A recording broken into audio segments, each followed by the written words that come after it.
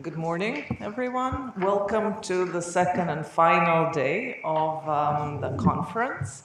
And it is my great pleasure to chair today the panel entitled Decolonizing Theory and New Genealogies.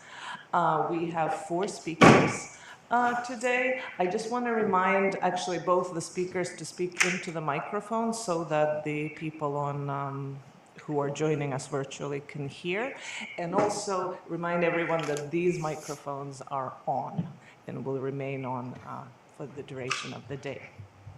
I will be introducing the speakers as they come up, and first we have Chris Berry from King's College London with the paper Decolonizing Film Theory Today, Thinking from the Chinese Situation.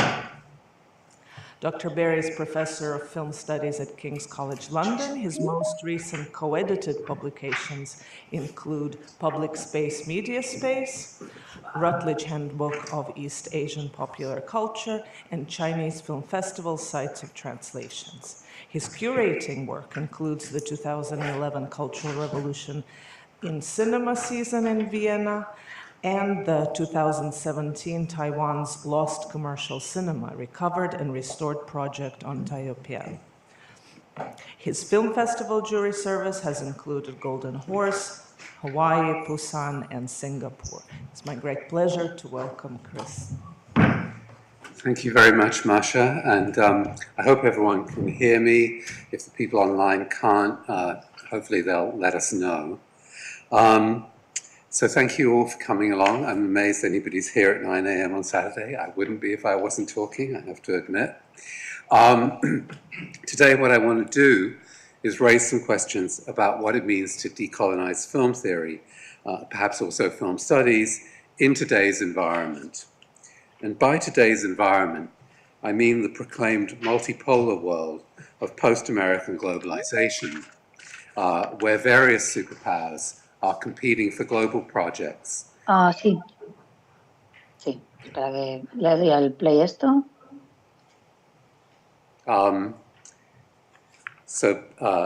By today's environment, I mean the multipolar world of post-American globalization, where various superpowers are competing for global projects, which could be understood as neo-imperialist.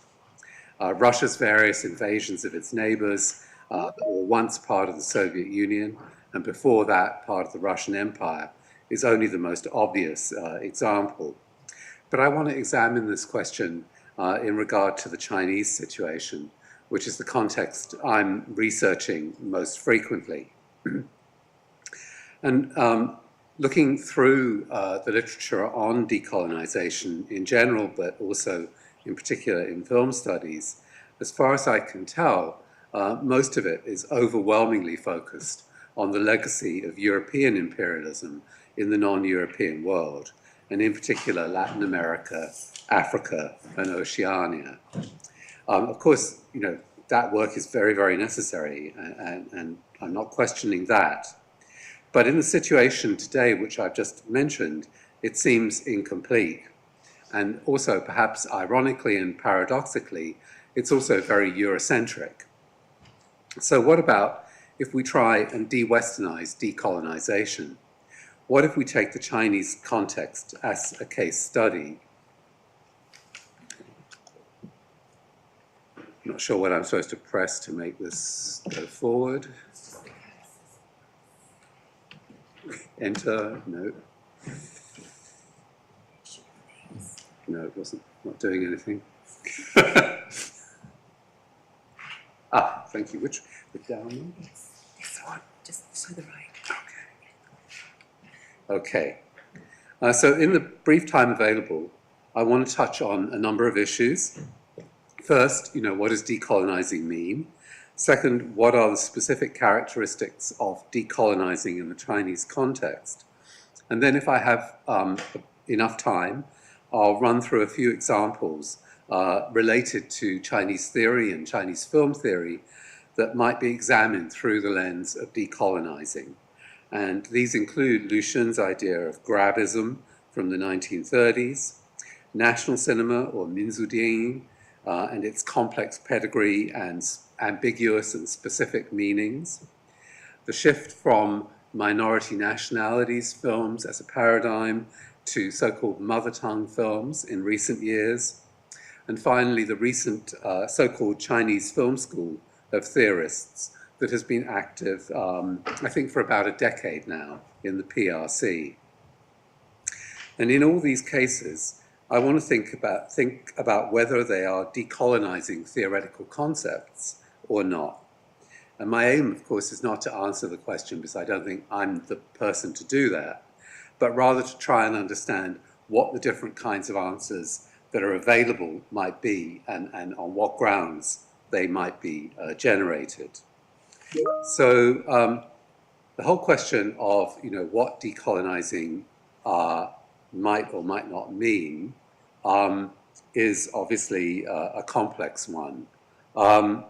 Some of my earliest training in film studies, which was with the late great Tashomi Gabriel at UCLA in the early 1980s, who was mentioned yesterday in a couple of presentations.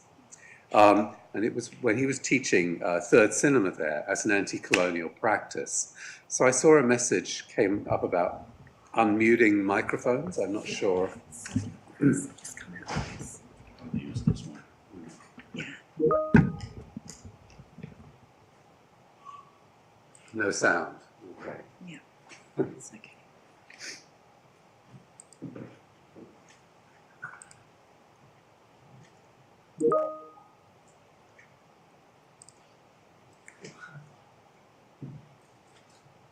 Shall I start again? Yeah, you're fine, Sue, if you want. Or it seems like no one online is hearing it.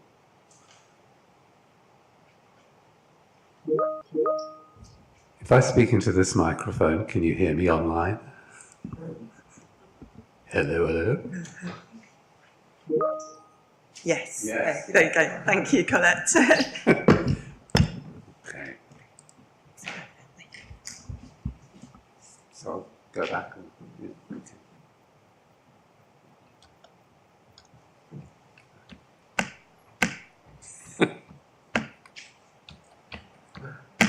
Maybe I won't go back. God.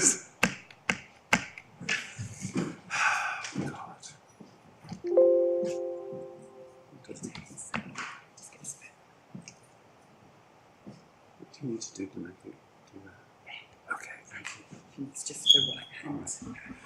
Okay, so we'll go back to the beginning, and I apologize to those of you who weren't able to hear me before.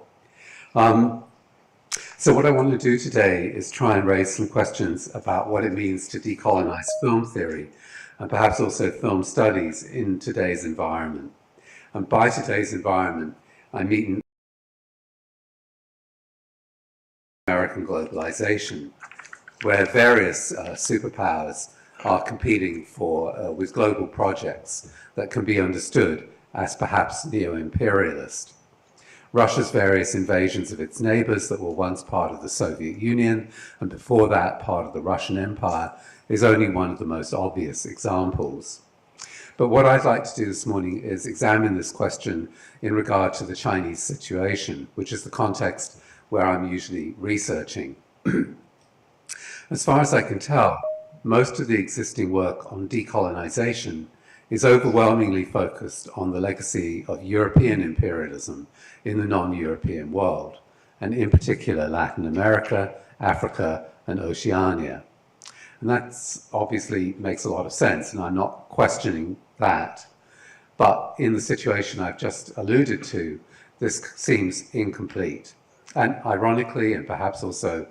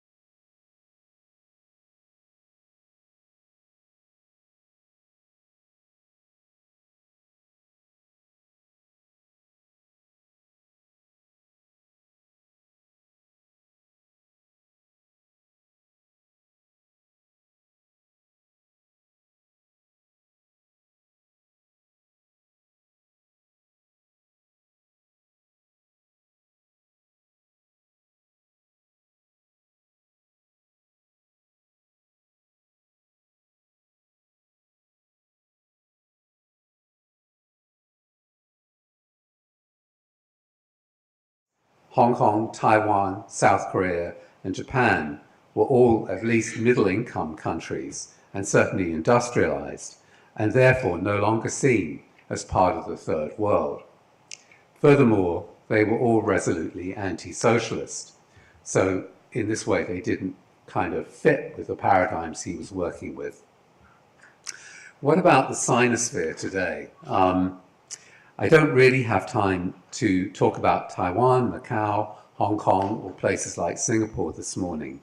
But the People's Republic of China has a legacy of the impact of imperialism, from not only the West, in the form of various powers, including not only the UK, Germany, the USA, and France, but also Japan and the Russian Empire.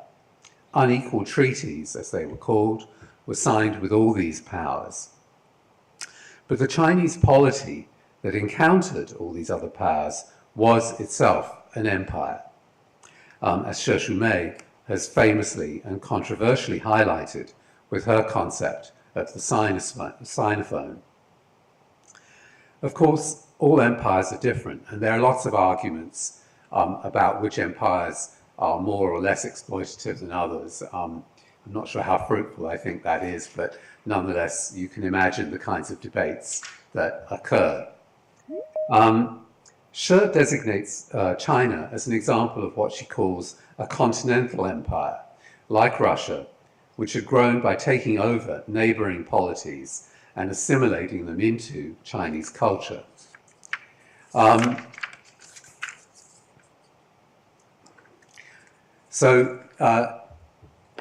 I would agree, therefore, that that kind of an empire operates in a very different way from the kind of West European associated empires like the French Empire and the British Empire, with their contact zone experiences of sudden encounters rather than encroaching on and taking over neighboring territories. But whichever way you want to play it, China had been an empire for many hundreds, perhaps thousands of years before its encounter with these other powers. There are further complications that follow the formation of the PRC itself in 1949. It, of course, defines itself as anti-imperialist, opposing both foreign empires and the so-called feudal Chinese empire of the past. But, as Wang Hui has pointed out, unlike other continental empires, such as the Ottoman, the Russian, and the Austro-Hungarian, modernity and the move to the nation-state did not lead to the breakup of the territory of the Chinese empire. So is the PRC the opponent of the old empire or its heir, or perhaps even both? Certainly the government would vehemently reject any idea that it has any kind of lineage with or it is in any way an heir to the old empire. But the PRC today proclaims itself to be one of the poles of the new multipolar world order that has taken over from American globalization. And it's pursuing policies like the famous Belt and Road Initiative as part of that new order. And while it proclaims itself to be a nation-state composed of 56 equal nationalities, everyone in the PRC learns Mandarin, but Mandarin native speakers are not obliged to learn the language of other nationalities. Furthermore, the whole country, no matter where you are, is on Beijing time. So there's a lot of stuff to discuss here about this complex question of the relationship of the PRC to earlier imperial legacies, practices, thinking, and culture. But let's just, which I have to bracket for now. So let's turn to a few examples from theory and film theory. I wanted to start with Lu Xun's idea of Grabism. Lu Xun, for those of you who don't know, was a famous 1930s leftist intellectual.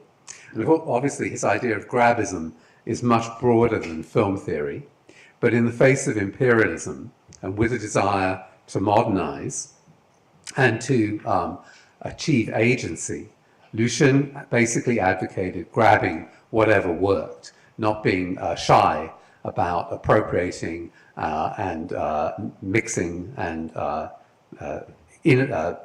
innovating.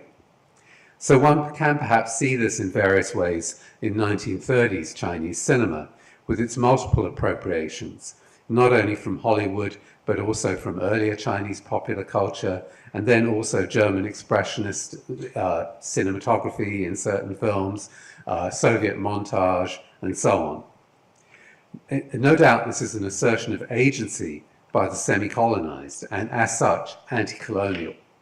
But is it also decolonizing?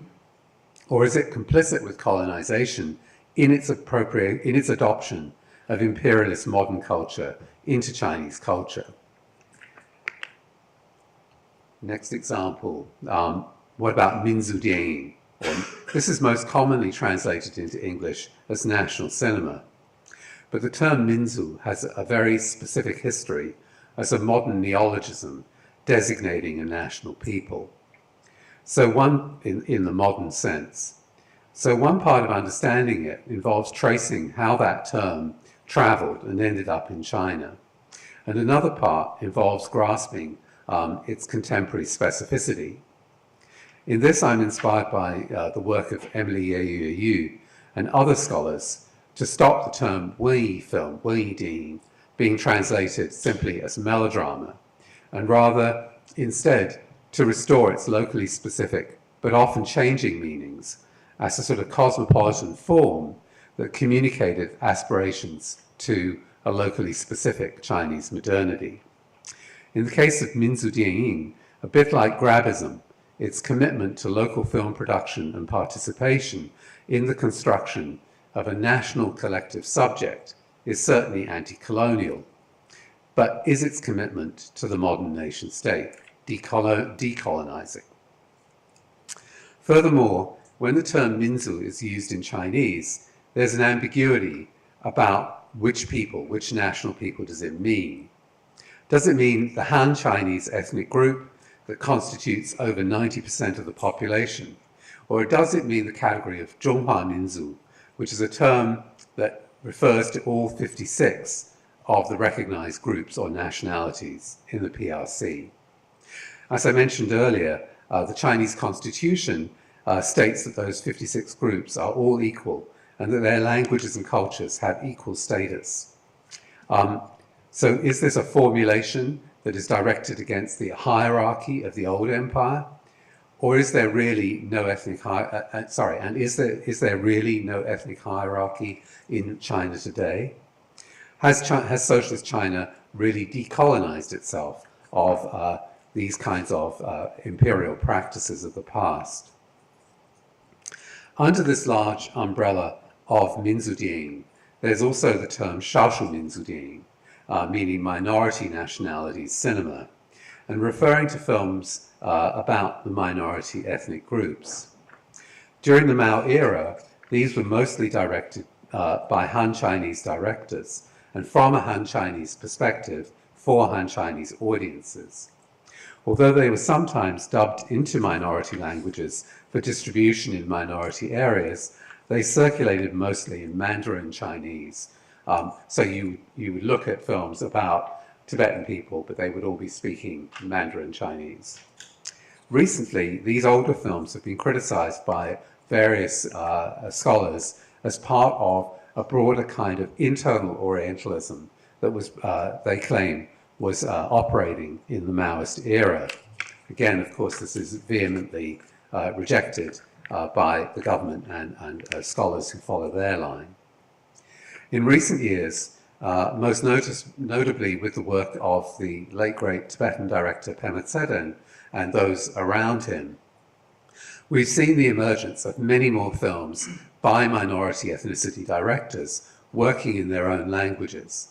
And these are very often referred to in China as mother tongues and a demonstration of their equal status in the PRC. Or are these films also an internal decolonizing project? If so, who is the colonizer? The old pre-modern empires or the PRC itself, or both? Is this development in some way analogous to the development here of Welsh, Irish Gaelic, Scottish Gaelic cultures in the UK? I doubt whether the PRC government would accept such a comparison. Interestingly, I'm just going to, if I've got a moment, I'm just going to digress. I was asked to review a manuscript for a journal recently about these films, which was it was visible to me who the authors were, and they were people, I won't say working in which university in the People's Republic of China, but the entire article was about these films as a decolonizing practice.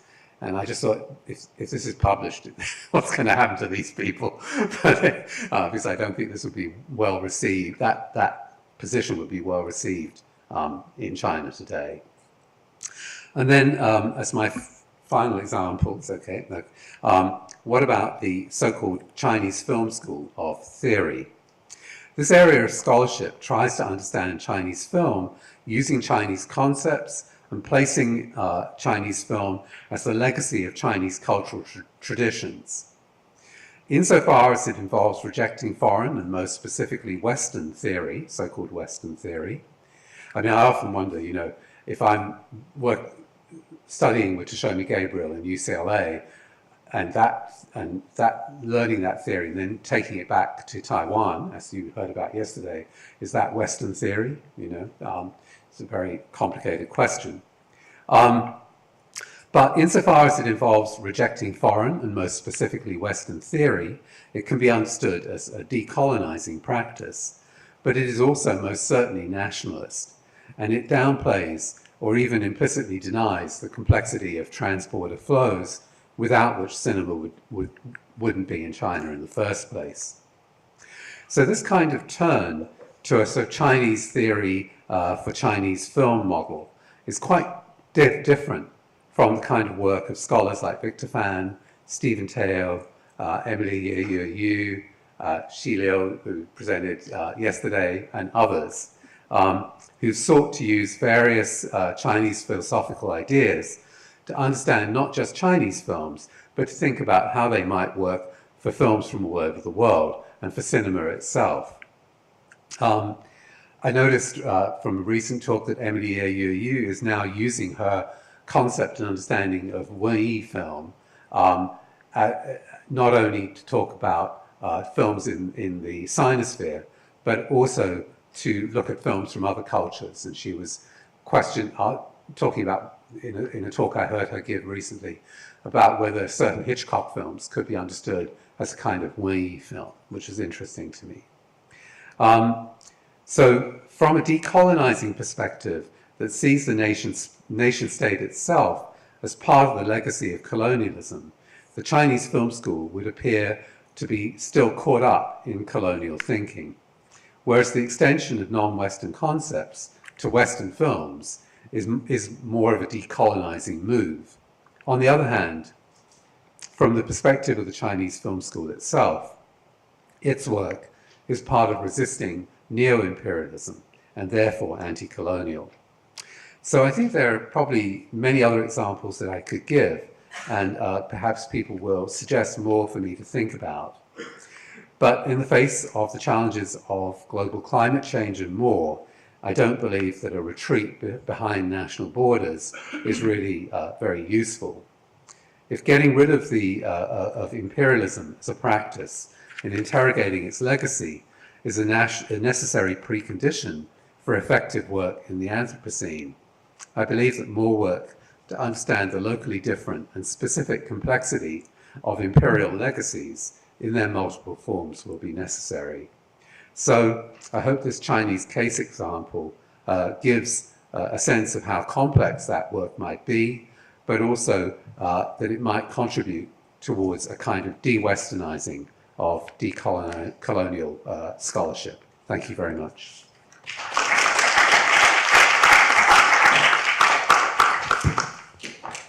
Thank you. Our second speaker today is Lania Kande from University of North Carolina at Wilmington. His paper today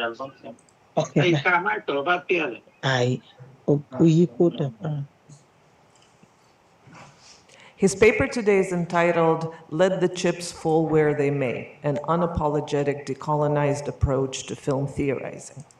Lani Akande is an assistant professor at the film department at University of North Carolina, Wilmington. He teaches courses in Nigerian cinema, African cinemas, post-colonial cinema, and film aesthetics and style. His interests include the formal and aesthetic characteristics of African cinema as a site for formulating newer and more indigenously informed theories. His articles have appeared in Film Education, Journal of African Cultural Studies, and Quarterly Review of Film and Video. Do we have Dr. Akande with us? Yes, you do. Okay, thank you, Lani. Go ahead. Hi, Lani, your camera's not on. If you want to put it on, you're welcome to do so, but we can hear you perfectly. Very well then. Thank you.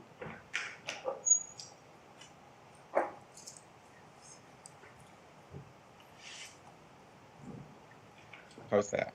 That's brilliant. And are you sharing your slides, Lani? Can you share them? Yes, I am. Perfect.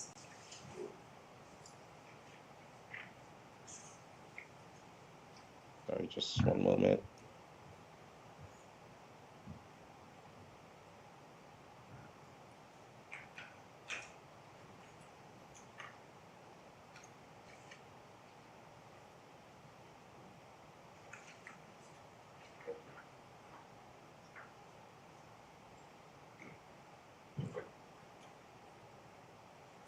And I'm trying to find my slide on my screen.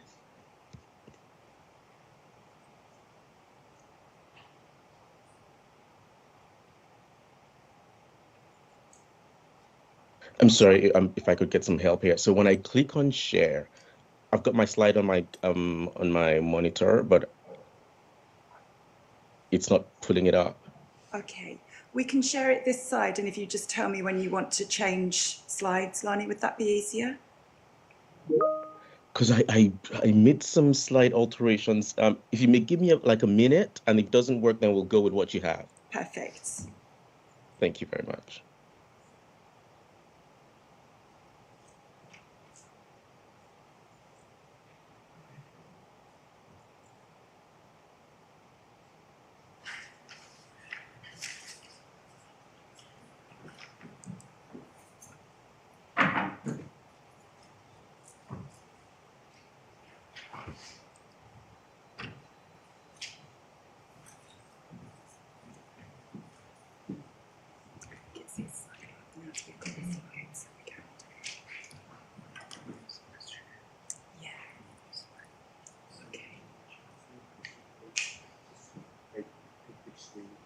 Yeah, I think I've done that.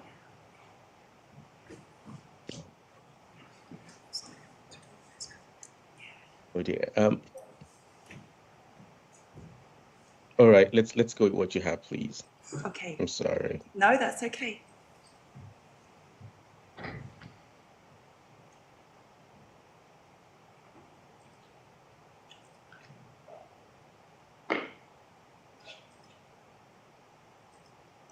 And Lani, if you just tell me Thank you. when you want me to change, I'll do so. Okay. Great. Thank you. Thank you very much. And I want to thank you for the opportunity to speak at this conference. And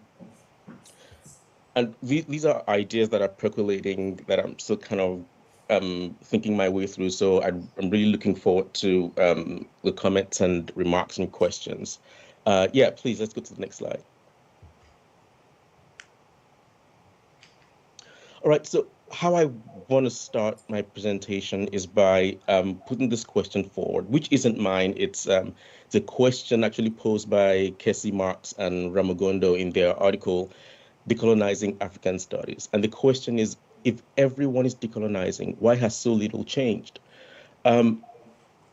This is not to suggest that it's the same or universal across board, because I know that in different fields and with different scholars, they've got varying and degrees of decolonization that are going on there. But this is the question they pose, and it is useful because I also kind of see it how they see it in very many ways. So it is useful for the things I'm thinking through and this presentation. So I thought I'd start with that. Why are we having some challenges in the area of decolonization if there are so many scholars? who are working on decolonization in their very different fields. Why are we having these challenges? Yes, please, the next line.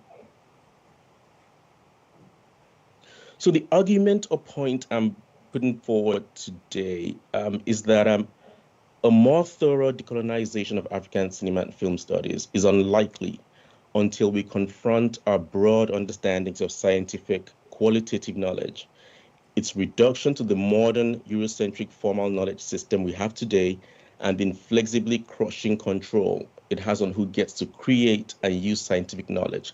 So much as what I'm looking at is film studies in particular, I am digging a little deeper and looking at how we understand research and theory making or theory formalization, how we perceive of them and who we think owns those processes and who doesn't. And so these, I feel, once I can better get a grasp of that, I'm better able to think film in a more decolonized way. And please, next slide.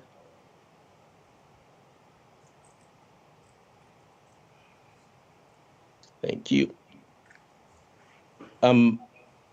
So where are these ideas coming from? These start. Could you please go to the next point? Thank you. So I was in Nigeria in 2020, just before COVID hit, and I was there at a workshop designed to tackle the question of what African cinema is, what Nigerian cinema is. And of course, in this kind of conferences or circles, eventually you come around to talking about theories and theory making, who makes theories, who is responsible for the theories we have, how useful are they for, to Africans and African cinema studies, how relevant are they? And in the midst of all of these questions, there were some key points that jumped out at me. And if you could please, the next point. One of them, which was like a general sentiment, is that if it works, why try to change it? Because, hey, if in the West they have come up with these ideas and they've tested these theories and they're proven to work for them, why don't we just import them into African studies and try to see or try to employ them in such a way that we feel like we are responding to the same issues. Now, I'm saying this with some caution. I know that this is not a broad thing, but in the circle I was in 2020, the conversations we were having were around these points. And so this was one of the points that jumped out at me. Why should we try to fix or change it if it works? Next point, please. Another one was how we watch films is largely universal. And so at least there is not enough in there in the case of differences between cultures and societies. And so there's not enough to warrant a new Africa-related ways to theorize film, that we're all universal and we're universal people and we share commonalities, and these commonalities largely define how we watch and receive films. Now, I should put this out there. I am totally not one to just dismiss a theory or concept simply because it's Western. I feel if it is useful, by all means, because we have some commonalities amongst cultures and peoples. If it's useful, by all means, use it. But I also caution against the adoption of theories and concepts without thorough testing to ensure that they are actually relevant to what we're looking at in African studies. Please. So some of the observations I came away with in this gathering and that have kind of been on my mind for a little bit, I want to touch on a couple of them. So please, next slide. My first observation is that in that group of scholars, most of them African scholars in Africa, there was an underlying inclination to adopt theories because they have already been legitimized largely by the West. The idea that if the West has approved, if the West has formulated, if the West has thought of these ideas and they continue to use them, it must mean that those theories are valid. And if they're valid, why should we not adopt it? Because shouldn't it be universal? So that was one of the observations I came up with. Second point, please. Another one is I sensed a lingering perception that the West and by perception, I mean a perception amongst most of us scholars at that meeting, that the West has exclusive ownership of modern scientific knowledge, which is then passed down to the rest of the world, and the rest of the world, which can only then tinker with it without overturning it. And I'll refer to some of the scholars that I am using to back these points up as an observation that I made.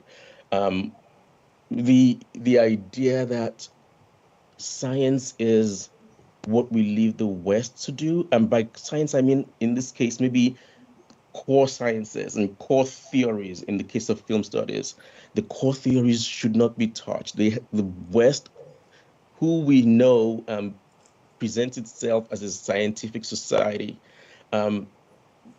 has touched on these ideas, they theorize them, and we are not in the place to question or overturn them.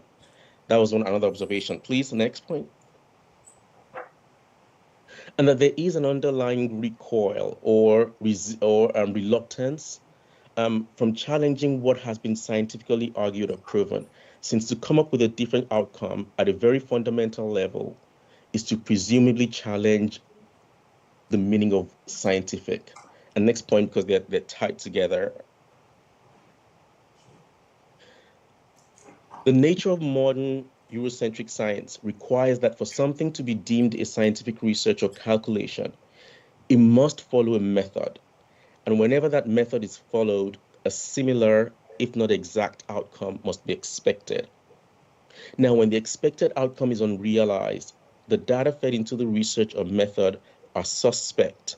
They are re-examined because it is believed that when the data and process are accurate, the outcome is exact. What I'm trying to say here is, particularly in the case of Africans who have come from colonized regions of the continent, who have passed through Western and Eurocentric formal education systems, the knowledge we have, how we have been raised is to believe that for a work to be scientific, there are certain things that you must have checklisted. You've got a method and you've got an outcome, and the outcome and method are replicable, and it doesn't matter where 3 people in 3 different parts of the world are conducting these experiments or tests or research. If they fed the same data into their experiments, they should come out with an exact or very similar outcomes. And these ideas, which originally come from quantitative research or science, has kind of become an adopted notion in the area of qualitative research and sciences. And so it was one of the observations I made that there was a reluctance to challenge that notion of what is scientific. And what I sensed from one of the examples that we used in that conference was that the idea of auteurism in Africa, and I won't go into heavy details, but the notion that since auteurism is a concept that was developed originally in Europe, when we think of African filmmakers and their artistry and their creativity and their subjective stamp on their films, it must ultimately reflect their auteuristic tendencies, because we already have that theory coming from the West. And so when we begin to think of how to conceptualize the African filmmaker as an artist, we already have the auteur theory that we want to fit them into. Now, I have a chapter coming out on that, but that's why one of the reasons why I thought I'll use that as an example. But it's the anxiety we kind of have when we think of what the sciences suggest and why it is that we shouldn't, or why is it that it may seem like our research is unscientific if we are not aligning with scientific results that have come from the West. Next slide, please. Thank you. And the non-Western cultures, of course, have been coerced to buy into these ideas, and so it's become universalized in some ways. Now, what works for my observation? Please.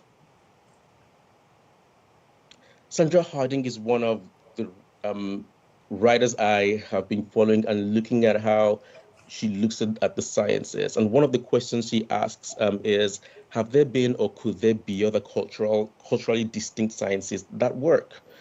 That in many ways, the definition of what we understand to be the definition of the sciences or science as we know it today is very Eurocentric and it's very Western. And other parts of the world have always had their own kind of science. It may be considered, their sciences may be considered informal in some circles, in some spaces, but then Harding also questions the idea of who gets to term where sciences end or where science ends and pseudoscience begins, and that it's an attempt to for the West to own the idea of science as something that's unique and exclusive to the West. Next point, please. And then another writer that I'm following is Susantha Gunatilake, who in her Modern Science and the Periphery chapter says that the consequence is that, and the consequence here is the idea that, or the suggestion or the reading of African scholars or scholars from the global South, relying on theories that come from the West, which they now tinker with or work on and remold and refashion for their own specific uses. But at the same time, regardless, they are still waiting on the West to pass down these kinds of theories.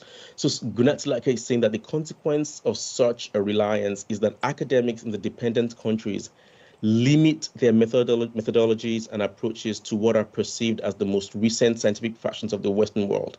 And because of time lag, these are always outdated fashions. In essence, because they're always relying on the West to pass these theories down to them, by the time the theories get to them, the West has moved on from there, and the West is coming up with newer ideas.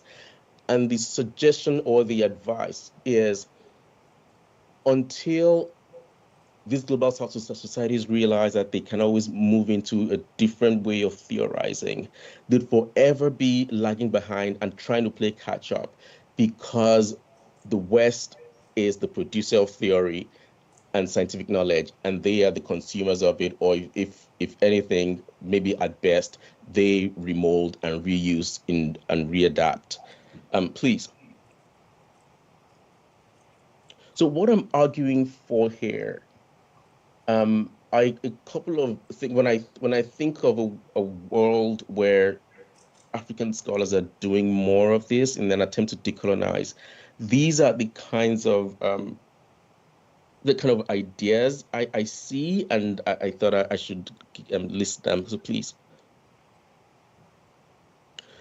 So long as our film thoughts maintain an internal, cohesive, and rational argument, point one, please. We should feel okay about adopting that courage that drives us to think film without burdening it with concerns for whether it conforms to existing modern scientific methods. When it does, by all means use it, but when it doesn't, it's still fine.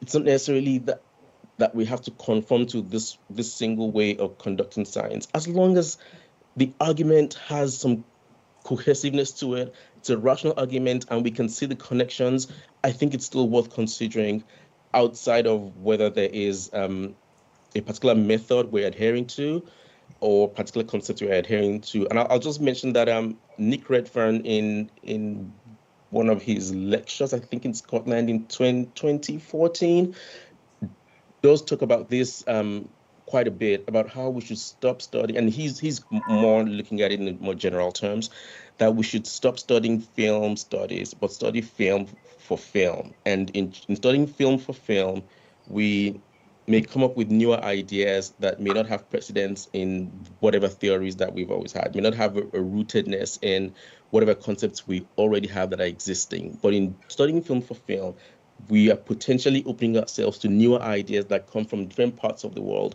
and show us film in a very different way. Please, the next point.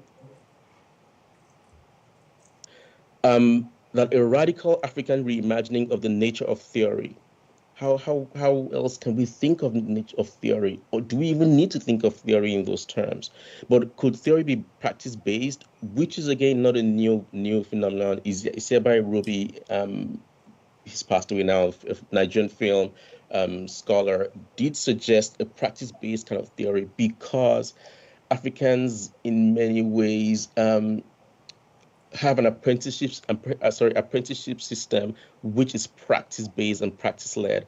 And is that something we could incorporate into how we theorize, should we want to use that term still? Or orality, how does it help us theorize? Does every theory have to be written down, which in some ways compels it to appear as though it's set in stone? Or can theories be more flexible and not necessarily standardized or replicable? All right, please. In the area of film, if outcomes are different from or opposed to, and in this case, I mean wildly different from and opposed to established Western formulated theories, if these methods are neither Western certified nor have a precedence in Western film scholarship, they still deserve consideration. And the final point, please.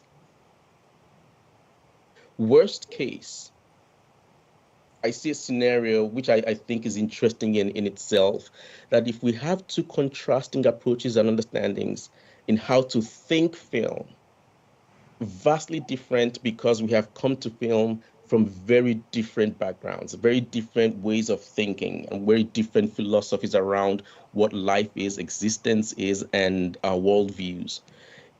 If we have these contrasting approaches, I think it's all the more interesting for the prospective student who, in this instance, now has the choice to pick which of the pathways they'd like to go. And if anything, then we have multipolarity of ideas, and they may never come together, never align, but they're still put all out there. And I feel that in that kind of conditional situation, we are bound to have more room to decolonize the African films we see. Thank you very much. I think that's the last slide. Thank you very much. Thank you. Yeah. Thank you. Our next speaker is Haoxian Lin with a paper, Ruptured Intertextuality, the Chinese Community of Film Intellectuals, the Nationalization of Western Film Theories, and the Formation of Sino-Neorealism in the 1920s. Haoxian received his MPhil degree from Film and Screen Studies at the University of Cambridge. He previously completed his studies at Shanghai and Sciences Po Paris in film studies and political theory. During his MPhil degree, he also worked with Harvard Visual China to conduct research on contemporary and ancient Chinese visual arts, producing several conference papers and translation works. As a freelance translator, he has done several French and English to Chinese translations for Cahiers du Cinéma and other mainstream film publications. He's currently working on compiling an archive of the early Chinese film industry. Thank you. Go ahead, Haoxian. Thank you, Professor Saskina, and all the organizers who made this event possible. And I think my effort today is to specify the structural context constructed by Professor Barry minutes before, and I think I'm focusing right now on a specific archival discovery of a Chinese community of film intellectual to serve as a certain discourse of decolonization here.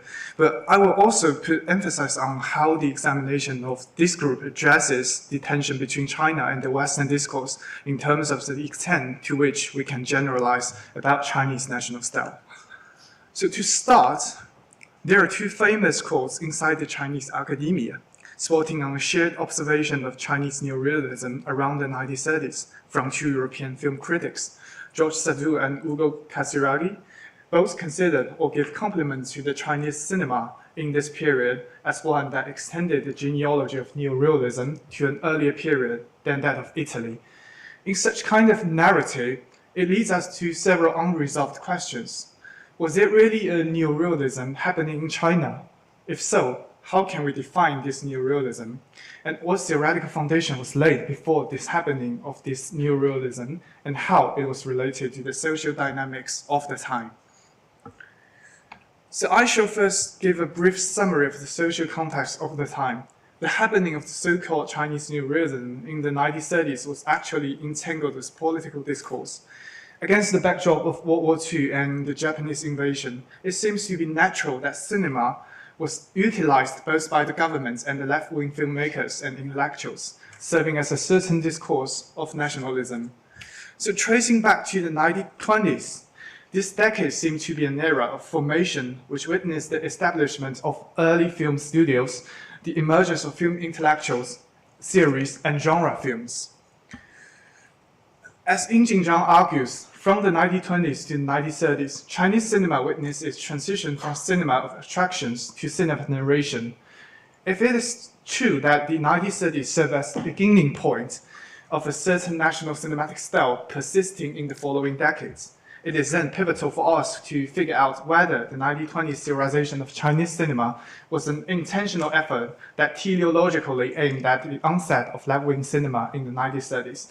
So my answer here would be no. To specify the context, I would like to mention several existing practices in the Chinese academia.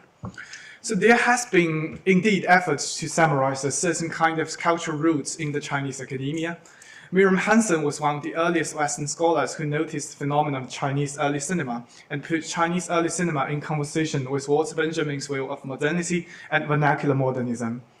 Zheng Zhang and Wei Hongbao followed this trajectory through extensive study of early film archives, respectively naming Chinese early cinema as an amorous history and fiery cinema.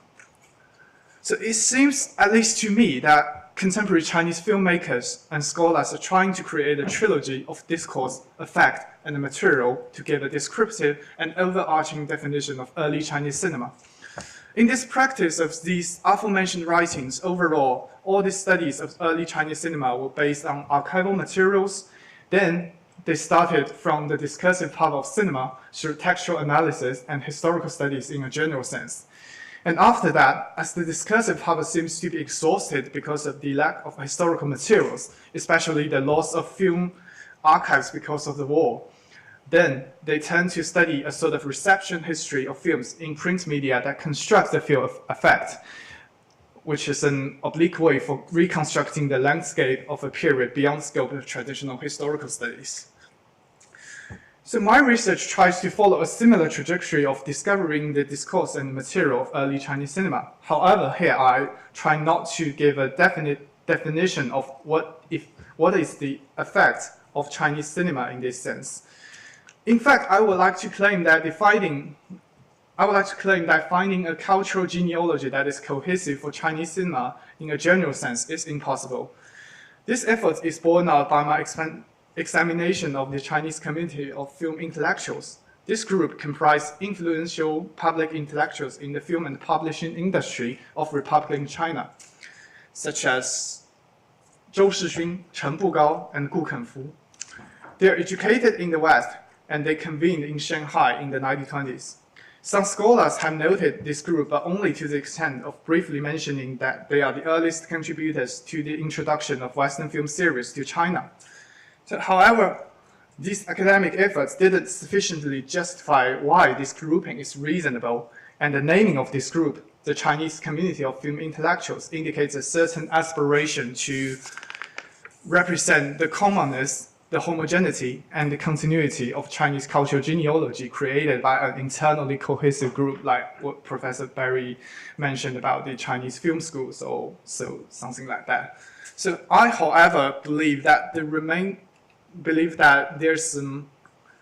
an obvious Foucauldian question of grouping and naming is important. So I thus dubbed this group as the Robin Hood group, inspired by the primary sources of publication, a film review tabloid newspaper named The Robin Hood. The name of the tabloid was directly influenced by the 1922 American film The Robin Hood. However, naming this intellectual group by their publication does not merely intended to reveal the direct Western influences on the serialization of early Chinese cinema. More importantly, the serialization was nurtured through encounters with transnational film practices and theories, which inspired the intellectual to initiate the serialization through their critical engagement with global film series, which I liken to the act of banditry of Robin Hood. So under this conceptual construction, what was the serialization of film for in the Chinese context? There's abundant existing scholarship on early 20th century that suggests one of the central concerns of aesthetic creation of the time was to write the reality. This was a phrase commonly used by intellectuals of the time to indicate the mission of their artistic creation. There are thousands of film articles published in the tabloid The Robin Hood and other film-related publications written by the Robin Hood group, centering on the aim of writing the reality to articulate Chinese film series. I chose several representative pieces of material to show the serialization of early film, which was realized through discursive and material powers. So firstly, the Robin Hood group constructed a discursive Chinese film theory. By using the word discursive here, I intended to indicate two layers of meaning. And firstly, this serialization is associated with discourse, a Foucauldian attention to linguistic power. And secondly, it is also digressing from the subject of writing the reality insofar as relevant serializations often avoid answering what is writing the reality in an ontological sense. They draw inspiration from foreign film theories and practices from other forms of media, making references instead of creating dialectics. So the first case of discursive film theory is about how this serialization relies on other disciplines. In an editorial preface by the founder Gu Kenfu, one that marked one of the earliest construction of film theory, Gu argued that cinema's greatest advantage and the inevitable trend of contemporary theatrical works was its ability to approach the real. Based on this premise, cinema was constructed on three essential attributes: literature, technology, and science. Cinema's strong reliance on literature perhaps is nothing new in the Chinese study academia. However, it is still intriguing that how tenuous the structure of film ontology was. One example of this strong intertextuality, or to say the intermediality, is a film called Yan Ruishen, realized in 1921. This film was based on a real-life murder event of a renowned courtesan in Shanghai concessions by a young Chinese student. Unfolding across three different media forms, the film's narratives anchor in print materials. Firstly, it was a wanted notice in newspapers. Then, it was adaptation in literature. After that, the film based on the story was made. And finally, this story was adapted into almost all kinds of artistic forms. What is more interesting is that after the arrest of the murderer, he confessed that the specific methods used in the murder was inspired by several American detective films he had watched, thanks to his identity as an agent in American companies in Shanghai concessions. So this form of transmedia storytelling indicates the film is to some extent literary. It could sometimes be also technological when there was a need to document the war of the time, and it could also be scientific when there was a need to make educational films. But what exactly did the term film mean to the Robin Hood group? So by the same token, this series drew inspirations from the foreign but was still, to some extent, beating around the bush.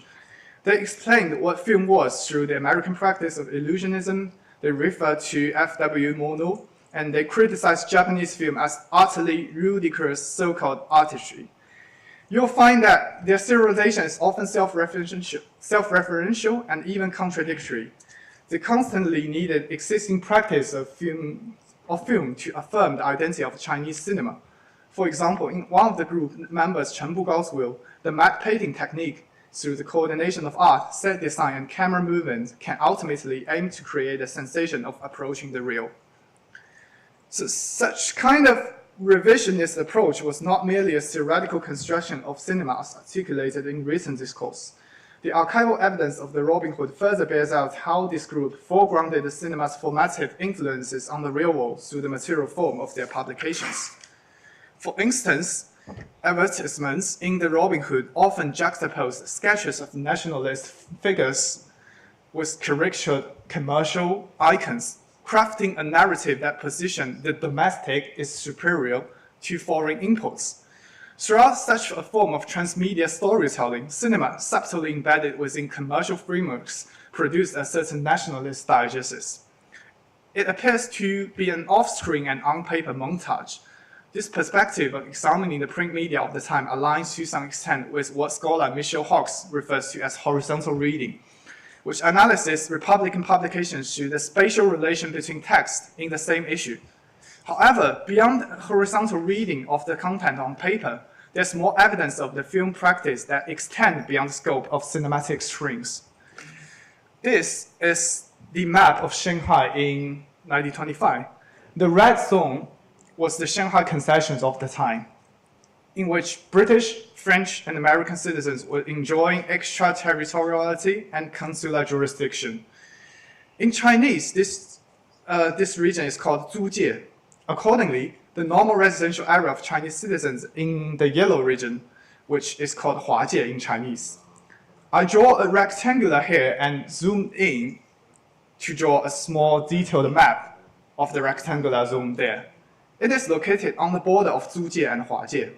We can see that a lot of, or to say a majority of film theaters are located in such kind of regions, including the Apollo Theater, Victoria Theater, and Shanghai Theater. What makes this geographical location matter is the distinct living standard in and out of the concession area. During that period, the land of the theater inside the Zujie cost 16,000 units of silver-based currency per acre, which was almost 3 times as much as the land outside the concession. Cinema became profitable insofar as it was based on agreements entangled with high budgets, both from the production and the distribution sides. And meanwhile, Western-funded film theaters took the responsibility of creating another Western world in Shanghai. During this period, Western films prevailed in theaters, while Chinese films were culturally neglected and economically suppressed. Theaters typically receive the majority of the profits, and the majority of the profits are given to the film studios. So, thus, giving a high price of film tickets seems perfectly reasonable. Till the 1930s, a ticket for a popular Western film could even reach as much as 2.5 yuan in an era when the average monthly earning of a worker generally remains below 10 yuan a month. So the factitious partition precipitated different ways of seeing for Chinese audiences. So, however, in the meantime, the publication of the Robin Hood became a certain kind of remedy. In 1926, Zhou Shixun founded the Robin Hood. The tabloid newspaper was published 1 issue every 3 days, and on paper around A2 size, it consists of 3 pages, with the cover page being the advertisement page, and the other 2 pages consist of gossip and critics of film industry. Each issue was sold for 4 cents, with an annual subscription costing only 2 yuan. This tabloid significantly expanded reach of film industry insights to the general public. And this is a typical post over the time, which shows an advertisement of Charles Chaplin's The Pilgrim screened at Apollo Theater. And what's more interesting is that the high price of film tickets at the time precipitated some writers to go to the theaters in the concession area and memorize the plot of film, then publish their film fiction in the print media for the general public. Then what do the film practice of the Robin Hood group tell us? So I think their efforts to make cinema as a cultural discourse and transmedia material hardly provide a definite ontology of cinema in the sense of Western film series.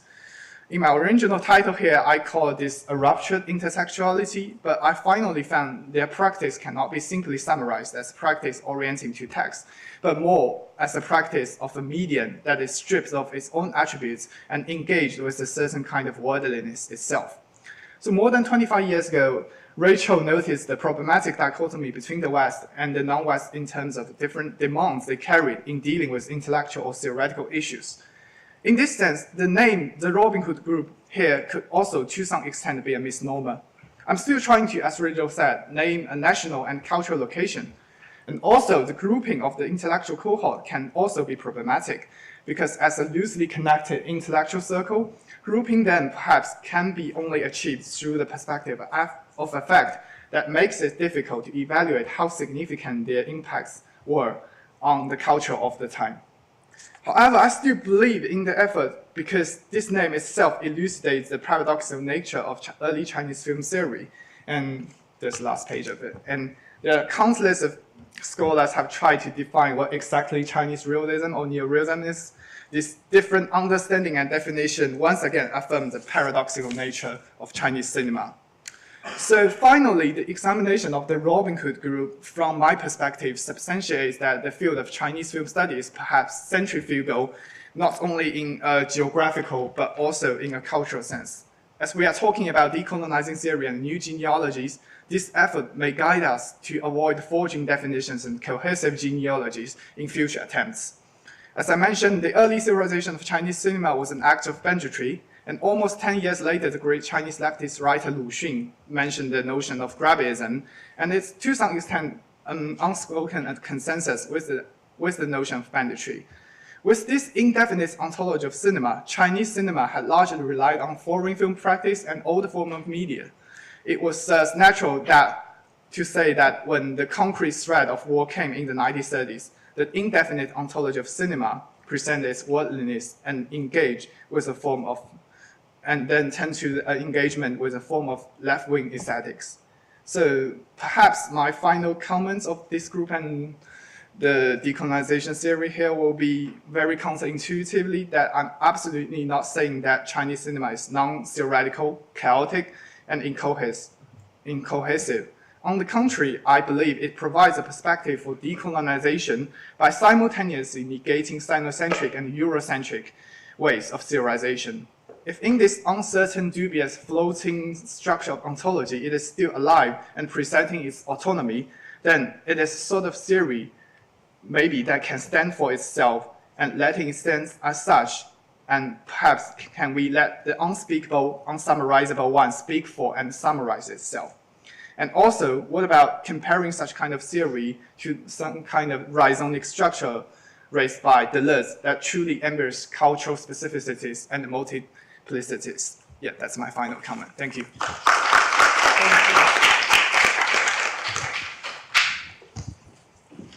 And now our last speaker at this panel today is Hongwei Thorn Shen from Tulane University. His talk is entitled Nativizing the Electric Shadow Play, A Genealogy of Post-War Media Theory. Hongwei Thorn Shen is an assistant professor in communication and Asian studies at Tulane University. He received his PhD in cultural studies and comparative literature at the University of Minnesota. His research examines non-theatrical film, media history, and the trajectories of colonial modernity in China and East Asia. Hi, thank you for the introduction, Masha. And this is a really exciting panel because, I really appreciate, and I think this talk is really going to build on this idea of kind of letting the incongruity stand in thinking about the lineages of film and film theory in China. And so the title has changed a little bit, and I'm going to talk about that in a second. So the talk that I have for you today is about this concept of yingxi, and in particular about the relationship between the film and the tradition of the shadow play as a folk tradition. And so yingxi is, and most commonly translated as the shadow play, was one of the predominant Chinese words for cinema in the first 20 years of the medium's existence. According to legend, or at least according to the mainland China film scholar Zhong Dafeng, writing in his 1984 essay on shadow play, the moniker derives from the similarity between films and Luanzhou Ying, a folk shadow puppetry tradition popular at the turn of the century.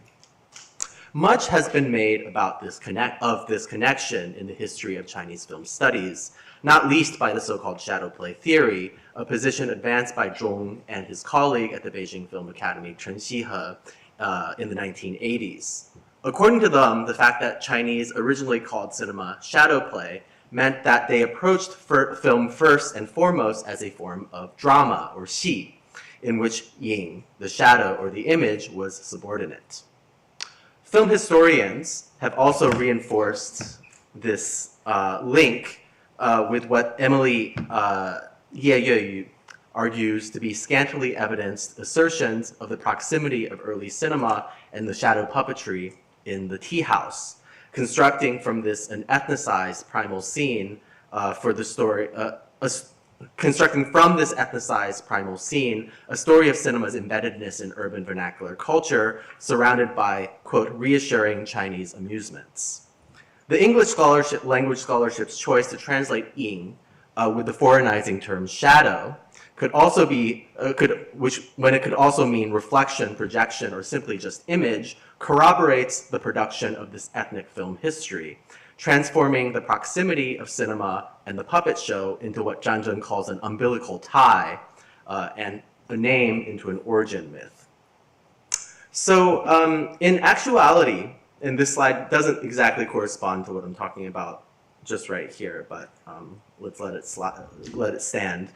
In actuality, the historical relationship between early cinema and shadow puppetry is much more tenuous than these assertions might make it seem. As Ye argues, the historiographic conceit of the umbilical link between film and shadow puppets at best selectively identifies the tea house as opposed to other venues, including hotels and missionary screenings, as a place of cinema's origins in China. It also ignores other words for cinema, such as yinghua, more commonplace in Hong Kong and Guangzhou, which evokes ying in relationship to sheying, or photography, rather than shadow, leading her to argue that we should simply translate yingxi as photoplay rather than shadow play. More than simply a historiographic or translation argument, Ye's call for a more meticulous documentary approach to the genealogy of cinema's presence in China leads us to perhaps more conceptual concerns that are really about opening the sutures that have so far enabled the constitution of Chinese cinema as a field of study, in order to lean into the anxieties of discorporation that come from the unmanageable abundance as well as the unfillable absences of the film historical archive. So this paper takes up Ye's invitation to do this, but in something of a different direction. Here, I'm not so much interested in recovering other conceptions of cinema's relationship to vernacular culture, but rather of exploring the history of this ethnicizing, or as I will have it, nativizing impulse, and the geopolitical work that it performs. And here I'm not interested so much in contesting the claims made under shadow play theory as mapping it in relationship to other invocations of the cinema shadow puppetry link. We find one such invocation in the image that I have in front of you, which comes from a report submitted by the educational cinematographer Sun Mingjing to the Rockefeller Foundation circa 1947. In it, Sun, the director of the audiovisual department at Jingling, uses shadow puppetry as a means of writing China into the history of audiovisual presentation in projected image practices. In a very interesting part of this introduction to shadow play, to the shadow puppetry, he notes that of the recent advent of concentrated arc lighting, which obviates the need to have a lens in film projection, as he hoped. And as a way of reasserting that proximity between shadow puppetry and cinema. So this statement is made under the auspices of an entire institutional and technopolitical architecture, which I will unpack further below. Jingling University, a US-steered missionary institution originally based in Nanjing, was one of the main producers of educational film for the KMT state, which over the course of the 1930s had launched an educational film movement that sought to separate film from commercial entertainment culture and resituate it in the practice and institutional frame of mass education. The missionary institution's pivotal place in the Nationalist Party's so-called electrified education, 电话教育 project, derived in turn from its embeddedness in North American technological and institutional networks, which during the War of Resistance, during which much of this work was being done, translated into several Rockefeller Foundation grants for its audiovisual programs. So in Sun's note to the foundation, as well as in a film that he later completed in the early 1940s about the shadow puppetry, the shadow puppet cinema connection had little to do with xi, or drama, and everything to do with ying, or the principles of projection. Shadow puppetry became here an alibi for thinking cinema in a longer history of audiovisual technologies, a history that includes China as part of the development of a modes of human communication.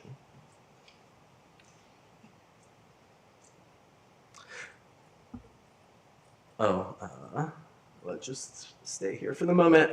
So originally, my talk was really going to focus on Sun and the work that shadow puppetry did in particularly the Sino-US circuit of discourse and performance, in which Sun was trying to justify China's place within this broader history of audiovisual technology and hence write China into the post-war order organized around US hegemony. As my research took shape, however, I found an even longer trajectory of the shadow puppet cinema connection, which, as I will show below, first appears in print in the 1930s when the Luanzhou shadow play was rediscovered by intellectuals as part of a movement to excavate folk art traditions. What perhaps surprised me the most in Sun and in the earlier discourse was that cinema was used to make sense of shadow puppetry and not the other way around, as writers introduced the art nostalgically but also ambivalently as a China-made but also feudal counterpoint to the other shadow play that was inextricable from foreign technological and economic power. As I will show in these contexts that will be ultimately in conversation with the 1980s invocation of shadow play theory, the similarities between shadow puppetry and cinema work not so much to assert and excavate cultural continuity, but rather as means of mapping and negotiating the geopolitical discontinuity of cinema's medium concept. So here I speak of cinema's medium concept as opposed to film theory, because what is at stake is not so much a schematic notion of the capacity of film, to quote Dudley Andrews' definition, but rather an articulation of what we count as cinema's media, the aspects of its social and material base that are made to matter in conceptualizing it as an art form, the particular projection and reification of work on the material that Raymond Williams says, is what we mean by an artistic medium. Cinema has always been problematic to the Clement Greenberg style argument about medium specificity, largely because of its inseparability of its materiality from technological developments and the social configurations and the fact that it's uninsulated from the mechanisms of capital and politics. Cinema's inherent heteronomy, in other words, makes assertions of its autonomy as a medium, or even its national foundation, always already a problem of bracketing elements, a reification of what we are going to count as cinema and its related mediums in the first place. So by tracking the varied genealogy of the film shadow play connection, what I aim to do is to explore this work of bracketing and how it negotiates film's embeddedness in colonial modernity. As I argue, nativizing gestures are geopolitical positionings that simultaneously claim national agency over a medium while also obscuring the heteronomy of media systems. Through their assertions of continuity, narratives of native film precedents work to manage discontinuity and incommensurability. So, as I mentioned, there's really although despite the kind of assertions that were made by later film scholars, there was actually very little in print at the turn of the century that connects the Lanzhou shadow puppetry to cinema. One of the first accounts of a film screening at Weichun Garden from 1897 associates rather the Yingxi with a gamut of Western style display practices such as oil painting exhibitions, circuses, and photography, but there is not one mention of shadow puppetry or any other indigenous art form. Shadow puppetry does show up in Zhou Jianyun and Wang Shouchan's 1924 film textbook, which mentions it in their evolutionary genealogy of cinema, but identifies it as a precursor to photography and magic lantern projection without putting any particular emphasis on it. As my still very cursory research into the emergence of shadow play or shadow puppetry in the literature shows, these discussions of Lanzhou Ying, or otherwise known as the Pi Ying, or the leather shadows, leather projections, only made a sustained appearance in print starting in the 1930s, where it was framed as a folk art, a Mingjian Yisu, on the verge of obscurity. And as I mentioned, these texts introduced shadow puppetry by means of cinema, rather than the other way around, where cinema stands as the familiar art in and through which shadow play is understood.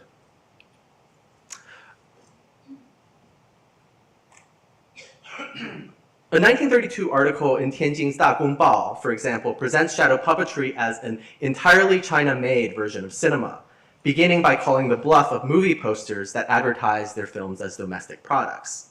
Only the actors in Chinese films are actually domestic products, the author observes, whereas materials and machines that they use are all foreign imports. That article continues with an introduction of the mechanics of shadow puppetry, including projection, the making of leather puppets, and the musical accompaniments, as well as a nostalgia-tinged recollection of the author having, in the past, stumbled upon a shadow puppet performance in Tianjin, an occurrence that he observes is now increasingly rare. Such a tone that he strikes, and that's struck by many of these texts in newspapers and periodicals of the 1930s, were very, very reminiscent of the language of the folk arts movement of that same period, an intellectual project of excavating, studying, and repurposing folk craft traditions in the service of recovering, if problematically, something like the voice of the people. A continuation of the May 4th folklore studies tradition that's shaped by international arts and crafts discourses, intellectual interest in popular art forms in China was tinged with an ambivalence toward its objects. As Felicity Lufkin writes, unlike in Japan or Germany, where folk arts became a way of crystallizing a connection to disappearing handicraft traditions because of industrialization, in China, folk art practices, insofar as they evidence themes and aesthetics of a backward so-called feudal society, stood out as signs of China's lack of modernization, at the same time as they appeared as manifestations of the vitality of the common people. As such, the preservation of folk art was always accompanied by the invocation of reform and its transformation into an instrument of modern education and nation building. Such an ambivalence was certainly at work in another article in Tianjin's Dagong Bao signed by the pseudonymous Le Fu, which begins with a reminiscence again of bygone times, where the author would encounter lantern plays in his hometown in Hebei, and then later in Tianjin. Unlike others, however, Le Fu argues against the idea that cinema and the shadow play are connected, arguing instead that cinema is the product of 20th century science, whereas this other Yingxi is a type of feudal art form that emerges from a backward semi-colonial nation. The incommensurability between shadow puppetry and cinema is here grafted onto an uncrossable gulf between modernity and the feudal rural in colonial modernity, in semi-colonial society. The author then continues with an analysis of why these shadow plays are feudal, because they're full of these themes about superstition, karmic retribution, etc., but then says that the plays also do harbor the true resentments and sufferings of the people. And what he doesn't mention here is that the similar types of critiques were also being made of cinema during this period. In particular, I'm citing the critiques of the martial arts films that were very popular in the late 1920s. So, and this is very, very kind of cursory summary of some of the findings of this research into the 1930s. But one of the things that it does suggest is that the shadow play cinema link is not kind of identified as a kind of natural continuity, but rather a site of a problem in which the apparent similarity between the principles of projection and shadow puppetry and cinema comes to thematize something like a map of what Rebecca Karl calls the uneven cotemporal present of China's everyday integration into global capitalism. And here we find the reproduction of a whole set of kind of questions about feudalism versus the feudal versus the modern, the rural versus the urban, and the questions that kind of emerge out of that. So in the last couple of minutes, I want to move on to how this kind of then connects to Sun Mingjing's invocation of the shadow play in the 1940s, which is kind of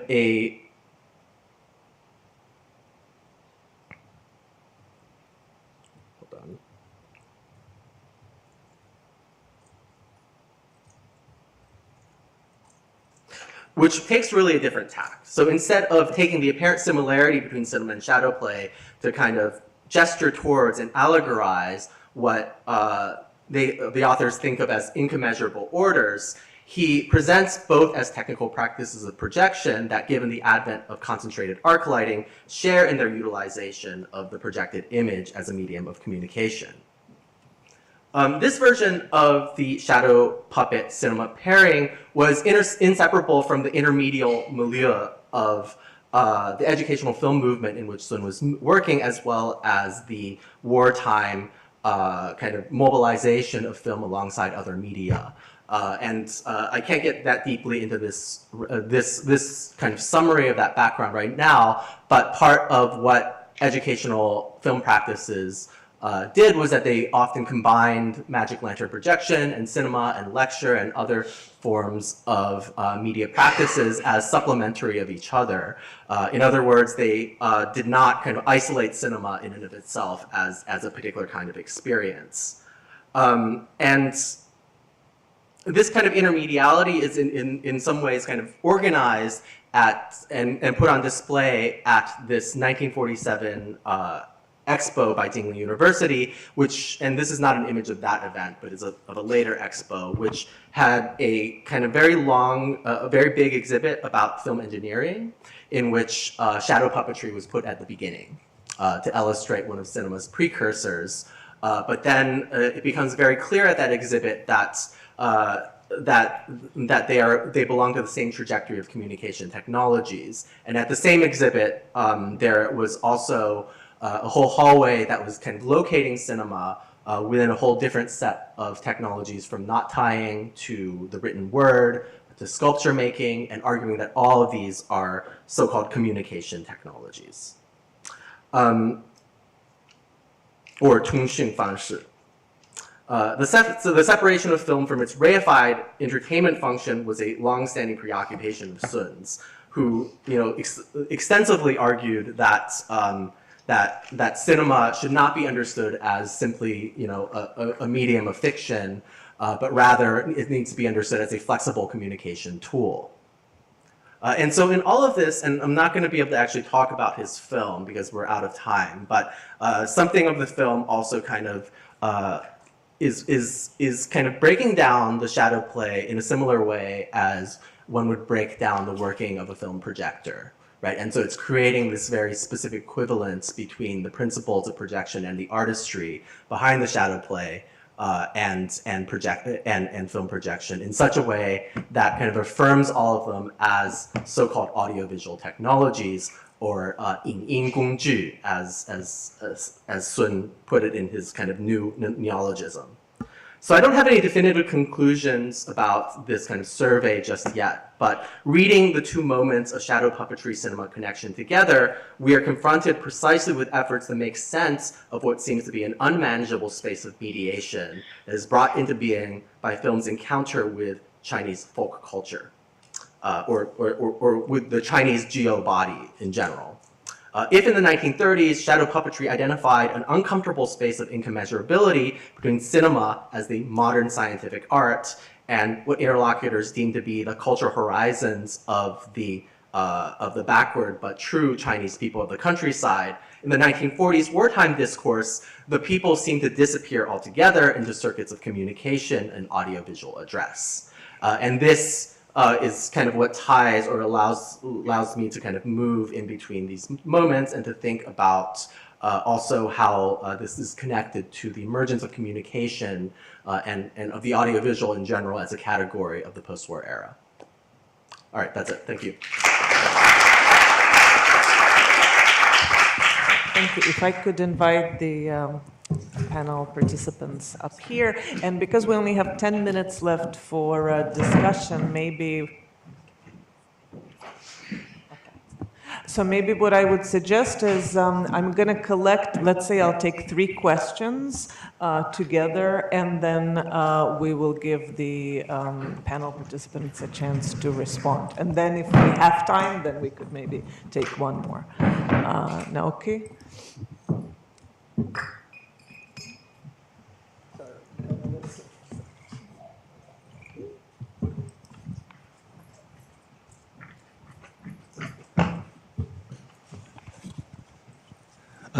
Thank you for a wonderful panel.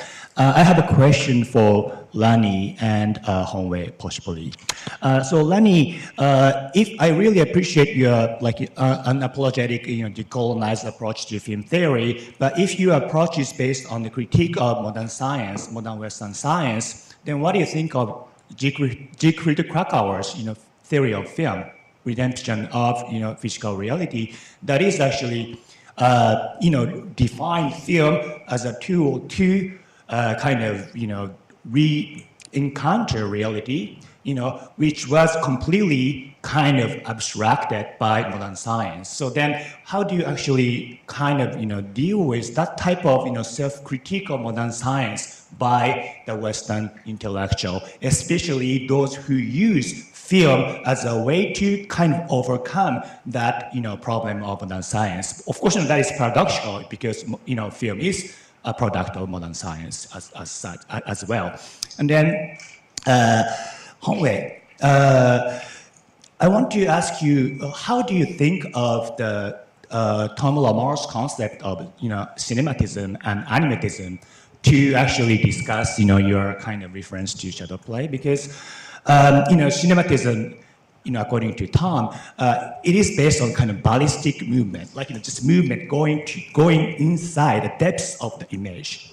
But animatism is actually lateral movement, and the shadow play does not really allow us to go inside the image, right? So that's why if we use this kind of definition, how we can actually relate in shadow play to the definition of cinema. That's my question.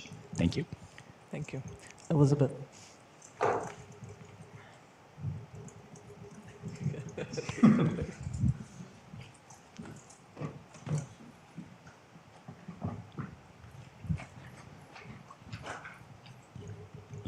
Thank you. So I'll try to be fast. So I think I have a broad question for everyone. I think starting from what Hao Tian said about the problem of grouping and naming, I'm really interested in the first 3 presentations. There was this question of the West versus the non-West, the Western, or like who is a Western intellectual, and really thinking about what it means. Right? Of course, in each of the 3 papers, there was a historical specificity, right, to when something was considered Western. But I think Hao Tian also ended with this question of I heard about the unsummarizable one. So I'm really interested in this, insofar as we're thinking about this decolonization of new genealogies, what would it mean, right? There's this legacy of the persistence of the West, which I have to confront almost all the time, like in the classroom, right? When people are like, oh, do you have non-Western? And I think Chris gave an example, right? The imperialism is imposing of power or force, but in some ways it's also so much about categorization of thought, right? This imposition of categories. So that's one question. And then for for Thorn, right, so even though Thorn doesn't use West, Northwest so much, but there's still this, of course, question of the nation and the Chinese, right? Whether it's a Chinese medium, what's a national product. And so as Chris was leading us to think about decolonization beyond decolonization of Eurocentric things. So again, what about this, like this term Chinese? Because I've noticed that sometimes with works in perhaps Republican era, this term Chinese, of course, has a specificity, and then whether in the diaspora or in other parts, right, there's like a lot of struggles, right, about what this term Chinese could mean in a colonial context. Thank you. Thank you. And Abubakar.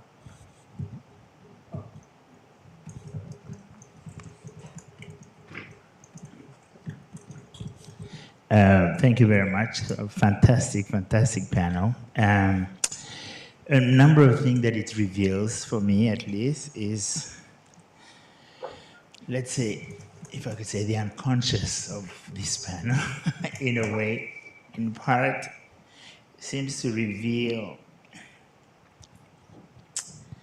I would say, the monstrousness of colonialism, frankly. Because a thread that comes through your respective panels is a sense in which it has committed what I call a crime against knowledge, frankly. It has committed a cultural genocide because it has, in a way, on the one hand, I'm taking colonial in the Western form now. First of all, it has borrowed knowledge from the entire planet, because the West as such itself is a construction, as you know so well, that even to itself, to reappropriate its own cultural heritage, has to go through other cultures. If you remember, Arab cultures revealed the Greek and Latin heritage to the Europeans back in the age of the Renaissance. So there had to be mediation through other culture to actually reappropriate what was constructed as one's own culture, which itself was a result of further appropriation in relationship to different cultures in Africa, in Asia, and other places. So I think one of the places to deconstruct is sort of the constructed unity of this thing called the West, one. Two, the deconstruction of what I call the nouveau riche syndrome of knowledge. Nouveau riche syndrome is, in a way, somebody who comes late to the table of knowledge but claims that knowledge begins with them, stops with them, and does not exist if they are not involved. So that the kind of dehistoricization of history itself, and appropriation of history, and the history of knowledge production itself,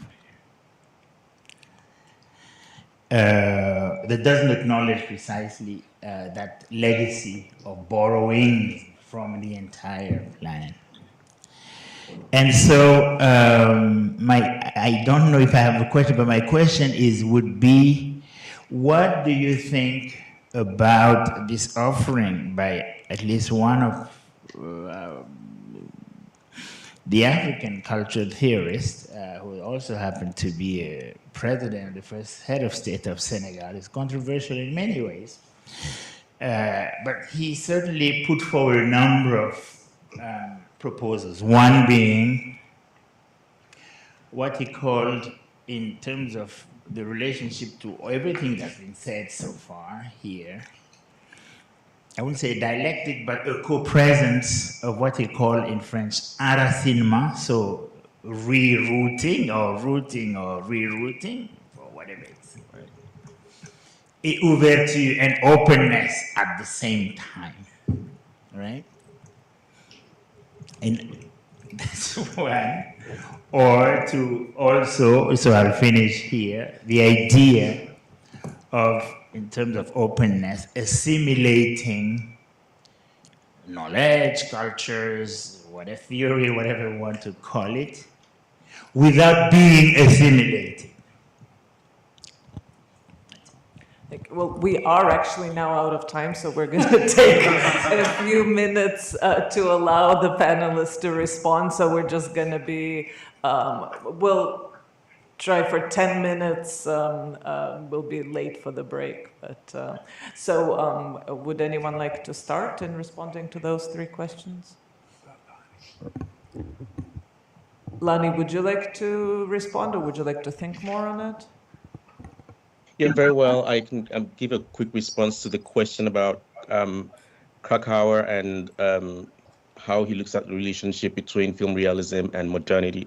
In the way I'm looking at it, Krakauer's relationship, or how he relates realism to modernity and how they work hand in hand to kind of shape each other, I kind of step away from that without critiquing it, in the sense that to the extent that we want to argue that modernity is universal in how it's defined, how it's understood, and its source, and we imagine that modernity in Africa is a Western concept, was brought over by the West, then maybe Krakauer's reading of modernity and realism may play an impact, may play a role.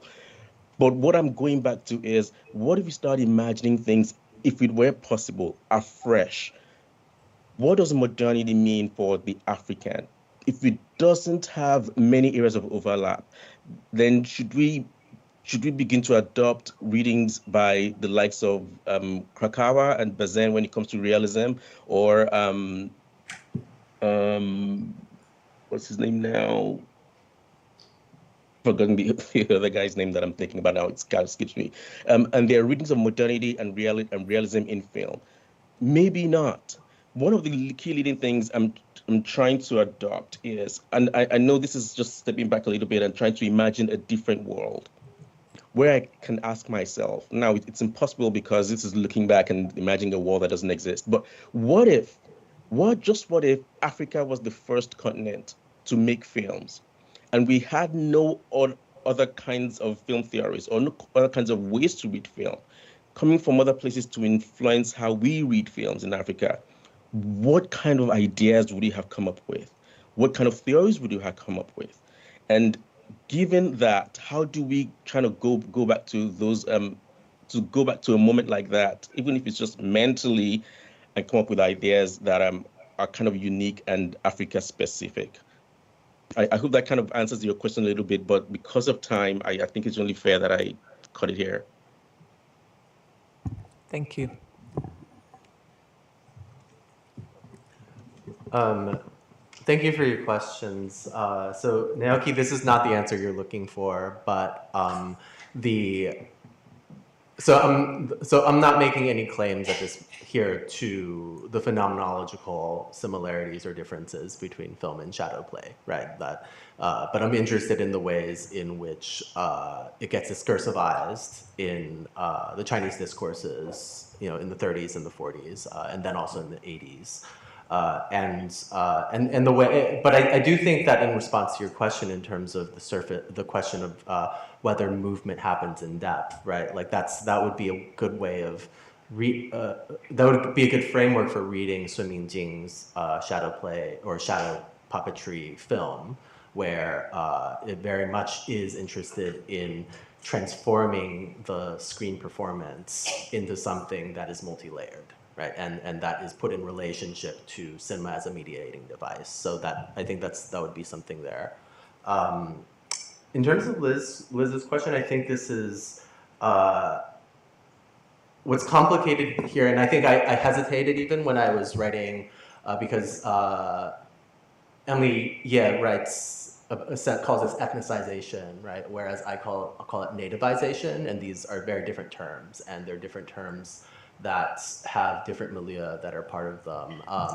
And I also, think about Ray Chow when she writes about the ethnic spectator, which is taking very much, what would be a diaspora attack on the ethnic as being, really something that's imposed upon us, right, rather than something that one asserts in and of itself.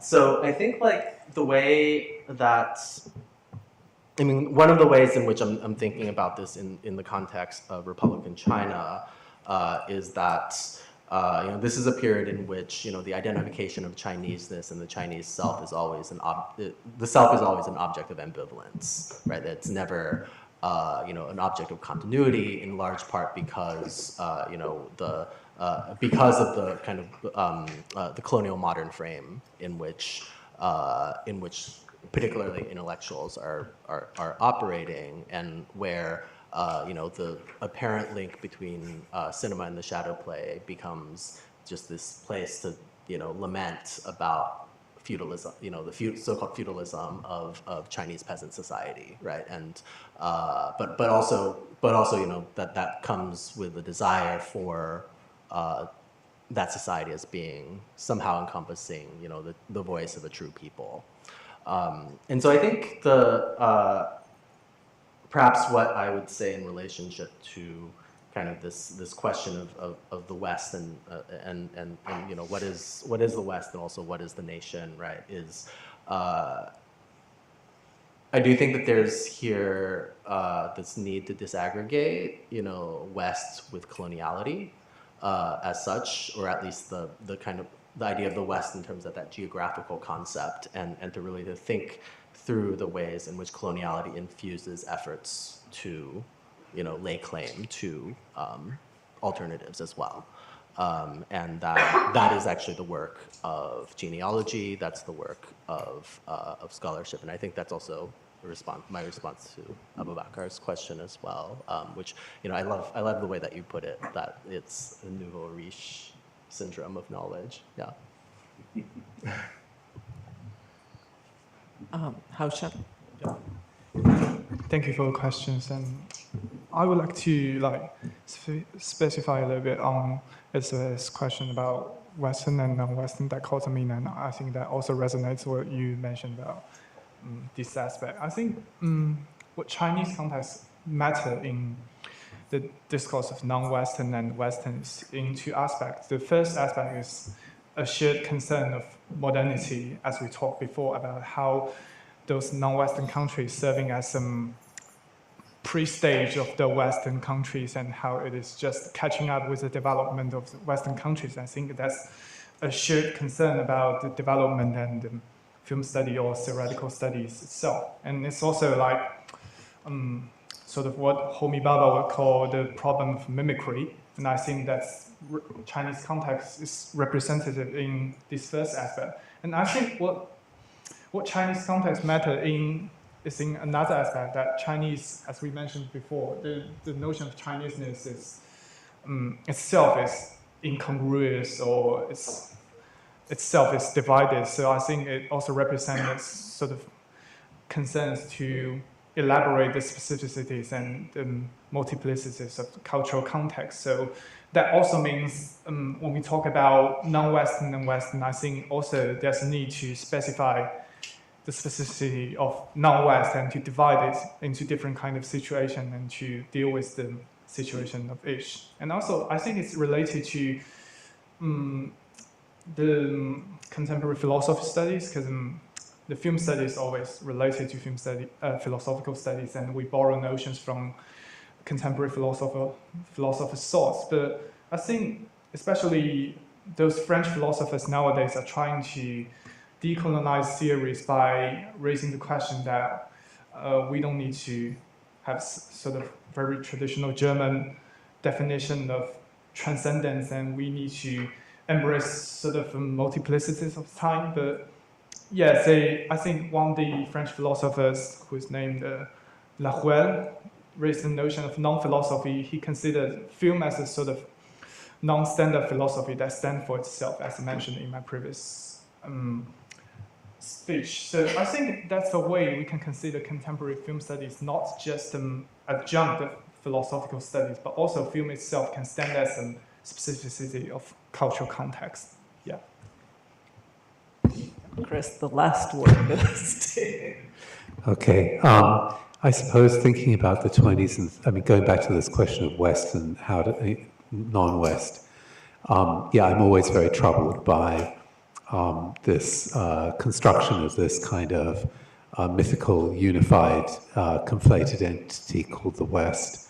And in the context of China in the 20s, 30s, and 40s, I think the awareness of not just the West, but Japan, and Japan as the conduit through which so much of the concepts and knowledge and ideas around modernity were coming into China, is just one of many ways in which all that begins to unravel when you start to do the genealogical work that I think we were hearing on the panel today.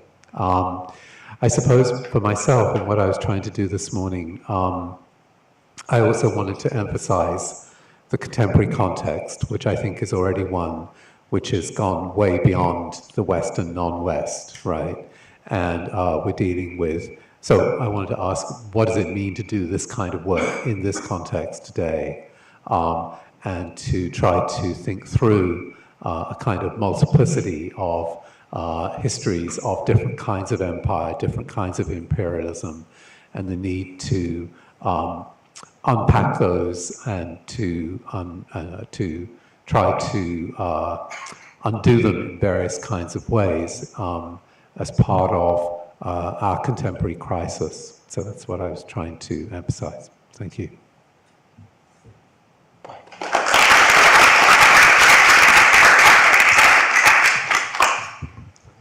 So thank you. We will reconvene at 11:15. Sorry for a shorter break than intended, but hopefully we'll still do. And thank you to both the participants and the audience. Again,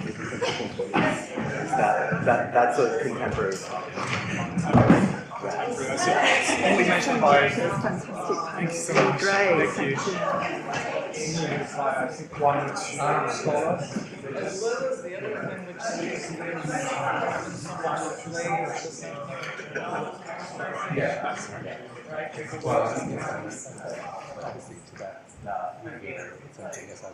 but even for like, ethnic minorities within, right, and the kind of as a different understanding of the pattern of existence. They're different colonial patterns, right? Yes. And then the maternal, various which some of them are racialized, some of them are non-racialized. Or let's say racialized. Well, yeah, no, so assimilation at the cost of... Sarah?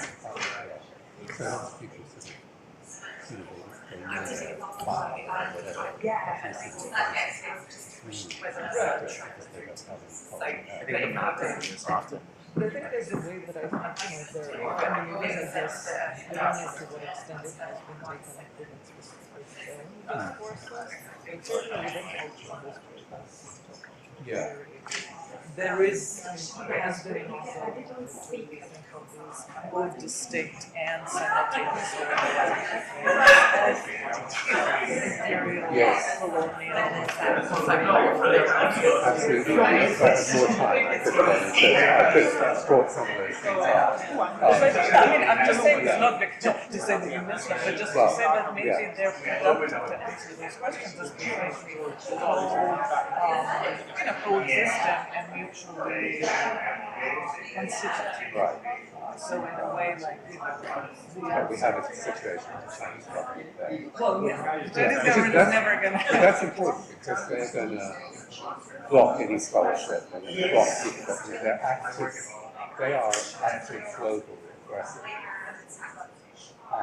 No, absolutely. So, but I don't know. again, this notion that it's only about attacking the West, I think is But I don't know what government we are counting on to either. No. I wish, right? Yeah. Although I think, there are various ways in which people organizations put pressure structures. No, absolutely, and I don't mean, of course, there's a matter of degrees, like it's the same way, of course, when Trump is different from, the Democratic Party, not to throw everything into the same box, but then I think there is still this, in a way that like money started being so Hong Kong after, to put it differently, decades of like cultural, etc., it's supposedly government and institutional practices, there isn't really a sense Beyond the kind of, yeah. I mean, again, not from theory, but if we are talking about just, let's say, mainstream culture, right? I mean, I don't think that, not that again, like obviously there is a difference between the Chinese government and the British government, so I don't want to, but nonetheless, like I'm just wondering, no, but I'm just wondering to what extent, I mean, I think it's important precisely insofar as you were saying, the production of Chinese and stuff from the regime. Yes, exactly. At the moment, and at different moments. And, so in that sense, I think that is into the knowledge production. But if we just are theorizing about. Oh, you're heading off. Okay. I'm going to head out at lunchtime. Nice to see you again.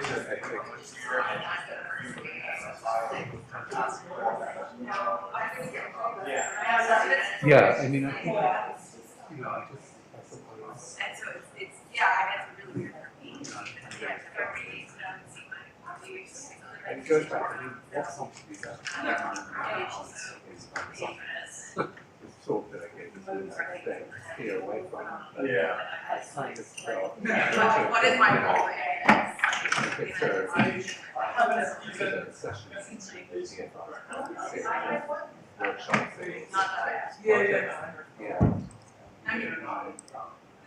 Started out, questions.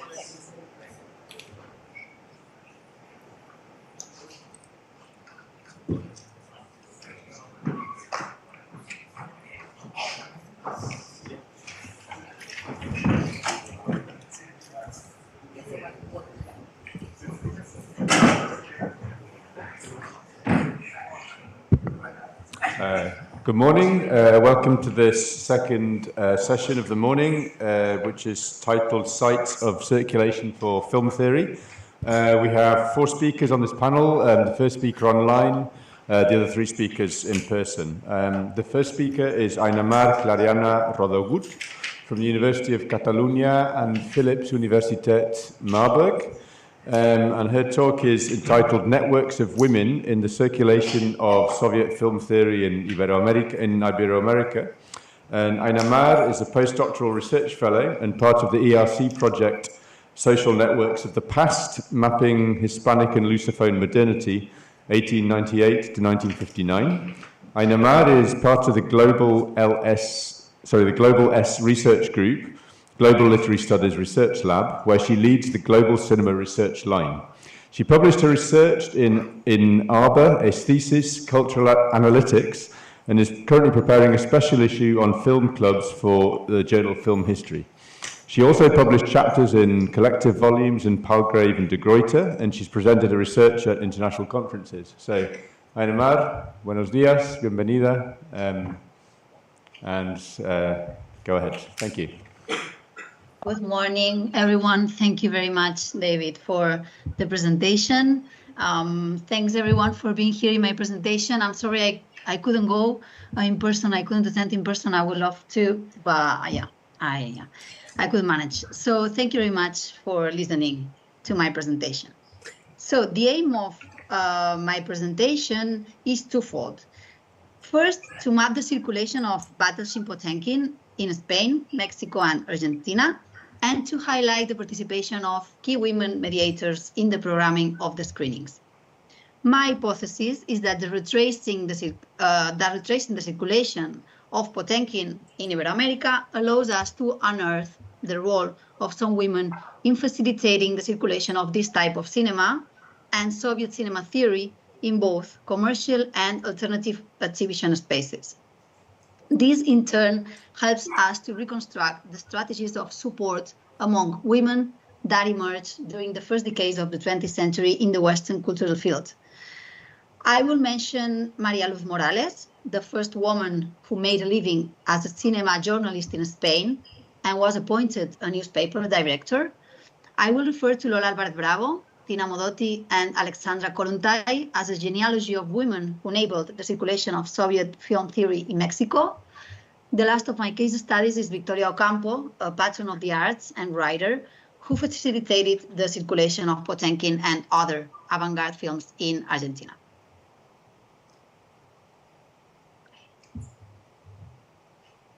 Sorry, I have to go on and forth to, okay. I work with the hypothesis that women during the first decades of film history not only worked as actresses, as the mainstream bibliography has already stated, but they also played a key role in the development of the film industry and in the generating theoretical knowledge in the film field. In this respect, this presentation advances the ideas that women exercised their agency participating in the public sphere with several and overlapping roles, promoting collective action as audiences, and exercising authorship, creating film theory during their participation in the first film clubs and other independent screenings. Their participation in the programming of Potemkin, among other Soviet and avant-garde and commercial films too, is an example of their active participation in the silent cinema period. So first I'm going to talk about the case studies in Mexico. Soviet film's introduction to Mexico is well documented and was the result of the efforts of the first woman ambassador in the Western modern history. Alexandra Kollontai was ambassador of the Soviet Union for 6 months between 1926 and 1927 in Mexico. At the time of her appointment, she was already well known for her struggle for women's rights and her Bolshevik activism. Here you have her. Alexandra Kollontai organized the import of 23 Soviet films to Mexico. The first Soviet film to be screened was The Bandit Tsaur, or The Eagle of the Caucasus, as organized by Kollontai at the Russian Embassy in Mexico in 1927.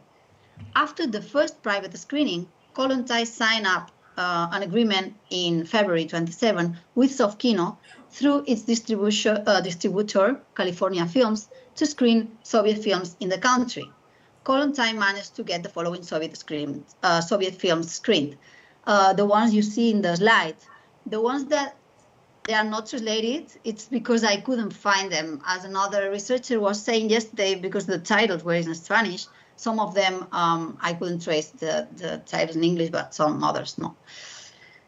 So Kollontai played a prominent role in the history of Mexican film thanks to her distribution of Soviet films, which made a great impact on the government policies of the time and on the people who watched the Soviet films.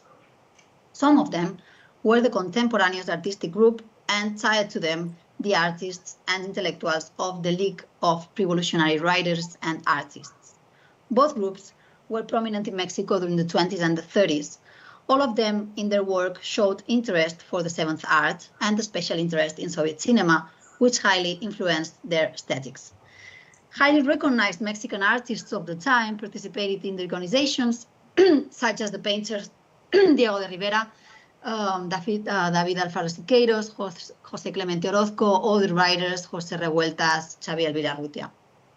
But besides well-known men artists, some relevant women from the Mexican cultural field of the time also participated in the organizations, such as the painters Frida Kahlo and María Izquierdo, the photographer Lola Álvarez Bravo, or the writer Antonieta Rivas Mercado. Both groups of artists, the contemporary group and the LEAR, had film clubs. The Cine Club de Mexico, Mexican Film Club, and the Cine Club Mexicano, which translation I think would be mostly the same, which are considered the first documented film clubs in Mexico. These two showed great interest in the screening of Soviet cinema. What I'm most interested in highlighting here is the participation of women in this history. The first Soviet films to be screened in Mexico came thanks to the efforts of Kollontai. The screenings organized by her were attended by intellectuals and artists linked to the Communist Party, such as Tina Modotti. Here you have her. Tina Modotti was an Italian photojournalist and social rights activist who lived in Mexico between 1923 and 1930. Modotti was a friend of Kollontai and a great admirer of hers. As she stated, while the Soviet films that Kollontai had contributed to import were being shown in Mexico, in 1929, Tina Modotti presided over the screening of Eisenstein's October at Teatro Hidalgo after a meeting organized by Socorro Rojo Internacional, the International Red Aid in Mexico.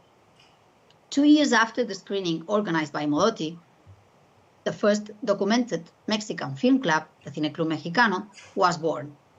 In this film club, born in the environment of contemporaneous, as the second, the Cine Club Mexicano, born from the LEAR cycles, the participation of Lola Álvarez Bravo was fundamental. And here you have her. Lola Álvarez Bravo, one of the first women to make a living from photography in Mexico, would in turn refer to Tina Modotti, whom she had met and from whom she bought a camera before the latter was deported from Mexico, as a great point of reference as a photographer and independent woman who would inspire her throughout her life. I argue then that Kollontai stood as an inspiration to politically active women of the end of the 20s and beginnings of the 30s, artistic and cultural world in Mexico City. And her work in Soviet film programming could have generated a model for other women interested in cinema as well. Okay, now I'm turning to the Argentinian case study. Battleship Potemkin must have been premiered in Argentina between 1927 and 1929. We don't know the exact date of the premiere, but we know that it was screened 22 times before opening in other theaters in the city center. This amount of screenings and their success suggest that it was attended by a massive audience. Parallel to this story, there is another one of the screening of Potemkin in 1929 at the Cine Club in Buenos Aires Film Club, where it was not a national premiere because it was already premiered. The screening of Potemkin at the Cine Club in Buenos Aires, however, seems to have surprised several well-known film intellectuals of the time, who wrote in the cultural journals Close Up and La Gaceta Literaria, a Spanish cultural journal, they pointed out in their text the precociousness of Argentina's screening of Soviet cinema just after the Potemkin screening at the Cine Club. This screening, unlike those in commercial cinemas, was aimed at elite audiences, not a mass audience. Okay. It is in these screenings at the Buenos Aires Film Club that we meet a woman, Victoria Ocampo. Ocampo was an Argentinian patron of the arts, editor and writer who edited one of the most important Argentinian and Latin American magazines of the first half of the 20th century, Sur, translated South. Ocampo was very interested in film. In fact, she invited Borges to write about film in her magazine and sponsored the arrival of the first European avant-garde films in Buenos Aires. Although I cannot establish a direct relationship between Victoria Ocampo and the circulation of Potemkin in Argentina, I do believe that Ocampo's participation was fundamental in a space that promoted the programming of Soviet cinema among the elites in Buenos Aires. Now I'm turning to the Spanish premiere. The Spanish premiere of Potemkin was on November 7th of 1930 in Barcelona. The screening was promoted by Studio Cinaes, a distribution company. The film created a lot of expectation among audiences and resulted in various comments from what we considered to be the first critics of the context. Okay, here I'm going to talk about her now. As the Argentinian case, here too I cannot link any woman directly to distribution or exhibition of the film. However, if you go a little farther back in time and historicize where Studio Cinaes and its success came from, we will find a fundamental woman, María Luz Morales. The first film club in Barcelona to be documented in the press was the Barcelona Film Club, but the programming of this club was not avant-garde or Soviet cinema, and this is the reason why historiography has often dismissed it as the first film club in Barcelona. However, two issues are key to take into consideration this club. First, it was the first initiative and it was led by a woman. And secondly, the symbolic capital it accumulated during the time it was running, which was the time it was running, which was less than a year, was absorbed by Cinaes, where Potemkin was a national premiere. National, not just in Barcelona. So in fact, the leader of the Barcelona Film Club herself, María Luz Morales, wrote in her column on cinema a genealogy of cineclubism in Barcelona, in which she refers precisely to this generation. This means that the audiences who attended the first film club, the Barcelona Film Club, would probably attend the Mirador sessions the same year, and a year later they would attend the Studio Cinaes sessions, and so the Potemkin premiere. Therefore, the social space that María Luz Morales would have generated around herself in the first film club initiative would allow the great success of the premiere of Potemkin in the sessions organized by Studio Cinaes. So now I'm going to the conclusion. In this presentation, I have intended to show the participation women had in the programming of Potemkin in 3 Ibero-American cities. What we have seen is that in 2 of the 3 cases, the film was released in commercial cinemas. This screening, in case of Buenos Aires, was followed by another screening some time apart in the Buenos Aires Film Club. In the case of Mexico, the screening of the Potemkin was followed by the premiere of other Soviet films and encouraged the programming of more Soviet cinema in the first Mexican film clubs. In the Spanish case, the premiere of Potemkin was in a film club in Barcelona, although the premiere was managed by a distribution company. In all of 3 cases, we know that the premiere was a great success among audiences. In the case of the commercial premieres, we can deduce this from the number of times the film was screened and the number of venues in which it was programmed. The film also had a great impact when it was released in intellectual and artistic cycles. Film clubbers later wrote about the film, tried to obtain more Soviet films, and were also influenced by its aesthetics. From another point of view, the case of the commercial screenings of the Potemkin, we cannot map the participation of women among the audiences, although we assume that it must have been massive. In the late 20s and early 30s, the cities mentioned above were experienced a massive female-driven occupation of public space. One of the forms of occupation of public space was mass cinema going, and has been demonstrated in several Western contexts, not just the ones I just mentioned. As for the participation of women among cycles of intellectuals and artists where the film was screened, we have shown that at least one woman was very active in each of these cycles. Moreover, these women were relevant in the cultural field of their time. Although I have only been able to establish a direct link between the programming of Potemkin and one woman, Kollontai, we have seen that the film clubs where Potemkin was screened were spaces that have been promoted and driven by women. Women in general who were very interested in film.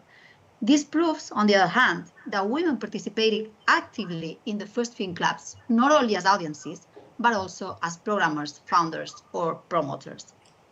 Therefore, I consider that the three women I had referred to in this presentation served as models for other women in their environment, because the visible participation of the women in my case studies in spaces considered eminently masculine, such as film clubs, would have encouraged the participation of other women who were less visible in the film field, but who also enjoyed the seven arts. And here, yeah, I can explain it further later. This slide. So, in another paper, I have proposed that networks are a particularly fruitful working method in this sense. In this respect, I believe that it's worthwhile to investigate the ego network of a prominent woman, as the ones I have just mentioned, of the cultural field for a double purpose. On the one hand, to acknowledge her work as a mediator, and on the other hand, to find other potential women who have not yet been investigated by the historiography. In the specific case of the women I have referred today, this strategy has been particularly useful as I have been able to find certain, although not direct, connections between them. Although they did not all know each other personally, they were all part of the elite cycles that had relationships with each other. These groups of artists and intellectuals participated in the exchange of ideas and the processes of cultural transfer that would help the emergence of artistic modernity. In short, I believe it is possible to trace a network linking the circulation and programming of Soviet cinema in more or less alternative space and the women who would begin to claim their voices in the Ibero-American cultural fields of the early 20th century. And this is my presentation. Thank you very much for your attention. Thank you very much, Aina Mar. The next speaker is Mariano Messmann from the University of Buenos Aires. His talk is called Ideas and Theoretical Perspectives on Documentary in the Origins of the International Association of Documentary Filmmakers. Mariano is researcher at CONICET, which is the National Council of Scientific Research, and the University of Buenos Aires in Argentina, where he teaches media history and Latin American and Third World cinemas. He has a PhD in film history at the Universidad Autónoma in Madrid, and he's done research in film archives in Canada, Cuba, France, Italy, Mexico, and Scotland. He's author or editor of the following books: Masas, Pueblo, Multitud en Cine Televisión, published with M. Varela in 2013, Estados Generales del Tercer Cine, 2014, Las rupturas del 68 en el cine de América Latina in 2016, and Los Condenados de la Tierra, un film entre Italia y Tercer Mundo with Alberto Filippi. Is it Alberto? In 2022. So, Mariano. Thanks. Good morning. Thanks to Sarah and the organizing committee.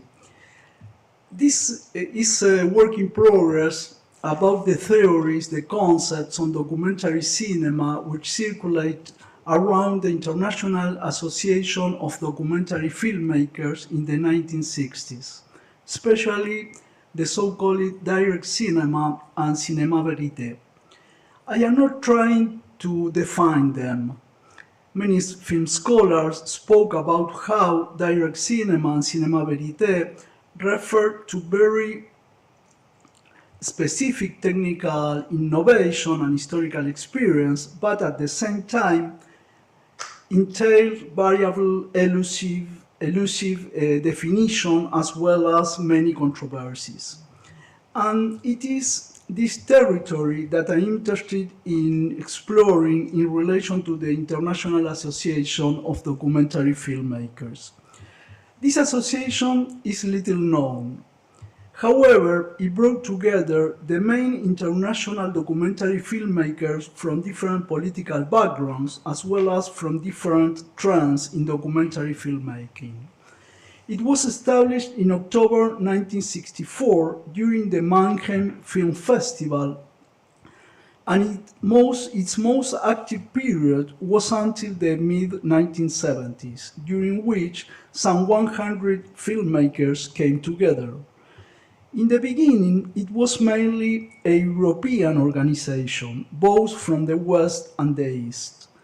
It was set up as an independent and professional organization with international legal statutes based on the formal affiliation of members with elected authorities and internal regulation. The association introduced a common program where, in addition to upholding the rights of its members, tried to create alternative ways for the production and distribution of documentary films. Most of the founders came from an established tradition in other previous documentary film styles and language, such as Joris Ivens, Georges Rouquier, Henry Stork, or John Grierson, with his idea of the creative treatment of actuality, you remember. But the beginning of the association coincided with the expansion of direct cinema and cinema verite, with their research and new technologies that I showed before. In this sense, the European meetings and festivals where these new documentary trends were discussed are the same ones where the future senior members of the association has had their conversation for its creation. When Louis Marc Aurels wrote for Sight and Sound about the 1963 direct cinema meeting in Lyon, he observed that the presence at the event of Joris Ivens and John Rouquier signified an important connection with the glorious past of documentary. At Lyon were all the representatives of direct cinema and cinema verite at that moment. No? I will mention two examples to show how this encounter between documentary tradition and new trends was promoted by the association. The Belgian Henry Stork was the association's most enduring leader. In 1964, Stork proposed to John Madison to set up the association during the Edinburgh Film Festival, given its prestige in the history and tradition of documentary film. Stork also proposed to include two parallel activities, a tribute to the career of Joris Ivens and a colloquium with, I quote, TV people and representative of revolutionary techniques in cinema verite. Finally, the association was not created at Edinburgh, but during the Mannheim Film Festival in October 1964.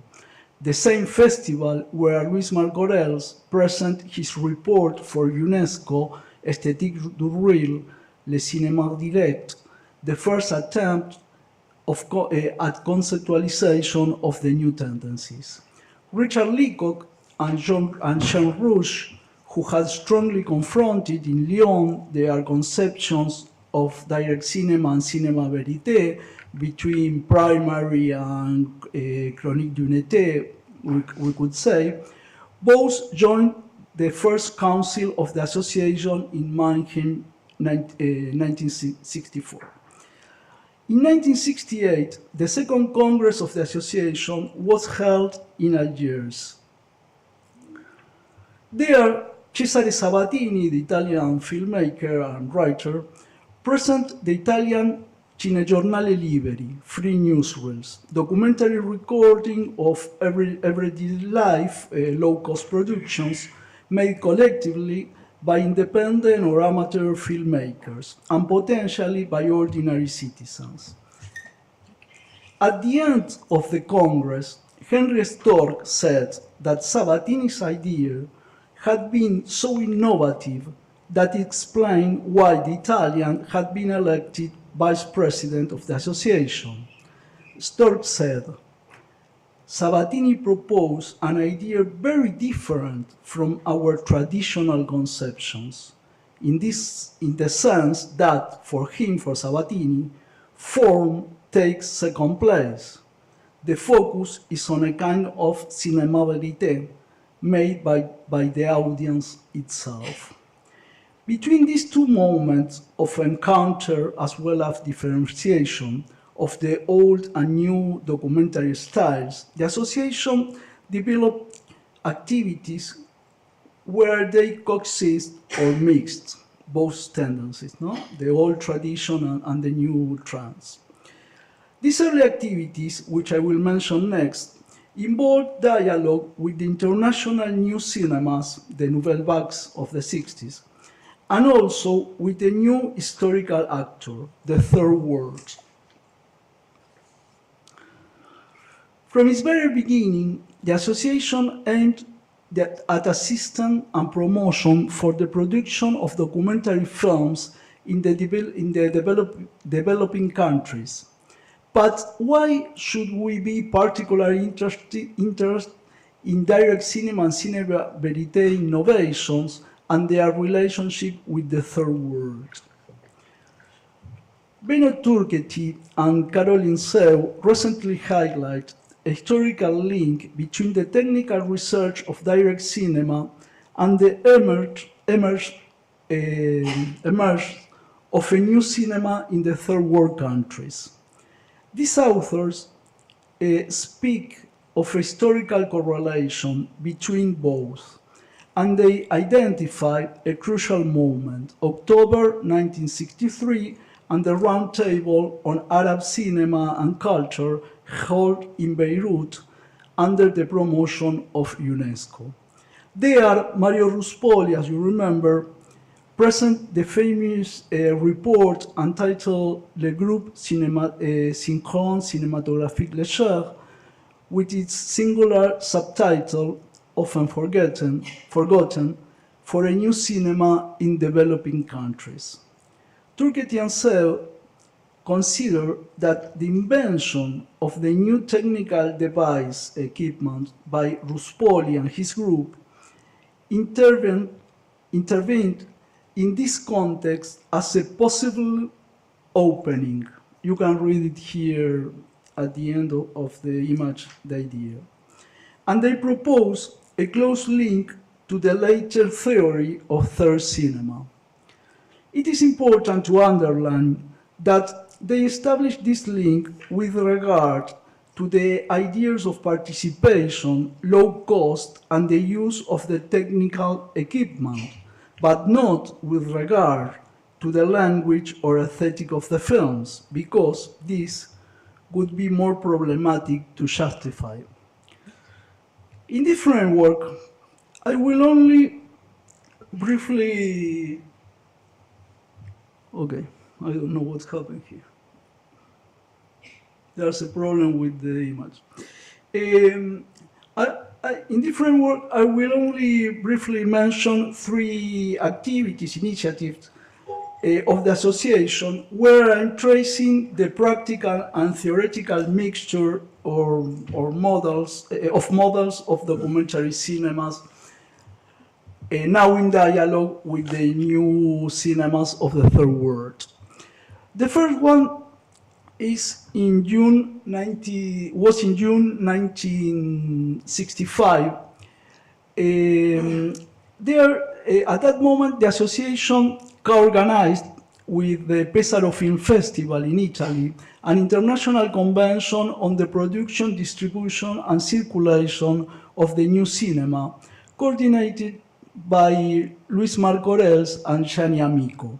The program includes topics such as the potential of the 16mm camera, trends in direct cinema and new film techniques, parallel circuits, and distribution in South America and Africa.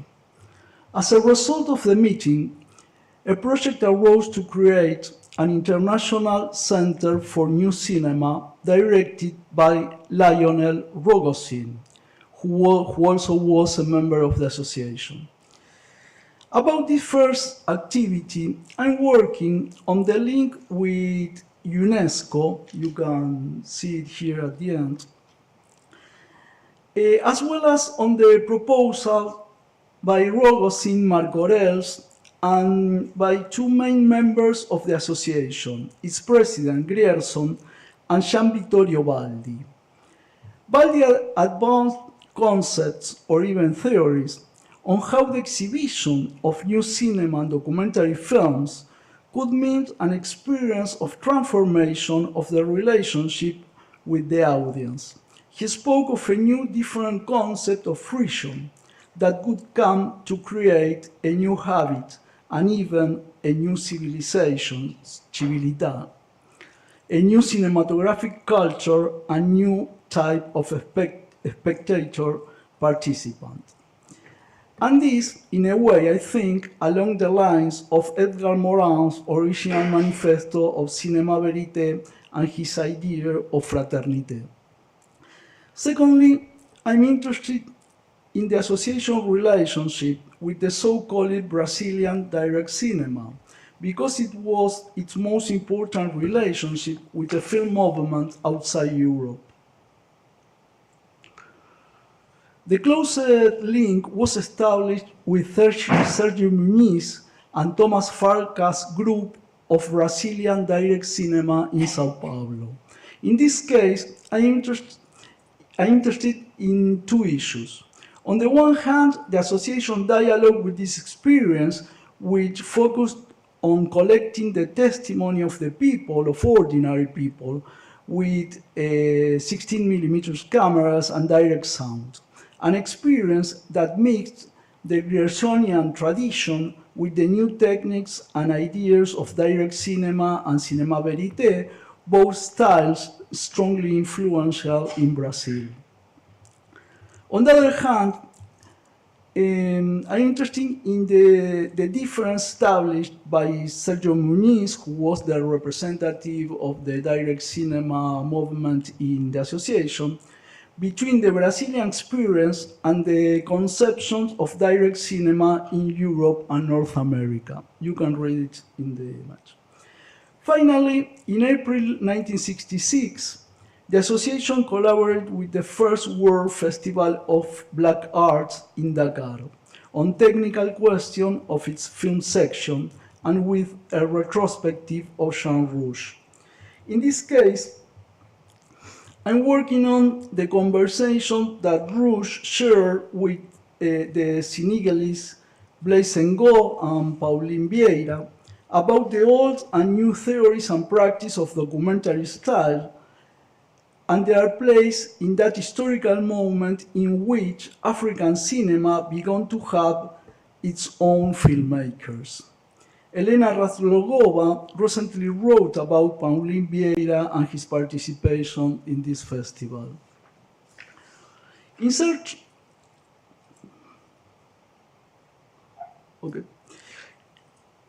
of a stronger link with third world cinema, the association's council suggests to one of its adherents, Ousmane Sembene, that during the Dakar Festival he co-opted some other African filmmakers for the organization. Sembene, as a writer and filmmaker, had a prominence in Dakar 1966, as well as during the Pan-African Cultural Congress in Algiers 1969. Between these two events, the notion of negritude was displaced by the more radical of Pan-Africanism, as you know. Between the two events, the 1968 Second Congress of the Association in Algiers opened with the avant-premiere of 17 Parallel, the film made in Vietnam by Joris Sieben and Marceline Loridan, where the Dutchman began working with the 16mm camera and synchronous sound, despite his previous reticence about these new techniques for militant cinema, because the danger of remaining on the surface of the truth. Also during the 1968 Congress, as I mentioned, Cesare Sabatini presented his Cinegiornali Liberi, that sort of cinema verité, very different idea from our traditional conceptions, as Henry Stork said. So, these are some of the places of circulation and resignification of documentary film theories around this little remembered International Association of Documentary Filmmakers that I'm working on for the article. Thanks.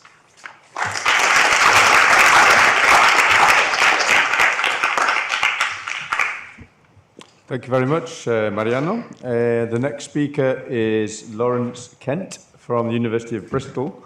His paper is called Theorizing Incompleteness and Exile, the non-cinema of Hussein Sharif's Of Dust and Rubies. Lawrence Kent is a lecturer in digital film and television at the University of Bristol. He completed his PhD on metaphysics in cinema here at King's College London in 2020, and he subsequently published work on various topics within film theory and philosophy, including Deleuzean ethics, experimental cinema, Hollywood action film, archiving practices, and anti-colonial aesthetics. His articles and book reviews have appeared in Film Philosophy, Alphaville, Studies in World Cinema, Ply, the Warwick Journal of Philosophy, Frames Cinema Journal, and Cinema Journal of Philosophy and the Moving Image, amongst others. So go ahead, Lawrence. Thank you. Great, thank you so much. Can you hear me? Good. Thank you so much to Sarah and the organisers. This whole project, Sol Network, is hugely exciting. Very happy to be a part of it today, so thank you so much. I'll get stuck into it so I don't run out of time. Okay. So when Sudanese filmmaker and artist Hussein Sharif passed away in 2005, he left behind an unfinished film project titled Of Dust and Rubies. It was to be a visual translation of selected poems of Sudanese exile, filmed and produced while Sharif himself was in exile in Egypt. It went into production in 2000 and was shot in locations across Egypt. Having mostly completed the shooting of the film and being in the initial stages of post-production, what remains of this project include over 3 hours of unedited silent rushes, a script of poems and shot descriptions, and an audio recording of the poems being spoken, amongst other preparatory documents and correspondences. Very shortly after Sharif's death, a directorial team was coordinated by Sharif's daughter, Iman Hussein, to complete his final project. This never came to pass, and in later events and reflections on the unfinished film by friends, family, and collaborators, the question of whether to attempt to complete the film or to leave it as a document and an archive of Sharif's artistic output became a decidedly ethical one. So in August 2018, Arsenal Institute for Film and Video Art Berlin staged a 2-day workshop in the context of their collaborative project Archive Asas Sik on Sharif's unfinished project, screening the full footage for these friends and family and collaborators. Following this, the 5 participants, Iman Hussein, Talal Afifi, Tamer Al-Said, Stephanie Schulte-Strathaus, and Haitham El-Wardani, presented their experiences of the film to the public at the Berlinale Forum Expanded, convened during the Think Film Symposium in February 2019. It is here that the ethical questions around the exhibition of Sharif's work continued. Tamer Al-Said said in his subsequent film, this is the title, formed from footage of this event, he asked himself, quote, as a filmmaker, what do I wish for my work if I couldn't finish it? It is in a subsequent event in 2020, December, an online, so that's Tamer Al-Said, It was a subsequent event in December 2020, an online miniseries staged through Birkbeck Institute for the Moving Image in collaboration with Arsenal and the German Screen Studies Network, as well as the UCL York University Research Project Finance Elsewhere. There's Stephanie Schulte-Strausshaus, co-director of Arsenal, opined that, quote, "It would be impossible to finish the work of someone who is not with us anymore."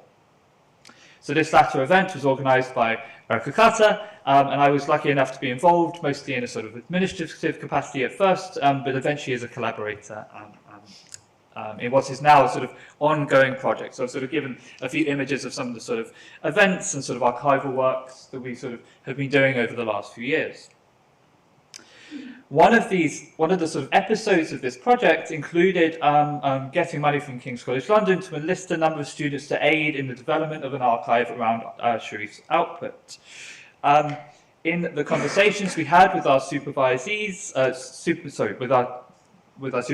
with the 3 undergraduate research fellows, Nia Nimfua, Dean bin Junaid, and my Norwegian, we collectively found in Of Dust and Rubies a way of exploring issues of exile and the archive based around the unfinished nature of the material.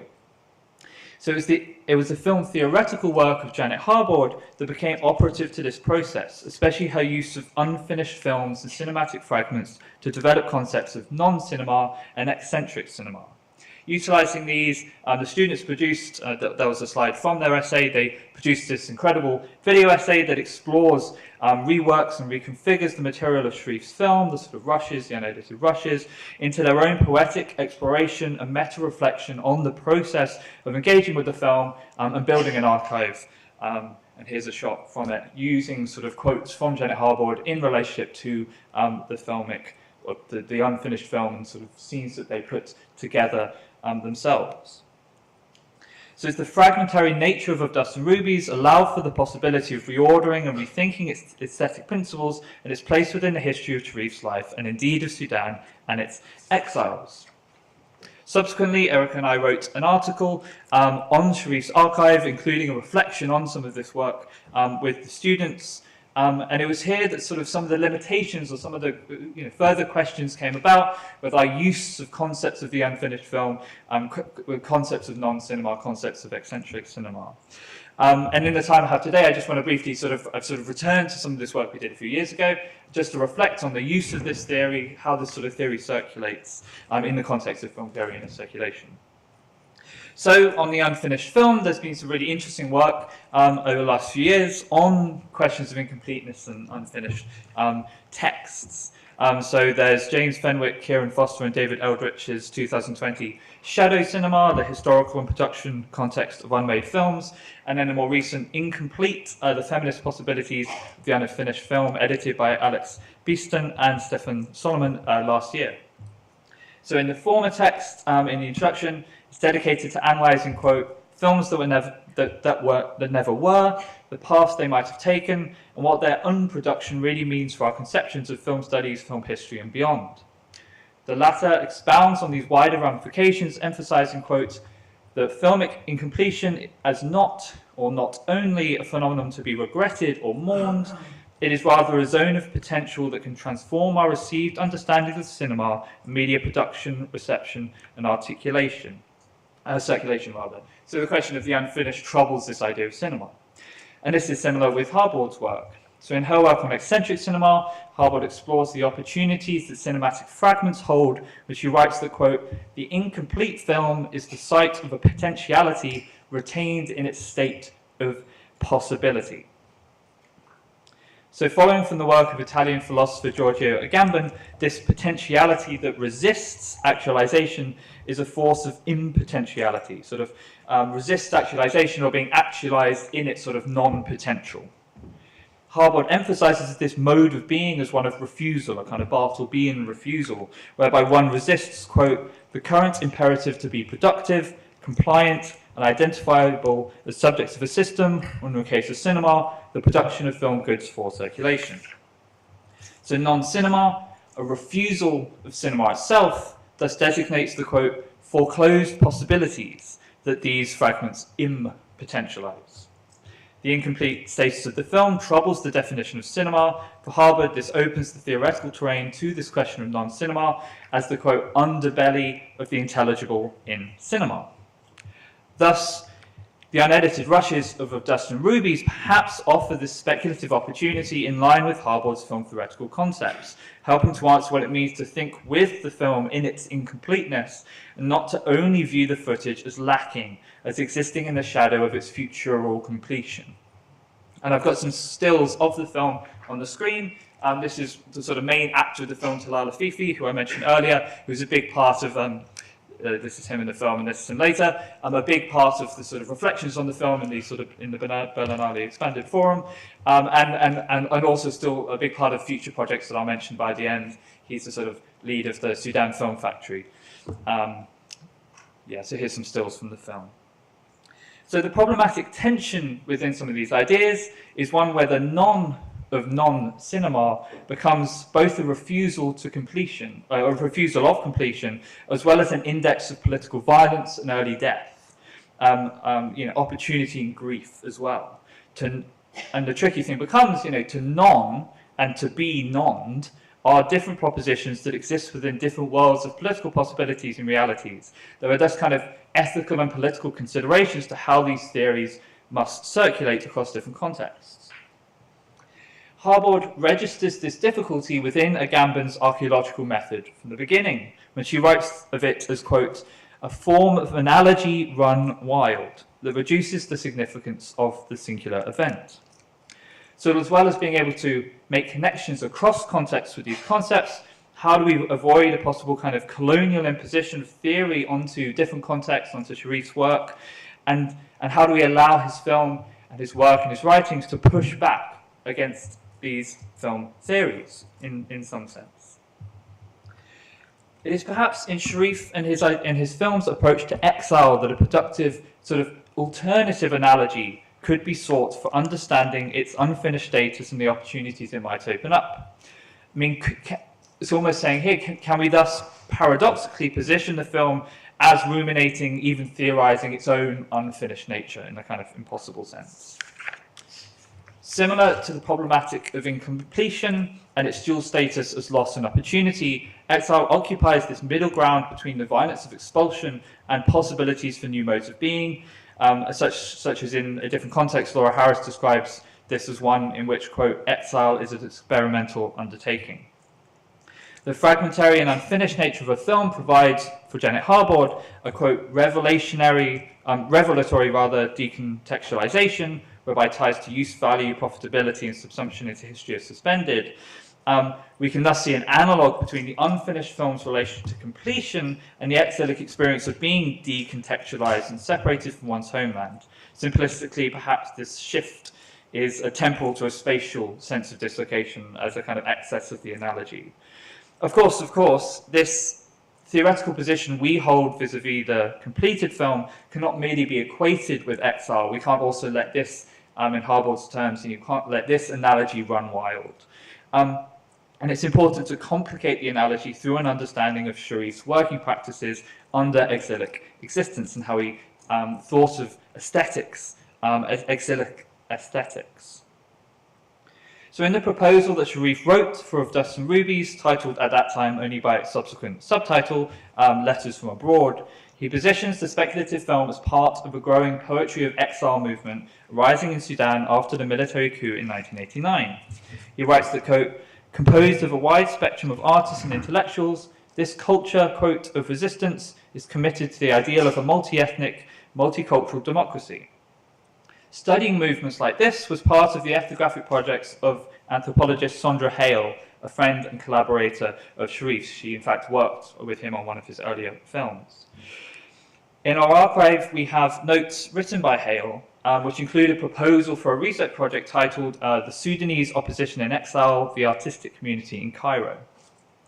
And the description of exilic artistic practice is striking. Indeed, it's from this passage that Erica and I took the title of the article we wrote on Sharif's archives. Hale writes on the relationship between Sudanese exiles and the artifacts and the effects and the landscapes of the former homes, exploring how their artistic works exhibit sort of exilic hauntings of the new locale. She writes the quote, By creating an imaginary landscape, Sudanese artists may renounce the trappings of high culture and restore popular culture. This allows them to work with an infinity of tactics. No longer bound to the homeland, but nourished by the metaphor of return, they are freed up to engage with an infinity of strategies. So this exilic decontextualization produces new relationships to a sense of home and some kind of liberated or necessarily liberated artistic sense. So what are these kind of aesthetic tactics and strategies within Sharif's work? Literally, when thinking about landscapes, we can examine how Sharif shot of dust and rubies in locations around Egypt that reminded him of landscapes in Sudan, but moved across them with a new sense, with new eyes. He writes in the film proposal that, quote, in order to reconstitute a sense of cultural identity, it is imperative to seek out, to map, and to rediscover the landscape as a place, imagined and real, particular and universal. It will therefore be necessary to select specific filming locations within Egypt that are sympathetic to the Sudanese landscape. A further expansion in the realm of exilic aesthetics and their tactics concerns a redefining of cinema itself. Sharif emphasized a kind of impure nature of cinema, and this theory of film comes out explicitly in his writings. First engaging in artistic practice through painting, Sharif wrote that, quote, I see myself essentially as a painter, but I also come to life as a filmmaker. We see this in Of Dust and Rubies, for example, as you can see here. We see him sort of experimenting with filming paintings, which he describes in the film's proposal. The last paragraph here. So poetic episodes will be bracketed between or interspersed with representations of Sudanese paintings. The intention here is twofold. Firstly, to establish a coherent relationship between the time-based forms of film, poetry, and music, with that of the instantaneity of the plastic arts. And secondly, to reaffirm the familial linkage between these divergent modes of expression, which have essentially sprung from the same source and have been nurtured by the same history. Sharif terms this synthesis a, quote, creative symphony, which marks his attempts to create, through the visual interpretation of Sudanese poetry of exile, mixed with other art forms, quote, its own hitherto unexplored genre. So instead of seeing the fact of the film's incompletion as a sort of resistance to a closure of a closed, limited idea of cinema, the unfinished work here reveals even more keenly the way that Sharif attempted to expand and open up the definition of cinema itself in his existent aesthetic practices. The rushes, as a sort of basis for analysis, can sort of show us these experimentations, his pushing at the limits of cinema to find a suitable medium to express his experience of exile. So concepts of non-cinema, when put in contact and in dialogue with Of Dust and Rubies and its exilic aesthetics, perhaps constitute less a top-down imposition of theory and more a way of illuminating that the concepts of closure and completion had different meanings within contexts outside of the global north, like Sharif's, where exile was already a form of lived incompleteness, felt as pain as well as artistic and political impetus. So in conclusion, the ethical and political questions of the circulation of film theory and these kind of concepts and ideas will be foremost in our minds in some of the future plans we have for this project. Some of these will involve workshops in the coming year, next year in Cairo and eventually elsewhere, that enable new encounters with Sharif's archives, including from those currently in exile from Sudan. The question will be how to present this material and how perhaps to put the works in dialogue with existing theories of film, such as those around the incomplete and the unfinished, while also allowing new ways of thinking to arise from the experience of the archives. To approach Sharif's unfinished film is thus to engage with its position in an archive, which is itself growing. So here I just started reading Shiri Anger's book. There's a flyer around. It was on one of the film theory, global circulations of film theory teaching toolkits, which are really amazing as well. And I think this can have some, I think this can have some really interesting import for the project, especially the idea of theory as archival experience. As Shiri Anger writes, the quote, what I have in mind is not necessarily the trope of touching the film material with my own hands, but the entire experience of finding out the stakes of converting the oldest national cinematic artifacts into digital form that made me realise the extent to which much film theoretical analysis is based on abstraction. Instead of ignoring specificities of the material, its imperfections, its errors, its incompletenesses, and assuming, as much theory does, that the object exists as coherent and closed outside of its specific instantiations, one focuses on encountering the archive in its specificity. So with Dustin Rubies, this might mean the contingent ordering of the footage, the marginalia on the script that Sharif left, the notes and the abandoned funding proposals of anthropologists, etc. This does not mean foregoing theoretical approaches and existing concepts, but as Anger puts it, quote, to make these concepts pass through transformative encounters with singular objects, which I hope I've done in a small way today with the unfinished film and Sharif's work. So thinking about the archive in general, the impetus of an infinity of strategies in exilic artistic practice provides a sort of theoretical premise for how to approach the archive of which this unfinished film is a part. Each new encounter with it, lived under a horizon of impossible but nourishing future completion, instead produces new materials and artistic works to be added to a living and ever-expanded collective archive. Thank you so much.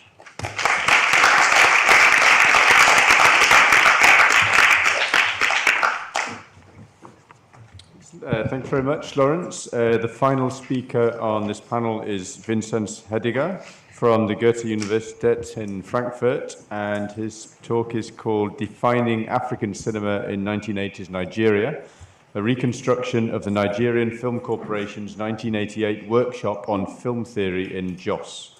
Vinzenz is Professor of Cinema Studies, as I said, at Goethe Universität in Frankfurt, where he directs the research training program Configurationen des Films. He's a PI at the Research Center Normative Orders at Goethe Universität and a co-founder of NEX, the European Network of Cinema and Media Studies. His most recent publications include Films That Work Harder, The Circulation of Industrial Film, edited with Yvonne Zimmerman and others, published by Amsterdam University Press in 2023, and Accidental Archivism, Shaping Cinema's Futures with Remnants of the Past, edited with Stephanie Schulte-Strathaus, published by Maison Press in 2023. So, thank you, Vinzenz. Yeah, thank you for the introduction. Both of those publications are open access and can be easily located online, by the way. Let me first thank Sarah and her team for organizing this conference. But I want to go a little bit beyond the customary thanks for a flawless conference organization. About 17 years ago, a group of scholars got together, which included Masha, among others, to form something called the Permanent Seminar on the History of Film Theories. And it was, I think it was Francesco Cosetti's idea originally and Jane Gaines, to do that. And our hope at the time was to avoid the trap of Eurocentrism, for which we included scholars such as Aaron Giroux and Mark Norns and Jason McGrath, to make sure that we also had a more global view of what counted as film theory. And we set up a book series, and actually we completely failed in trying to avoid the trap of Eurocentrism, because the book series, which is also open access from Amsterdam University Press, and is called Film Theory Media History, to this point is pretty much a collection of works from French film theory which you haven't had a chance to read in English yet. And actually the next 3 volumes continue that tradition. So we have you and Abu Bakr and the team to thank for broadening the scope, and I think this conference is just such an achievement and so incredibly rich in broadening the scope of our understanding of film theory in a global perspective. So thank you for that. What I'm going to present here is in a way building on Mariano Meesman's work on third cinema. It's also building on Abu Bakr's talk here today, but his work more generally speaking on third cinema. And in a way, it's an archaeology of what Lani Akande was talking about today, namely film theory in West Africa and in Nigeria in particular. What I'm presenting comes out of work that we've been doing in a network including Goethe-Universität, the Arsenal, Deutsches Filminstitut, and Film Museum in Frankfurt, the Nigerian Film Corporation, and the University of Jos in setting up an archival studies master's training program in Jos in Nigeria, and I'm going to talk about that location in a second. And I was happy to see that our online audience includes students from that program. Yongo Dakwam, for instance, I saw there. But I also noticed that Rebecca Ohene-Aza from Ghana is tuning in, who is a wonderful scholar of film archiving in West Africa, but also the director of the National Film School in Ghana. Basically, what I want to talk about is the production of film theory in the post-colonial nation state. In the first step, a few remarks on subject positions in film theory, focus on the Jos workshop, and a concluding remark on theory and practice beyond the state apparatus. On the production of film theory in the post-colonial nation state, at the Third World Filmmakers Meeting in Algiers 1973, one of the important points that the participants made in their concluding statement was that the state, and with that they meant in many cases the post-colonial nation state, should take a key role in film production and film promotion. That, of course, implicitly meant that we should not trust markets to take care of the problems of developing film industries, but that it should remain a task of the state to do so. Now, one of the places where that actually happened is Nigeria. Nigeria did have institutional continuities inherited from the colonial period. The colonial film unit evolved into, just like the British occupational army evolved into the Nigerian army, which is one of the institutions that actually holds the country together. The colonial film unit evolved into the federal unit, film unit, which at the end of the 1970s became the Nigerian Film Corporation, a state agency tasked with film production, the promotion of film culture, and training, and ultimately also archiving. So the case of Nigeria can be particularly instructive because we have an in situ, a lab type situation of what happens if a post-colonial nation state actually takes that idea seriously and implements a cultural policy funded through the state and governed by the state that takes it upon itself to promote film and film production. Now, you're probably familiar with these statistics. Nigeria is now officially listed as the second most prolific producer of films. First time that statistic came out was in 2007. It prompted a Hollywood delegation to travel to Rome and talk to UNESCO and try to get them to suppress the figures from Nigeria, because in Hollywood's understanding of Nigeria is producing are not films, but it's not quite clear what it is, but it certainly doesn't count as film in the sense that Hollywood wants to understand the term. But that didn't keep people from keeping track and compiling further statistics. And to this day, all those statistics show that Nigeria is actually the second most prolific country, film-producing country after India. What we're seeing here, however, is a market solution. This is not the outcome of government intervention. It's the industry that marketers built and that commercially minded film producers built. However, what we're seeing, if we're looking at the institutional arrangements of the Nigerian Film Corporation and the state policy in the 1970s and 80s, is a complex that we could describe as the university, state agency, industry complex, which produces not just films, but also film theory and theories that try to regulate film production.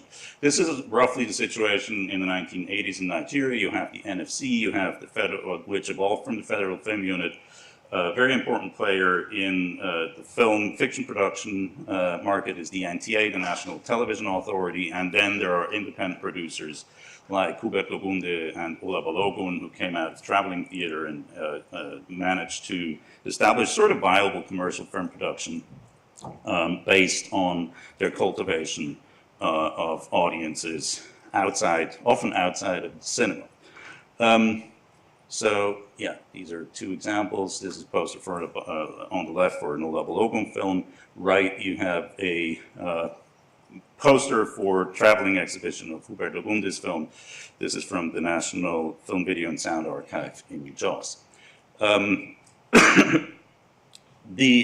of that activity was actually centered in Jos, in Plateau State, in the center of Nigeria.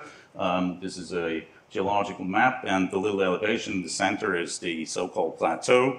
I could make the tourism ambassador here for Jos. It's a wonderful place. It's at an elevation of 1,300 meters, has a really nice climate, attracts a lot of retired generals, and was and continues to be a hub of television and film production in Nigeria. It's also the location of the National Film School, the National Film Institute. It's the location of the National Film, Video and Sound Archive, and one of the main production sites of the National Television Authority. So in the 80s and 90s, Jos was this multi-ethnic, multicultural hub of cultural production, which include film, television, and music.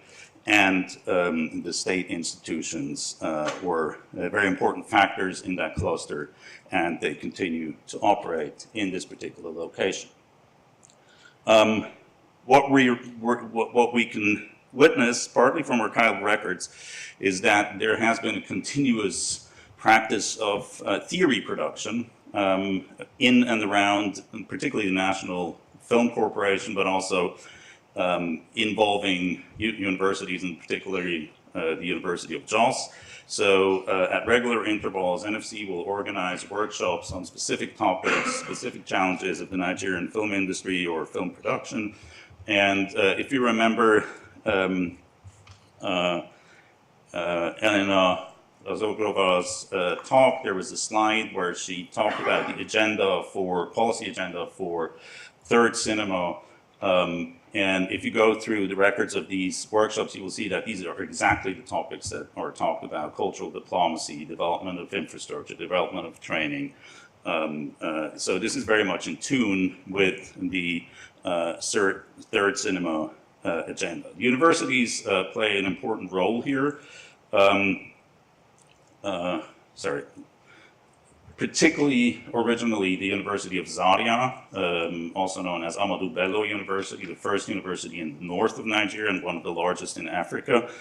Zaria had an important theater and drama department which trained a lot of practitioners and which formed a specific approach to filmmaking and television drama production, which came out of the so-called Theater for Development approach.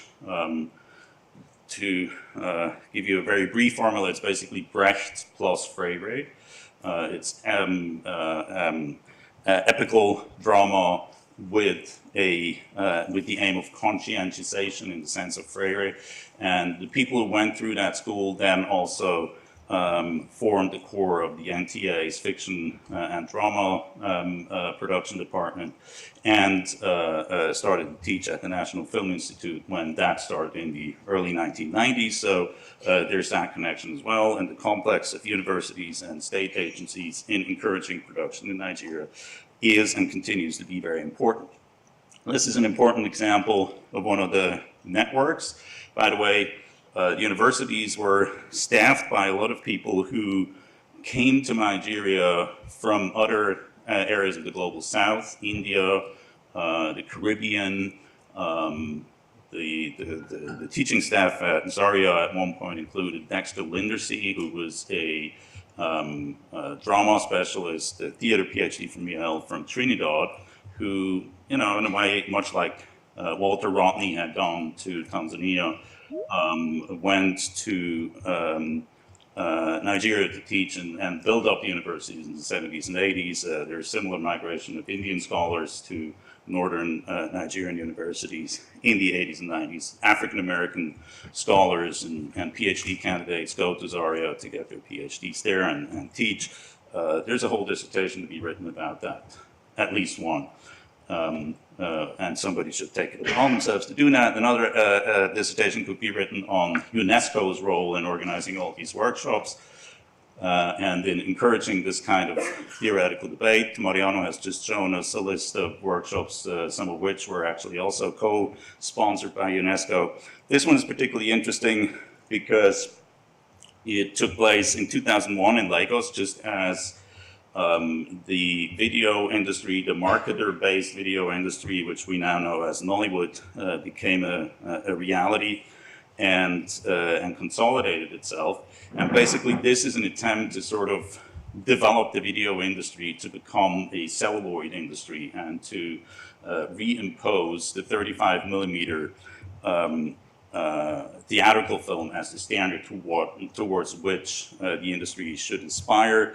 The editors are an interesting group. Hygiene Sequasi is a formative figure in all the institutional arrangements of the state agencies engaged in film production in Nigeria since the 1980s. He's a professor of cinema at the University of Ibadan.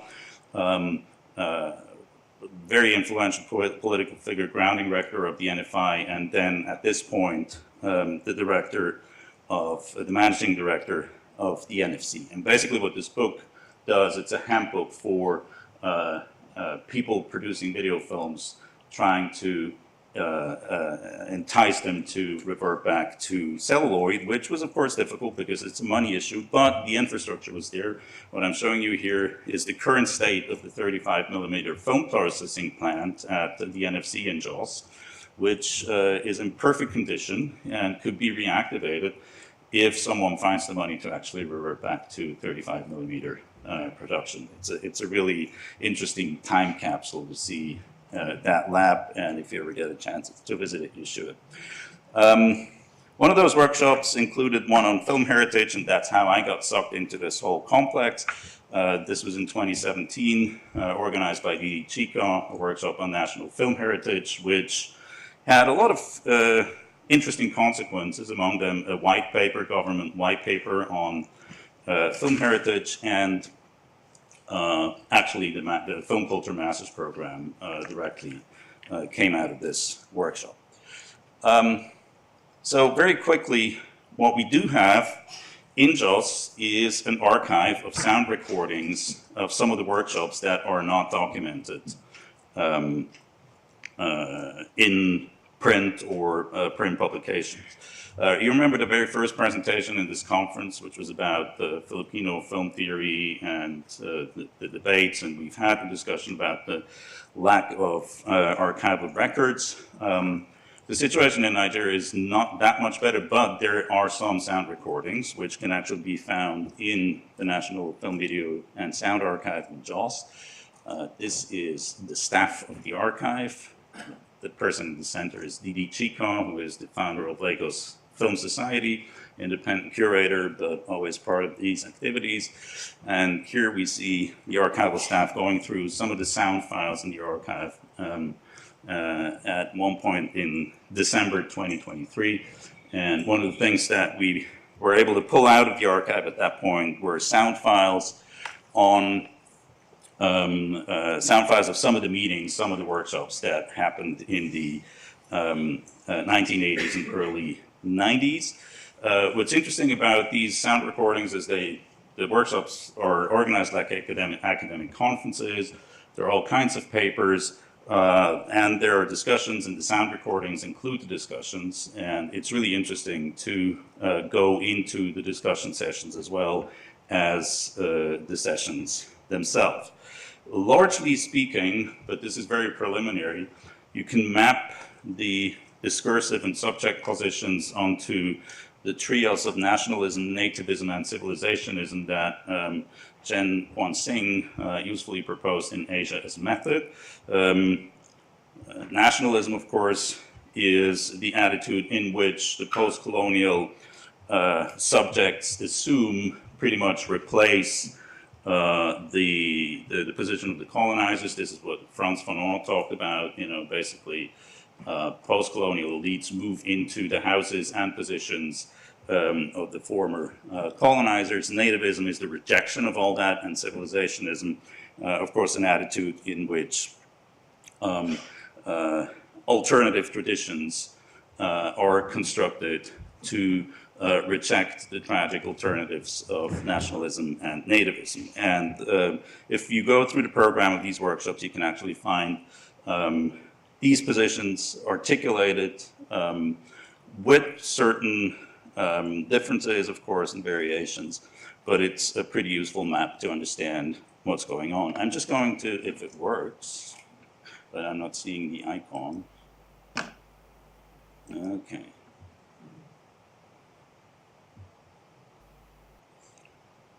Huh.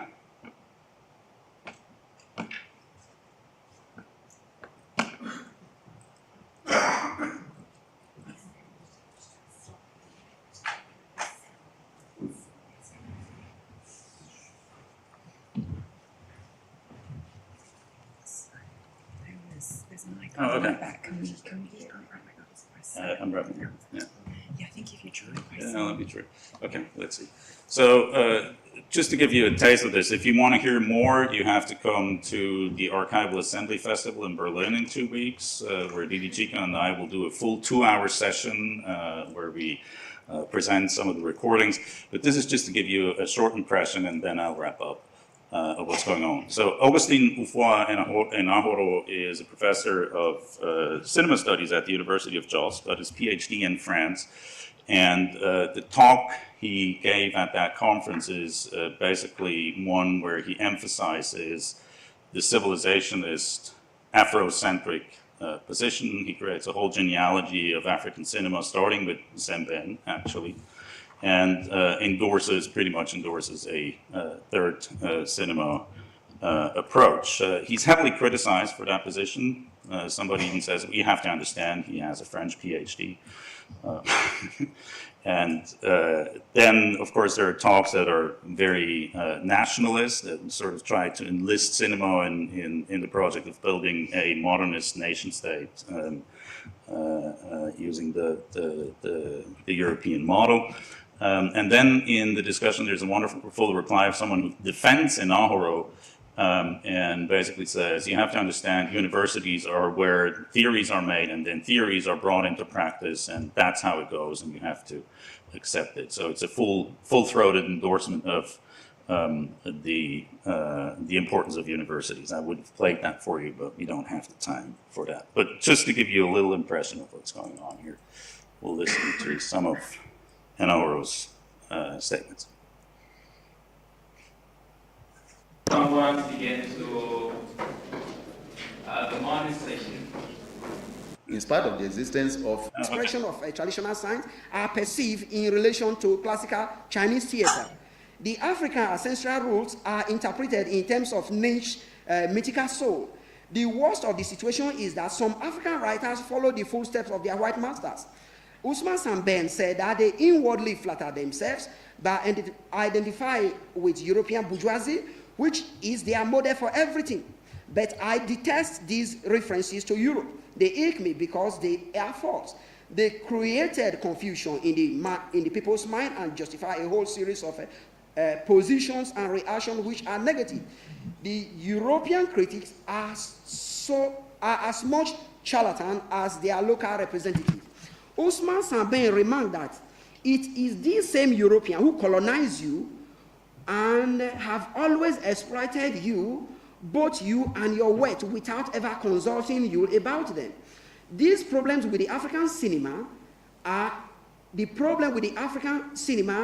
problems of Africa. One of these very problems is what I call manpower. This very manpower is better understood when it is hyphenated, manpower. It is, we have developed the power and we have neglected the man. The power is so powerful and the man is so weak to carry the power. When this powerful power is bestowed on the weak man, he is bound to fall. This is the result of a colonization which inflicted disease on Africa, which the word I call Coleman's. What is Coleman's is colonial mentality syndrome. That is my own word. Okay. That's just a little fragment. We're going to transcribe the files and put them online to make them available as a resource. Just briefly, in conclusion, the big opposition in the 80s and 90s, particularly in the 90s and aughts, is between the state-governed model of film production and the market solution, which we now know as Nollywood. And certainly the academic elites were very apprehensive of Nollywood. I have friends and collaborators in Nigeria who, to this point, don't watch any Nigerian films. They have large collections of Korean films at home and watch a lot of Indian films, but they refuse to watch Nollywood films because they think that the quality is not acceptable and that they're morally questionable. At the same time, what we're seeing now in Nigeria in the guise of the so-called new Nollywood is a generation of filmmaker who make market-oriented films and, get money from banks and investors, but make films in a mindset that is clearly informed by the legacy of Third Cinema. Abubakar and I had a brief conversation yesterday about this. I mean, the forms of the films are very metropolitan. The money, they're driven by commercial interests, but somebody like Kunde Afolayan in a film like Citation will very explicitly reference Usman Sembène and the Pan-African tradition of cinema, even though he's making something that is very clearly commercially oriented. So that's it for the moment. Thank you so much.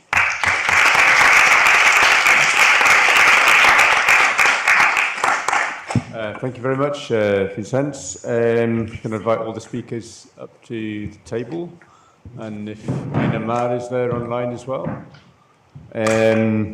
We don't have an enormous amount of time. We have about 15 minutes for questions. Just to say that I think it's quite difficult to kind of summarize the panel because quite different presentations, but looking at the back of the title of the panel about circulation, sites of circulation, I think all the papers talked really well in very different ways about answering questions of what it is that's circulating and how and why, thinking about films themselves, diplomats, intellectuals, filmmakers, ideas, theories, scholars, and I think a big question underlying all this is what are the power dynamics that are inherent in these circulations, and I think you all spoke really well to that. I'd like to open it straight up to the floor if anybody had any questions or comments. Yeah.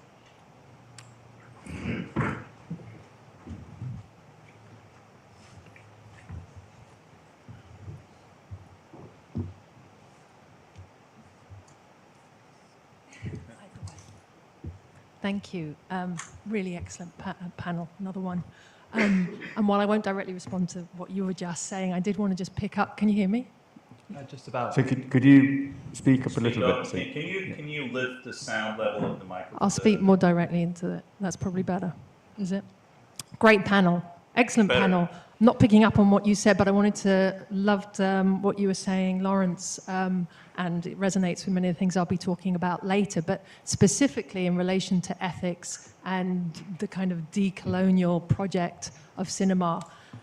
You spoke about non-cinema and you spoke about it as being refusing cinema, and there are lots of ways that we've all, I think, been engaging in that question, but I wanted to raise the issue of environmental disaster and the sense of the kind of apocalyptic journey that so many industries are heading towards, hurtling towards, and cinema is not removed from that. So I wondered what part of your focus on unfinished film and on film itself. In other words, all this work that you can get out of films that haven't become cinema, that haven't been distributed, that aren't part of this sort of environmentally disastrous industry, how we might think about unfinished film in that way. That certainly resonates with Al Jafari, who I'll be talking about later. And it feels like it's time to raise the climate emergency as well in this context. Climate emergency. Important to raise the climate emergency in this context. Did you hear what I said? Yes, I think so. Yes, yeah. That's a really I'm not sure I could do the question justice, but it's a really important thing to think through, and I think something that we'll think through as we sort of further the project. Yeah, that question of sort of, I mean, what's so interesting about kind of some of the sort of non-cinema projects? I'm thinking of someone like William Brown, who's written about non-cinema in lots of different locations.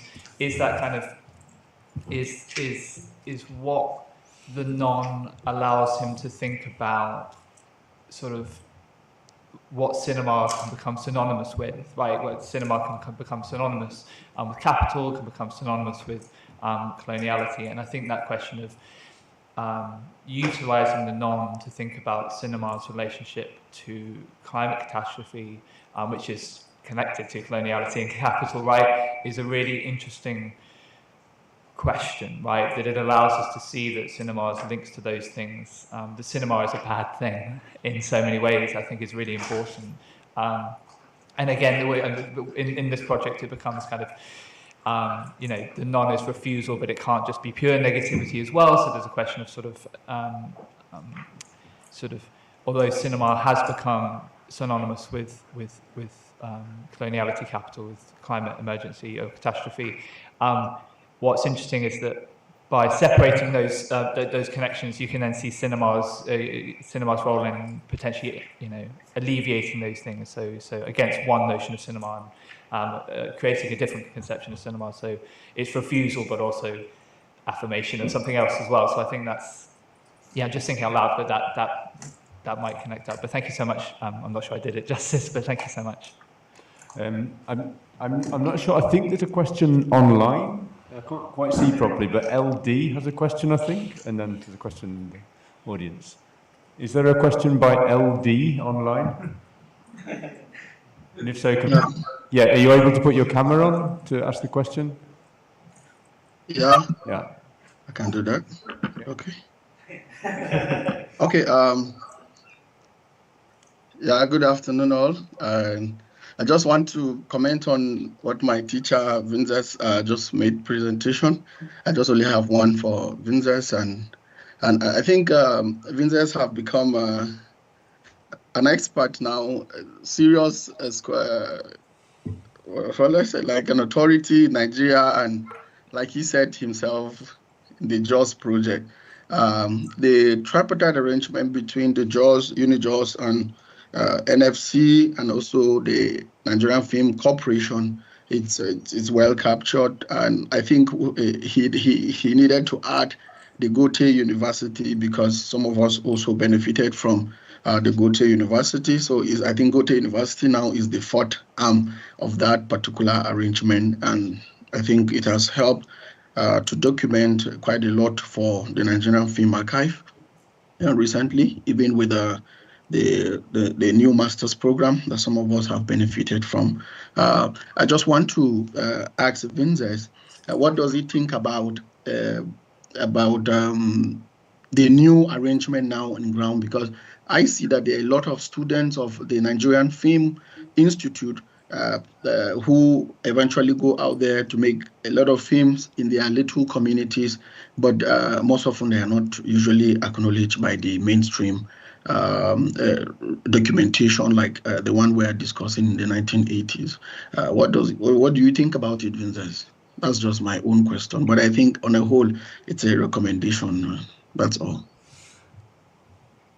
Yeah, I remember having a conversation with Kenneth Guiong, who is one of the bright new lights of Nigerian cinema, whose film Olochere was in the top 10 of Netflix for some time 2 years ago.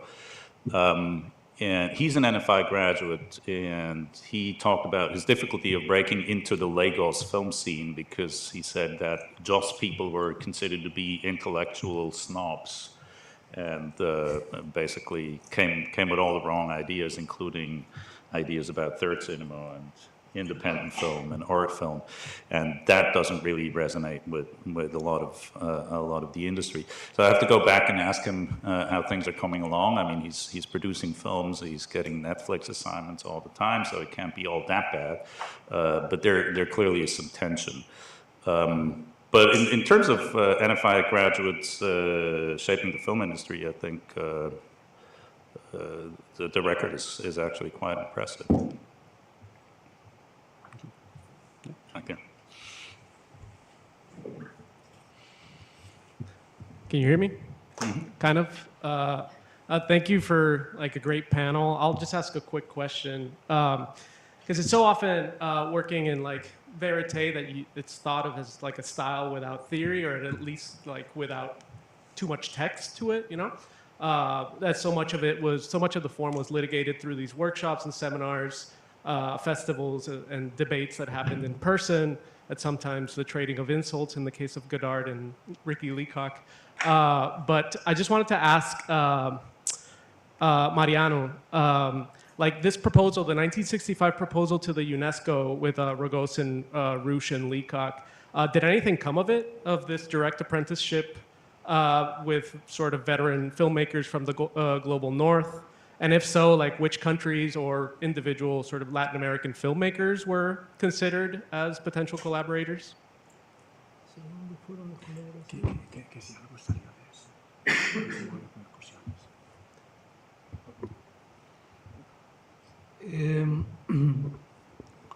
Well, yes, I'm working on, you know, this association. I found it 3-4 years ago, and I began to work on, and nobody wrote about it, no? I don't know if you know bibliography about it, but there are just 2 or 3 mentions. There was an important work by Bert Hogenkamp. Do you remember him? He wrote, well, you know him. And Van Lier, who wrote about this association, who worked, they tried to do a book, and also Alice Lovejoy wrote about the first association, made it by Evans after the Second World War, but that association, the World Union documentary, was just for 3 years because the problems of the Cold Wars between the countries, no? And then in the 60s, this one. So I think that there is an idea. Let me tell you this about your question. There is an idea that wrote Zoe Druck. Do you know Zoe Druck? She edited the book about John Grierson in the war a few years ago. She has an article about UNESCO film activities during the 60s around the world, and her idea from the 50s to the 60s, no? And her idea is that many ideas of UNESCO film activities came from the colonial conceptions about film, etc. But at the same time, it's evident that many activities that UNESCO developed in third world countries helped to improve their own industries and their national films.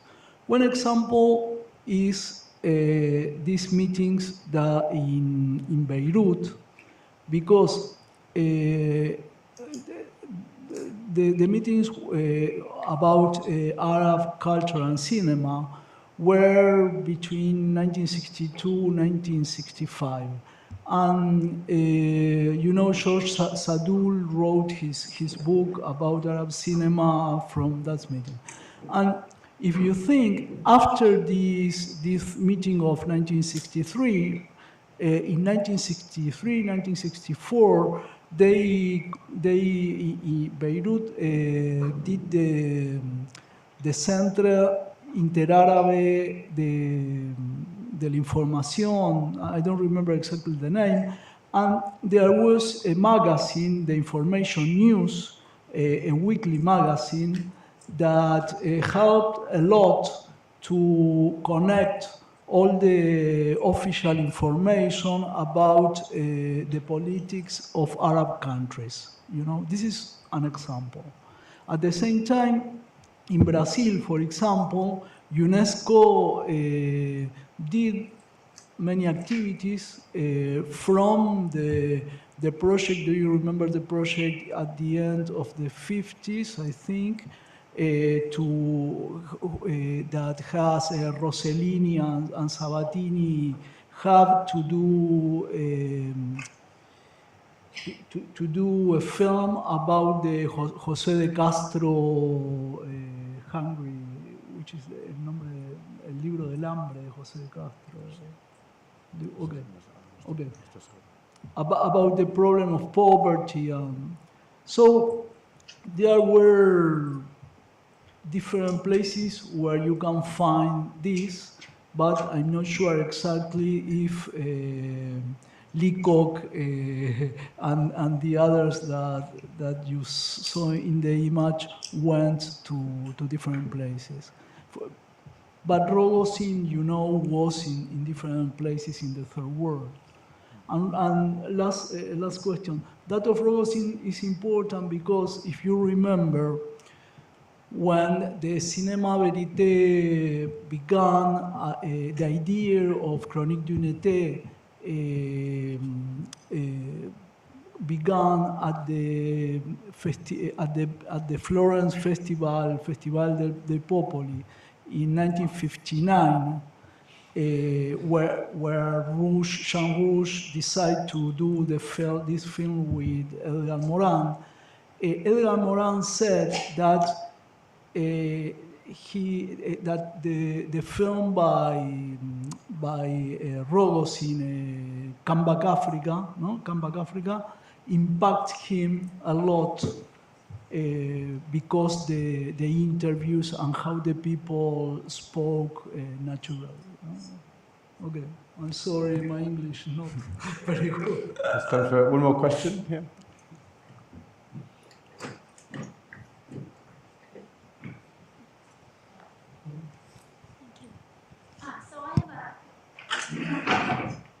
I have a question for each speaker, so I'll try to make it quick. So the first question for Einamar. There's again the problem with your voice and the microphone. Can you hear Einamar? Einamar, can you hear me? Now it's better. Yeah, okay. Sorry. So I'm so delighted that you foreground women's participation in disseminating Soviet films.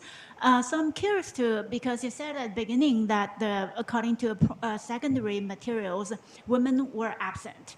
So I wonder how you go about, in all these different archives and bringing them out and piecing them together.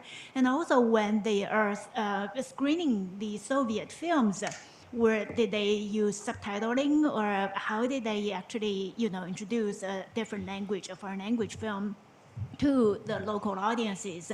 And in relation to the screening, were there other activities, like discussion and stuff like that? So, and my question for Mariano was that I noticed that in some of the slides, the members, there's obviously Joris Ivens and there's also Jean Painlevé, and Joris Ivens. He had a long relationship with China, making documentary in China, and then also really assisted some of the Chinese documentary making with a communist base. And then Painlevé visited China in 1950s, and he was trying to actively bring Chinese science education films to the West, to France. But then he was also confounded by what he saw that was seen in China's science education films, and he was very confused by those. So I wonder whether these associations, and whether there was any kind of interactions between the association and China. with Lawrence, I'm just really curious about the notion of non-cinema, which made me wonder whether it might make sense to, given the theme of the conference, to think about non-theory, because as a way of de-reification of what theory is and who can do theory, who can do theorization, right? And in a sense, it's very interesting to hear that you look at how the nation-state government and university and archive work with each other to do film production and also theory production. I wonder, though, thinking from my experience with the China Film Archive and basically the way that the state and archive and scholars, the relationship oftentimes is very vexed. So I wonder, in the Nigerian context, when you see them in this kind of like assemblage, how does that kind of relationship enable certain things, but might also foreclose certain things? Thank you. Okay, we have very little time left. Because Aina Mar hasn't spoken yet, we can maybe give her cover most of the time, and if the rest of you could try and reply quite briefly. Yeah, thank you. Aina Mar. Okay, thank you very much, but it's fine. I don't need to talk a lot. I will be quick. Where I found women, that's a hard question, mainly in cultural and cinema journals, historical ones of the time, but also in newspapers. But the way I found these names, or the relation with these names, between these names and the film clubs, sometimes is by like trusting my intuition. It's a little bit crazy, but something I realized when I was working with women in historical journals and periodicals and stuff is that they weren't mentioned in official records. They mainly are neglected. They are not there. And when you find a name more than once, you need to know that probably this woman was so important, because the contemporary, the people who were around her at that time would do the best to delete her name. So if she appears once over and over and over, like what happened with Lola Alvarez Bravo, she was named as someone who took part of this on this first film club in Mexico City, but that's it. And I started to work on her. I couldn't find a lot of secondary literature or anything about her, mainly on her photography, but anything else. And then I started to try to find texts that she wrote. And she was saying something like, I established the first film clubs in plural. And I was like, what? So through contact I made with an archive in Arizona, they finally sent me a document, like official document, saying that she was the director of one of these film clubs.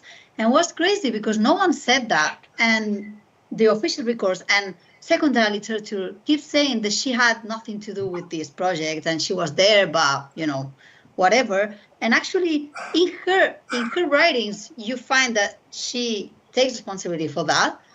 And I found historical documents saying that, yeah, she was director of one film club that I didn't mention, that screened the first time Un Chien Andalou in Mexico City in the 1938. So that's what's been happening with these women. That's why sometimes when I go to conference, people say, you found 3 women, but it doesn't mean that women took part in the first film class. But actually, I found 3 women because I just had time to work on these 3 women. But it doesn't mean that there weren't many of them, that no one worked on them. That's why the last part of my presentation, I was talking about networks. That's the way I found for trying to retrace them, trying to start finding names. But it's a huge work. It's for the future. Like you put some names on the digital sphere, and at some point someone is going to find a trace and it's going to, say something about her that no one said before. That's how I found women. About the language, sorry, I can't properly answer this question because I'm not sure about it. I think, for what I know, depending on the film club, sometimes they just watch the film in the original version and they That's it. And I think sometimes they put subtitles, but you have to think that some of them were also silent films, most of them. So yeah, there wasn't this problem. And other activities they organized around in the film clubs, many activities, but the most important one for me is the discussions that they engaged after the screenings, because these were for me some of the first film theory, the first film knowledge started to be shared among people who were interested in cinema. So discussions, but they also, depending on the film class, they organized amateur concursos, like awards, and like they organized other kind of activities. Like I found another film club that they used to buy pictures of actresses and actors from Hollywood. It was in Barcelona. They bought these pictures and they shared them, and they just changed them in the film club. Was this kind of weird activity, but they also had journals sometimes, and these kind of activities. Thanks for your questions. Okay, so could we just very briefly, Mariano, Lawrence, and Vincent? No, just to say that I didn't find a relationship with China filmmakers. Yes, with Soviet Union filmmaking documentaries, or in the East, for example, the Hungarian section was the first national section of the International Association, but not with China.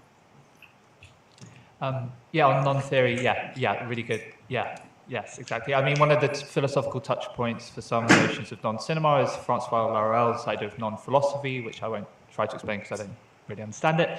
And then I'm thinking about film theory versus film philosophy, and you've got the handbook of film theory that is, film theory against film philosophy, and then you have that project which is philosophy without theory and film, which sort of positions philosophy is already a kind of non-theory. For me personally, I'd be tempted to say something like theory is already not itself, but I don't know what that means either. So thank you so much. It's complicated.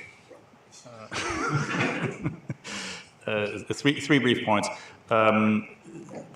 The production side was hampered by two things. First of all, there was no plan for distribution, and commercial distributors didn't pick up or rarely picked up any of the films that the NFC produced. So they were limited to festivals and, some venues, but the government never mandated a certain quota of Nigerian films, which they could have, but commercial distributors lobbied against it.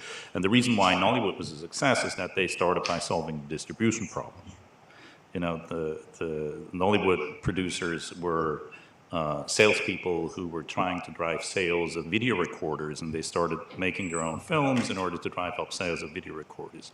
And they had their networks, and Brian Larkin has shown that brilliantly. They basically used the pre-existing piracy networks across Nigeria to distribute their films, with the difference that people actually spontaneously paid money for the films because they understood that there wouldn't be any more if they didn't pay for them. So the problem of the state-driven industry is that they didn't have a plan for distribution.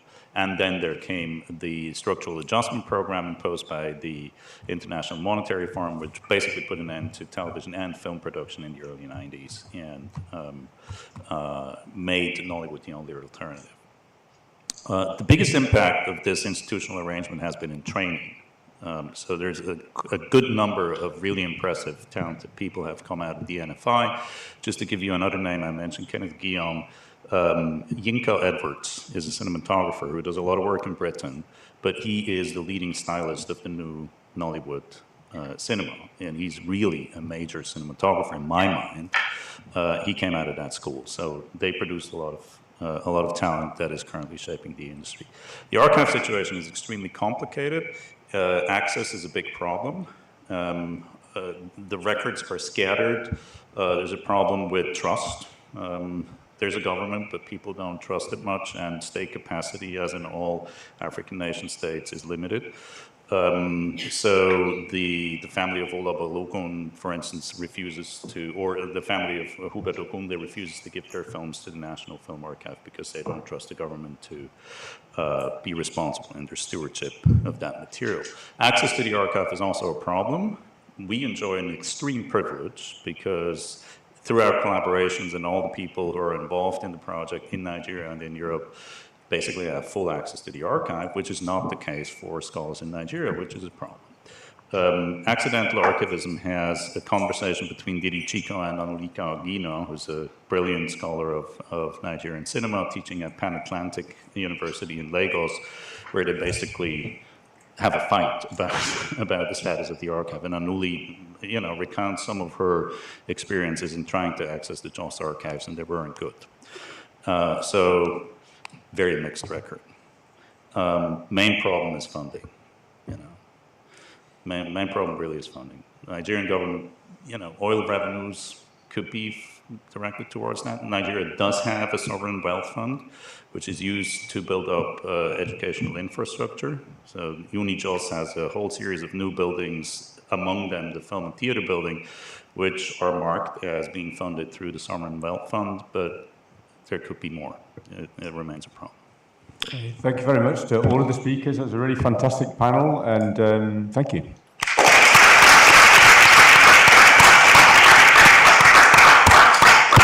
So we come back at 2 o'clock after lunch. To high-speed sandwiches.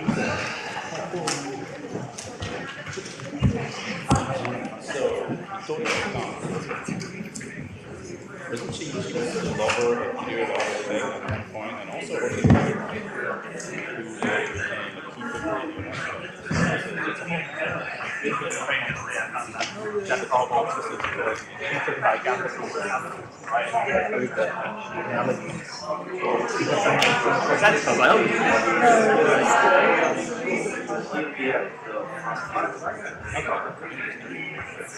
She was also close friends with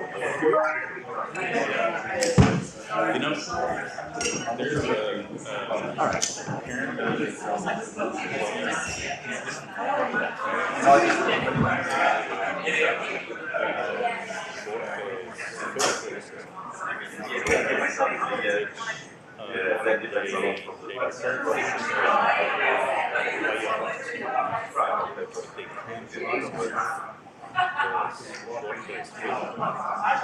didn't want that, right? You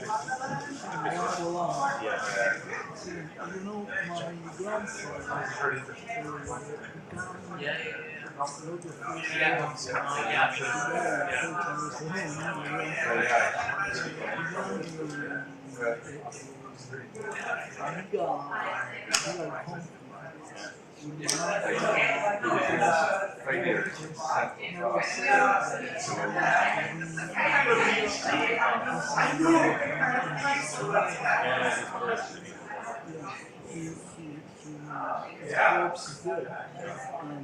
there were some intellectuals But he wrote a poem about it.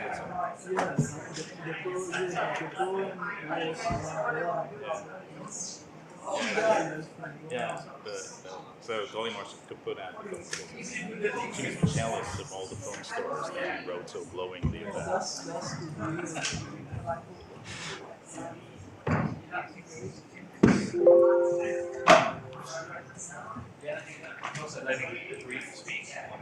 So paradox between right? Thanks, Adam.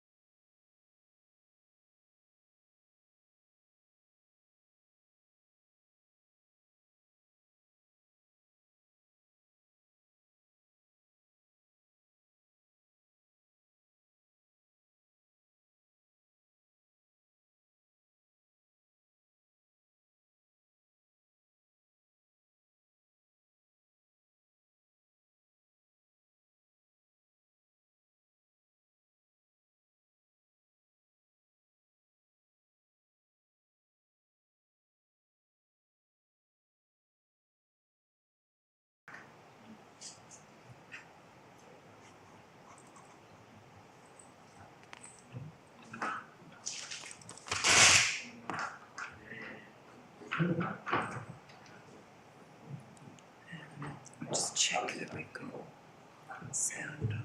Just use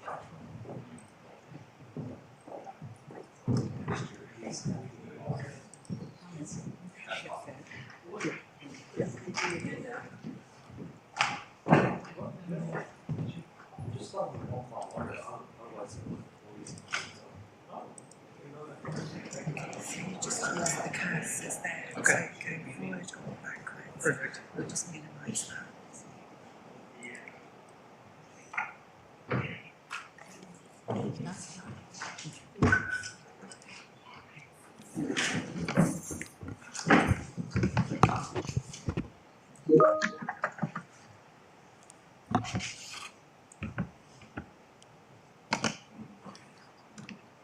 Well, welcome back. Welcome to the 8th panel of the conference, reflecting on the global circulations and borders.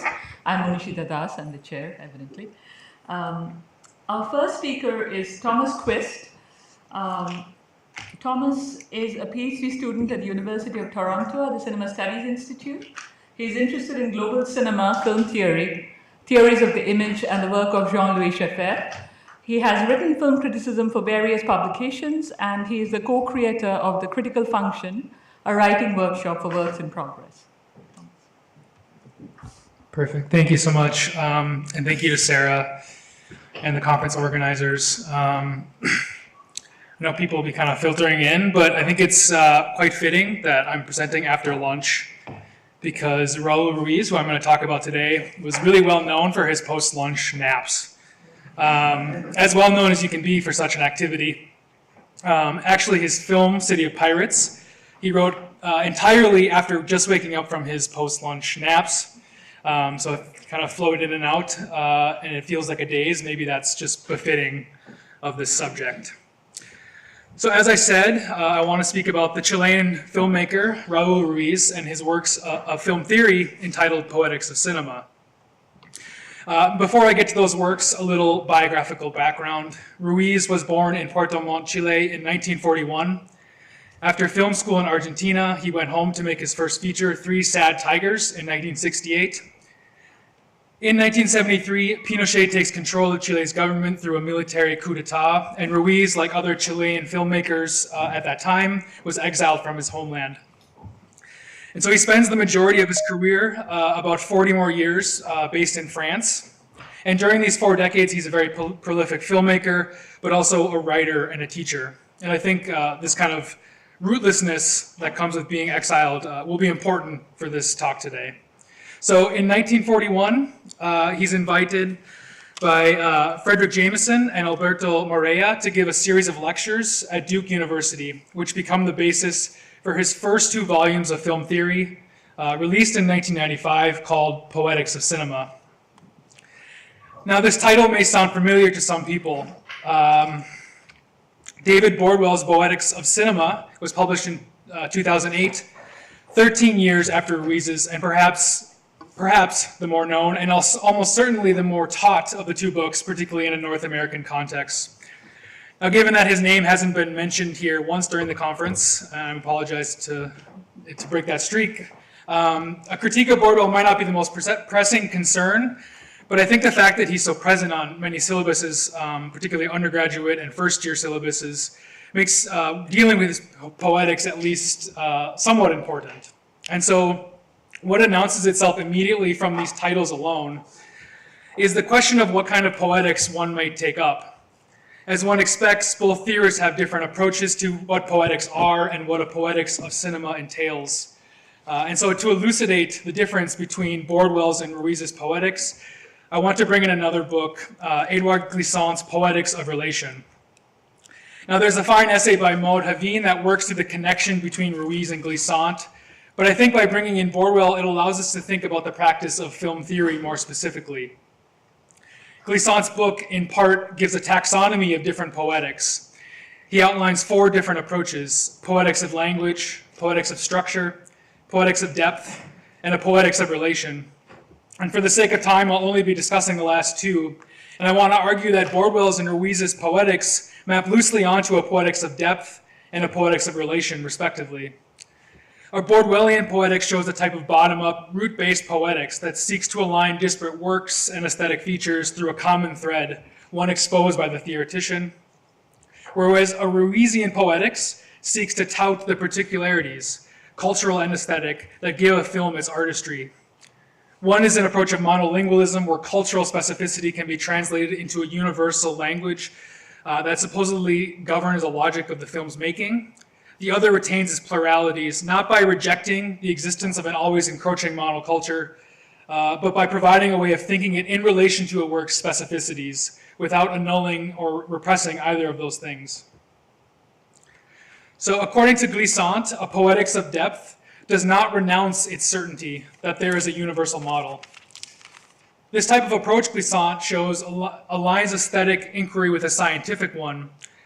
He writes, the ideal of imitation presupposed that beneath the appearance of things, but basic to them, there lay the same depth, some indubitable truth, led to primarily by the sciences and more closely represented in art, to the extent that these representations systematize the reproductions of reality and recognize the legitimacy of its aesthetic.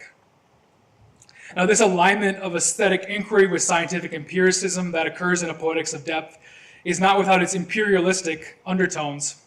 Glissant works to show how the onset of the West's imperial occupation of the world places territorial conquest and scientific discovery in an equivalency. What he means is that whole continents, cultures, languages that had already existed became the source of both a territorial and a scientific discovery. The depth of the world in the Western imaginary takes what already exists and makes it discoverable as knowledge. A poetics of relation, on the other hand, a poetics of relation, on the other hand, holds both of these points, the search and what is discoverable, in contact from the start. It doesn't place another culture or language as the endpoint of an arrow-like path aimed at shoring up Western knowledge. Rather, it proceeds with the relation between these two from the start. It doesn't proceed by tracing a single route upwards, but sees the world as already always existing in an archipelago of relations. As Glissant writes, the poetics of relation remain forever conjectural and presupposes no ideological stability. It is against the comfortable assurances linked to the supposed excellence of language, a poetics that is latent, open, multilingual in intention, directly in contact with everything possible. And he continues, here poetic thought safeguards the particular. This poetics of relation does not proceed as if its elements are separable. That is to say, only a path that thinks through the sort of archipelagic pursuit or a relational poetics can safeguard the particulars while simultaneously thinking about the totality. To think the totality without subscribing to it, for to subsume the particulars into semblance of totality, is to opt for the idea of a universality that quickly cozies itself up to Western conquest that passes itself off as discovery. I want now to work back into the context of film theory. The introduction of Bordwell's book is famously a screed against film theory, at least the type of grand theory that he often railed against. Grand theory for him tries to understand everything through a master conceptual schema. His anecdote to this is poetics, which he aligns with rational and empirical inquiry, not allergic to science. In a telling line, he writes of film studies fixation with theory.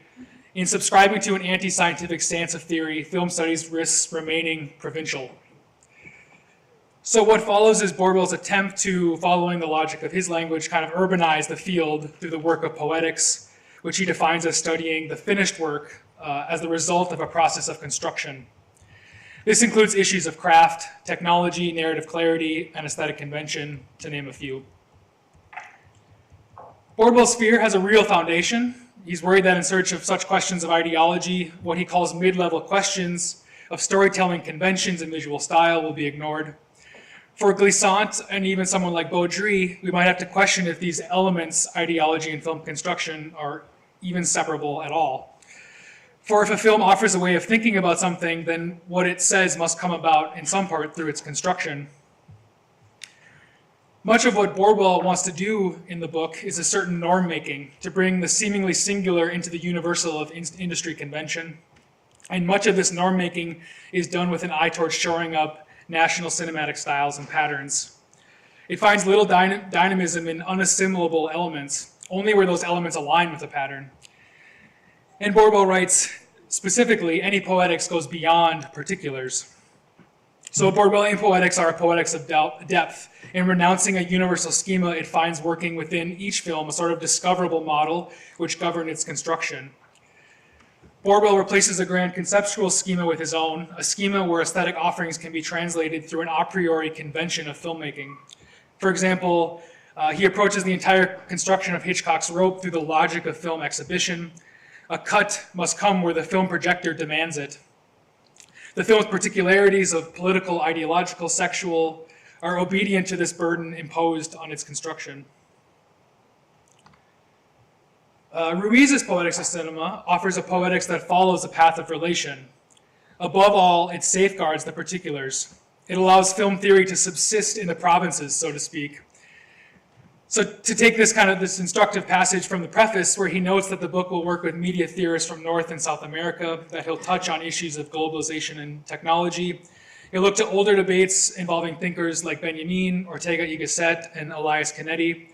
He'll even work in ancient philosophical and theological debates involving thinkers like Raymond Lull, Shi Tao, and Louis de Molina. Ruiz's citational practice is vast throughout the book. He looks at thinkers and artists and theorists from across the world. And despite this widespread references, he has a very clear central thesis. As he writes, in cinema, or at least narrative cinema, and all cinema is narrative to a degree, it is a type of image produced that determines the narrative, not the reverse. This is opposite to a Bordwellian poetics, which tries to assimilate a film's image into a central logic of construction. Ruiz wants to retain the particulars, the oddness of each image. As he'll go on to say in his second volume of Poetics, when we see a film made up of 500 images, we really see 500 different films. So maybe the most well-known part of Ruiz's book is his critique of a central conflict theory, which is a kind of trope of screenwriting where all action and visual design is subordinate to the main conflict that propels the narrative. Due to this convention, Ruiz writes, the criteria for which most characters behave is drawn from one particular culture, that of the US. And in this culture, it is not only indispensable to make decisions, but to also act on them immediately. He sees a political consequence of the globalization of this conflict theory as being the American way of life becoming a lure, but an unreal one, an illusion presented by the norms of movie making. His response is not to do away with Hollywood films, but to use his idea on the image creating the narrative to revel in the particularities of the image. For Ruiz, every film possesses a clandestine film within it.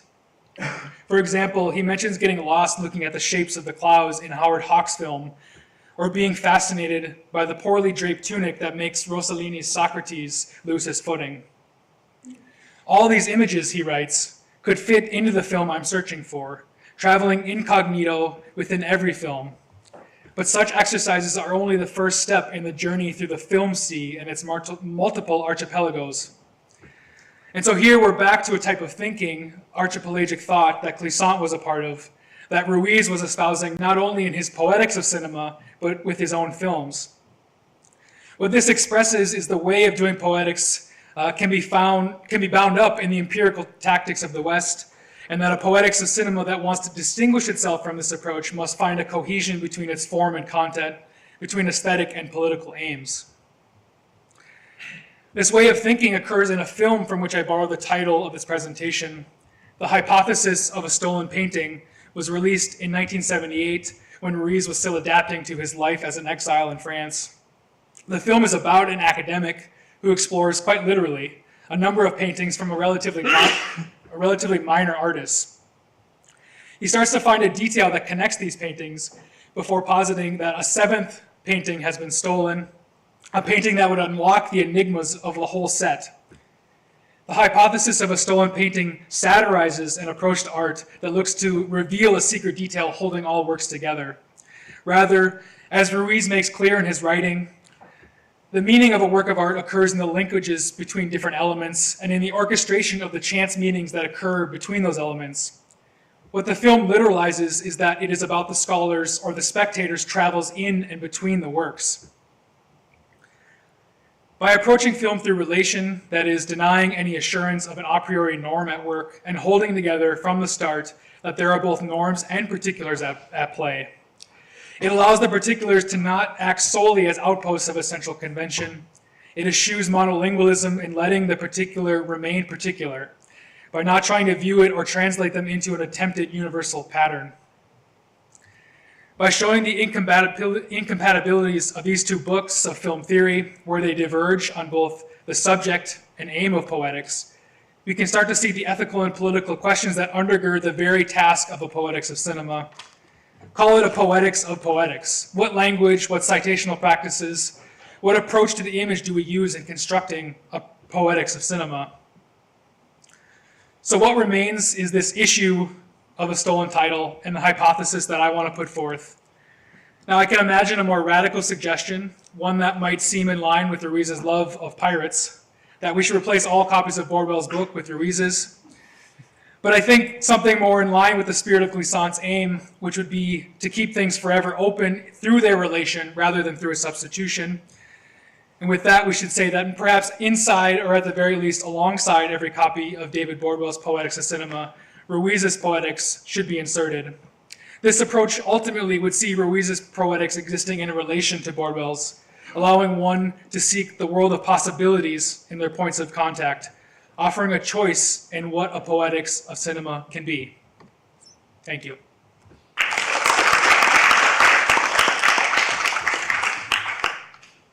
Thank you.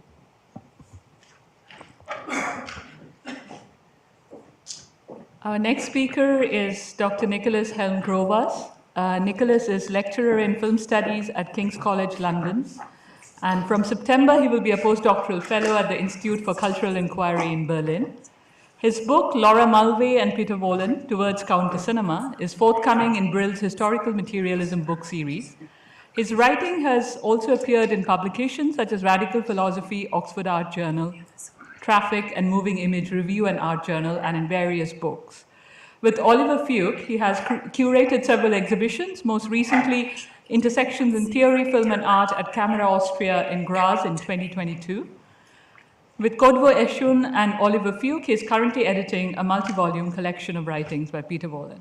Over to you. Thanks. Some of my images aren't coming up, but we'll see if we can fix it. The title of my paper is Post-Colonial Obliques, Post-Socialist Obliques, although in actuality, given the presentation time, I'm only going to speak about one example of the former. But I'll keep the original title to gesture to the second field. When I speak of obliques, I'm referring to a figure that runs across both film theory and experimental film or artist film practices. There should be an image on the left here. This is the punctuation mark that you should see on the left in an image of the first page of Trinity Minhar's essay, Documentary is Not a Name, which has a line between is and not, published in the US journal October in 1990. And on the right, in the title of Shelley Silver's 1994 film, Former East, Former West, filmed in Berlin in 1992 and 1993. And I call this slanted line a figure to emphasize the way it cuts across both practice and theory. And this punctuation mark, of course, is usually called a slash in English. However, this name doesn't become common until it's popularized in the context of computing in the middle of the 20th century. Before this, it was more commonly known in English as an oblique, a stroke, an oblique stroke, a solidus, or a virgule. And I'm generally going to refer to it as an oblique, in part because oblique captures well the conceptual and political associations, the play of identity and non-identity held in this figure. And I'll approach it through Trin's essay, although as I said, I'm putting on screen an image of the title card of Silver's film as an example of a potential parallel practice, which isn't to say identical practice, around the same time using the same mark. And I should say that I'm developing ideas here from a previous essay on Daniel Ouillet and Jean-Marie Straub's 1981 film, Too Early, Too Late, where I frame these questions in relation to what's commonly called the discourse of political modernism. Again, on the right should be the image of the first page of Amélie Narbonne's essay. Okay. So most here will remember most will remember the use of the oblique in Comolli and Narboni's essay, for example, which inspired numerous titles in the same format in radical film criticism and theory in the following decade. Kojo Eshin has stated that in some early materials, Black Audio Film Collective used this mark in the middle of their name, i.e. writing it as Black Audio / Film Collective. And Eshin states that the line signals, quote, an unguaranteed linkage, in this case between the concept of Black Audio and the practical activity of a film collective. So to write cinema ideology criticism, then, is to posit a relation between three terms, or a need for a relation between three terms, which is as yet unspecified and may be fragile and or temporary. Still not coming up. Okay.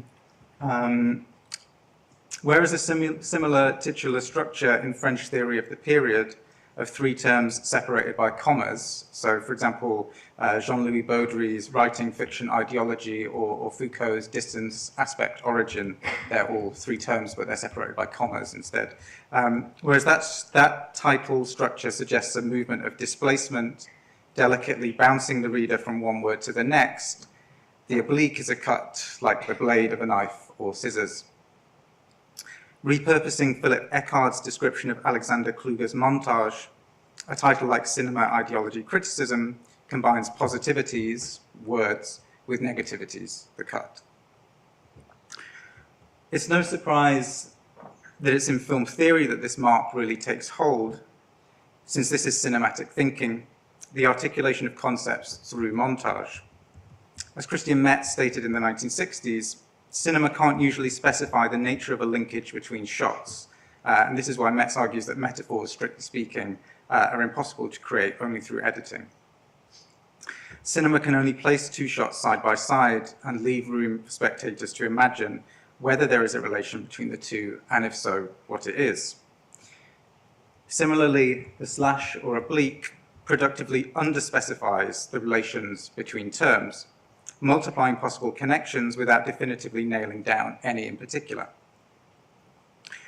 To speak of cinematic thinking is to say that in a title like Cinema Ideology Criticism, the object cinema makes itself felt through the forms in which its theorization takes place. Similarly, in Raymond Belor's To Alternate, to Narrate from 1980, where the title not only illustrates the peculiar identity and non-identity frequently evoked by the oblique, since for Belor, to alternate is already to narrate, while at the same time to alternate is not yet quite fully to narrate. But also, in the title's two terms separated by a cut, functions to model the structure of alternating editing that the essay analyzes. In both Comolli and Narboni's and Belor's essays, it's as though cinema enters the space of theory, exerts pressure on it, and shapes it from within. To speak of cinematic thinking here is also to suggest that this same logic may be enacted in films. So in Weir and Straub's Too Early, Too Late, for example, it figures the film's attempt to create the conditions to think solidarity and common struggle between two elements, France and Egypt, the two places that the film was shot, and signals its radically anti-historicist approach to revolutionary events, which may be simultaneously too early and too late. In these ways, this punctuation mark was circulating in film theory and radical cinema in Europe in the 2 decades or so before Trin's essay. This background is important and informs what I'll say about Trin, but given Trin's ambivalent relationship to such work, it's also important to discern how her use of the same figure is different. This said, the first remark I want to make about this phrase, documentary is not a name, relates to the cut. For this is an essay with a fragment structure, as though its segments have been pieced together like strips of film. And within its fragments, material is often, so to speak, cut and pasted in. quotes by other writers appearing in italics, almost always without introduction or commentary, making their function in relation to Trin's argument ambiguous. So other quotes from Jean Rouch and Lindsay Anderson, for example, meant to exemplify a position that Trin is criticizing or articulate something she agrees with.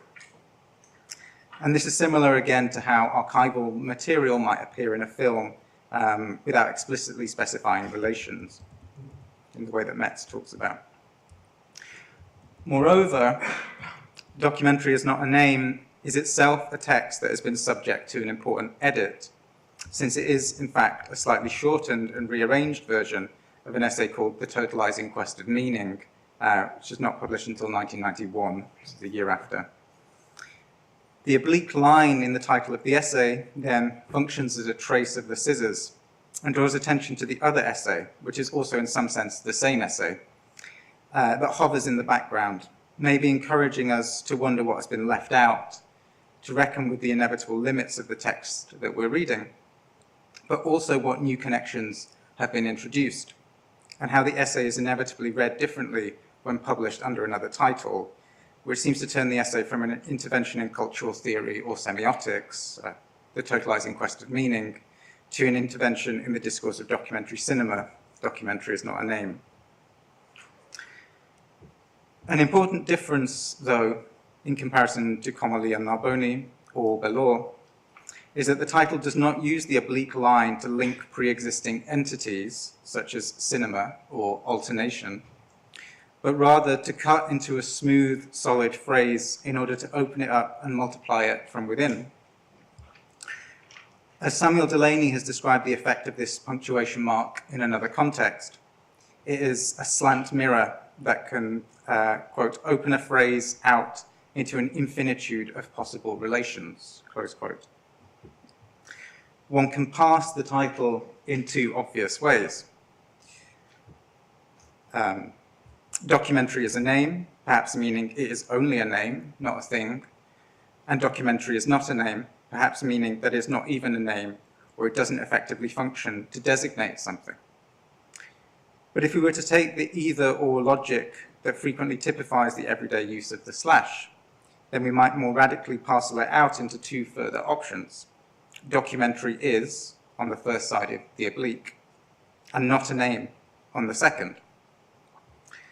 Documentary is suggests a stubborn continuation of documentary, its ontological weight, despite the fact that, as Trin claims in the opening sentence, there is no such thing as documentary. Not a name suggests a reflexive reference to the title itself, a desire to negate the naming function of titles, given that naming is subject to critique in the essay's argument. So reading here, the reading of the title, is made difficult in a way it's not in a title like Cinema, Ideology, Criticism.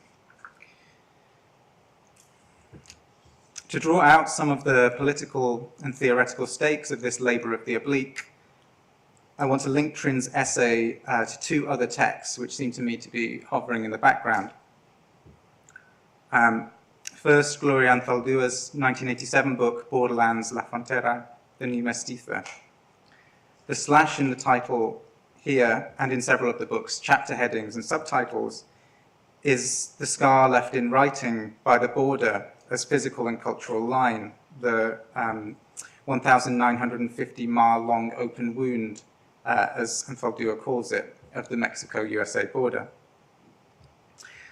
The book enacts a thinking of and across this border, a border thinking, moving back and forth between languages, between poetic and essayistic writing, between theory and autobiography.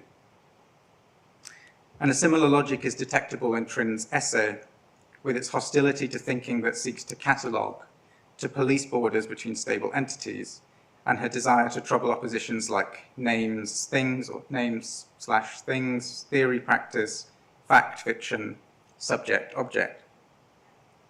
In contrast, political modernist theory had a predilection for dividing. Think of Cinema, Ideology, Criticism's 7 categories, of Serge Daney's claim in 1973's The Critical Function that separating films from one another is the fundamental critical political act, or of Peter Wallen's Dominant versus Counter Cinema in 1972's Godard and Counter-Cinema. Think as well of Claire Johnston's Women's Cinema as Counter-Cinema, also from 72, where Johnston says feminist cinema must challenge the depiction of reality so that, quote, a break between ideology and text is effected, quote, end quote. However, if these last examples seem to embody a modernist logic of rupture removed from the concerns of Trin or Anthaldua, it's worth noticing that the notion of the break is present in their work too.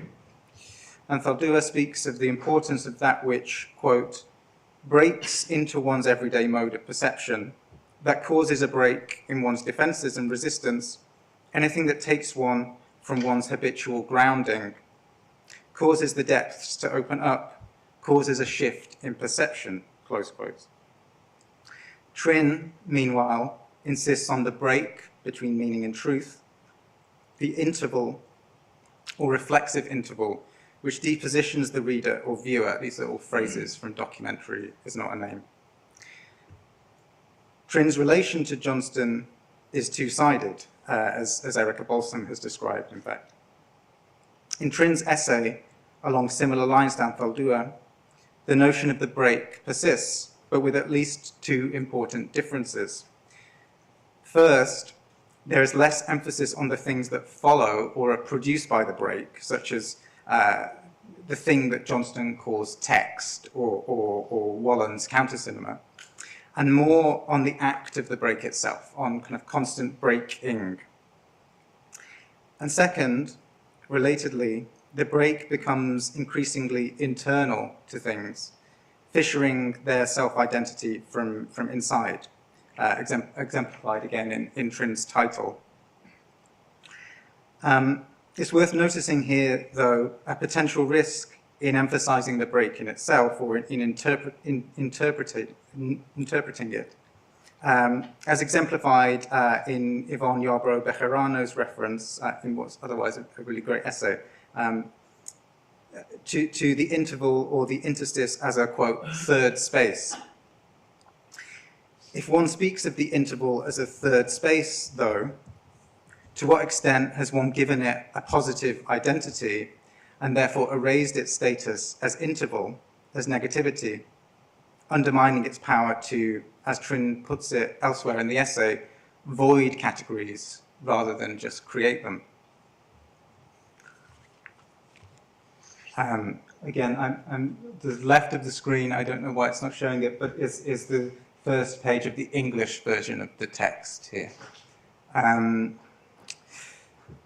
The border is also central in an essay, so this is kind of my second reference point, I suppose, an essay by Jacques Derrida, published in French in 1986 under the title Survivre.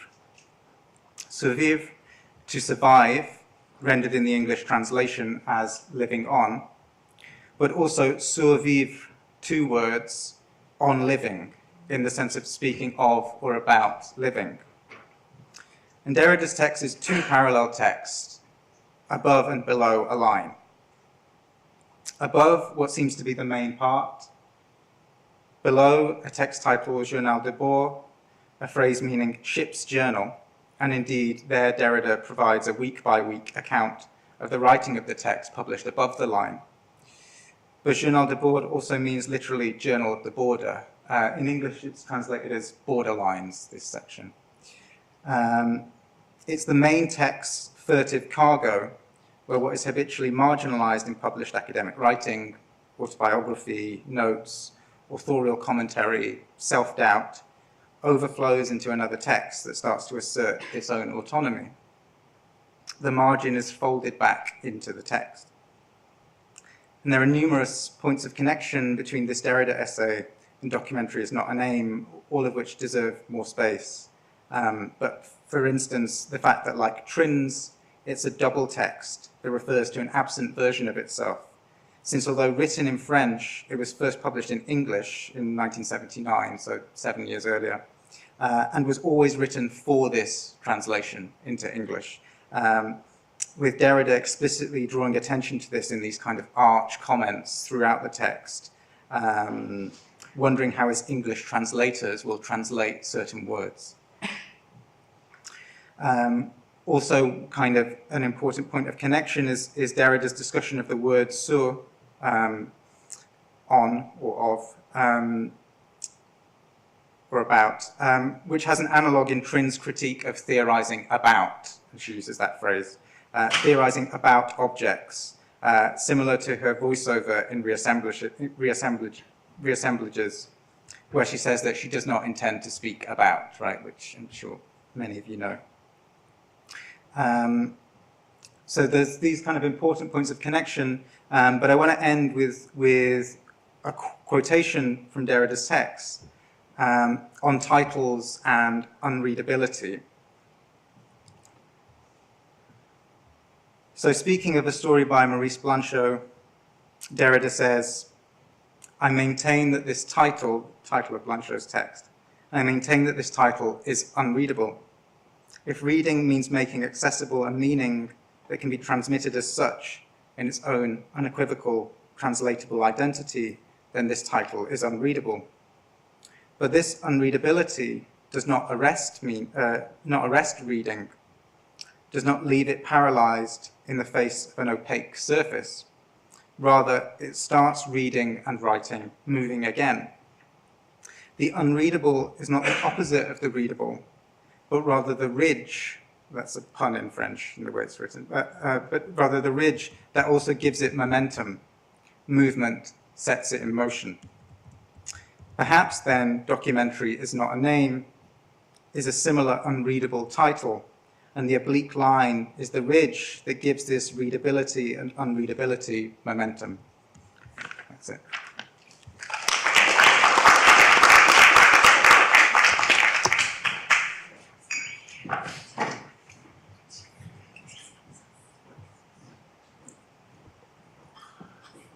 So our third speaker is Pedro Noel Doreste Rodriguez, and the title of his paper is Transatlantic Verities Caribbean Layover, or The Other Chronicle of a Summer.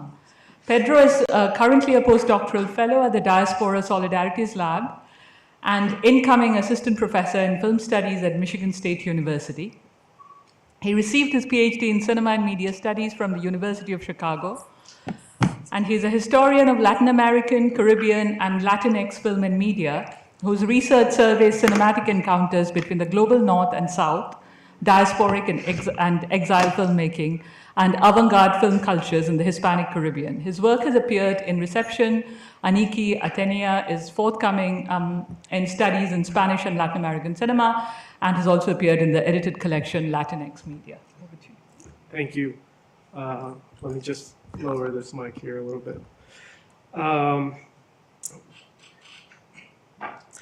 So the title that you read is not the one that's on the, but that's a good thing because I had to, no, it's not. It's even better because I had to cut out the Spivak given the proceedings of today's conference. So works out well. Another title, one of the 5 that this project has had, it might also be Synchronizing Verité's Quiet Revolutions, and I'll try to get to that in a bit. So the project explores the early detours and layovers of transatlantic cinema verite in both discourse and practice, beyond reestablishing the influence of French-Canadian filmmakers in the sort of proliferation of verite, particularly in Edgar Morin's and John Rush's Chronicle of a Summer.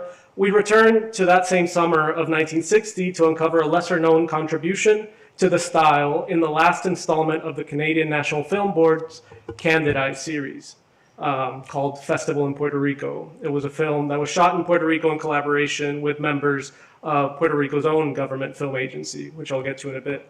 So to revisit this film today is meant to add a sort of wrinkle to the development of cinema verite as a global form. Now, a quick note, Mariano's presentation very clearly elucidated the stylistic differences between verite and direct cinema, cinema direct, free cinema. I won't do that. I will flatten the difference. Please excuse me for that, but it is easier. So first, to pay the Global South tax. Puerto Rico is a colony, and not in any metaphorical or neocolonial sense. It is an actual colony, the longest continuously colonized nation in the Western Hemisphere. Part of this sort of is due to the political status between the Puerto Rico and the U.S. It was a status that was sort of consolidated in the mid-century through cultural initiatives such as the Division of Community Education. Now, what is the DIVEDCO, as we usually call it? Modeled after other liberal internationalist state film initiatives, much like the National Film Board, actually. The DIVEDCO was a federally funded public pedagogy project established shortly before the ratification of Puerto Rico's current colonial relationship to the U.S. in 1952. We call it either the Commonwealth or the Free Associated State, Estado Libre Asociado. Its vast repertoire of films, literature, and graphic materials served as the cultural companion to rapid changes happening in the archipelago's social life and industry. Today, it still remains the island's most cohesive attempt at establishing a national cinema, right? You can put it somewhere in the tradition between first and third cinemas, a fractional cinema. It's hard to really pinpoint that a lot of its artists and intellectuals were decidedly on the left, but they were also working to sort of reify the colonial relationship with the US by being employed by these institutions. Oops, wrong keyboard. A little bit more background here that we've already sort of talked about today. So it bears mentioning here that this project is clipped off from a broader survey of the early Flaherty Seminar, in which both the National Film Board and the DIVEDCO were frequent participants. The Flaherty Film Seminar emerged in the years following Robert Flaherty's death as an informal open-air gathering for film professionals of all stripes to examine the state of independent, non-theatrical, and documentary film. Of course, later it would expand to more experimental and avant-garde film as well. So it brought together a diffuse audience of filmmakers, scholars, librarians, curators, critics, students, and they were held at the Flaherty Farm in Dummerston, Vermont.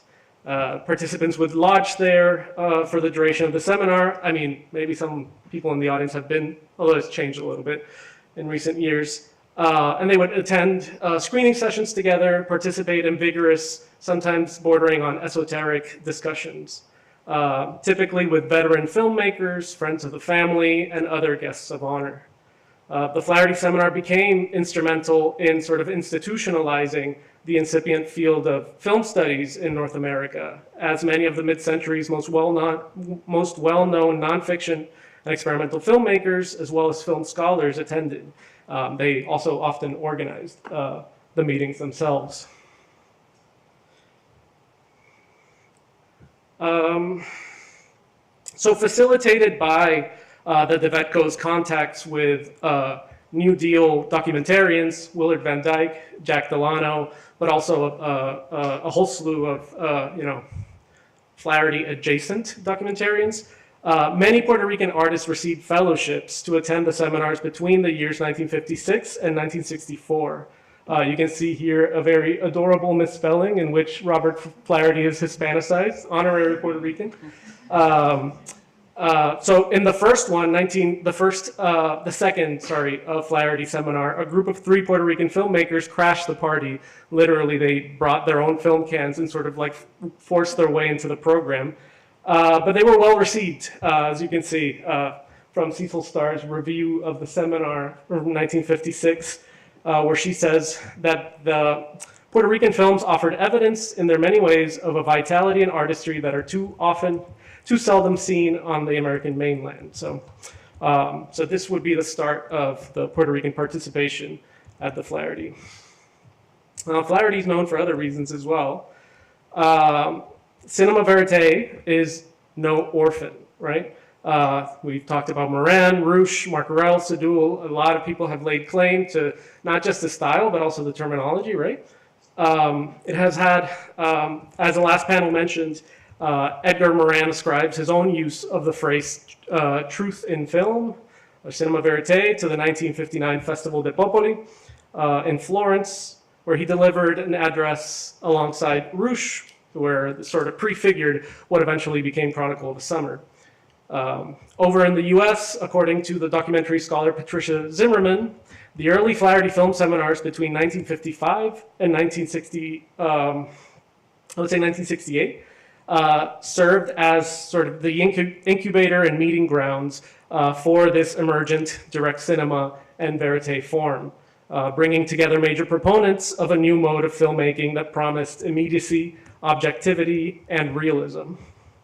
However, present in the conversation at the time were also members of the DeVetco, as you can see from this Film Quarterly article. Here mentioned alongside other cinema direct or cinema verite, free cinema filmmakers, all united thematically by their shared methods in visual ethnography and the idea that their documentaries sought out subjects in the field. So at these gatherings, visiting filmmakers in the rising observational documentary style, as it was being described at the time, across the Atlantic attended, commiserated, often disagreed with one another, and other times famously joined efforts, right? In 1958, the Canadian Terence McCartney Philgate met with Robert Drew, D.A. Pennebaker, and Ricky Leacock at the seminar in Vermont, and it resulted in their co-authored debut film, The Primary, which I'm sure we all know about. But at the same time, it also sort of united both North American verite traditions, right, in that film. Another, and perhaps more well-known encounter happened during the ensuing edition of the seminar in 1959, where two Flaherty alumni, the Quebecois filmmaker Michel Brault and John Ruch, ended up collaborating on Chronicle of the Summer 2 years later. According to Ruch, the resulting blend of mobile cinematography, synchronous sounds, enabled by the use of modified microphones, lapel microphones, and the sort of artist-subject interaction or intervention constituted verite's first on-screen manifestation. I think there's a quote by Ruch that I don't remember, but he said, like, there is no direct cinema, there is no cinema verite without Brault. So I always found that very curious. But before this encounter between old world and new, Michel Brault had already been tasked with chronicling the summer of 1960. But the views of the arrondissements would be replaced by the stone walls and concert halls of old San Juan. A month before he would join Ruch in France, Brault traveled to San Juan in June of 1960 to shoot Festival in Puerto Rico, following up on an invitation from the DeVetco. As the series finale for the Candidae series, the film follows the famous Canadian contralto Maureen Forrester as she performs at the 4th annual Pablo Casals Music Festival, and you can sort of see some screen grabs from the film there. So alongside the directors of the film, Wolf Koenig and Roman Kreutor, the project was a show of interinstitutional diplomacy between the NFB and its Puerto Rican counterpart, offering a view into a Caribbean modernity symbolized through the Casals Festival, a global festival of classical music that was sort of like projecting the benefits of the colonial arrangement between Puerto Rico and the US. Sort of like a prestige event. Yet Brault's camera only loosely interprets what constitutes the performance itself. The film is a highly distractible reportage of the festival happenings, told through shots of bored audience members at the rehearsals, intimate family scenes on vacation, the Caribbean, and a few ethnographically oriented detours into the Puerto Rican countryside. Part tourist and part educational film, Festival in Puerto Rico is one of the first examples of the direct documentary or verite style to be filmed in Latin America as well. And the clearest example of the DeVetco's artists sort of pursuing this experimental filmmaking vicariously through the work of its partner institutions. Am I in the right place? In Festival in Puerto Rico, oh, is that moving? Good. Yeah, just a note to the people attending the talk on stream. It might not be moving for you, but it is here. So in Festival in Puerto Rico, Brault rehearses the same theatricality of process that would forcefully distinguish the French verite from other so-called purer variants of observational cinema. it's like an ethical gray area having an animated GIF here, but I'm glad it worked out. It was a bit of a gamble. Anyway, in particular, the use of the film's so-called walking shots is significant. These walking shots would later become Bro's like sort of signature contribution to Chronicle of the Summer, for which a film that had already been underway when Festival in Puerto Rico was being filmed. But a lot of the shots were like very static, you know, fixed positions and more like conventional in nature. So Rouche has often described like this walking shot as like a big formal innovation that Bro brought to France. But the film is also significant for other reasons.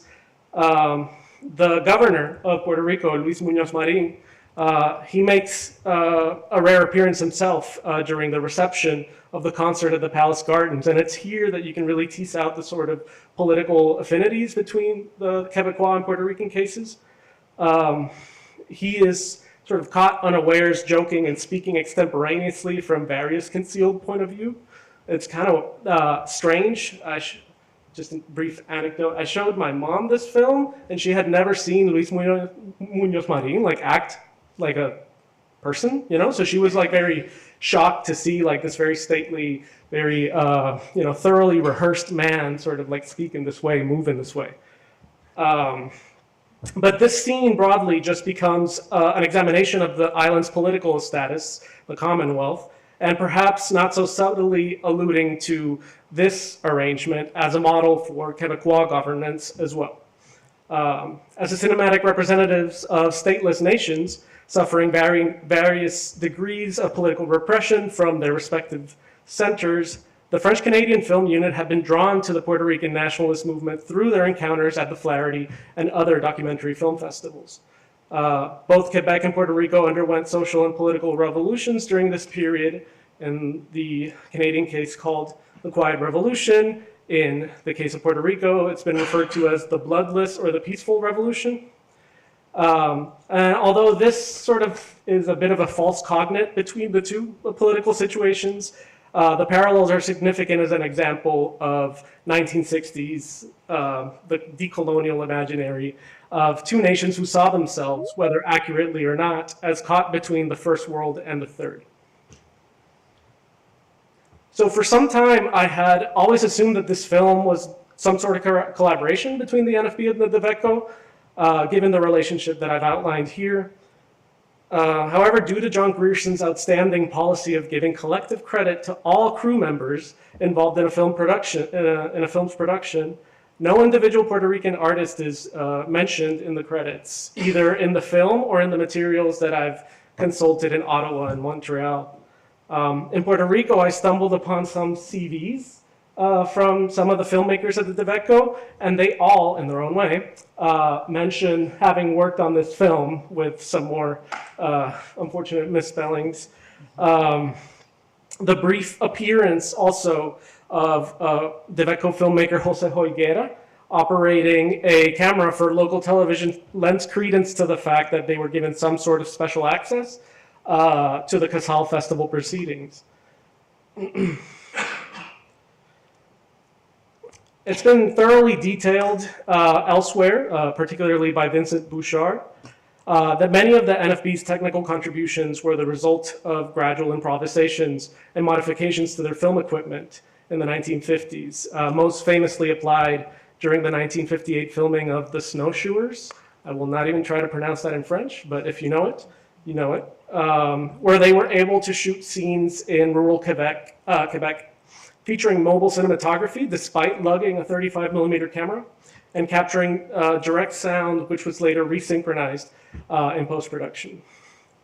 For Chronicle of the Summer, Bro collaborated with the Nagra inventor Mario Ruspoli and John Rouche in developing lapel mics and soundproofing of the camera's rotors, right? So the sound recorders wouldn't capture like the hum of the camera, the sort of quieting a revolution of another sort, right?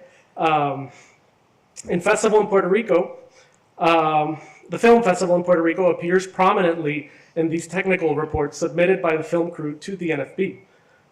pointing to the difficulties recording various sounds emanating from the orchestra, the audience, and the individual personalities. So due to the sort of cacophonous environments of the Casal Festival, Bro, seen here on the left, I was going to say the one who's balding, but I don't think that would specify much. He's holding a boom mic over Pablo Casals. So that he produced 3 different soundtracks from distinct microphone positions to more accurately capture the proximity between camera and source, whether it's a person or an instrument. And then these were later mixed into one soundtrack at the NFB headquarters. This technique became standard practice at the NFB following the film.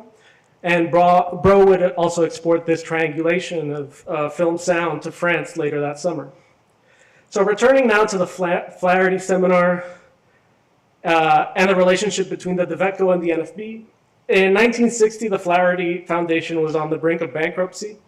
To hold a seminar the ensuing year, the Flaherty weighed several options, the most attractive of which was a potential subsidy by agreeing to have one of these government film organizations host the seminar internationally, either in Montreal or in Puerto Rico. Puerto Rico was ultimately chosen to be the first Flaherty seminar to be held abroad in 1961. And it bears mentioning that the National Film Board's submission to the Flaherty seminar was Festival in Puerto Rico. Then, interestingly enough, Chronicle of the Summer and Festival in Puerto Rico were screened back to back. It also bears mentioning that John Rush was supposed to be the guest of honor. This would have been at least the Puerto Rican premiere of the film, if not just the premiere proper. It is interesting that in his absence, John Rush couldn't make it. We got to see rushes of, well, not me, but Puerto Ricans, rushes of Lord of the Flies by Peter Brook, who was filming in a nearby township in Puerto Rico. So I removed some material from here because it would take us a bit too far afield.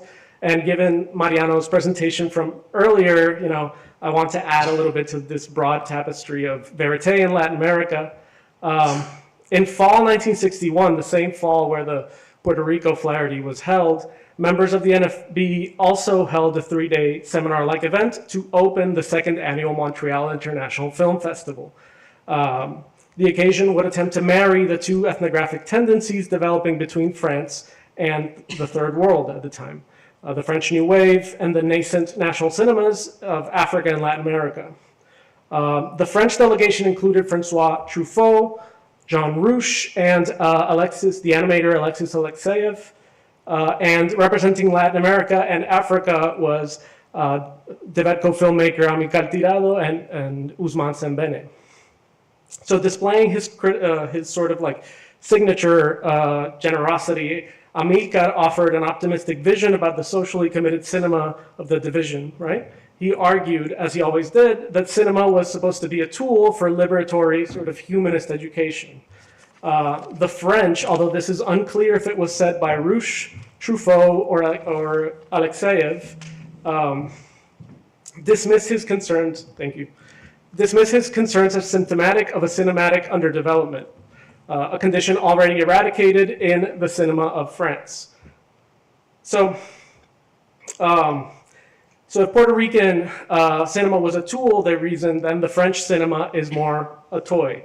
This is why I think it wasn't Rouch who said that, but please let me know your best guesses. So following the conclusion of the festival, the French-Canadian trade press chimed in on this sort of disagreement in the Québécois film journal Objectif, and I'll read from the journal itself. So talking about our sex lives for 3 days would have been more stimulating than talking about the so-called social conscience of the filmmaker, of which he has no more than the common street sweeper. Basically, everyone doing his job has a social conscience, a moral or political responsibility equal to all man. You are not obliged because you are a filmmaker to make absolutely propaganda films or absolutely educational films, or films that will change the face of the world. I make a film because I feel like it. A very different position. So just to finish up here, so while my project attempts to rewrite Puerto Rican filmmakers from the DeVetco back into the development of documentary cinema within the region and also around the globe, I'm also broadly interested in the direct contributions and theoretical proposals by Latin American filmmakers to the broader verite tradition.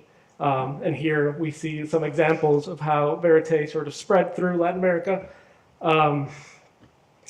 And how many of these images took shape during these encounters. I'm also thinking about how minor cinema can, in the absence of a film theory tradition, articulate through aesthetic and intellectual solidarities in practice. In addition to how filmmakers from the global north took to Latin America as a workshop for their own direct cinema or verite practice. Here I'm thinking about Leacock, Almendros, Marker, Willard Van Dyke, etc. So in this way, rediscovering these documentary circulations inverts the presumed film theoretical triangulations of new waves between North America, Europe, and Latin America, and recenters the South in the effervescence of global verite, not as a debtor, but as a collaborator. Thank you. I could invite the panelists to come up. Here. Okay.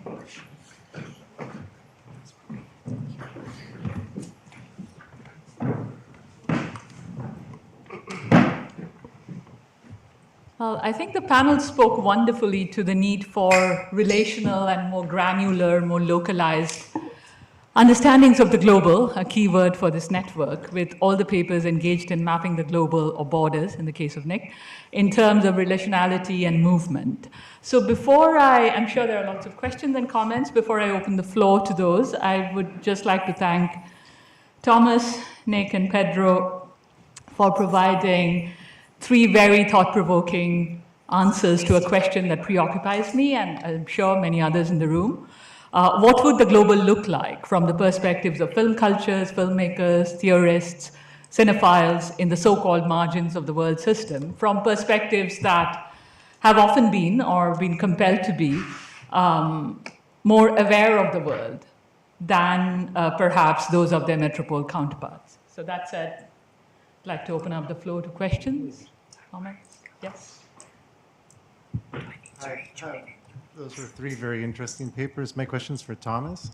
I think the idea of, or perhaps replacing copies of Bordwell's Poetics of Cinema with Ruiz's comparable title is pretty close to my own interests and sensibilities.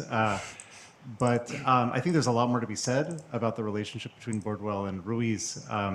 As you probably know, Bordwell did reply to Ruiz's criticisms of his views on narrative, and in an interview that is, Bordwell responded in Observations on Film Art to an interview that Ruiz gave.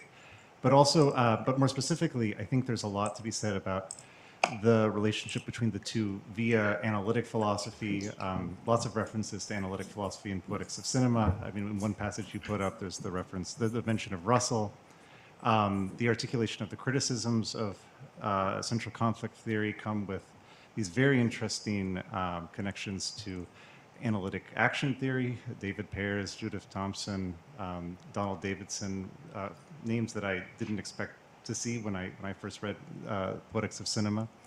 But at the same time, it's a very different approach to analytic philosophy than we get in Bordwell. It's not, as obviously not theory of construction, but it's also, and we were talking a little bit about this at lunch when we were talking about Ruiz, it's really more like a question of philosophical thought experiments, language games, even though the early Wittgenstein was much more important to Ruiz than the later Wittgenstein, it seems still like Wittgenstein language games. And then even the hypothesis of a stolen painting is, emerges from his reading of Klossowski.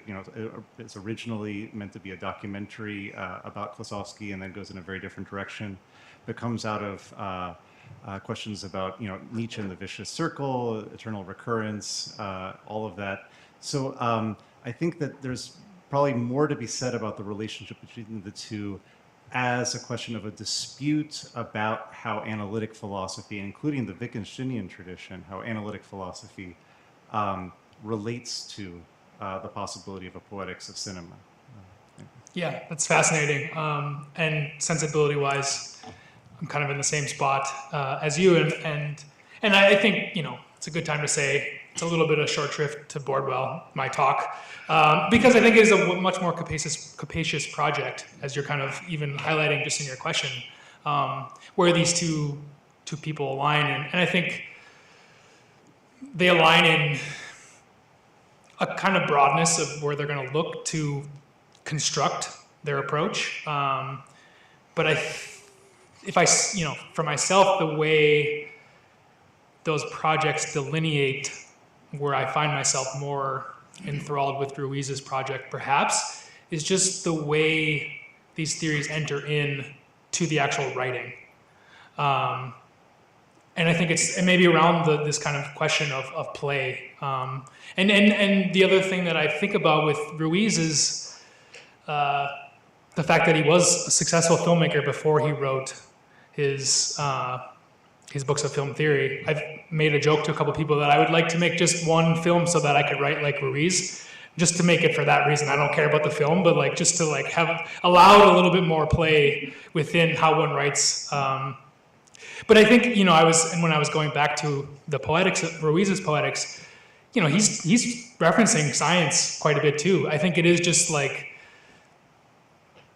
But it's this kind of thing we see with the way scientific information circulates, is you can find the type of scientific information you want kind of anywhere, and I think that's sometimes what gets neglected for Bordwell is just kind of a real faith in it, whereas Ruiz is it's just one amongst many things that he'll pull in into this kind of game. I don't think I have obviously a complete answer, other than to say I completely agree that there's a much more sustained kind of engagement between those two, and hopefully that's what I'm gesturing at the end with the last maneuver a little bit, but definitely would like to continue this conversation. It's fascinating to me. Thank you.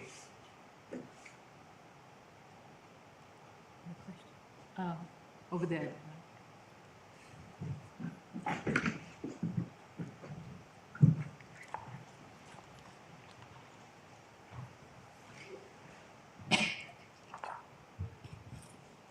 Hi, I have a question for Pedro. Well, you sort of mentioned the concept of quiet revolutions, but I don't think you sort of draw it out in your presentation. So can you talk about in what sense that concept applies to, for example, the Deveco or the presence or influence of Barry Taylor and its connection, of course, to Quebecois filmmaking?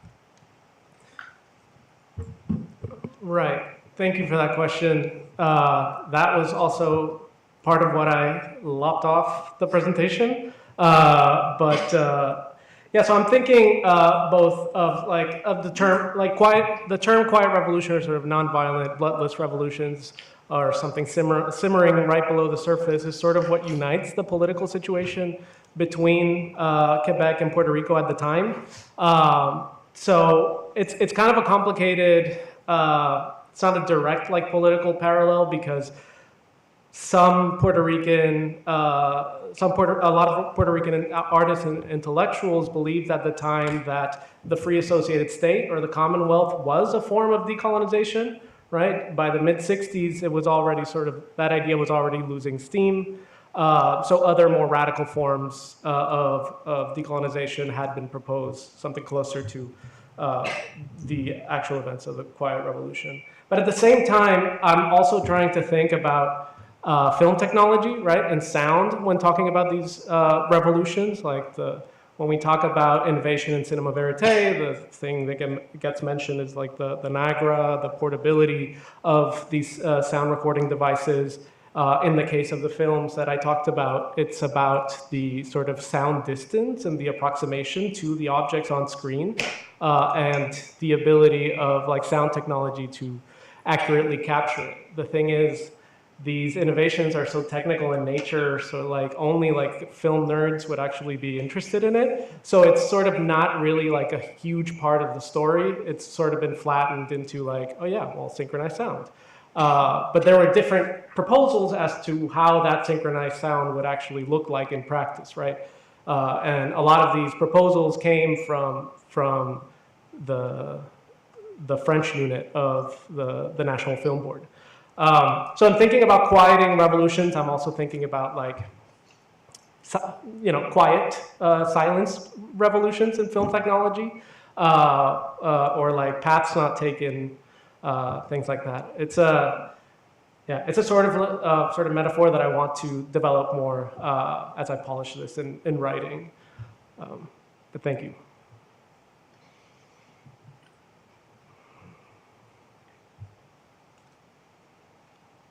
Well, I had a question for Nick.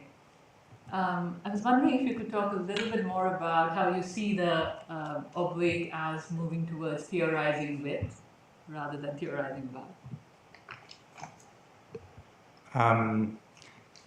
It's a hard question because that was kind of what I was trying to do in the whole paper, I suppose. I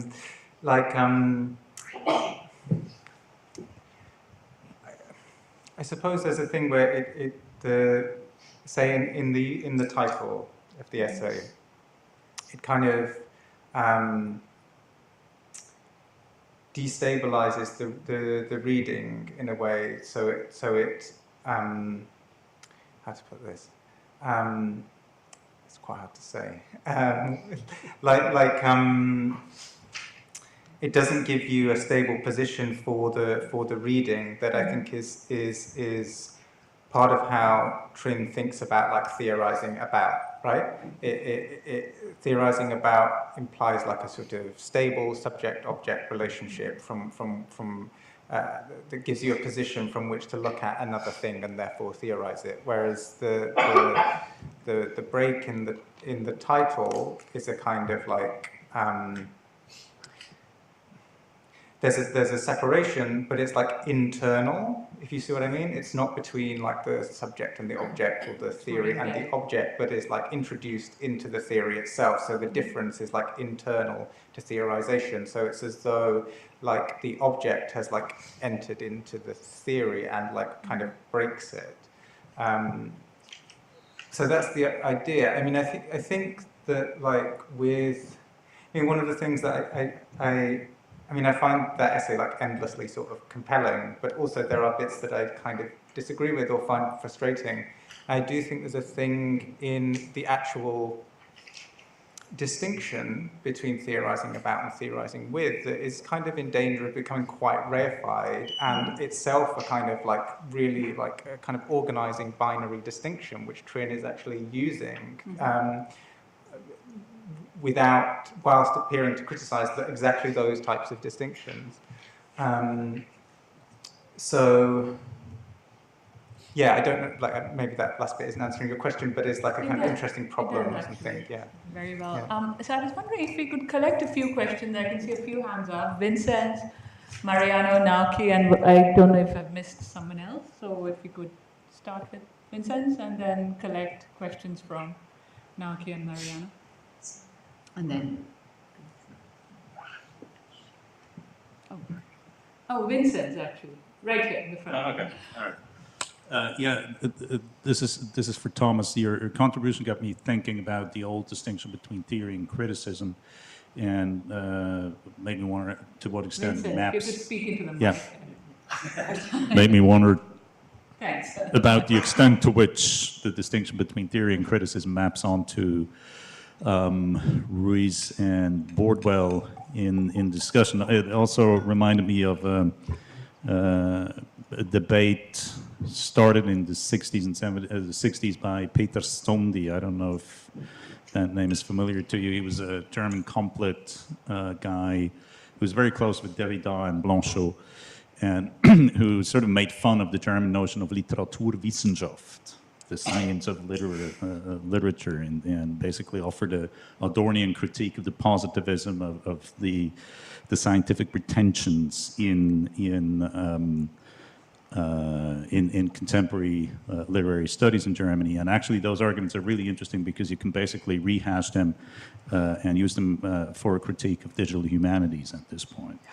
And the other question I was asking myself is, there's a strong desire in Bordwell to sort of become a scientist, and to be taken seriously as someone who does film studies as something that has the solidity and consistency of a science. And that raises the question of the relationship between theory and methods, and also the question of what the price of becoming a scientist or doing science would be. There's a common misconception which finds expression in the term of popularization, that what happens in the lab is more complex than reality. It's the exact opposite. The lab situation always presupposes a reduction of complexity, the elimination of a whole series of factors so that you can actually use the method that you chose. In the social sciences, economics is the prime example. The price for economics to become a science or pretend science using mathematics and all that is that it reduces everything to a relationship of exchange and the question of price, which is a really poor understanding of reality. And so I see a similar dynamics in Bordwell. There's this desire to be a solid scientist, and the price for that is an enormous impoverishment of the perception of what art is. So I would just like to ask you to comment on that. Yeah. So if we could collect 2 more questions, and then if you could hang on to Naoki and Hi, I have a question for Nicholas. One example of oblique slash that came to my mind is slash fiction, right? And then here the relationship, of course, is the male-male relationship in film production.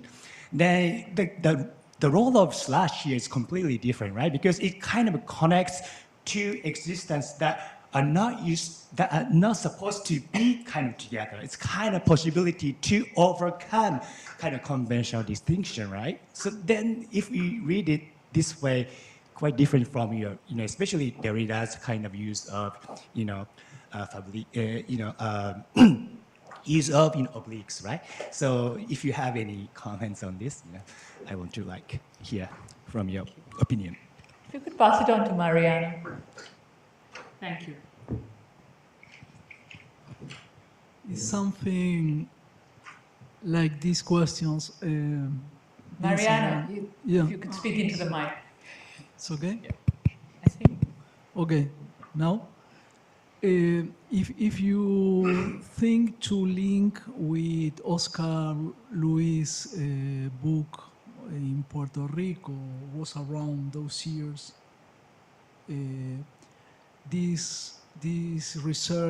your research about the techniques change at that moment. I mean, it is a technological question, or it is a cultural question about the relationship with the people, with the ordinary people, the testimony. No? So if you can say something about this. Thank you. So whoever would like to go first, we have 10 minutes. Can go, since I had the most time to think. Yeah, this is a great question. Thank you. This theory versus criticism.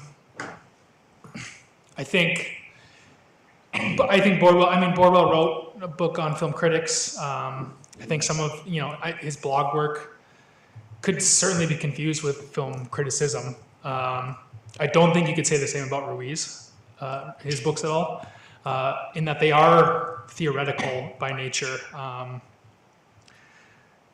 don't know if I have more to say on that, but I think this distinction is, I don't know if I could clarify for myself other than the kind of I know it when I see it type of answer. But the play towards it as a scientific, right? And I'm sure other people that have been in the field longer than I can speak to this, but from what I hear, there was an institutional desire to sort of gain accreditation as a field, film studies as a field, right? To kind of get funding, to sort of put forth a method that was easily legible. And that comes out of that, potentially too. And you see that kind of in Bordwell. This last question of the price that you pay for that is really what I'm interested in, where that kind of overlaps with my dissertation project, which is what I think gets effaced in Boardwell, and maybe this answers a little bit the first question, is the moment between seeing a film and writing about it. And what I think Ruiz is attentive to is that, particularly in the second book, in that a scientific method would necessarily need to efface that moment of subjectivity, of selfhood that exists between seeing something and writing about it. And that's to me why I'm interested in this scene of writing, and what gets produced in there, what is this kind of interweaving of subjectivity or selfhood and what you've seen, and yeah, hopefully that helps, but I'd like to continue talking about it, yeah. Slash fiction. Yeah, it's funny you say that because I was talking about this stuff a few months ago when I was working on this other essay, and I was chatting to my colleague Jeff Scheibel and about this, and he was like, mentioned slash fiction and Constance Penley's book, NASA slash Trek, right? It is, I mean, maybe it's it is different. I mean, I think to the Trin usage, I think, but and maybe there's something to think about there for me with because it's. I mean, I would associate that to slash fiction more with internet culture, so maybe that's also kind of something starting in the 90s or something, that maybe there's some historical parallels that are kind of interesting. But I think it is maybe similar in some ways, the usage to something like cinema ideology criticism, in the way I was talking about it, about the thing of hypothetical connections, right? The slash fiction thing is two characters, and then who in the show don't have it, aren't romantically involved, and then you can put them together and write science fiction where they get it on, basically, right? So I think that thing about producing links or connections maybe seems similar in the usage, and also I mean, I don't know that material well, but my understanding was that a lot of it is it's kind of producing queer relationships, right, in from primarily heterosexual texts, right? So I'm wondering whether also this thing about the instability implied in the slash of the type of relationship maybe could be connected to this kind of queerness of its use in slash fiction.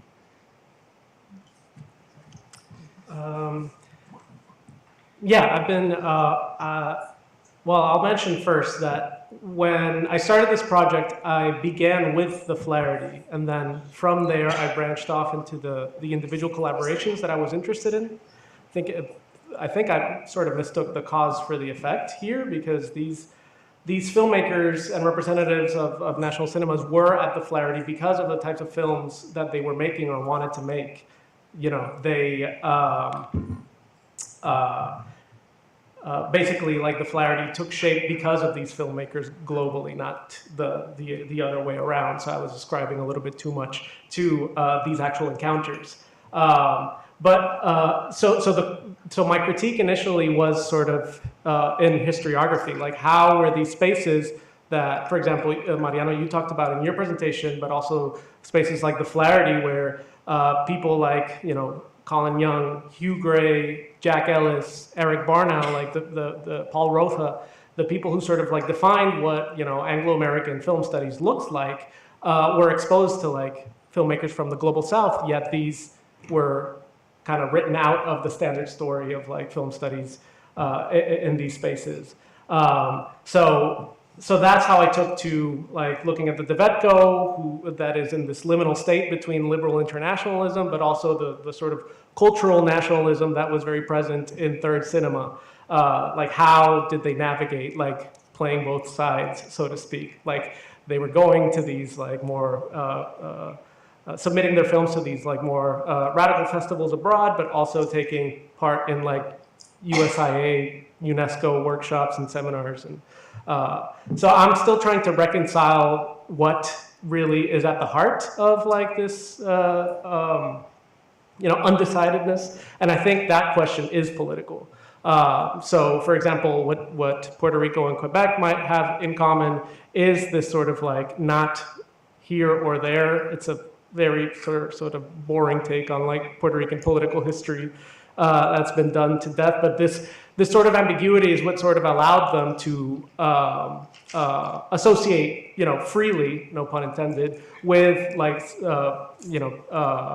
sort of media infrastructures, film infrastructures from both sides of the political spectrum. So I guess in that sense it is cultural.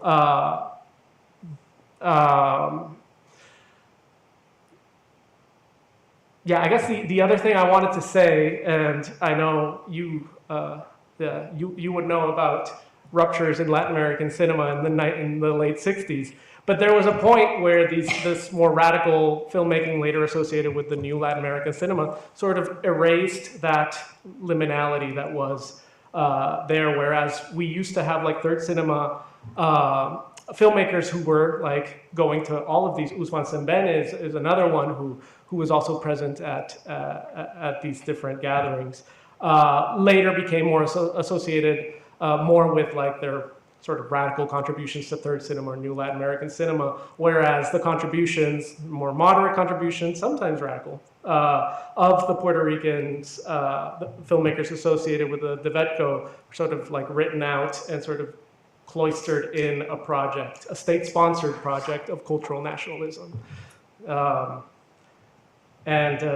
say that's basically the question at the heart of my book project. So hope to land on one side or another, or not. So we have about 2 more minutes. If anyone wants to have the last question or the last word. Over there. Sorry, not a question, just letting Sarah know it's answer Okay.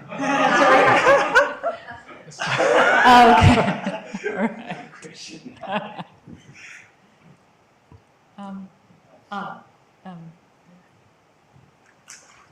So this may be just a really small, maybe really stupid question, but for Thomas, I just wanted to ask if there's anything you could say about the book covers, because they looked amazing, and I just, sorry. I was thinking about that when I put them up there, and I found it interesting that all of us had a little anxiety about titling too in our papers. I'll think more about it, to be quick. Yeah, that's a great question. I don't know if I have anything to say immediately about that, but I think you could probably glean a lot from just looking at, and obviously there's more factors at play with book covers, as I'm sure many people know. But I think maybe they're quite indicative of what they're trying to do within that too. Yeah, thank you. Thank you. Well, if we could have between and 4.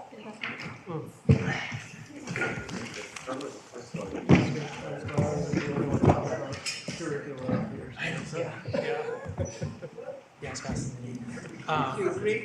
thank you very much. That was great. Kind of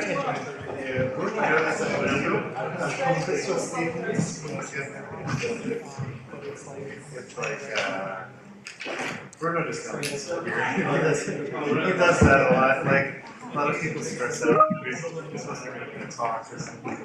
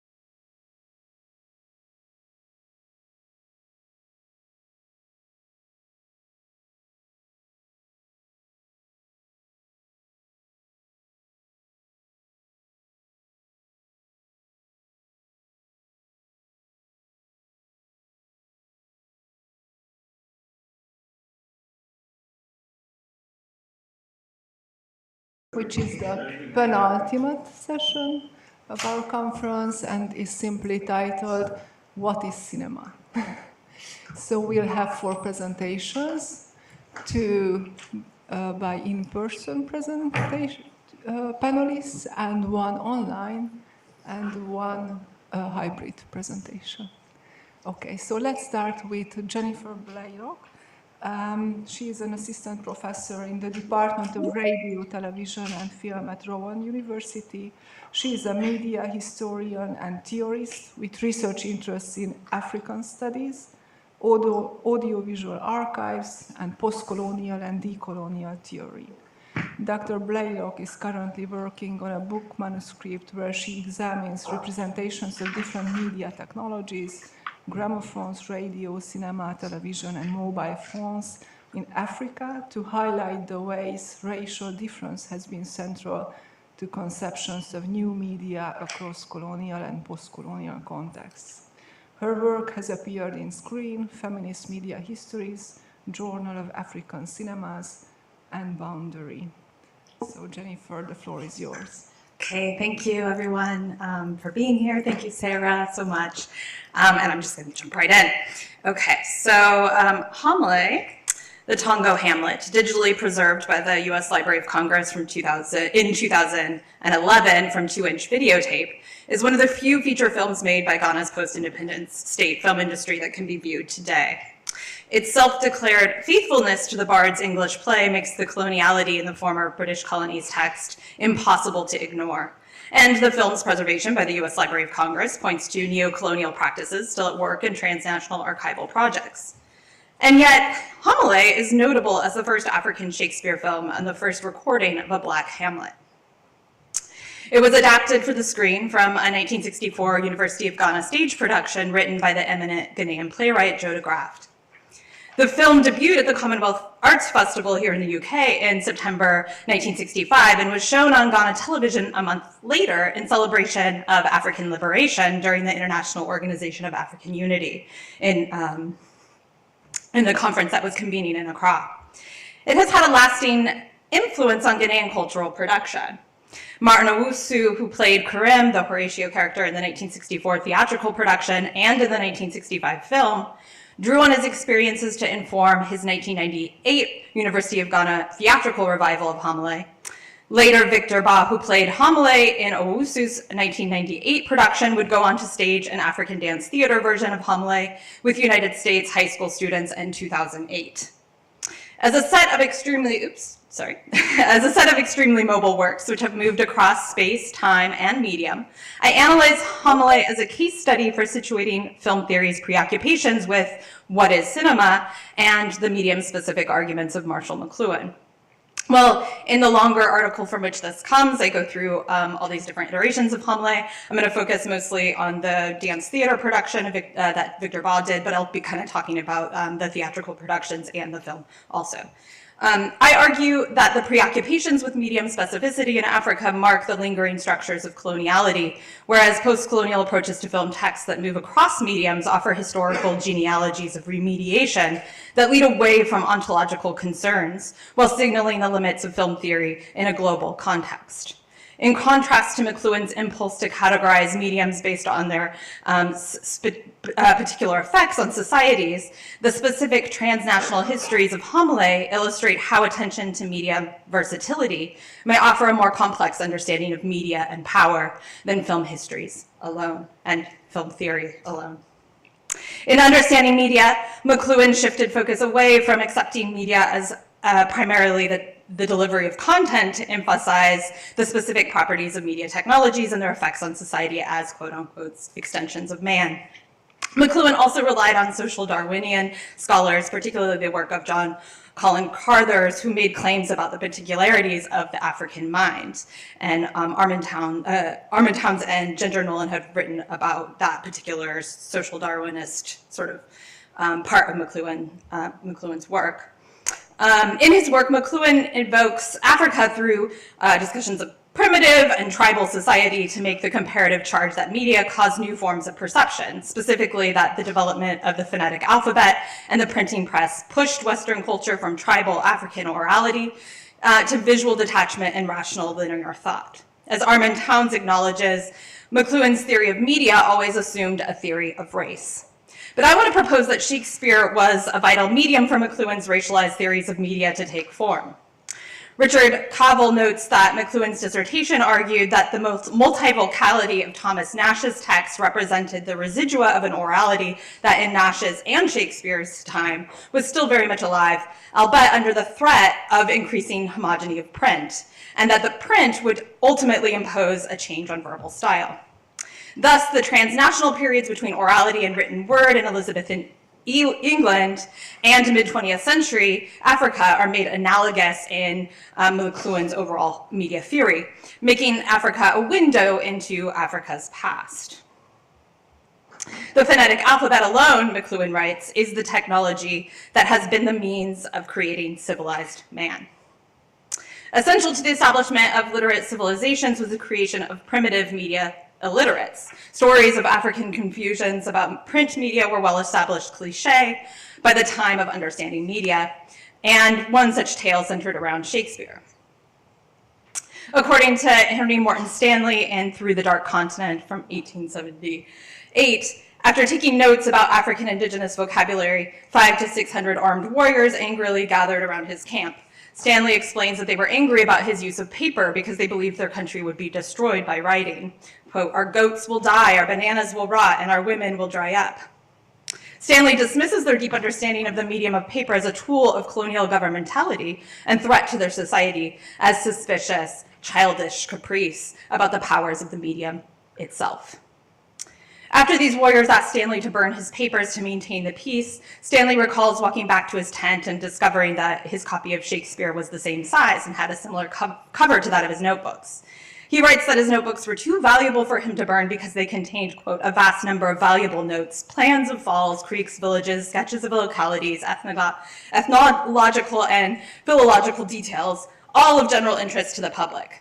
So he burned Shakespeare instead. His notes, of course, were also of great interest to the imperial project of which he was an agent. There's speculation that this actually didn't happen. This was just something that he wrote to what my point is here, to repeat this sort of story of Shakespeare and Shakespeare in print in particular, as a way to mark racial difference in Africa.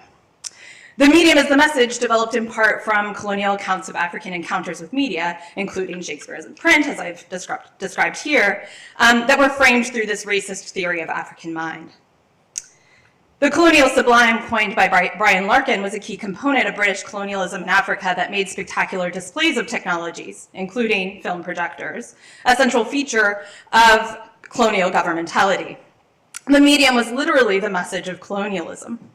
Calls by Jordan Scholl to recommit to medium-specific scholarship that will continue earlier work by leftist materialist approaches to media studies by artists and scholars that sought to free viewers from Plato's cave by showing them the apparatus, fail to account for how media specificity theories and their effects on societies have long been used to inscribe global white supremacy.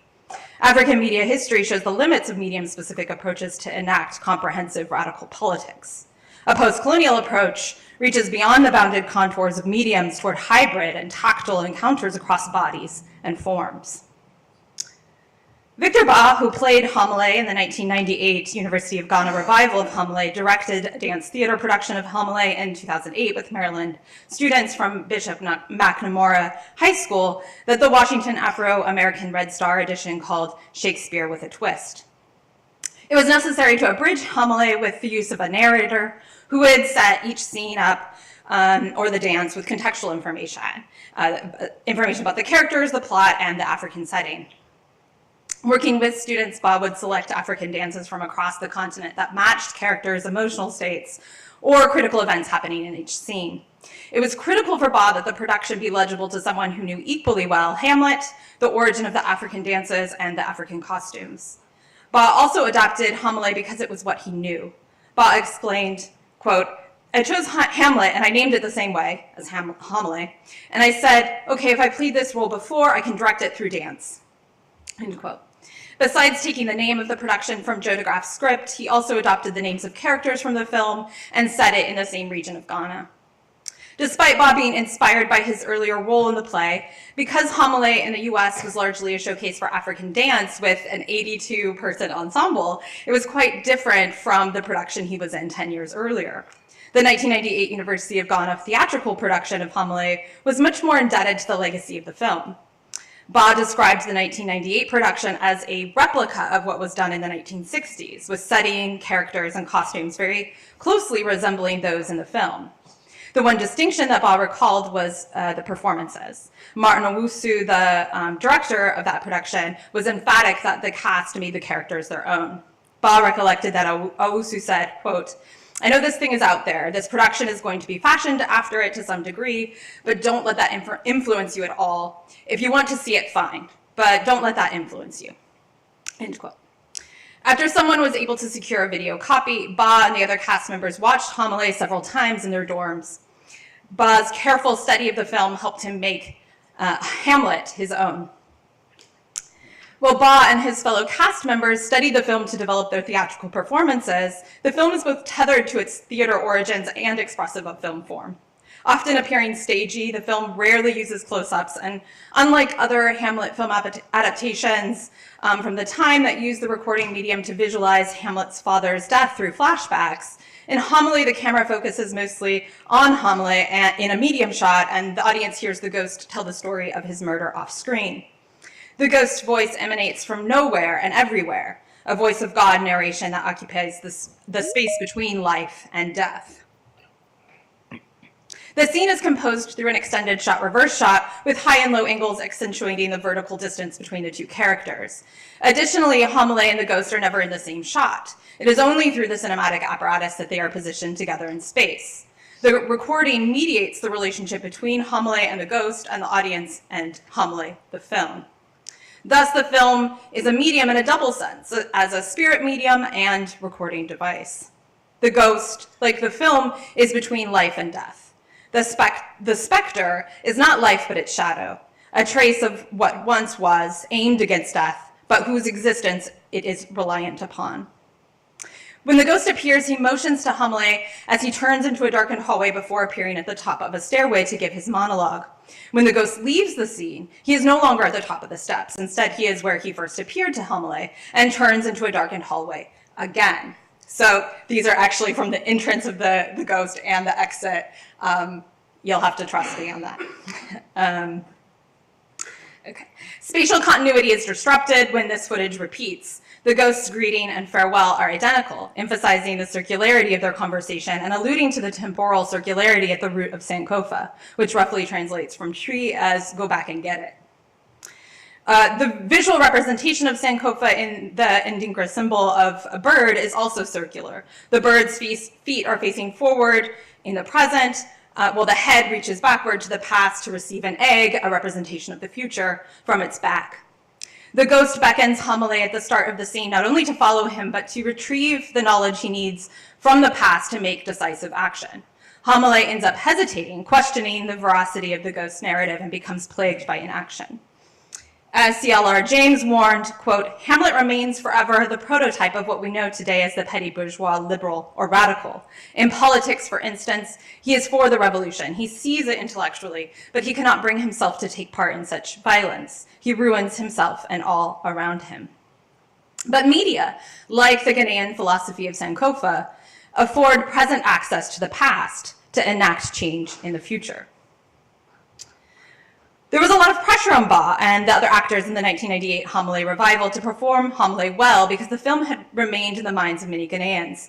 There were audience members that remembered the film and would goad Ba before the performance, saying things like, "We hope you can match the excellence that we saw years back."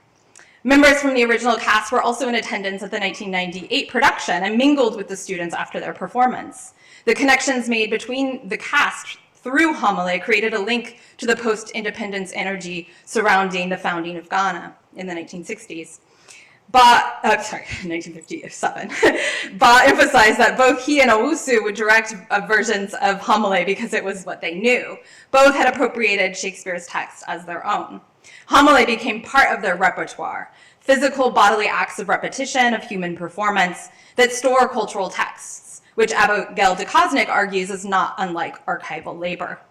In the absence of stable archival institutions, the preservation of African film is necessarily transmedial, not only stored in media extensions of humans, but through the body as medium as well.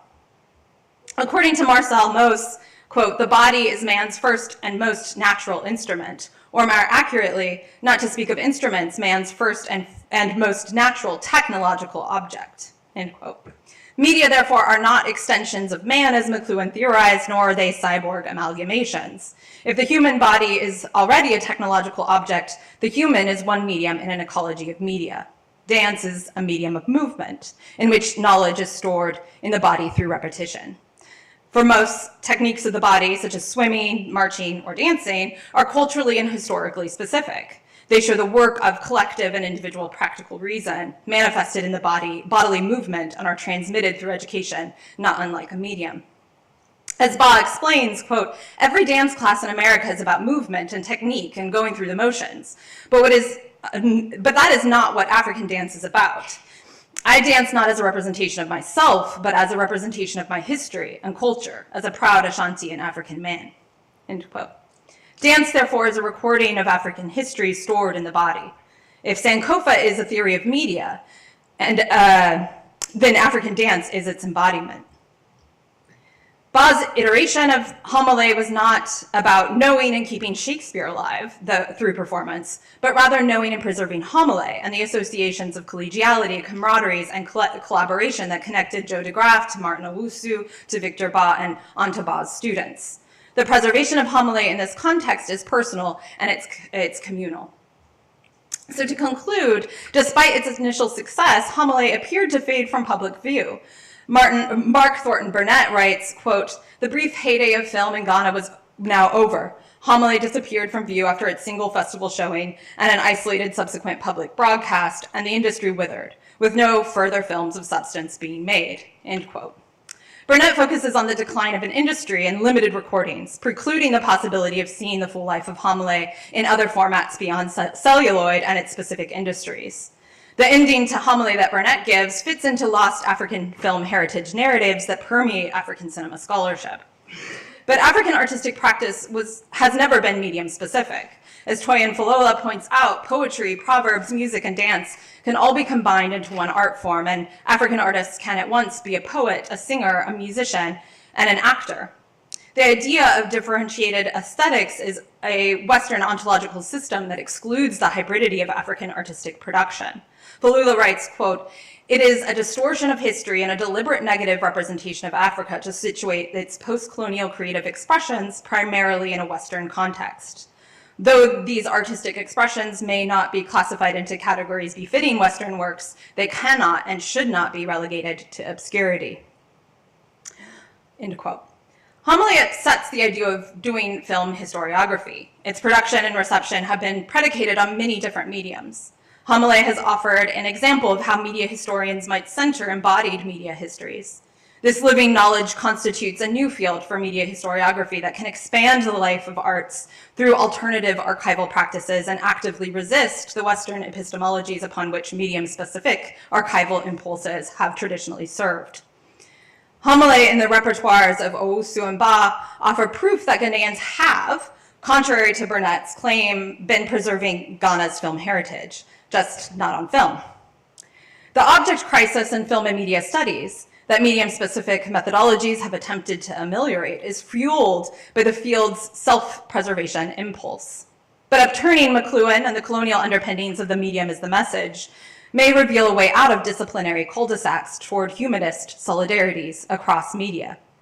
Film theory cannot account for the complexities of Homile, but a global media theory might be able to, can. After all, Andre Bazin's total cinema was only ever an idea of a medium. His question, what is cinema, was left open, perhaps so that now we can abandon it altogether. Thank you.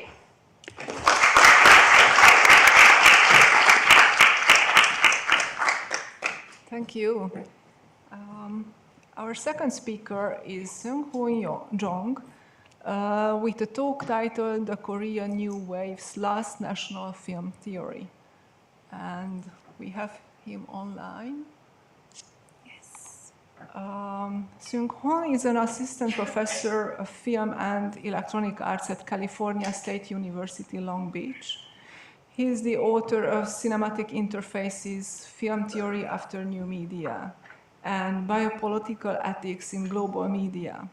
And he also co-edited a couple of volumes, for example, The Global Auteur, and another volume, the late Thomas Elsesser's The Mind Game Film. He guest edited the special issue of Studies in the Humanities titled Global East Asian Cinema, Objection and Agency, and co-translated Jacques Derrida's Acts of Literature into Korean. So, Seung Hon, can you hear us? Hi, how are you? Do you hear me? Okay. Yes. Yes, perfectly. The floor is yours. Okay. Thank you for the introduction. Thank Sarah and the organizing team for putting together this wonderful conference. I'm away, but I will do what I can. So let me share my screen. I think it's here.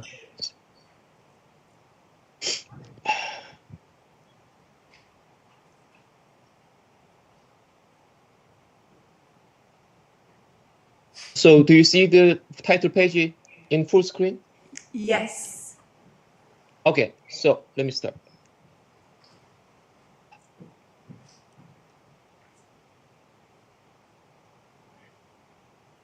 I want to introduce a neglected chapter in pre-global South Korean film history through the Seoul Film Collective, established in 1982. Driven by Film Club at Seoul National University, this collective played a pivotal role in inspiring other campus film clubs to embrace an anti-imperialist and anti-capitalist stance against Hollywood and the commercial Korean film industry. But despite its influential alternative filmmaking movement, its ambitious attempt to create an authentic Korean film theory has long been overlooked.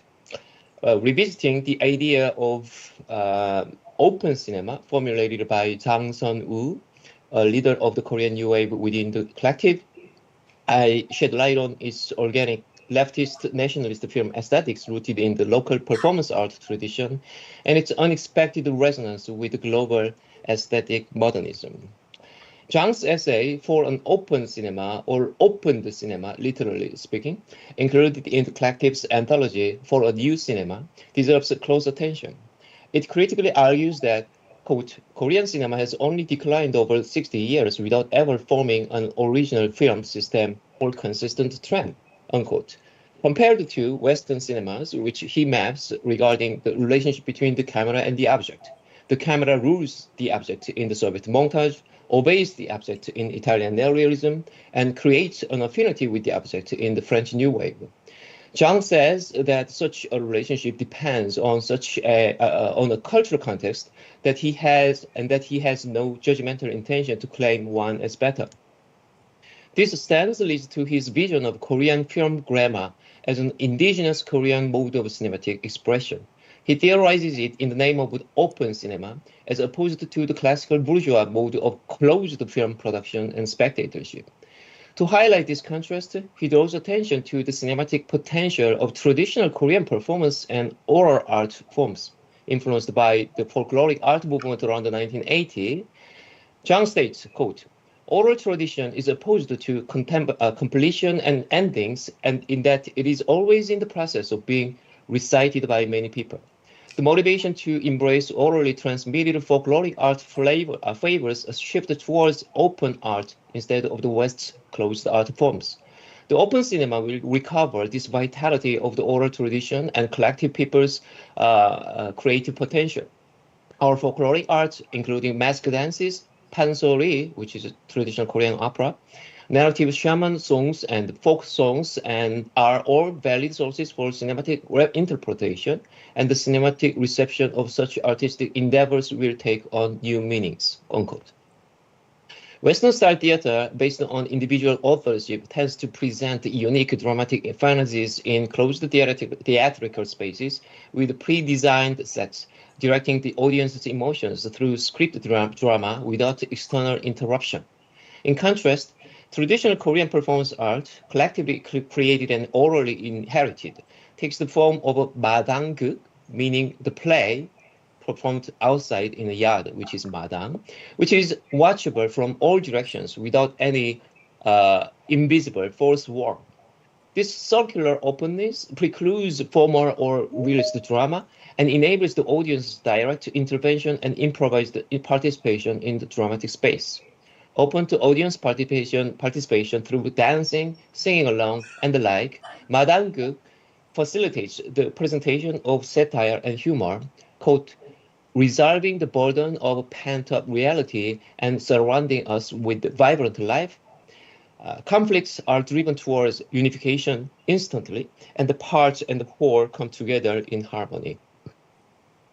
The open cinema would still look like the Western theater, as the audience's linear line of sight would remain linear. Their encounter with the screen world would be indirect and not interactive, and some realist forms would stay in it. However, Zhang argues that it will be, quote, open to the infinite freedom of the gaze in a way that no other form of performance can have, unquote, thanks to the independent camera liberated from the dark theater.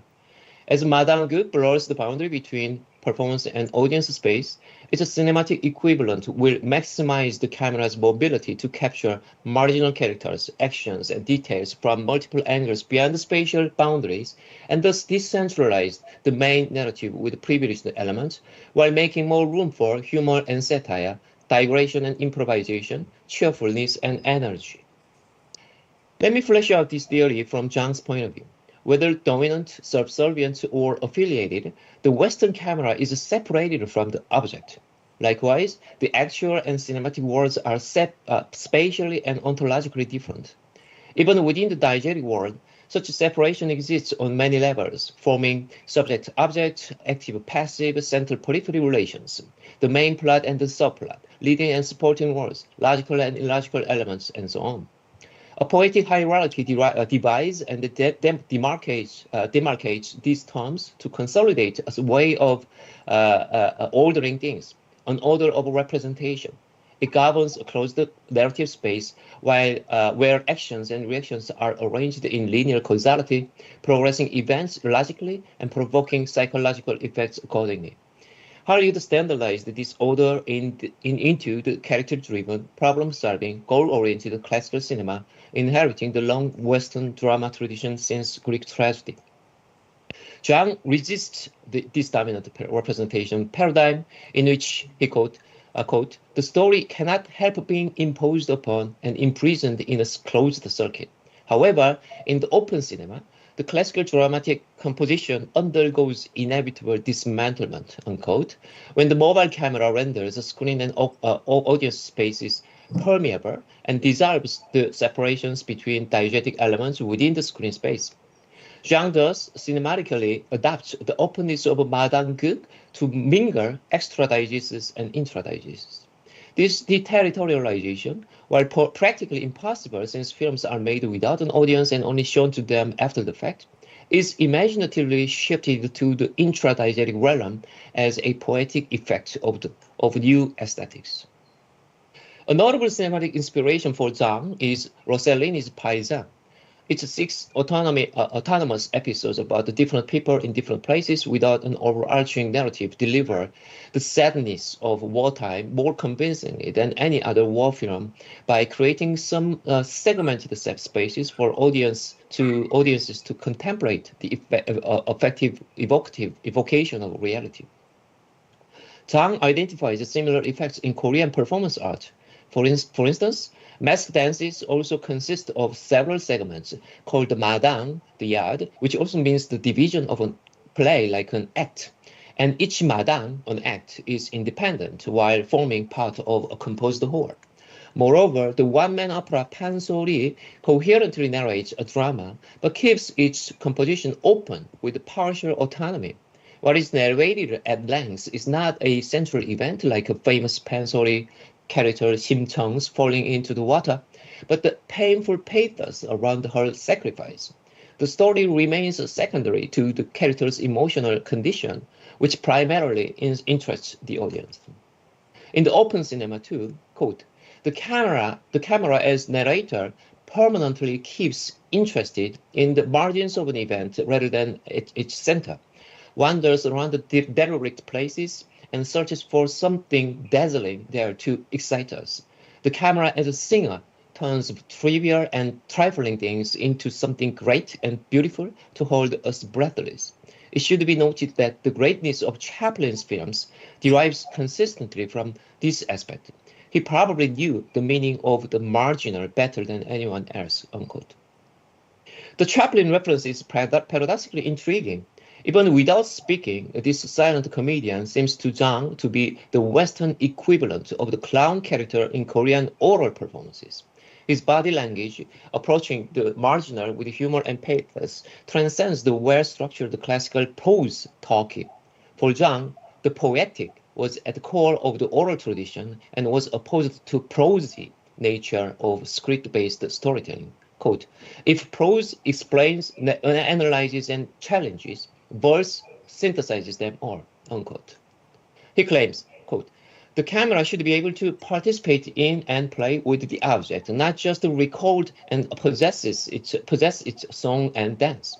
Only then can the interlocking of verse and prose have power. The camera itself should be able to take an independent personality so as not only to observe, address, speak to, and fight against the object, but also to take its place when it is absent, dance like a cloud, and light a fire when there is a sadness. So, although the idea of the camera's participation in and play with the object is a vague hypothesis without practical evidence, it is a potential role for the camera that the cinema should pursue. Let's call it the camera of vitality, unquote. The Korean word for vitality is 신명, etymologically meaning by order of the ghost. It implies an abnormal state where one can play and dance with utter joy and excitement as if ordered by some divine power, with momentary exhilaration released from prosaic normality. Jang's open cinema seeks this state of exception where, quote, the camera is personified as more than just a mechanical gaze, and this incarnated camera is in a state simultaneously of conflict and harmony with the object, unquote. The cinema can powerfully transmit people's hopes and vitality by adopting such a poetic style. Undoubtedly, Jang's essay exposes conceptual limitations. His sketches of the Western theory is naive, and his featuring of Korean culture is slightly essentialist, and his dream of open cinema is ideational without historical realization. Nonetheless, it is worth rereading regarding political aesthetics in film history. Interestingly, the vitality of Jang's camera eye evokes Dziga Vertov's kino eye, not just in terminology but also ideology, in Jacques Rancière's context of aesthetic revolution. Western art had long been in the representative regime of Aristotelian mimesis, which formed a systemic grid of codifications and conventions in and between genres and senses, prioritizing classical realism. The 19th century aesthetic regime challenged that old regime, pursuing either the autonomy of art or its direct engagement with a new political world. Modernism in the 20th century, especially futurism and constructivism, abolished art in favor of art becoming life, building a new, often communist society, as seen through Vertov's camera with a utopian vision of humanity in radical equality. Though rooted in traditional Korean culture, Jang's open cinema also pursues art as a life beyond codified realism, as if it unawares embodies that international aesthetic modernism away from what Noel Birch calls the institutional mode of representation. That is, the open cinema's political implications were cultivated not solely from political ideologies in Korea outside of art, but from within the history of aesthetic debates on how art can engage in the world, and in the case of film, how the camera can relate to the object.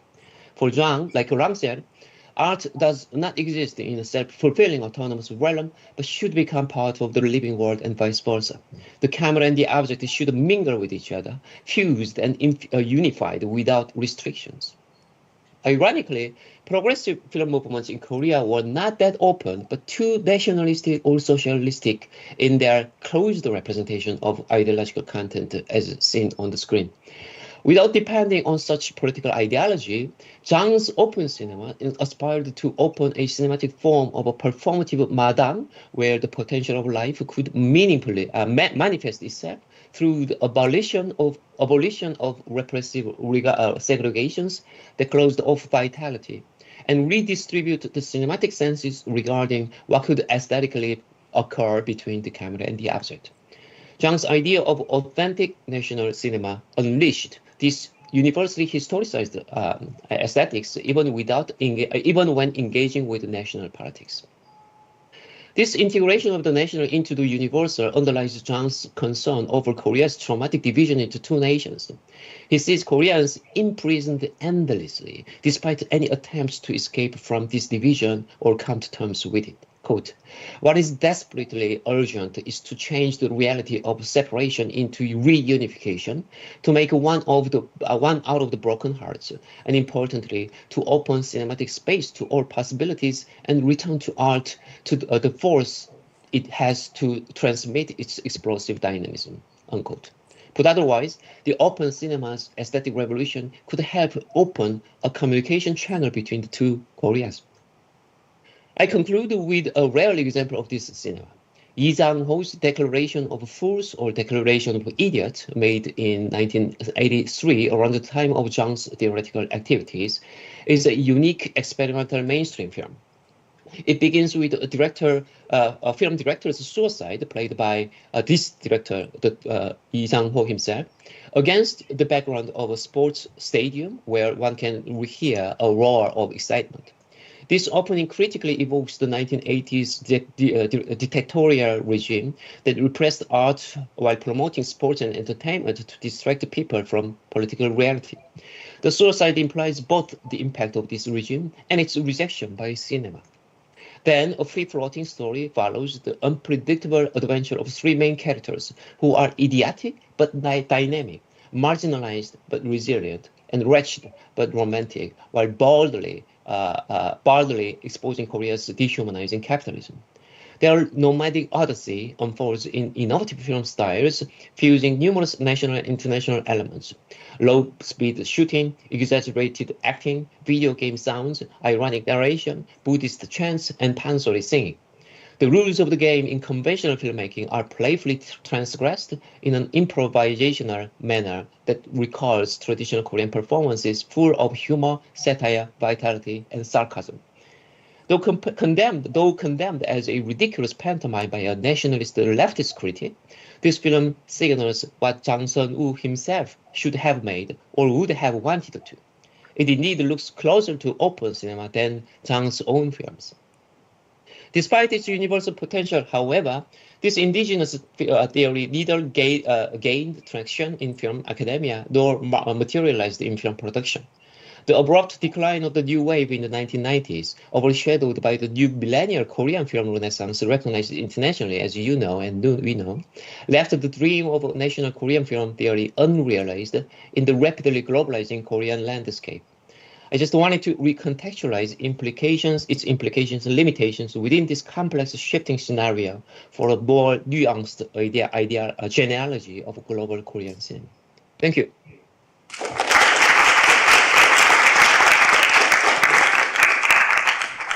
Thank you so much. So our third speaker is Alex Danison, with a talk called An Art of Sharing, Digital Poetics and Political Praxis in Pedro Costas Fontainha's Films. Alex Danison is a visiting assistant professor in Boston University's Cinema and Media Studies program. He received his PhD in film studies from the University of Iowa in 2023. As a scholar, his research and teaching center on topics such as critical theory, post-filmic theory, and political cinema. He also works in filmmaking and film programming with a focus on experimental and no-budget cinema. Films he has collaborated on have screened at the Cannes Film Festival, the Leeds International Film Festival, and Anthology Film Archives. The floor is yours. Thank you. So I'll try to project, but yeah. this is, I'm very thankful for this panel. There's already been a lot of sort of synchronicity in the previous two presentations with some of the things that I'll be talking about. But what I'll do here is I want to talk about Pedro Costa's Fontañas series, a cycle of maybe 5 films. He's working on another one right now, so it could be 6 soon. But I want to give a brief overview of his sort of trajectory, what led him to the Fontañas cycle before sort of doing the traditional reading part of the presentation. So his first couple of films, very much in the style of what he was a sort of protege for the famous Portuguese filmmakers Antonio Reyes and Margarita Cordeiro. His first film was O Sangue, very much in the sort of style of that type of Portuguese cinema at the time. His second feature film, and this is what sort of led him to find this neighborhood in Lisbon, Fontañas. This is Casa de Lava, sometimes translated into English as Down to Earth, or given the English title of Down to Earth. And this was shot in Cape Verde, the former Portuguese colony. And he was shooting there, sort of post-colonial critique, but also problematic in its own right. But when he was shooting there in one of the towns where he was shooting, a lot of the Cape Verdean residents would come to him with letters. And they would say, hey, you live in Lisbon, can you bring this letter to my friend or to my relative that lives in this neighborhood, Fontañas? And so he collected a bunch of letters while he was in Cape Verde and found this neighborhood, and this neighborhood in Lisbon, Fontañas, which was actually pretty close to his apartment. And this sort of this constituted maybe a break or a rupture with his previous sort of art house style of filmmaking. The Criterion Collection, their box set of the trilogy, the first 3 films in this cycle, is called Letters from Fontañas, and a sort of nod to what started this project. So I'll begin by describing the first film in this cycle. Osos, which is translated as Bones, was his first film in Fontañas and his last to use an analog camera. It deals with the troubled lives of immigrants and the working class. Let's skip here. You can see here. Troubled lives of immigrants and the working class in the neighborhood, with occasional glimpses into the affluent communities they work for as maids or cooks, and centers on a young couple with a new infant that they have neither the means nor the desire to care for. Yet while this couple is ostensibly the focus of the narrative, the film is also full of quasi-documentary portrayals and portraitures of mostly silent, non-professional actors that do little to advance the plot. One of these actors is Wanda Duarte, who plays the role of Clotilde, which you can see right here, and she'll become super important for his next film, which he named after her.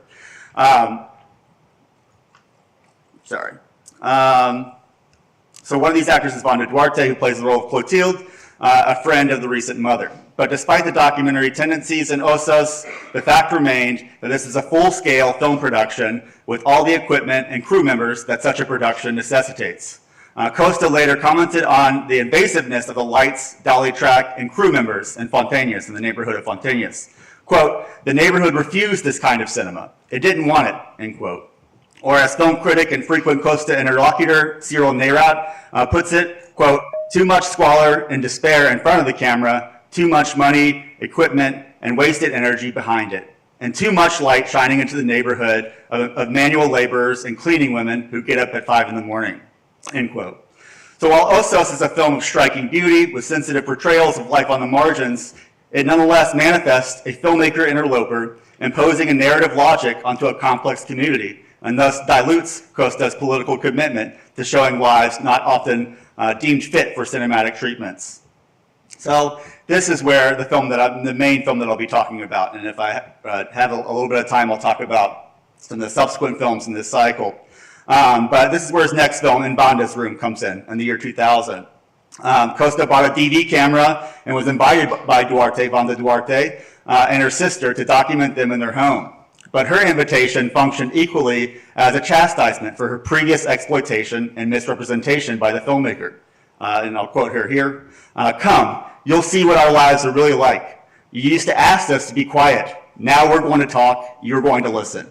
That's all we'll do. Talk and take drugs, end quote. The result is a digital documentary shot over the course of 1 year with the only crew members being Costa himself and occasionally a sound engineer that would come in a few days over the production. Duarte's admonishment to Costa is manifested quite overtly in the cold open of the film. So here's a slide from that. A nearly 5-minute long take situates us in a dark bedroom where Wanda and her sister Zita gossip about family and neighbors while freebasing cocaine off of a sheet of aluminum foil. Very sort of interesting approach and kind of constitutes the sort of break that his sort of digital practice constitutes. The title card that comes minutes later in Wanda's room almost feels redundant, as this opening shot situates us literally in Wanda's room. The long take is, of course, a crucial and oft-used device throughout the history of cinema in general, and in Costa's oeuvre in particular, but it takes on a new meaning in the age of digital cinema's increased storage capacity. And another crucial detail to mention about this opening shot and all the other shots in the film is the lack of camera movement. Everything in Wanda's room is recorded on a tripod and without pans or tilts. In this sense, we become more invested or immersed in the pro-filmic instead of the camera work that documents it. And this locked-off approach to Costa's videography curiously connects it back with the history of cinema, particularly the actualities of the Lumiere brothers. I'll show you this here.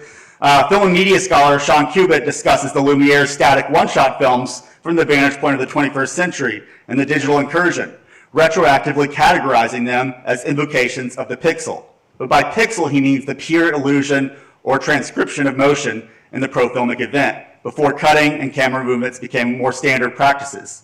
The pixel then does not signify digital encoding, but light transcribed onto film or sensor, and the bodies in motion illuminated by this light, and the experience of time it engenders.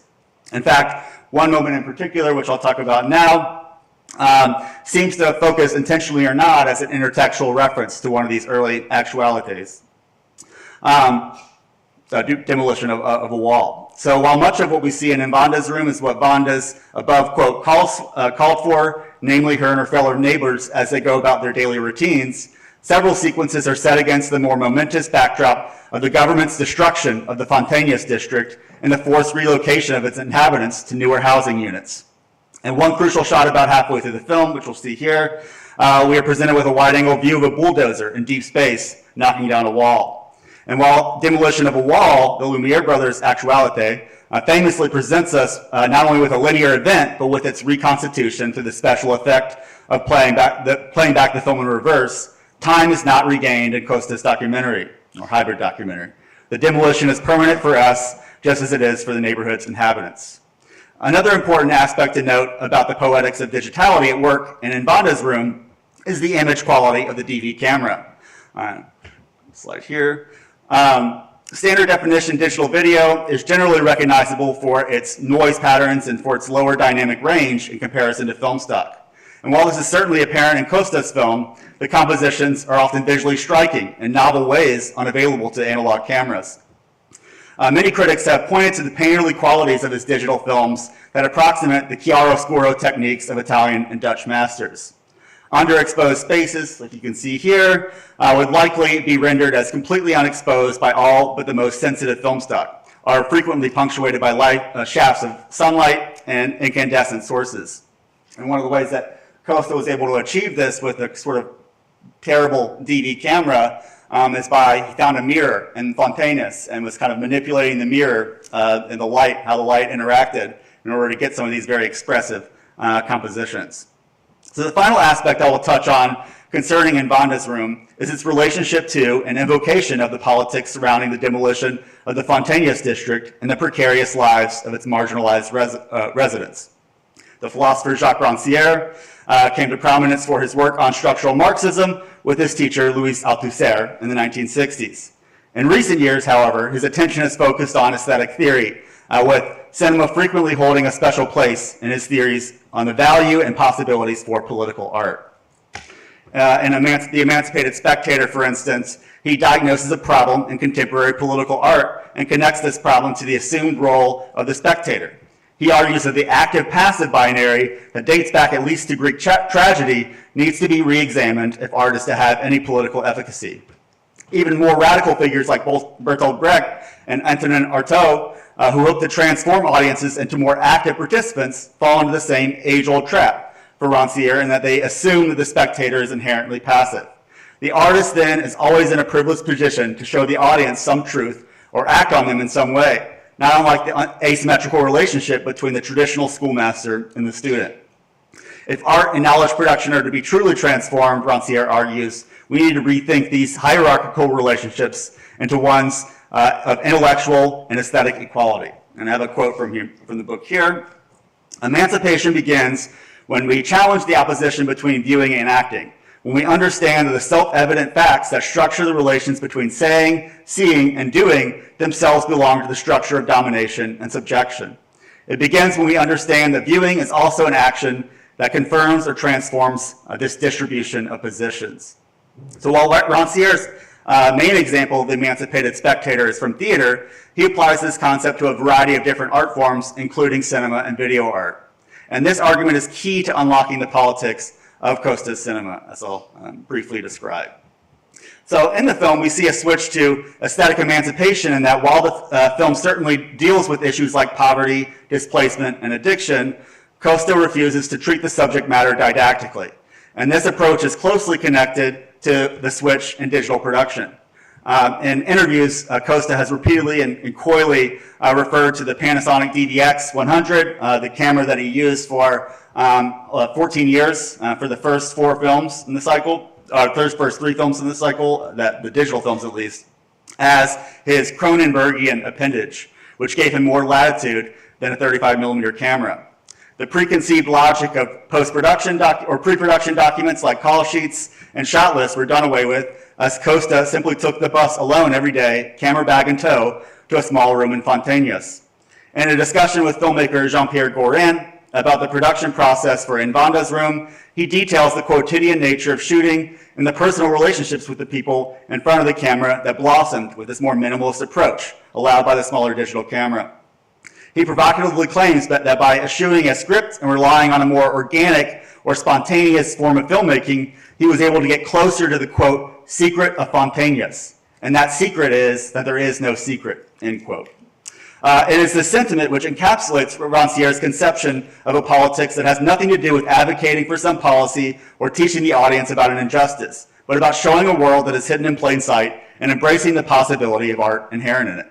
This lack of explicit commentary constitutes for Rancière, who is one of the theoretical sort of champions of Costa's work, for Rancière both the challenges and the rewards of thinking politically about Costa's digital films. We see poverty and displacement happening on screen, but without any call to action usually associated with political cinema. Furthermore, the painterly quality of Costa's digital compositions might be seen to undercut any political portrayal of the ills of capitalism and colonialism. But for Rancière, this lack of overt politics by the filmmaker is precisely what makes a documentary, hyper-documentary like In Banda's Room, political, and that Costa refuses to speak for the members of the Fontainebleau district. Rancière ultimately argues that they function as, and this is where I get my title, the paper from, as, quote, an art of sharing. An art inseparable from the life and experience of the displaced, from their means of making up for an absence, end quote. In other words, In Banda's Room and the 3 subsequent feature films Costa has made about Fontainebleau's residents derive their political efficacy from his refusal to make people like Banda Duarte, passive subjects, instead collaborating with them as active participants in the creation of art. And while Rancière does not invoke her directly, his writing on Costa, mirrors what Gayatri Spivak critiques in her seminal essay, Can the Subaltern Speak? Namely, the supposed transparency of the European intellectual in regards to the dispossessed. Costa is not speaking for the inhabitants or even using direct cinema approaches as evidenced by his expressionistic DV compositions. I argue that Costa's response to how European filmmakers can document the subaltern is simply that they can't. They can only collaborate in the artistic process. Nonetheless, Costa's spontaneous films serve as a refutation of the overwrought binary of analog indexicality, the binary of analog indexicality versus digital manipulability. And I'll close with it here. Here's just some clips or some frame grabs from his other films in the cycle. This is Colossal Youth, and this is whereas in Vanda's room was a mixture of working class Portuguese residents and the immigrant community as well. He started to increasingly focus on the Cape Verdean immigrants and their sort of plight in many ways. So Colossal Youth, and you can see that the compositions become even more expressive through his DV cinematography. Horse Money as well, 2014, but still using the camera that he began using in 1998, the DVX. And Vitalina Varela, which is interesting because that's his first foray into HD filmmaking. He was sort of refused this sort of high quality format for many years, but even his approach to HD or 4K cinematography is quite different than what we're used to. But I think as much as I've been talking about the subaltern and how his sort of painterly qualities are interesting in a way of their sort of the politics of the lack of politics, I want to sort of comment on potential indexicality at work in these films as well as a conclusion. So nonetheless, I argue that Costa's spontaneous films also serve as a reputation of the overwrought binary of analog indexicality versus digital manipulability. So one of the most cogent recent defenders of analog cinema's indexicality is Dean Radojc in his book, In the Virtual Life of Film. So in this book, he sets out to delineate what is lost in the switch from the physical referent of the indexical arts to the perceptual realism enacted but not required by digital processes. And I'll quote here, automatic analogical causation grounds its sense in a special kind of indexical logic in which judgments of correspondence are anchored in physical reality in reference to the past.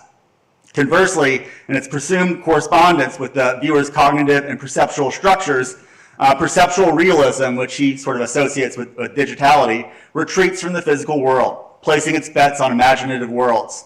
In other words, a projection of mind into image that conflates mental images with perceptually real events. So what Radojc is arguing here is that the analog photography in cinema is inherently rooted in physicality in the past, whereas these relationships are not guaranteed in digital technology.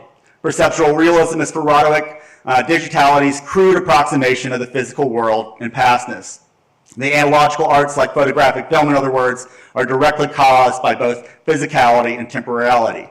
So what I've been trying to argue in this work is that, in contradistinction to Radojc's claim for manipulability in post-production, which might be correctly applied to big-budget digital cinema, Costa's recent work is evidence of the inherent special effect of cinema, of waiting for and choosing the right moments in front of the camera, not months afterwards on a computer screen. His work from 2000 to 2019 testifies to digital cinema's capacity to connect with the physical and social world, and to its ability to serve as a record of time past and time passing, even as his approach to cinematography and he and his performers' approach to elliptical, visual, and oral storytelling gain their power from a making strange of the everyday. Thank you.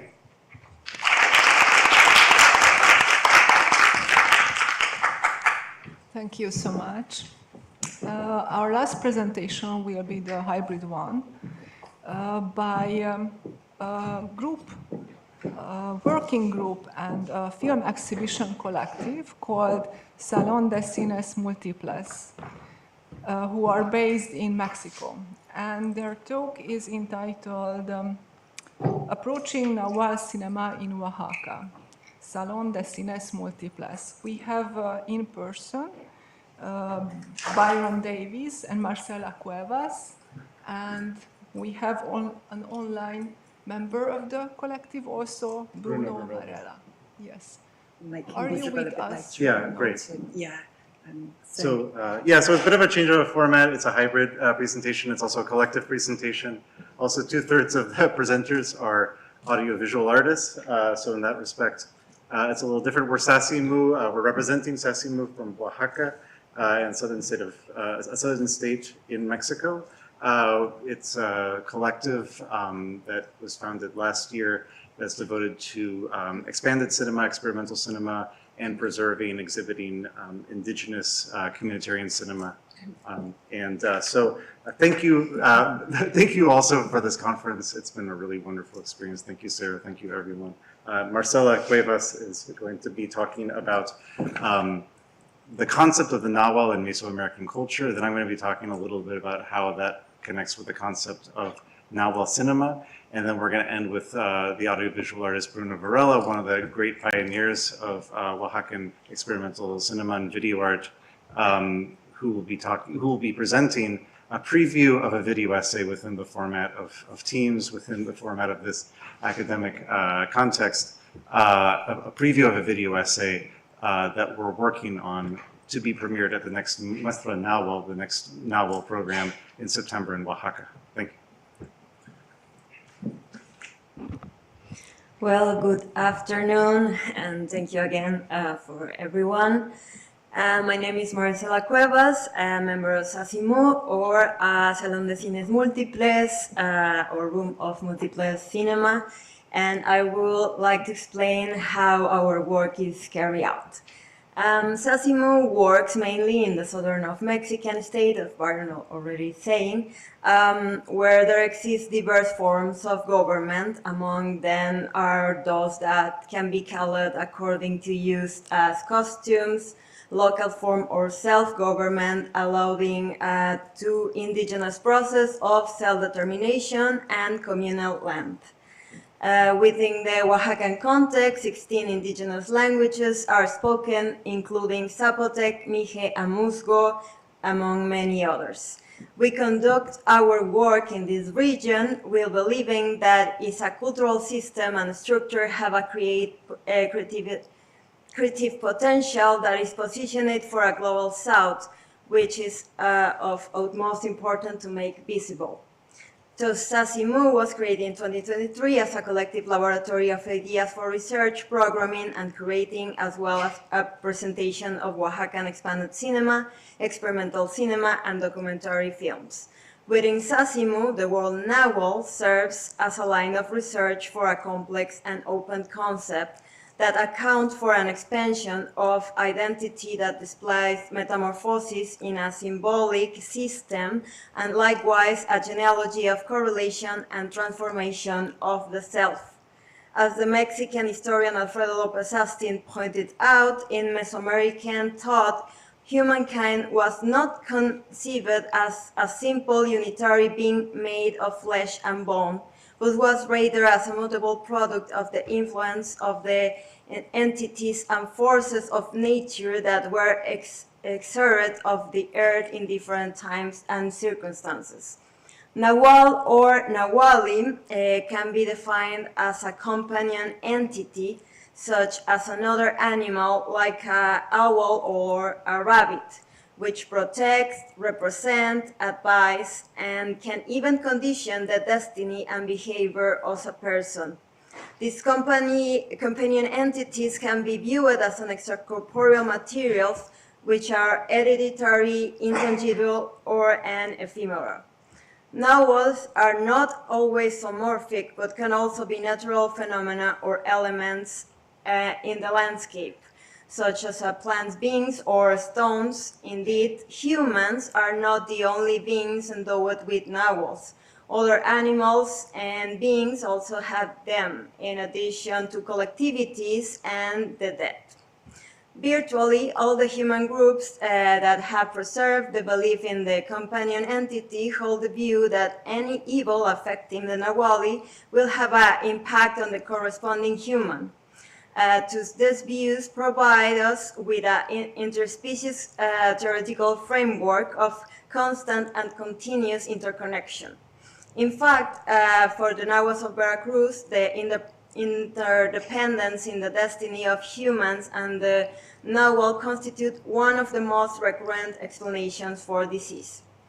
Everyone has at least one Nahual, but only certain people can identify their species, which can act in their form. We can locate 6 ways of attributing a Nahual to an individual in the various Mesoamerican regions. Divinations by means of a calendar, inherited baptism, or ritual baths, the pact of alliance with the animal, the interpretation of images in ashes, and the initiatory dream. There are not fixed rules on how a nahual should be represented. Having sketched the principles of the nahual in Mesoamerican tradition, I now turn to the other members of SACIMU to present this concept implication for film theory and its features in our practice of film programming, filmmaking, and expanded cinema performance. Thank you. Okay. So I'd just like to say very quickly before we turn to Bruno some concepts, how the concept of the nahual features in this video essay that we're preparing on a 1957 horror film, Hollywood horror film, called The Living Idol, directed by Albert Lewin and René Cardona.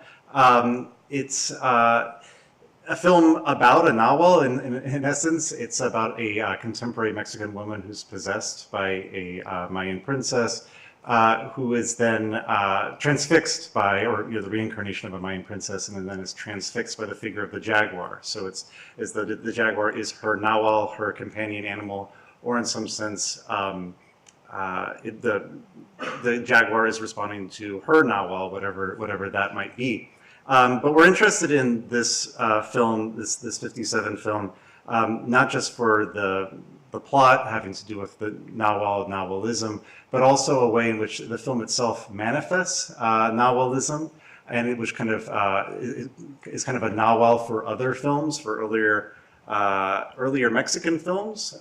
Thinking of, for example, El Rey del Barrio, 1950 comedy starring Tintin, Germán Valdez. Incidentally, the Mexican director René Cardona was one of the individuals who developed the character of Tintin. So these kinds of parallels between the two films, both concerning the children's train in the Chapultepec Park in Mexico City, seem deliberate. In any case, not to mention other connections to earlier Mayan-related films like La Noche de los Mayas, 1939, the question of the cenote. So the idea is that this film itself is a kind of a nahual of earlier Mexican cinema, despite being a Hollywood film. And that also kind of describes some of our ambitions for this video essay, how we want to think of it as itself a kind of nahual of this film, of The Living Idol. And this also is kind of interesting as an intersection mixture between nahual cinema, this concept that we're developing in SACIMU of nahual cinema that gives its name to our program that's now in its second year, the Muestra Nahual, of other cinemas in Oaxaca where this video essay will premiere. But also the mixture between that and what I might call like tortilla cinema, thinking, for example, of this moment in The Living Idol, where a character says that the tortilla is the latest tool of the archaeologist, thinking of the impression of a jaguar, a stone sculpture of a jaguar being made on the tortilla, which is hugely important, incidentally, in Bruno Varela's cinema. So we're going to be hearing from Bruno in a moment. But thinking of, for example, the way in which the tortilla throughout Bruno's work figures, it is a figure for a kind of like temporal flexibility. We could even say like temporal athleticism, where in this his more recent work, La Máquina del Futuro, or the Machine of the Future, the mechanically produced corn tortilla is kind of a figure for kind of a neo-Mexicanist millenarianism, where this the launch of this mechanical tortilla making machine is mixed. This found footage is mixed with found footage of the Apollo 11 moon landing. So this kind of neo-Mexican futurism, and the idea of using the tortilla as a kind of a prototype for projecting ourselves into the future. But that also is taken up in other work by Bruno, including collaboration that he has with his then 6-year-old daughter Eugenia, Mano de Metate, where the contours of the tortilla, in this case a handmade tortilla, figures kind of like the equivalent of the lines of the sequoia tree in Chris Marker's La Jetée. So that it's kind of an analogy that structures this entire feature film, Mano de Metate, around allusions to La Jetée. So the kind of science fiction aspects of the tortilla. As some of those references might suggest, there's this kind of interesting connection that we'd like to articulate between Nawal cinema and classical film theory, thinking of like Andre Bazin on the Mummy complex, like Stanley Cavell on film as a medium that emerges from below the earth, and even some of Cavell's views on his claim that the film image is not a representation, in some significant sense, not a representation. Where lots of writers on Nawal and Nawalism, including one that Marcelo mentioned, Alfredo Lopez Austin, talk about the connection between the Nawal or Nawali and the Ishipitla, which is kind of another Mesoamerican concept, which is more like the manifestation of a person, of a being that is not a representation. In fact, that's, I think, very important for some of these authors like Lopez Austin and Serge Gruzinski, who also writes about the same concept, that the Ishipitla is emphatically not an image or not a representation, but rather a manifestation of a person or of a being that is separate or separable from that person or being. Kind of like a skin, as some of these authors mention, like Lopez Austin. The skin is a manifestation of us, but that is in some sense separable from us. Our skin can be removed from us. That's developed through, obviously connections, etymological connections between skin and film, película and piel and película, like in the features in Bruno's work, also in the work of a good friend of Sasimu, Annalisa Quagliata Blanco, who in her more recent film, Mexico No Longer Exists, this is a tattoo scene of the god of flowers, Aztec god of flowers, prince of flowers, Xochipilli, being applied to a skin, having to do with the possibility of the skin, the Ishipitla, as kind of the skin, the film as the skin that covers everything, as Bruno Varela puts in his most recent feature film, El Prototipo. So that's so the significance of the skin as a kind of Ishipitla, as a manifestation of ourselves that's separate or separable from us, is very important in this articulation of Nawal cinema that we've been developing. And incidentally, we did show Annalisa's film, Annalisa Quagliata's film, in July in a kind of retrospective of her films in Oaxaca. Finally, just to wrap up and then to turn to Bruno, I want to emphasize this kind of Baroque or Neo-Baroque aspect of a project like our approach to the living idol, where an approach to found footage, reappropriation of footage more generally. The author Mariana Bote talks about how in Latin America the machine of colonialism is a kind of Baroque machine, but that also allows for forms of, the Baroque to resist, the Latin American Baroque to resist forms of colonialism, to, Baroque against the grain. And that's developed in various forms of Latin American Marxism, including by another great friend of Sasimu, Carlos Oliva Mendoza, Mexican Marxist philosopher, who gave an excellent master class last year via Sasimu in Oaxaca on space and identity and capital in 1970s Mexican cinema. Oliva Mendoza distinguishes between romantic critique, a kind of critique that's decontextualized, a version of Enlightenment rationalist critique, a kind of critique that places its faith in the press and civil society, independent of the right kind of contextualization, and that has its natural home in bureaucracies, versus Baroque critique, which is a kind of contextualization provided by the waste, the detritus of capital, of different kinds of capitalist productions, capitalist administration, and that's also structuring our approach to reappropriation to found footage in various projects, including in this approach to the living idol, to this Hollywood film. So in other words, Nawal cinema has this interesting connection to, among other things, Baroque critique, classical film theory, and the manifestation of the self, manifestation of the person that's somehow separable from the person, but is not an image of the Ishipita. So we're going to turn to Bruno now. Thanks. And so, I don't know.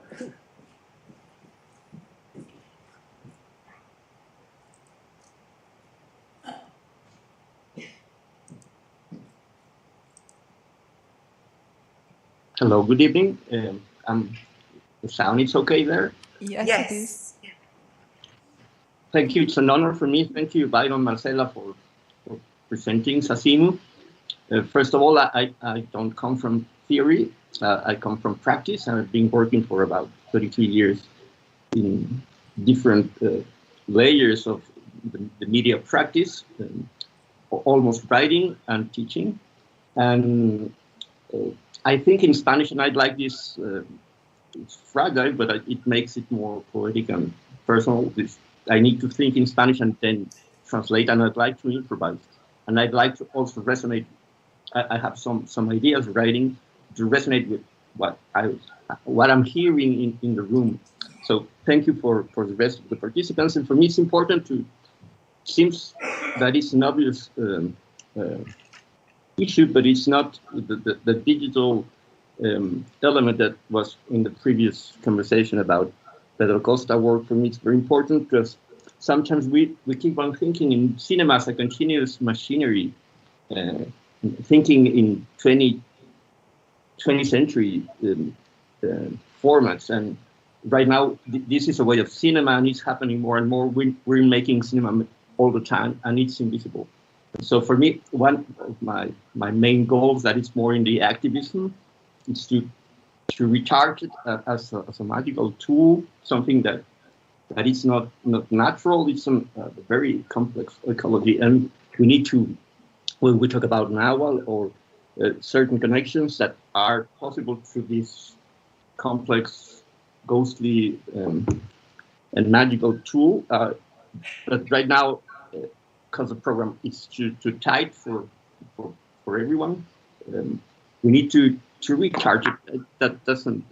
I don't know if in English makes sense. And I will. I have some images. It will be very fast. Take me 1 minute.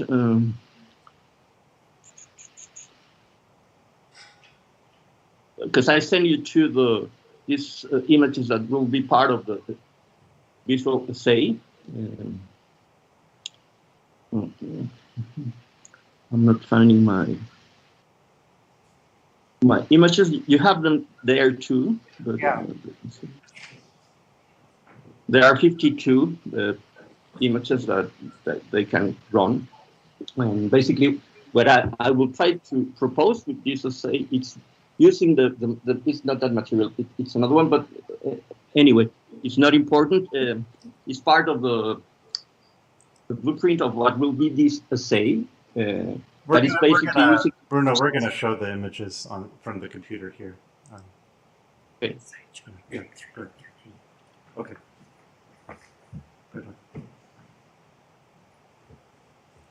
Yeah.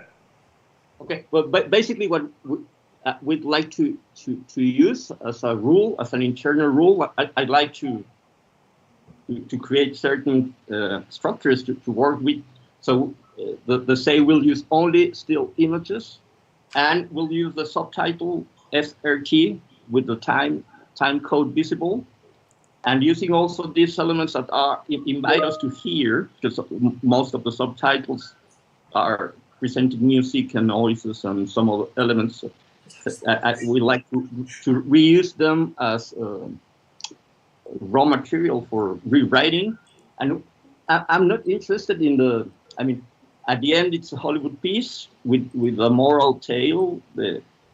It's presented in a very elemental way, this pre-Hispanic universe that mixes everything with everything. I like that it's an imaginary Mexico that doesn't exist just in Hollywood. But what it's interesting is to think in that piece as an archaeological piece that can be reinvented, reinterpreted, fragmented, and then through imagination, writing a new piece that can be in present, a political manifesto and an aesthetic also game. And I will read I'm ending. I mean, I can keep on improvising. I'd like that, but it's weird, this distance and the things at the same time. But it's very simple. Nahual Cinema, speculations about the power of cinema in the present, which is yet to happen, already happening in multiple plateaus of experience. For us, it's still a new toy. It is still a new toy. We learn to use it as the other thing. It also is a mystery, a membrane, non-experimental cinema, experiment with cinema, mirror cinema, interconnected with the environment.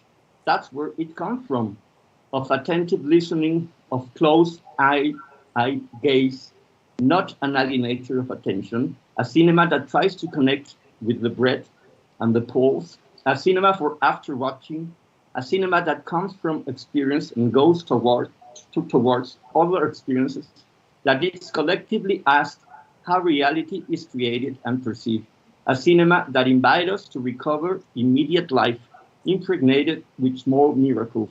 To observe is to transform the world, a cinema that infiltrates like dreams. Intention can change things, living things too.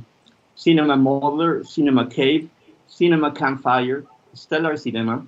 Cinema is a loom that in Spanish is Cine Estelar, that it's not possible to translate it.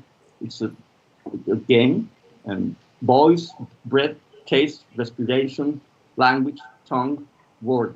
And I mean, I can keep on going, but I think it's better if my colleagues there can close this small intervention, and thank you for the time. Well, I think that's all we. I think we're ready to talk about the various. I mean, Bruno already mentioned some connections with the Alex's presentation on Pedro Costa. I think there's a lot, and in fact, even the Hamlet connection. There's a Hamlet reference in The Living Idol. It's a really, we're excited to be able to present here and then have the film presented, as it were, in its own skin in Oaxaca in September. So thank you very much.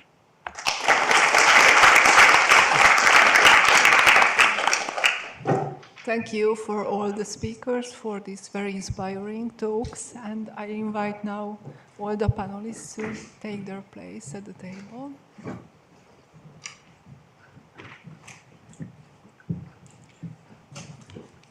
So there was some very interesting synchronicities between the talks in this panel, and one underlying common thread was for me how there is an inbuilt capacity in these marginal experimental practices to push the boundaries.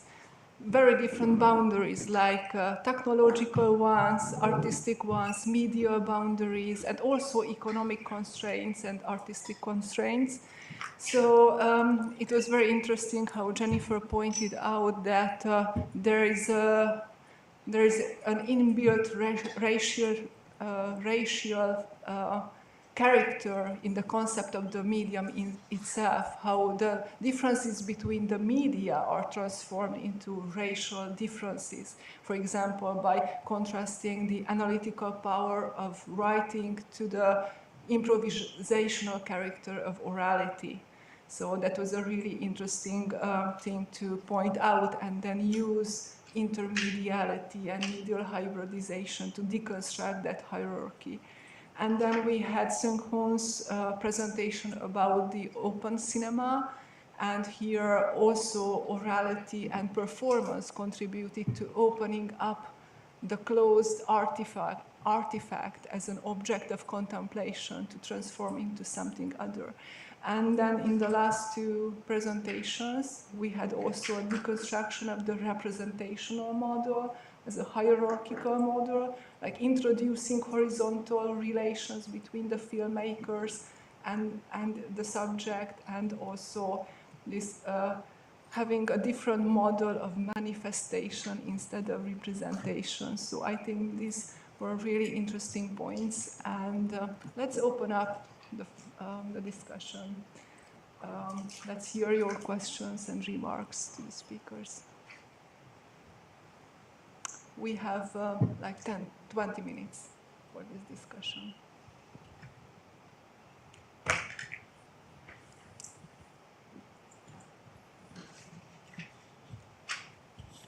Yeah, thank you all for a great panel. This is for Jennifer. I was really fascinated by the Stanley anecdote, and in a way it doesn't matter whether it's true or not. As Foucault once said, the historical imagination wants it so. And I was interested in your take on the fact that some of the major texts of what we now know as media theory emerge precisely at the moment of decolonization. And what you make of that connection. I mean, you brought McLuhan into play in your argument, and basically the point that you were making was that the European organization of the arts into different mediums of expression and sensory registers is being called into question by the practice that you're studying. And you know, McLuhan publishes his key works just around 1960. Habermas comes out with The Transformation of the Public Sphere.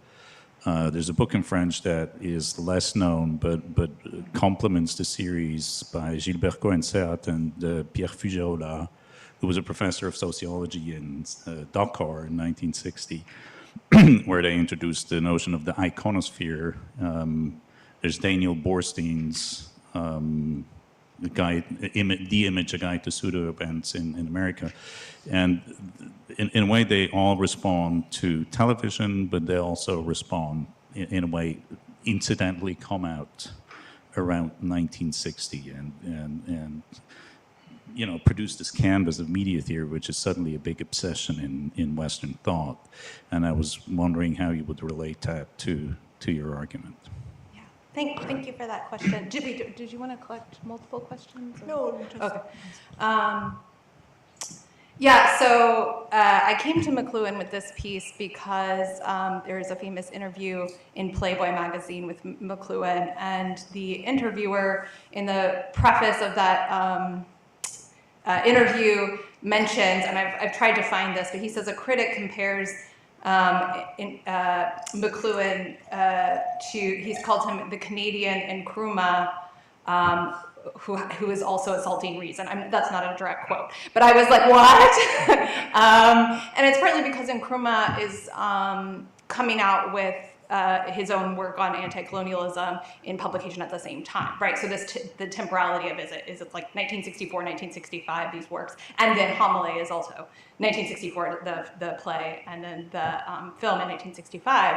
And so there's something going on here, and then the fact that if you read McLuhan, he's obsessed with Shakespeare. It's like everywhere. And so I started thinking about, you know, how are these things coming together in this period? And I think in the mid-20th century, Shakespeare is just it's such a common thing that people are talking about, and it's being utilized in all these different ways, which is why I also bring in C.L.R. James, because you think about Shakespeare as this, like, to me, it's like the colonial text, especially in British colonialism, right?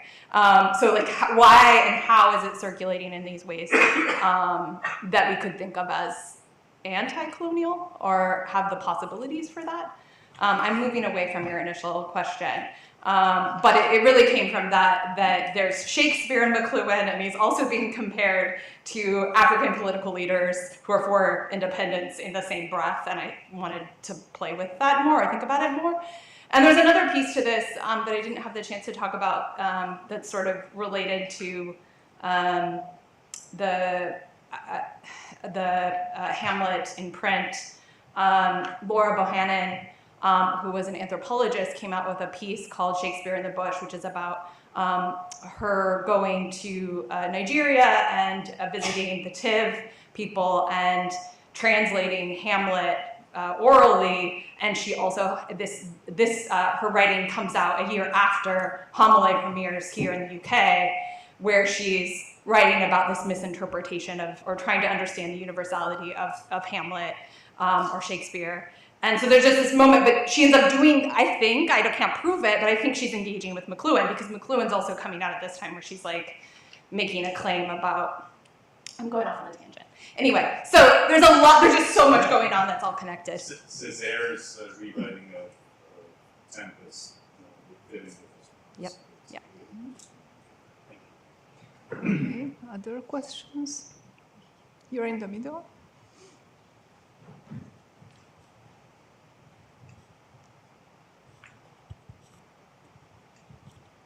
Thank you for a wonderful panel. Because I'm kind of really interested in Marxism, so I want to ask you a certain question about the critic you talk about, because he is kind of Marxist, kind of film collective.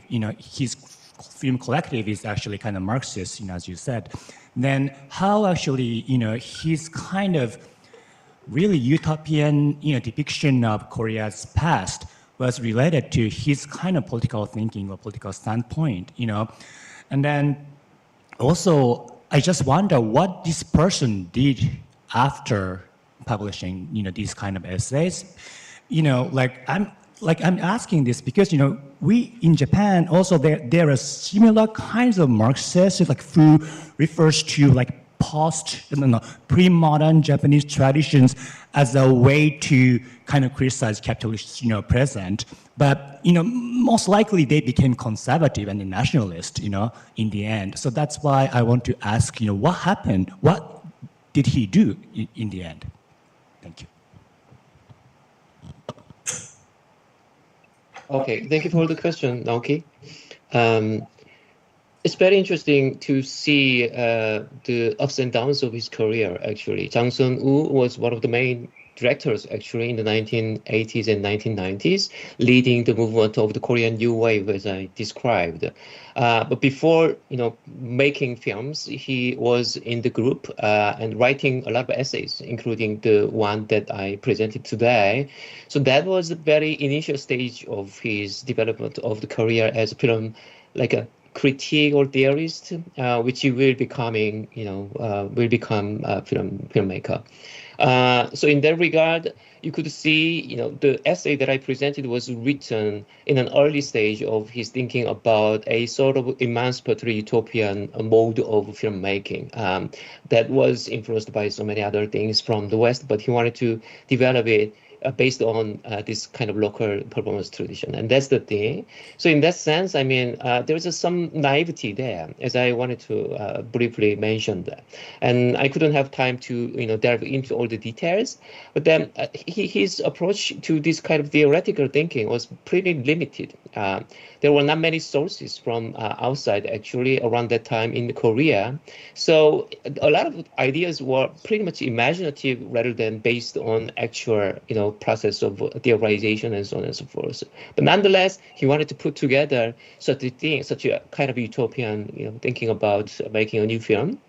And after that, around the time when Korea was democratized after the dictatorship in 1987, he jumped into filmmaking, and in a kind of bizarre, interesting way, he was pretty successful in the mainstream film market, actually, even though still he wanted to kind of show his socio-political attentiveness to many issues there. So around the 1990, that was the heyday of the Korean New Wave, including him and Park Kwang-soo and some other directors who came from the collective that I mentioned there.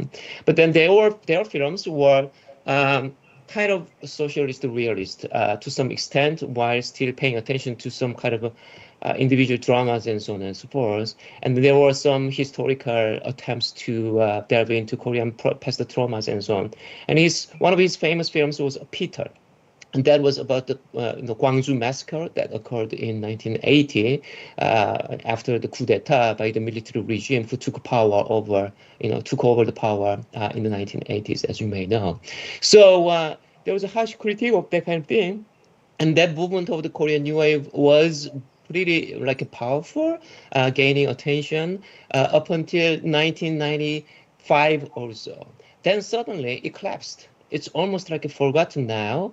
And young people these days, in Korea as well as outside do not know them very much, because now the main face of the Korean cinema, as you may know, is driven by Park Chan-wook, Bong Joon-ho, Lee Chang-dong, Kim Ki-duk, and Hong Sang-soo, and somebody like that. And all these groups came out of, this kind of Renaissance period. And then they all debuted around 1995, 6, 7, and so on and so forth. And around 2000, the so-called Korean New Wave was already outmoded and outdated to some extent. And Jang Sung himself slightly survived, but then his major attempt to make a big budget film in 2002 or so completely failed. Then after that, he was not able to gain any funds from any film production company and investment company and so on and so forth. So he stopped making films. And after that, there's not many kind of substantial evidence of his attempt to making another films and so on and so forth. A few years ago, he was found in Jeju Island while making, running a kind of cafe there.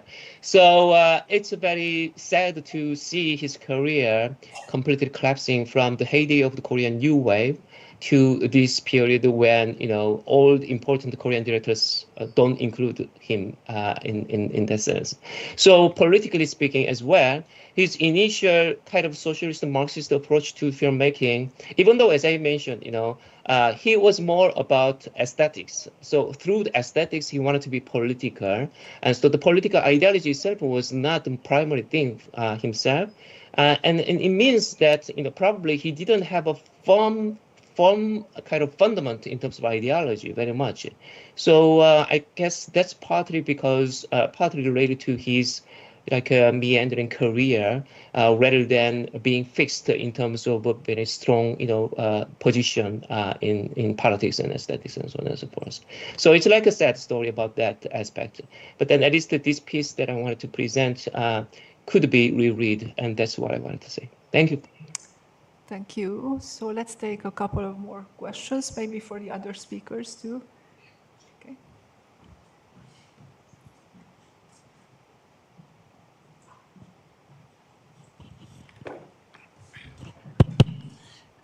Thank you very much. I was really fascinated by all your papers, I have to say. In part, speak louder, okay. So I was really fascinated by all your papers, frankly.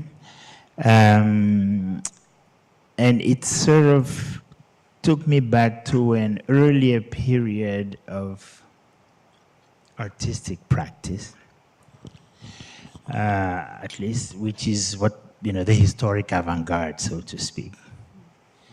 Where, if you will, the desire for European artists to rebel against the strictures of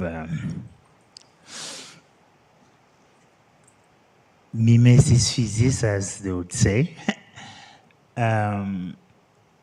had them incorporate, in effect, the language of artistic practices from across the world through the colonial moment. Certainly for Africa, that was the case. The Cubists, without the encounter with African cinema, would not have produced the language of the avant-garde, of artistic avant-garde that they produced. The Expressionists, Surrealists, and many others.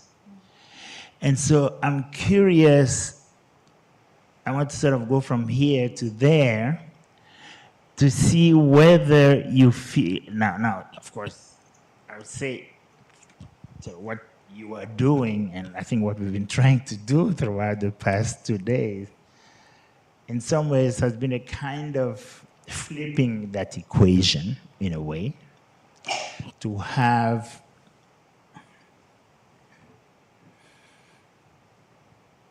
people living in those countries, those spaces that gave that vocabulary to the artistic avant-garde, historic artistic avant-garde, trying to reappropriate not only the language, but I guess the epistemology that sustained that language, as it were, to produce new forms of theoretical engagement, thinking, discourse, and so on and so forth. And so I'm wondering if you feel that collectively, I would say, you might be participating in a theoretical avant-garde this time by virtue of the kinds of operations you're each engaging in.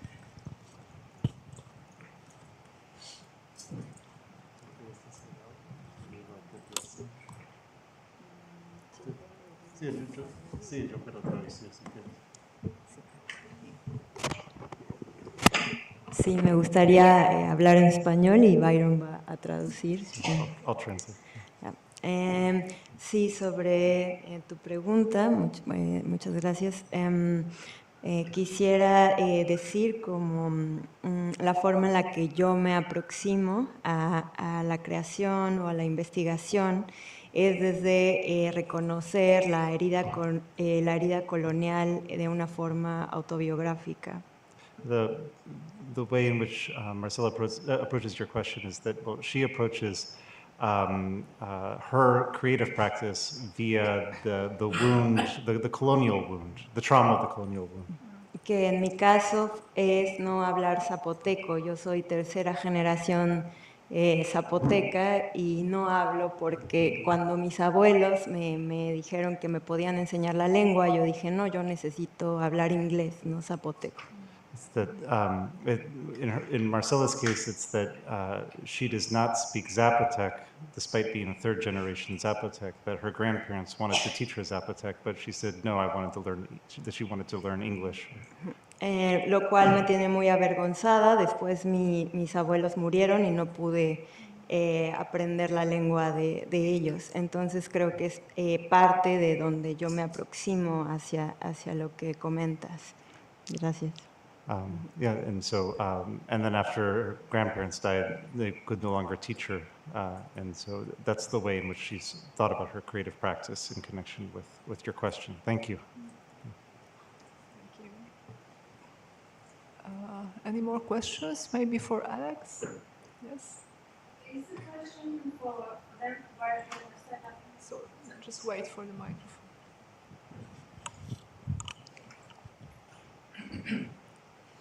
It's for Byron and Marcela, but maybe also for Alex. I was thinking it's more like if you could elaborate on some of the metaphors that you've been using to talk about film and think about the context of digitalization and how the digital makes us think about film in a different way.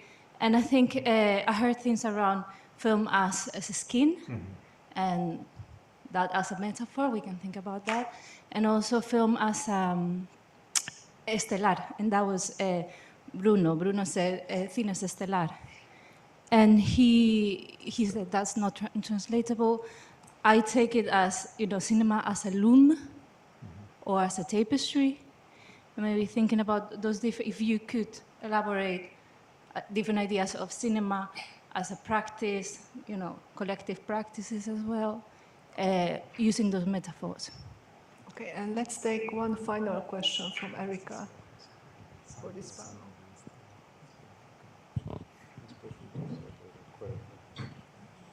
Thank you.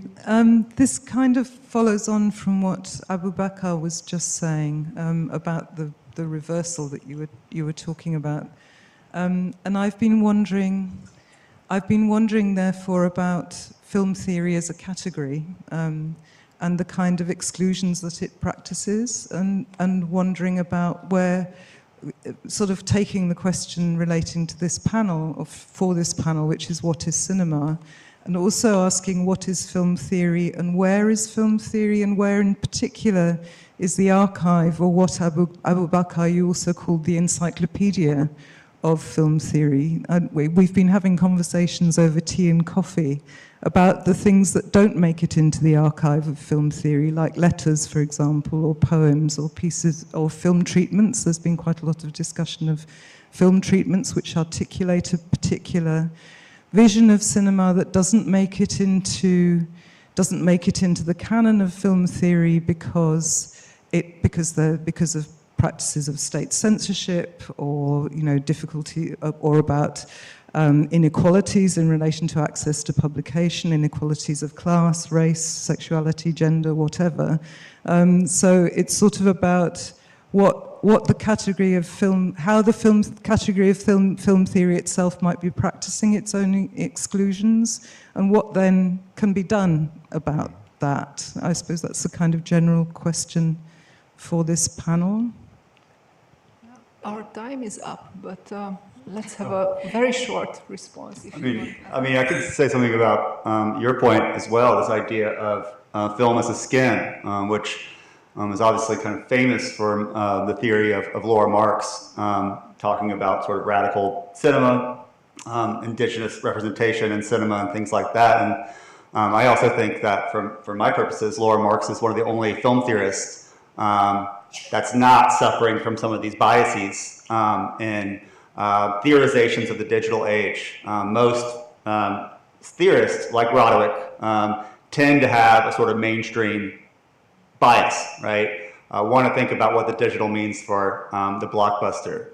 And I think Marx and a few other, Laura Marx and a few others, they're actually trying to figure out not only, low-budget art house cinema, but also experimental cinema. How can we sort of think about this concept of medium specificity, which, as Jennifer was talking about, has a sort of troubled past in a way that, from a sort of political standpoint as well. And then what your point about sort of theoretical avant-garde, I mean, that's why I think Rod Sierra has come up multiple times in this panel, that he is sort of trying to sort of historicize our current moment by looking to past traditions. That modernism is this idea that the autonomy of art, but that doesn't mean medium specificity in the rigid sense, that a more open definition, that it's not the autonomy of each individual art, it's the autonomy of art in general to sort of blur with one another, different types of art. But yeah, just a couple of things that I was thinking about. Would you like to react? Yes. I think I don't know if he's still on. Okay. I don't. Okay. Because he's longer.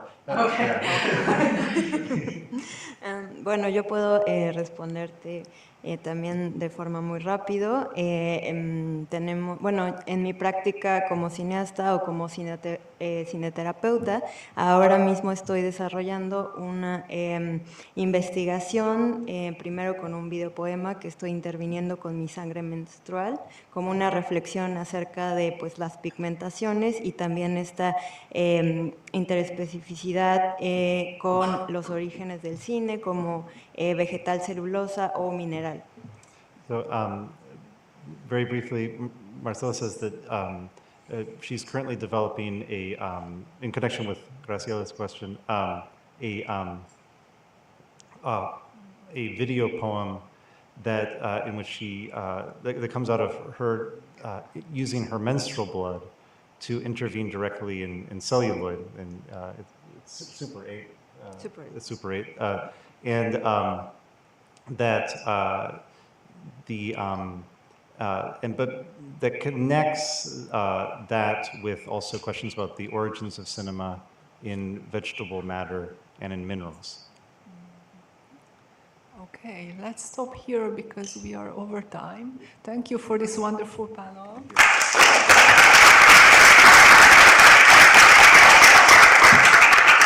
And have a short break of 10 minutes.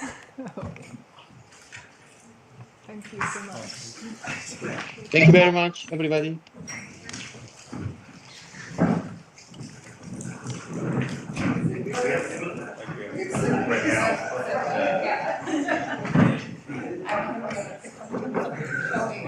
The energy seems. Oh, we got it. We're going to miss a lot. Not that we're in Europe. We're here for 30 minutes.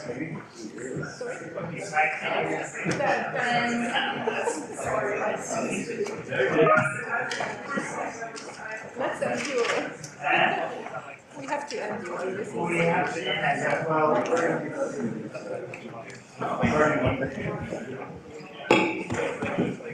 Oh yeah, he's great at that.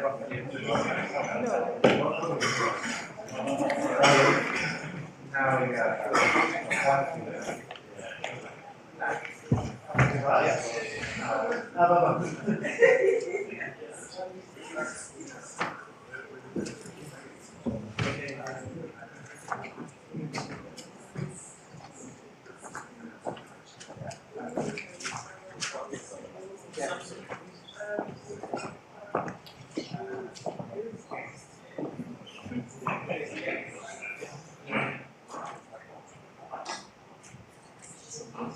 Oh, good. Thank you. I wrote about it. No, it was that where like a lot more. We got to like maybe the first third. Oh, it felt much more because maybe numbers Singular. just from Okay, well, hopefully that makes it past. there was like 36 more of the video of like that because it's like from the video essay it's 56. Oh yeah. So we only showed like it was only the first third. Yeah, much previous presentation was like 30, so let's go. Yeah. Yeah, that's an interesting idea. Sort of wrapping up in a short time span.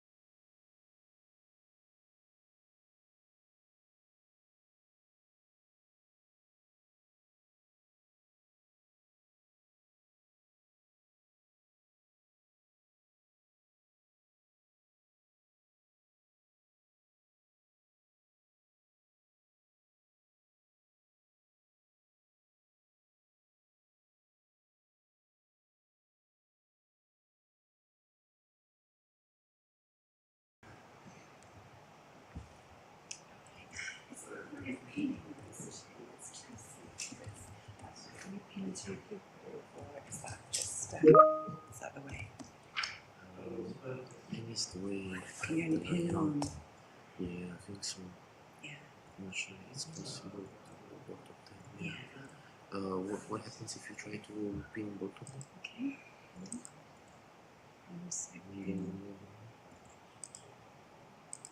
Yeah, there we go. Perfect, thank you. Excellent. Okay, we're good. It's Are good? we good? Yeah, we're good to go. We can start? Yeah. Okay, very good. All right.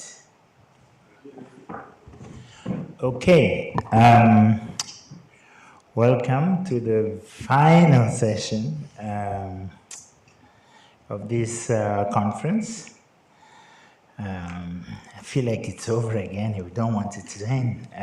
But the panel is entitled Counter-Hegemonic Circuits of Theoretical Exchange. So we have, I believe, 4 panelists, 2 for one paper and individual panelists for the others. So we'll just go in the order that we have on the schedule, and I'll just start by introducing the presenters for the first paper.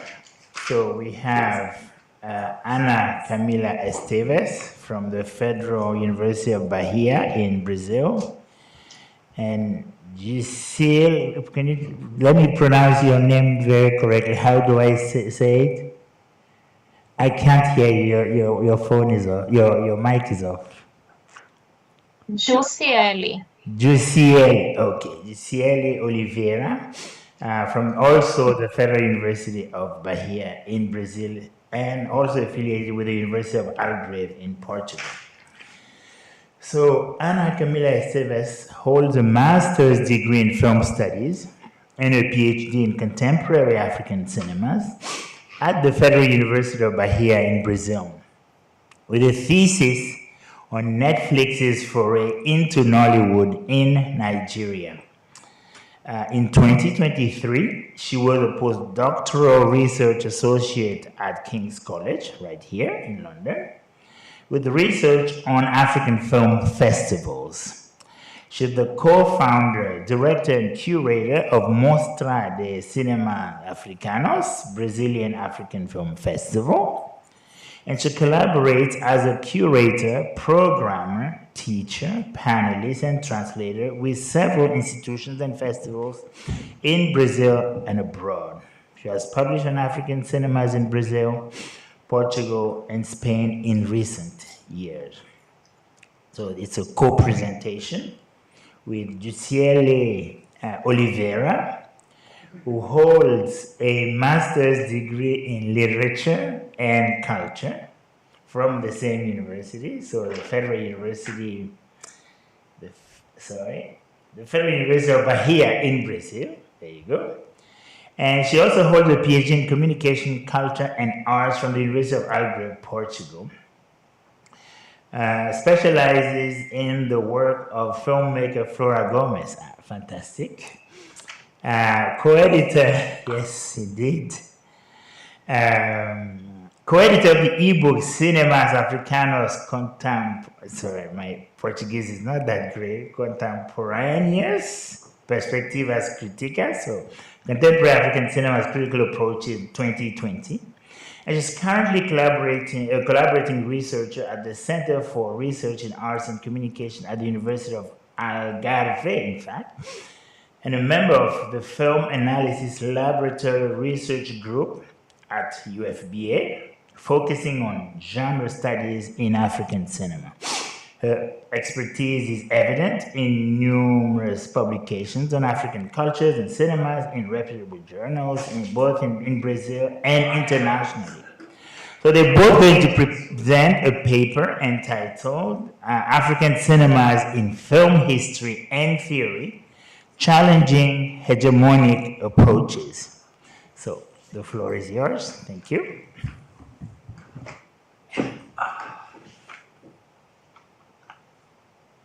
Hello, everyone. Can you hear me well? Yes, we can. Very well. Lovely, thank you. Okay, so we would like to begin by expressing our gratitude for the opportunity to be here today, discussing film theory and African cinemas with you. And it's also a great honor for us to share this panel with Professor Boubacar Sanogo, whose work we follow closely and deeply respect. And it serves as a reference in much of our research on African cinemas here in Brazil. So thank you so much. My colleague, Jussiele Oliveira, who contributed equally to this presentation, she's not very comfortable speaking English, so I will be presenting on behalf of both of us. And I also ask for your patience in advance if I need to translate for her or for you during the discussion. So our talk today draws on a recent teaching experience from 2021 when we offered a course for film professors at Brazilian universities, focusing on African cinemas within the broader context of film theory and history. So our goal was to challenge the theoretical ghettos where these cinemas are often confined, such as world cinema, accented cinema, third cinema, post-colonial cinema, and so many others. And our goal was to encourage these professors, who of course play a critical role in shaping academic discourse, to include African films in their classrooms, using them to explore theoretical, aesthetic, genre, and other interdisciplinary issues.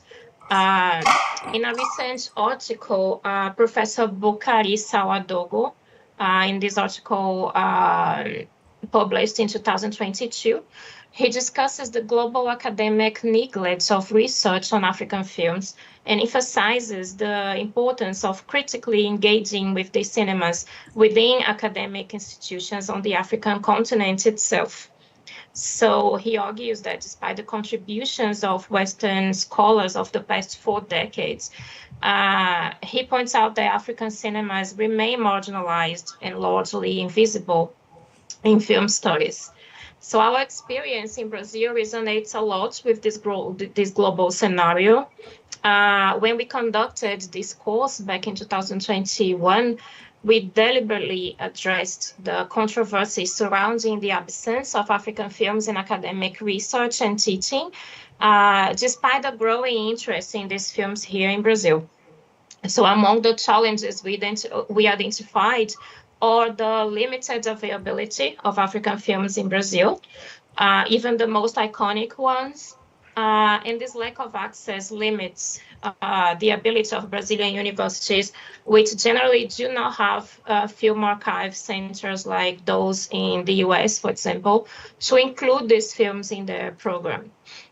Another major issue is the restrictive theoretical frameworks that often reduce African cinemas to a purely political role, focusing on resistance and anti-colonialism, while excluding them from broader discussions on aesthetics, genre, and other areas of knowledge. So there is also this tendency to impose certain historicity as barriers to theoretical engagement.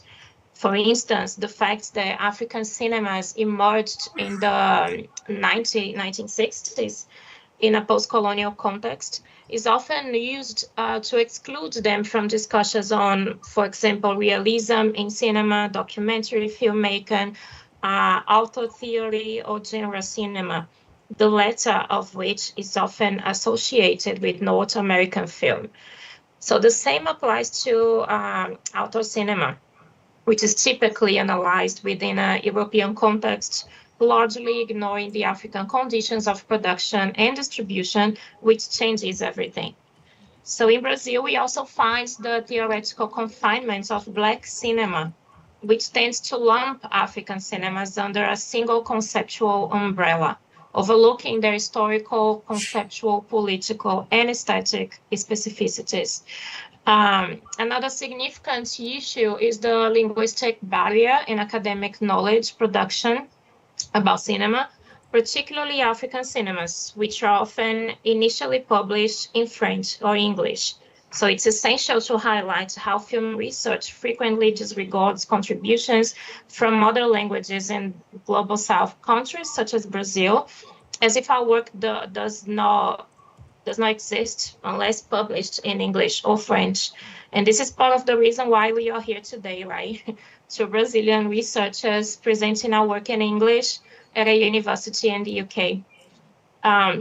We argue that African cinemas should not be treated as an exception, but should be recognized as integral and original expressions of Black art, embodying the artistic value of cinema itself. This is in line with what filmmaker and film critic Paulin Soumano Vieira advocated in his book, Le Cinéma Africain des Origines à 1973, published in 1975. So even 58 years after the release of the first African feature film, La Noirde by Ousmane Sembène, African films continue to face challenges in classification and are often subject to limiting stereotypical and Eurocentric critics. So these challenges include theoretical framing, the consolidation of new aesthetics, and the expectation that contemporary African films conform to models, paradigms, themes, and criteria tied to the earliest African film productions. So to destabilize and subvert the dominant scientific rationalization of modernity and canonical aesthetics, which tend to exclude rather than include, new discourses have emerged in African films.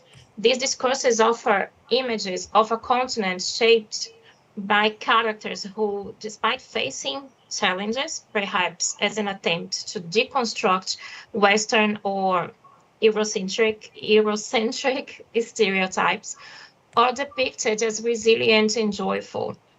These films resist the tendency to portray Africa as a continent built in misery, tribal conflicts, perpetual warfare, or systemic disregard for the rights of women and children. Narratives that suggest Africa still needs to be safe for the West, by the West, sorry. So at the same time, these films do not shy away from addressing the economic, educational, and cultural challenges posed by new colonialism in Africa and beyond. So what is local can become global and vice versa. These elements can coexist within the same film without creating hierarchies. Oh, I'm sorry about my English, I'm losing it. That reduce or exclude. In contemporary times, the or is being replaced by the and, embracing the multiplicities and varied possibilities directly linked to African cinemas, which, like all other cinemas, are called upon to manifest in their relationship with the specific social-cultural context in which they develop. And right here we are quoting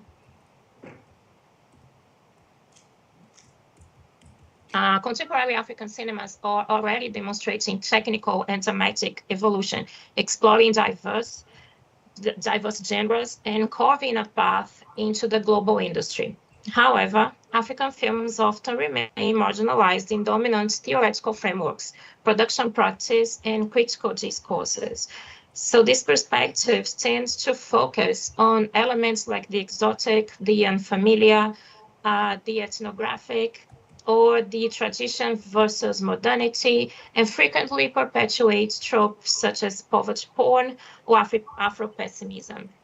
So these narratives often echo the themes and aesthetics of the earliest African films, but are curated in a way that reinforces the idea of a single story. As we move further into the 21st century, African cinemas face the challenge of both consolidating and transforming this rich historiography. Despite the contemporary multiplicity and openness, these cinemas continue to grapple with the lingering desires of the hegemonic model, which tends to explore preconceived colonial, historical, political, and aesthetic issues. As a result, it is often said that African cinemas are still searching for their place, their voice, their aesthetic, even after more than 60 years of history. So these challenges are closely tied to economic and structural factors, but above all, the quest of African filmmakers is to find the filmic form that best aligns with their poetic vision and meets the demands of the current global context in which they operate and interact with other influences. And here we are quoting Professor Mohamed Bamba. African cinemas trigger deep reflections on established concepts, themes, and theoretical models. They challenge productions that frame the creation of the other as inferior to them or us, marking the beginning of a new chapter in their history.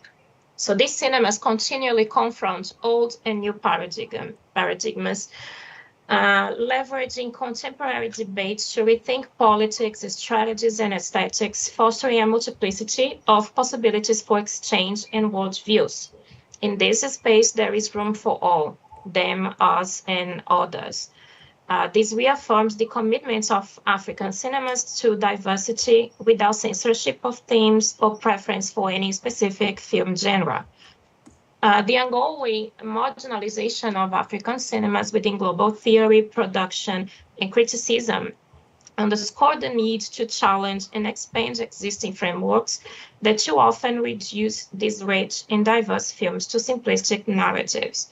While contemporary African cinemas are making significant strides in both technical and thematic areas, they continue to be viewed through limiting lenses and theoretical gateways, culturalist analysis instead of aesthetics, which are of course legitimate, but should not be the only way of looking at those films. We recognize that this discussion has so many layers to it that it touches on issues that we haven't even fully explored here, such as what qualifies as a theory, how theories are born in the field of film studies, and the theoretical references we bring to the table when contemplating African cinemas in relation to broader film theory. Should we consider developing an African theory of cinema, or perhaps thinking about Africanizing existing film theory? Is this something that can be resolved solely through African films, or shall we just move beyond binary oppositions like West and East, North and South, so we can ask better questions? We, of course, don't claim to have any answers to these questions. We are committed to challenging hegemonic film theories by incorporating the world of African cinemas, which, as we argue, profoundly disrupt and enrich the broader production of knowledge in the field of film studies. So that would be it to open the conversation. Thank you so much. Excellent. Thank you so much.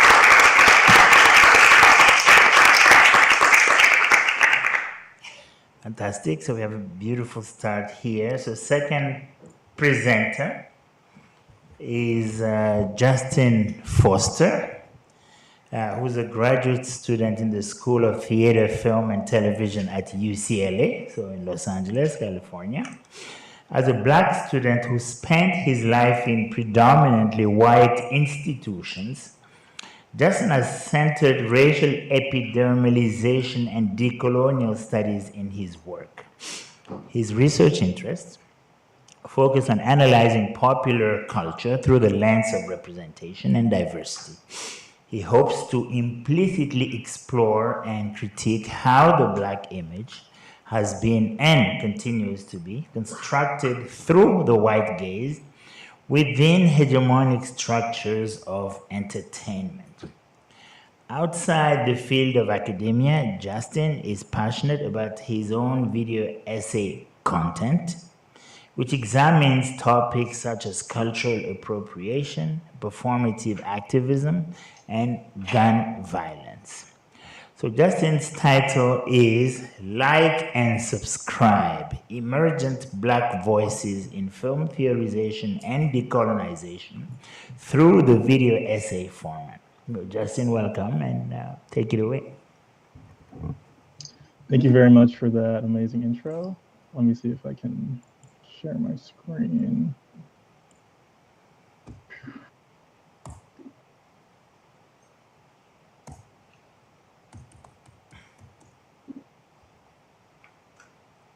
Can everyone see my screen? Okay. Yes. Okay, fantastic. So thank you for the introduction. Thank you to my fellow panelists and presenters. There's certainly some thematic synchronicity, particularly as pertains to what Anna Camila talked about in the presentation about Eurocentric historicity and film theory and the consequence of exclusion and who has the voice and who is privileged to share their voice when it comes to film theory.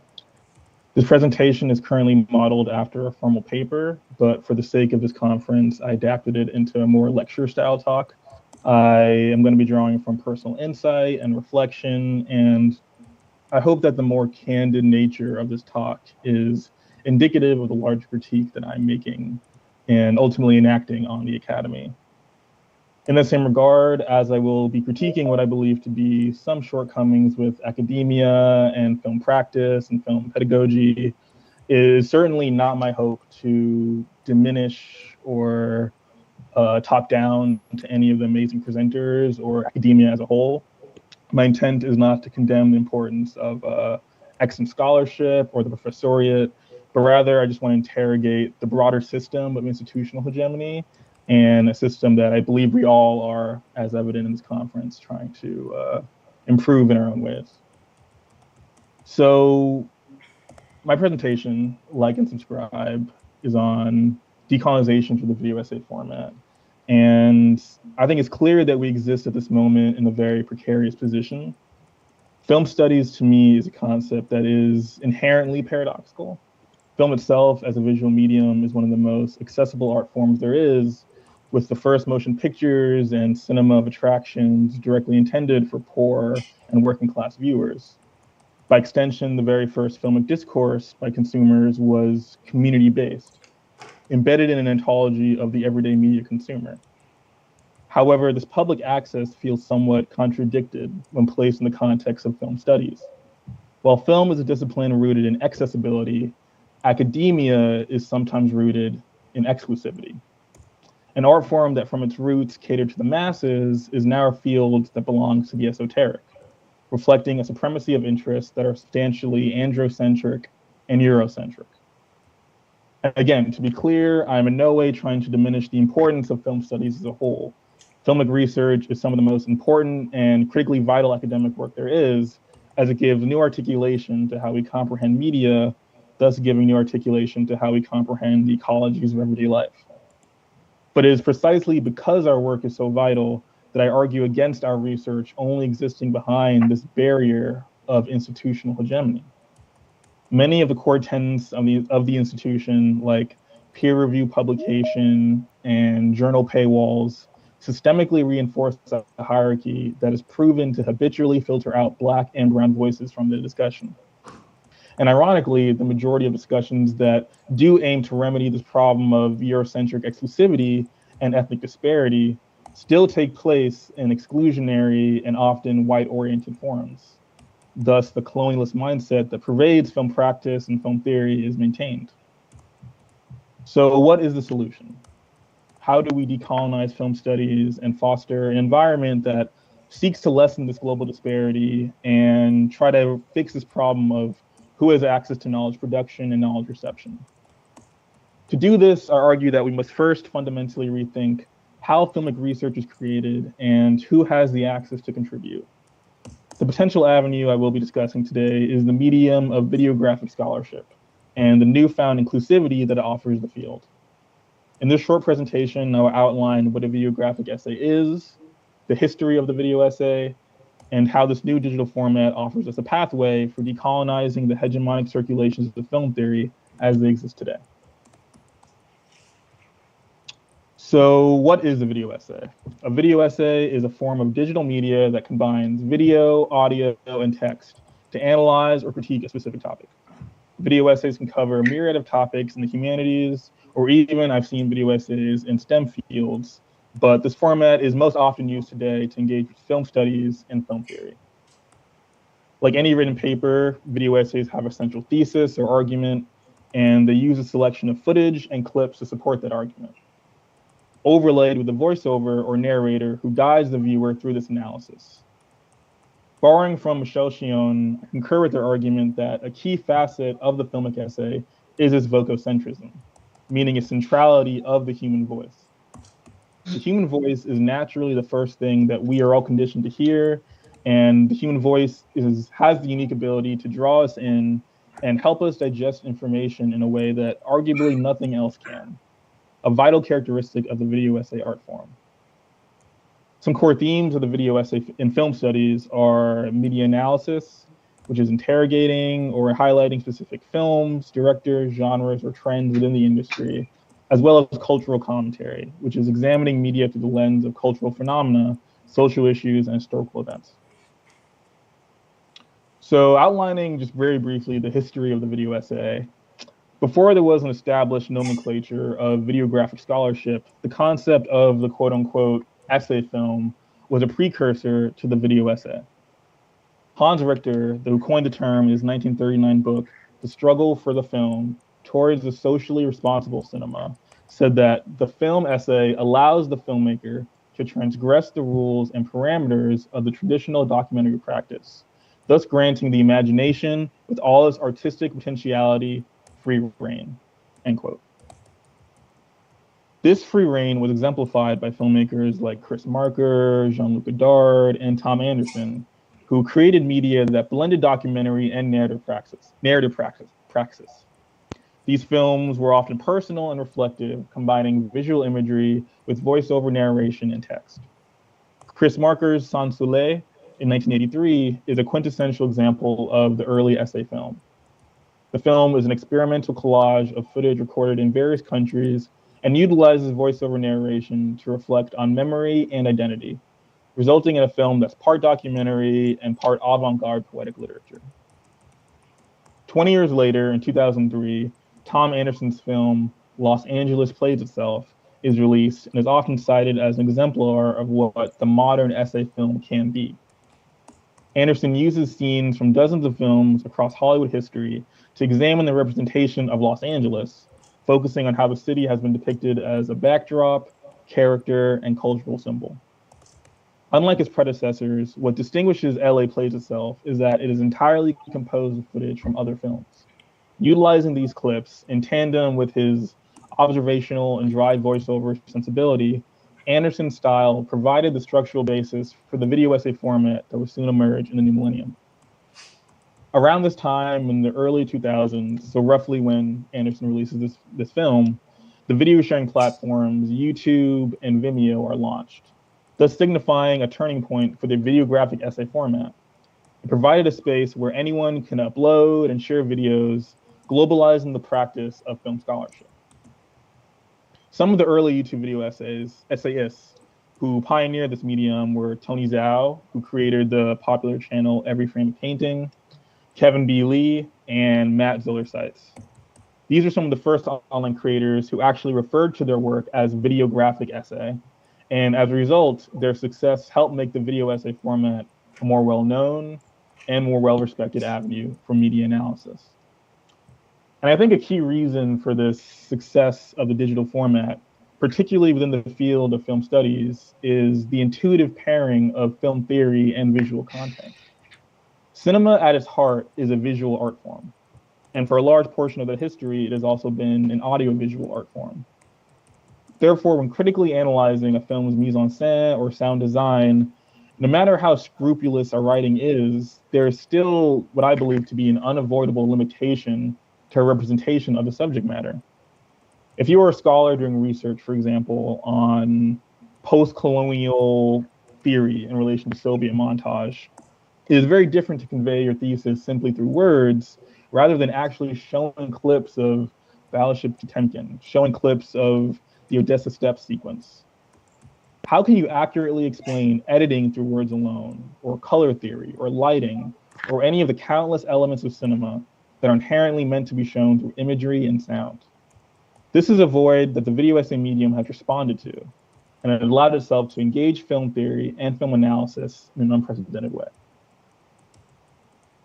So the main portion of this presentation is not just advocating for film scholarship, but advocating for videographic scholarship as a method of decolonization. Fundamentally, video essays offer us the potentiality to destabilize the hegemony of traditional academia. Video essays democratize access to critical analysis, allowing voices from marginalized fields to participate in and contribute to media discourse. This decentralization is an ideological and tangible undoing of the monopoly on traditional academic institutions, which have historically been, and in many ways continue to be, gatekeepers of knowledge production. By creating and sharing video essays, writers from diverse backgrounds can offer counter-narratives that challenge dominant cultural representations. This process can help reclaim the power to define and reinterpret cultural identities from those who have traditionally held it. The video essay format also allows writers to repurpose and reinterpret visual media that has been used to perpetuate colonial ideologies. By critically analyzing films, advertisements, and other visual content, video essayists can highlight and deconstruct the colonial gaze, offering alternative perspectives that reflect the experiences and realities of marginalized peoples.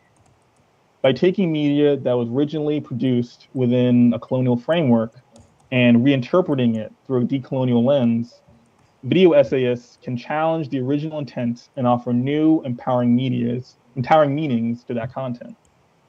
Inversely, texts that were once lost because they were created by marginalized voices can now be given a new spotlight and a new life through digital resuscitation.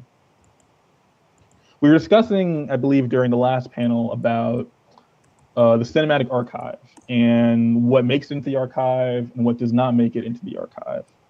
My mentor at UCLA, Dr. Ellen Scott, once made a video essay that highlighted Black female film critics from the 20th century, where she used their original print reviews and overlaid them with voiceover and images from the content they discussed.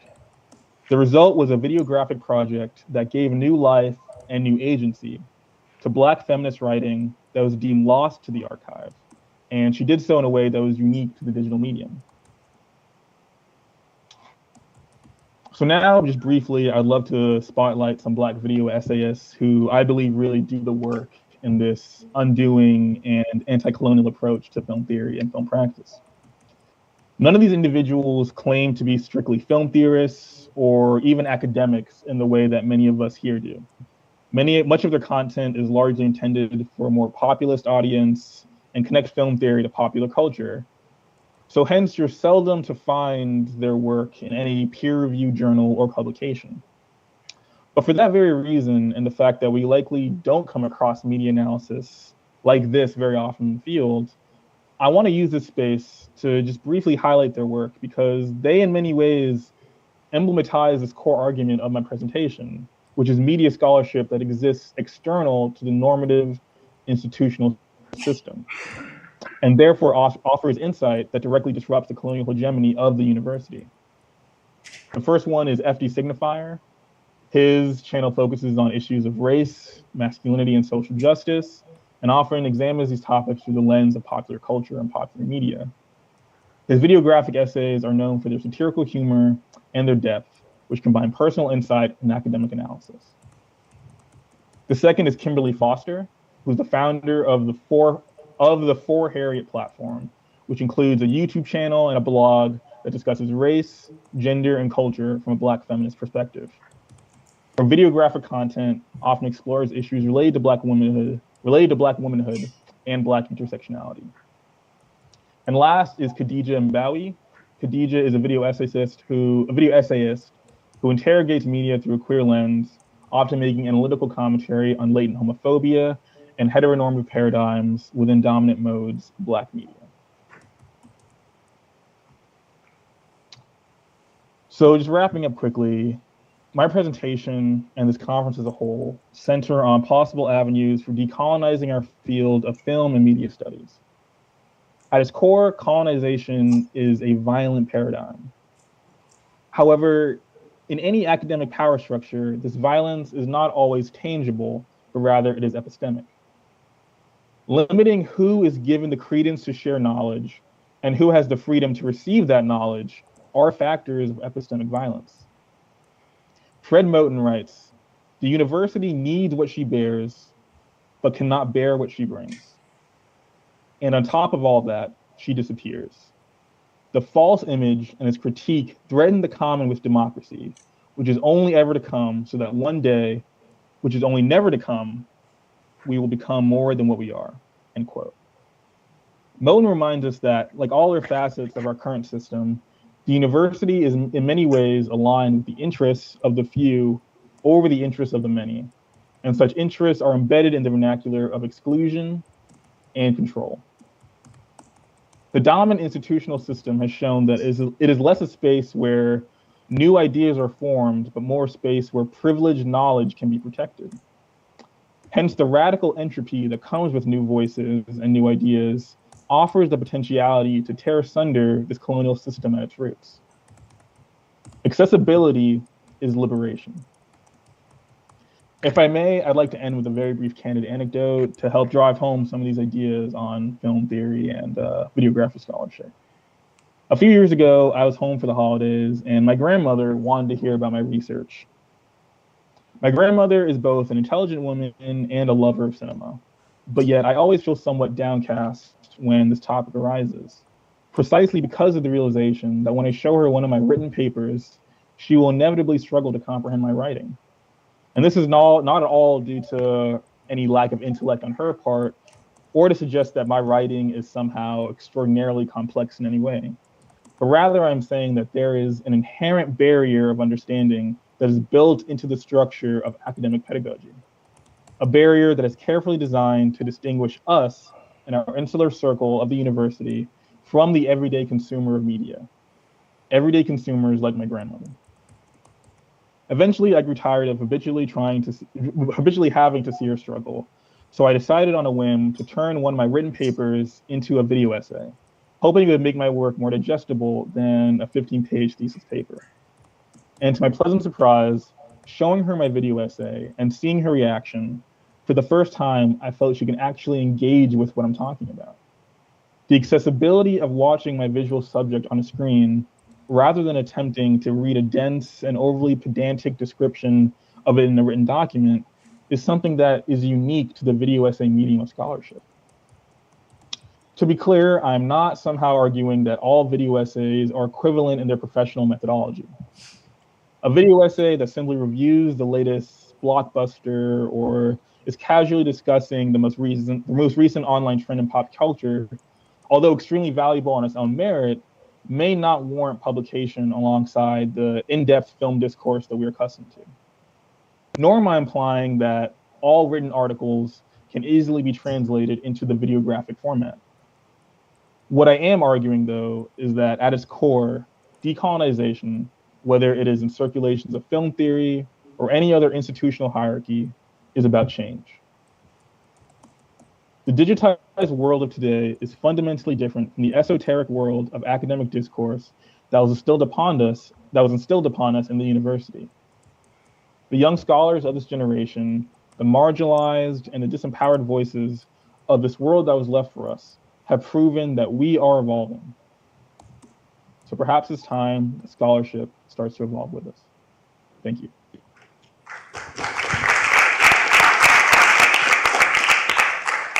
Thank you very, very much. Fantastic presentation. And now we have a last paper. Michelle Aaron. Yeah, okay, very good. So Michelle Aaron is Professor of Film and Television Studies at the University of Warwick. She's published widely on ethics, death, and queerness. Her current research extends these interests into a focus on decoloniality and the moving image. And her latest essay, Lies, Loops, or Liberation, on the disobedience of feeling more, is in the recent collection, What is Film Good For? She's director of the Screening Rights Film Festival, which will and with its 10th edition later this year, and has just gained funding for a project on Palestinian and Jewish solidarity in and through film. The title of the presentation is Disobedience, Survivance, and Sumud. Is that correct, Sumud? Mm-hmm. Theorizing film through indigenous and Black cultural critique. Thank you very much. And thank you for the kind of marathon and really impressive conference and all the panelists, and hello to my fellow panelists who I can't see now. This was rather an ambitious title. I'm obviously not going to be able to touch on everything. I'm really grateful to Justin for raising Fred Moten, because that's one of the people I won't be able to go into. But if I can achieve anything, it is in some way, and this is very much a work in progress, I should warn you. It's in some way to highlight and harness some of the synergies between Latin American, Native American, African American, and Palestinian critical concepts, and to use those to analyze the work of some contemporary moving image artists, although I'm actually only going to speak about one, I think, because that's all there'll be time for. But all of these artists are working under in response to settler colonialism. In doing this, in bringing these together, I'm in no way trying to level or amalgamate these different contexts or arenas of work and of experience, but in the spirit of their creative refusal of settler colonialism, our critical refusal of the coloniality of knowledge, and this conference's encouragement to imagine an alternative global circuit of critical coalition. Here I go. So I'll start with a little detail on some of those synergies, I hope. I'm really not going to talk much about them. What I really want to draw out is the kind of key concepts that I'm going to carry forward to some film analysis that will hopefully make sense. So what has most inspired me, I guess, in the last few years is the work of the Modernity Decoloniality Collective in Latin America, and probably especially the work of Dussel, and actually probably mostly the work of Walter Mignola, because of how tendrils spread out into film studies. I mean, very, very minor take-up within film studies at the moment, but you can feel it happening, and certainly within other arts areas of study. And really, the basis of that is, modernity is coloniality. It's not enlightenment. It's not progress. This is about, it's about conquering, or as other thinkers have more recently said, it's about exterminating, annihilation. So this kind of, this is my starting point, the geopolitics of knowledge and how we break out of there. And I should add that this coloniality is, of course, also about capitalism, but it is also very much about not just white supremacy and race, but about heteronormativity, able-bodiedness, all the kinds of normativities that we would imagine are included in there, but we often forget to mention. Forgetting which buttons I need to press. So I'm bringing up the term survivance, that's in there, because there's a continuity of themes, and as I said, I'm trying to harness a specific interest in these ideas that surround refusal, but also a thinking in terms or gesturing towards futurity. And Weisner's work, so influential from 1999, Manifest Manners, in which he's talking about survivance, and he talks about it a lot in many of his publications, and I like this quote in particular because just because of this active sense of presence, so active, and we might also say creative sense of presence, but this emphasis on native stories. He writes a lot about literature, and obviously the term's being picked up in a variety of ways, and it has been written about in terms of film in particular. And I wanted to just bring a quote in from Deanne Chisholm, who says, "More than a post-colonial phantasmagoria," that was a tough word for this time of the day, in this time of the right, "of remnants and revenants, survivance demarcates a thriving afterlife of traditional culture." So again, we're getting towards this sense of an afterlife, thriving afterlife, this sense of futurity. And with Sumud, There are multiple uses, applications, understandings of the term, but it literally means, and political uses of the term as well, literally means steadfastness, and has come to refer to Palestinians' unwavering commitment to their land, to struggling for and staying on it, and an unwavering commitment to their resistance to Israeli occupation. I like this quote from a more recent piece, Lena Miari, who's talking about Sumud as being practiced by Palestinian prisoners in Israeli jails, and their practice of Sumud, so it's a practice in which they are refusing to confess, despite everything that's being used to try and get them to confess. And she writes, as a theoretical frame, Sumud signifies a revolutionary becoming. It's revolutionary in the sense of refusing to recognize and surrender to the power structures of colonialism, and a becoming in the sense that it is a processional formation that is never finished or fixed. So it's a practice, it's a theory, it's about a refusal, but it's also about the self, and she's writing a lot about that. This is about subjectivity, and it's the becoming of the subject as well, and it's never finished. So we're pointing forward again. There are lots of critical terms floating around in the background and important voices that have informed this paper and that are probably resonating with you or coming up for you in your own work. I don't want to, the Mignolo in particular talks about delinking, that we must break from Western, Northern, Eurocentric, colonial control of systems of knowledge. But it's not just knowledge, it's systems of sensing and being, how we understand the world, that he says we must delink from. And that term resonates within those other categories, Native American studies, certainly critical race theory, and African American work that similarly talks about, talking about fugitivity and refusal. Critical fabulation, of course, in terms of this productive use of the past in looking forward and creating alternative liberatory futures.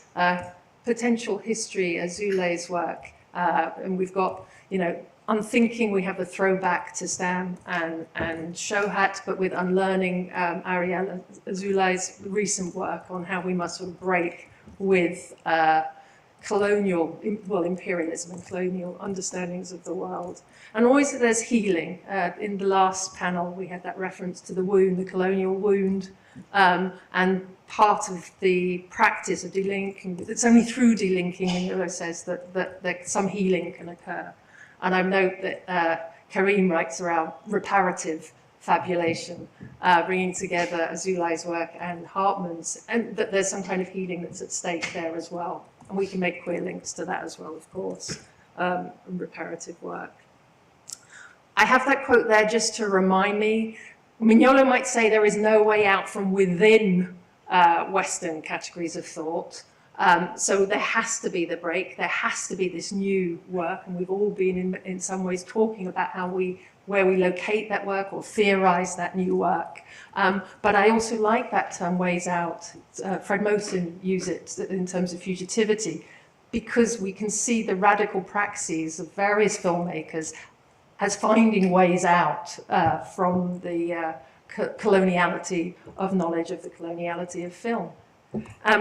A group of artists that I was looking at, filmmakers that I was looking at, who are definitely, I would say, finding these ways out through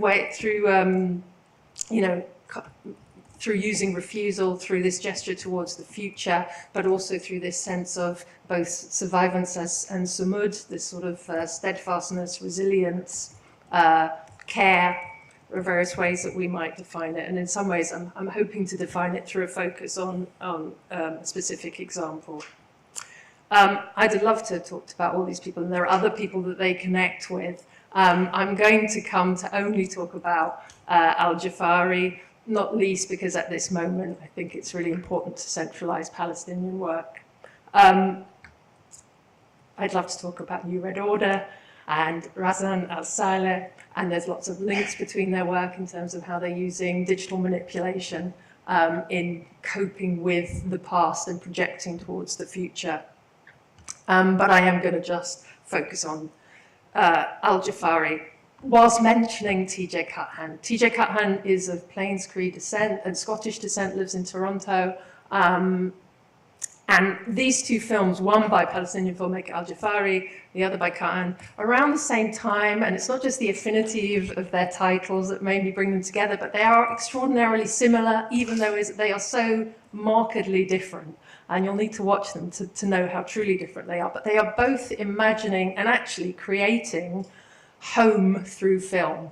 Cut Hand's piece is a very tongue-in-cheek, highly enjoyable short film that's about what happens when the white settler colonialists leave the planet after screwing everything up. And then the native peoples are there to care for the world. And in that way, it's a kind of traditional story. But a queer couple, well, at least one queer couple. Anyway, the individuals who are in the film are looking after the land, they're cleaning the water, they're looking after the kids, they're trying to heal the world so that it can be lived on after the fuckers have gone. And it's a music. I really recommend it. It has so many connections to eco-criticism, global catastrophe, and decoloniality in other ways. Enough on Cut Hand. And also its queerness is really important. I can't go into it, but obviously that's a vital element to why I wanted to include it. But instead, Al Jafari's work.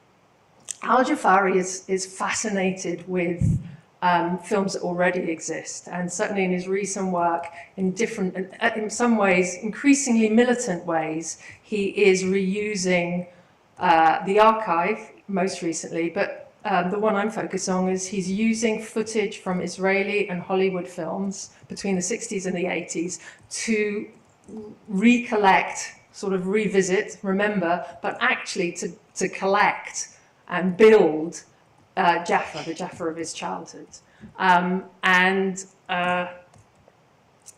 In doing this, the film will start with sort of revealing the device, if you like. So we have the image, and he's taken these from Israeli films, or as I said, from Hollywood, or principally from Chuck Norris, the Delta One film, Chuck Norris in the 80s. It was about kind of Arab terrorist threat that he's in Beirut, and instead they're shooting it in Jaffa, and I'll say more on that in a second. Anyway, so we get the device right at the beginning of the film, in which you'll see the original film, the actors, the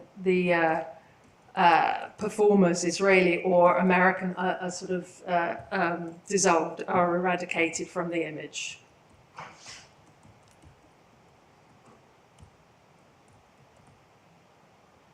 And once they're gone, he zooms in on, he manipulates the image to find the Palestinians in the background. He didn't anticipate that they were there, he didn't know they were there, and he discovered all these individuals who were in the background of the image. And once you take out the, if you like, the colonial film content, you then see what is revealed. It's not only Jaffa and Jaffa as Palestinian, but is also what's revealed is the Palestinians in the background. And he even identified family members in this. I won't go to that for a second. So from a vast number of scenes, he recreates Jaffa, he recreates home, and in many ways, Cut Hand's film and his is creating home, and Al Jafari says that. He finds his way out of occupation through populating or repopulating the image itself, revealing the Palestinians always already there, removing the settler colonial presence, reclaiming his land, to find, as he puts it, his home. But it is to enact this break with colonial power, and crucially, to do so filmically, deliberately, slowly, repeatedly, and he keeps returning to images. We'll see this boy, we revisit him over and over until he's familiar, but also familial. So he keeps returning, and at the end of the film, there's no kind of permissions or no gesture to any archive, but instead he provides this rather longish and quite lyrical list of who everyone is in these shots. Maybe not necessarily accurate, but certainly he's sort of recognizing and he's giving shape to and name to and identifying them and how he knew them from his grandmother, and he's recreating them and his childhood haunt through them. Interestingly, the Israeli government gave the Chuck Norris film sort of carte blanche to just blow up Jaffa. So, and in fact, there is an explosion that's included in Al-Jafari's film that is from that's from the Chuck Norris movie, the action movie. And what's so interesting about this, of course, is it further reminds us of the convergence of colonialism and cinema. But here the spectacle of cinema becomes a literal act of settler colonialism, not symbolic or figurative. And as the machinery of mainstream Western and myth, and as the machinery of mainstream Western and myth making, which I've said that wrong, haven't I? I've lost my thread, sorry. But anyway, mainstream Western cinema and myth making absents or misrepresents or peripheralizes the Palestinian, as well as all others. That's what he's incorporating and knowing. So it's therefore film that must be acted upon. And it is in this film, but it's especially in his latest film, which is called a Fidai film.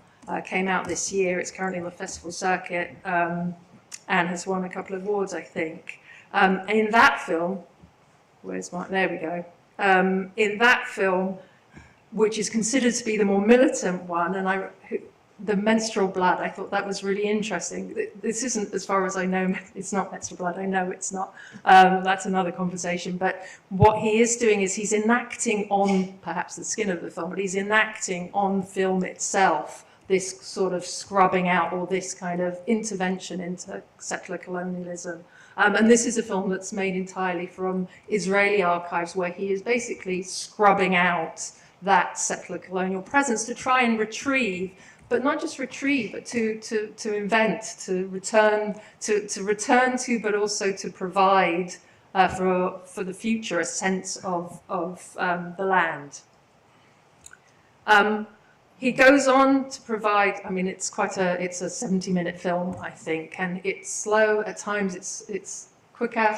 We focus a lot on still imagery, photographs that he's taken because he's had to manipulate from these much older films. And in many of them, we can't see what we're looking at. We can imagine he's just trying to train upon individuals. And I just thought it was I had a few thoughts about this, and how these different techniques might work in relation to some of the themes. I've already talked about this kind of refusal of Western cinema and of settler colonial cinema, and as cinema as settler colonial. But it's worth thinking about his use of the opacity of the image. This has come up previously. I know, I think Elizabeth spoke about the unseen, I think, if I'm remembering right, and Glissant's writing on the opacity of the image. We can see that as a type of refusal. We might think about Raheja's idea of visual sovereignty, of course, in his reclamation of these Palestinians to the center of the frame, however blurred.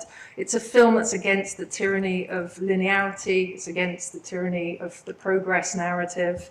And to finish with a reference to Vivian Saglia, if that's how you pronounce her name, someone will have to tell me, in a piece in Nadia Yaqub's recent collection on Gaza on Screen, Vivian Saglia writes about filming with care, and I think this is particularly resonant for Al-Jafari's work, particularly this kind of meticulously laborious editing of this material. It would equally refer to T.J. Cuthan's work, but in a completely different way. Anyway, Saglia writes, filming with care acts as a social glue that strengthens the bonds colonialism seeks to undo. Careful filmmaking here mirrors the praxis of Samud. And that's it. Thank you.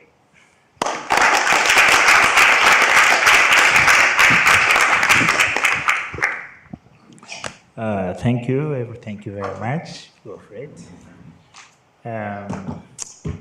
This is a really very exciting panel for me. I feel that, in fact, your presentation in many ways has lots of evocative words that could be applied to at least the spirit of the entire panel, which is one, obviously, of refusal, one that's invested in the idea that, film theory is something that could be acted upon. So I'm going to do exactly what it does to the film with your language, so to speak. And so I want to ask a question primarily to the first panelist, in a way, very, very quickly, and really stop speaking altogether.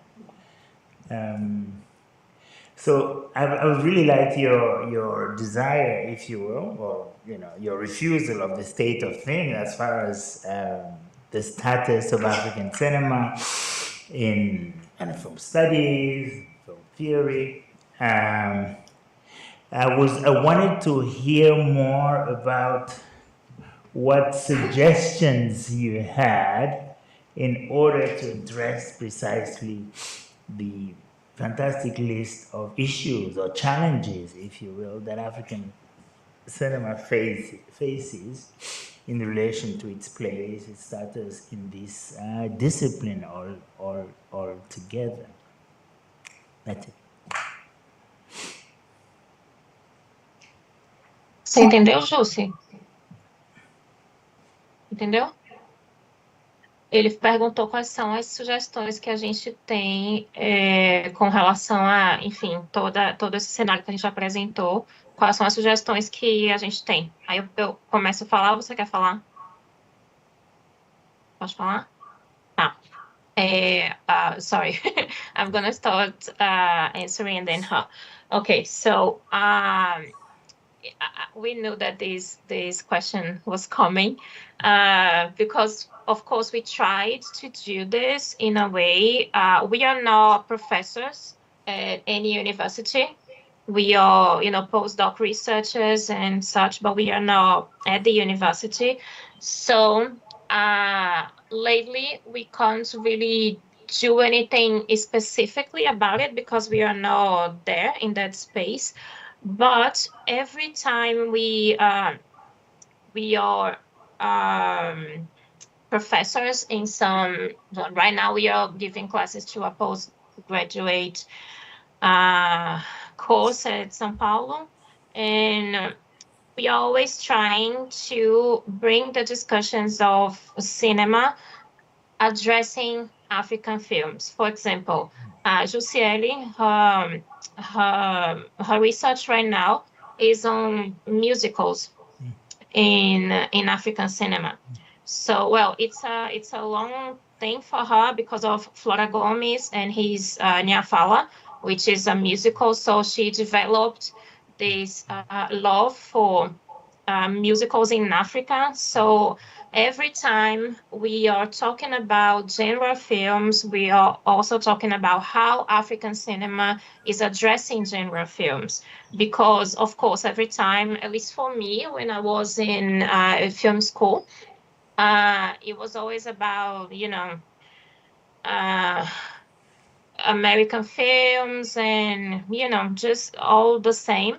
But we try to address the genre film, the theory of genre film, thinking about how African films address this aesthetically and in theory also. So we are always doing this also with publications, but in our classrooms, we are always trying to bring these films, such as Nya Fala, Carmen Gay, what else? West Indies. So we have so many, right? We have so many African films who are flirting with musicals. So we are always trying to bring these films to the discussions. It's the same thing with author films, specifically Flora Gomes, for example. Jussiele's PhD is on Flora Gomes's work based on the auto theory. So we are always trying to put that into perspective. How can we address the auto theory if we are talking about a filmmaker an African filmmaker who needs maybe 5, 8, 10 years to come up with a second film and then a third film. So it's very weird for us to talk about a body of work in Africa, because we know how long it takes for African filmmakers to make a second or third film.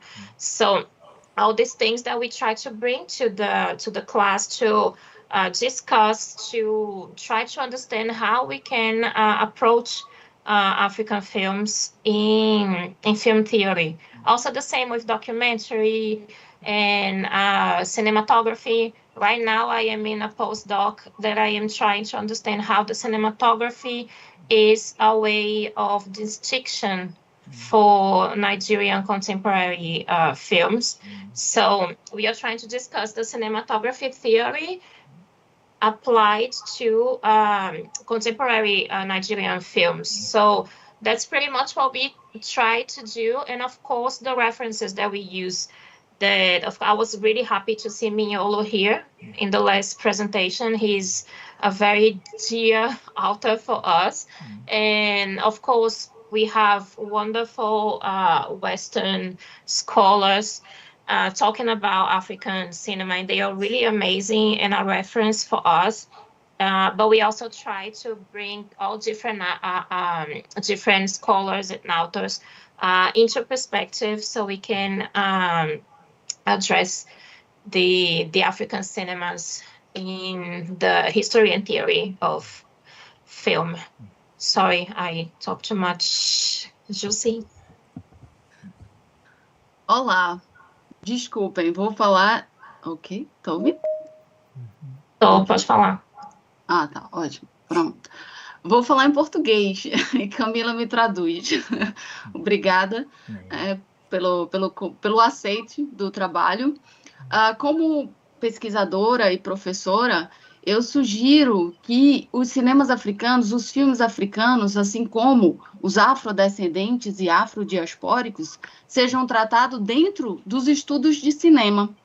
Né? A gente costuma ter livros de histórias e teorias do cinema em que os cinemas africanos, ou black filmes, eles são um capítulo. Na verdade, eles não deveriam ser um capítulo, eles deveriam estar no livro como um todo, como exemplos dessa história do cinema, seja tratando de autoria, seja tratando de documentários, de questões estéticas, porque normalmente se associa esses filmes com minoria e política, deixando a fotografia, o gênero musical e outras questões implicadas, né? Inclusive a questão da mulher, que é muito tratada neste cinema, não como cineastas, mas sim a situação que se apresenta na tela. I took notes. Well, so just a couple of things that she added to what I was saying is that the main suggestion for us is to discuss African cinema as cinema, instead of having a specific chapter in a book of the history of cinema or the theory of film, that we should have, we should just consider African films, because now we can do it. This is 2024, and we have loads of African filmmakers doing amazing works every year. So that would be our suggestion in general, just to have these films in the general discussion of film, and not only specific chapters like third cinema or post-colonial cinema. And yes, thank you. Excellent. Thank you so much. The floor is yours. Oh, there's yeah. Oh.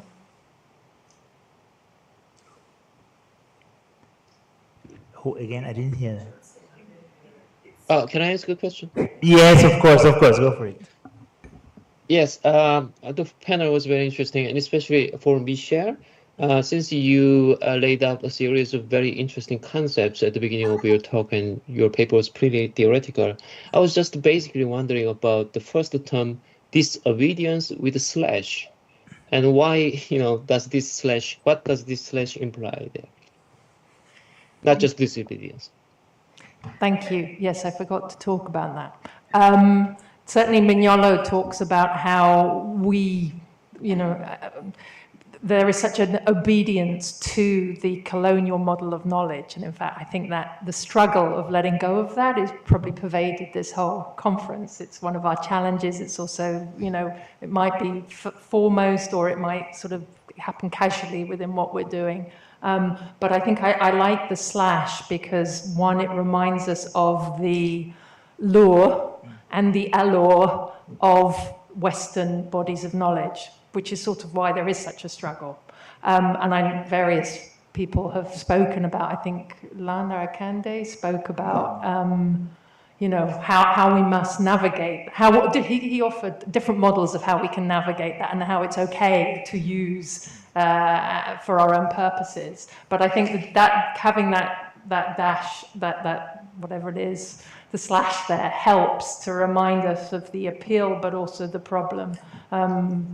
Of course, delinking is about breaking entirely, but I think disobedience reminds us that it's quite hard to do that. But I think being a disobedient theorist or academic or woman or individual or queer, whatever it is probably a pretty good mode of being full stop. And I love the way that this body of work sort of gives us theoretical shape for that within, the research that we do.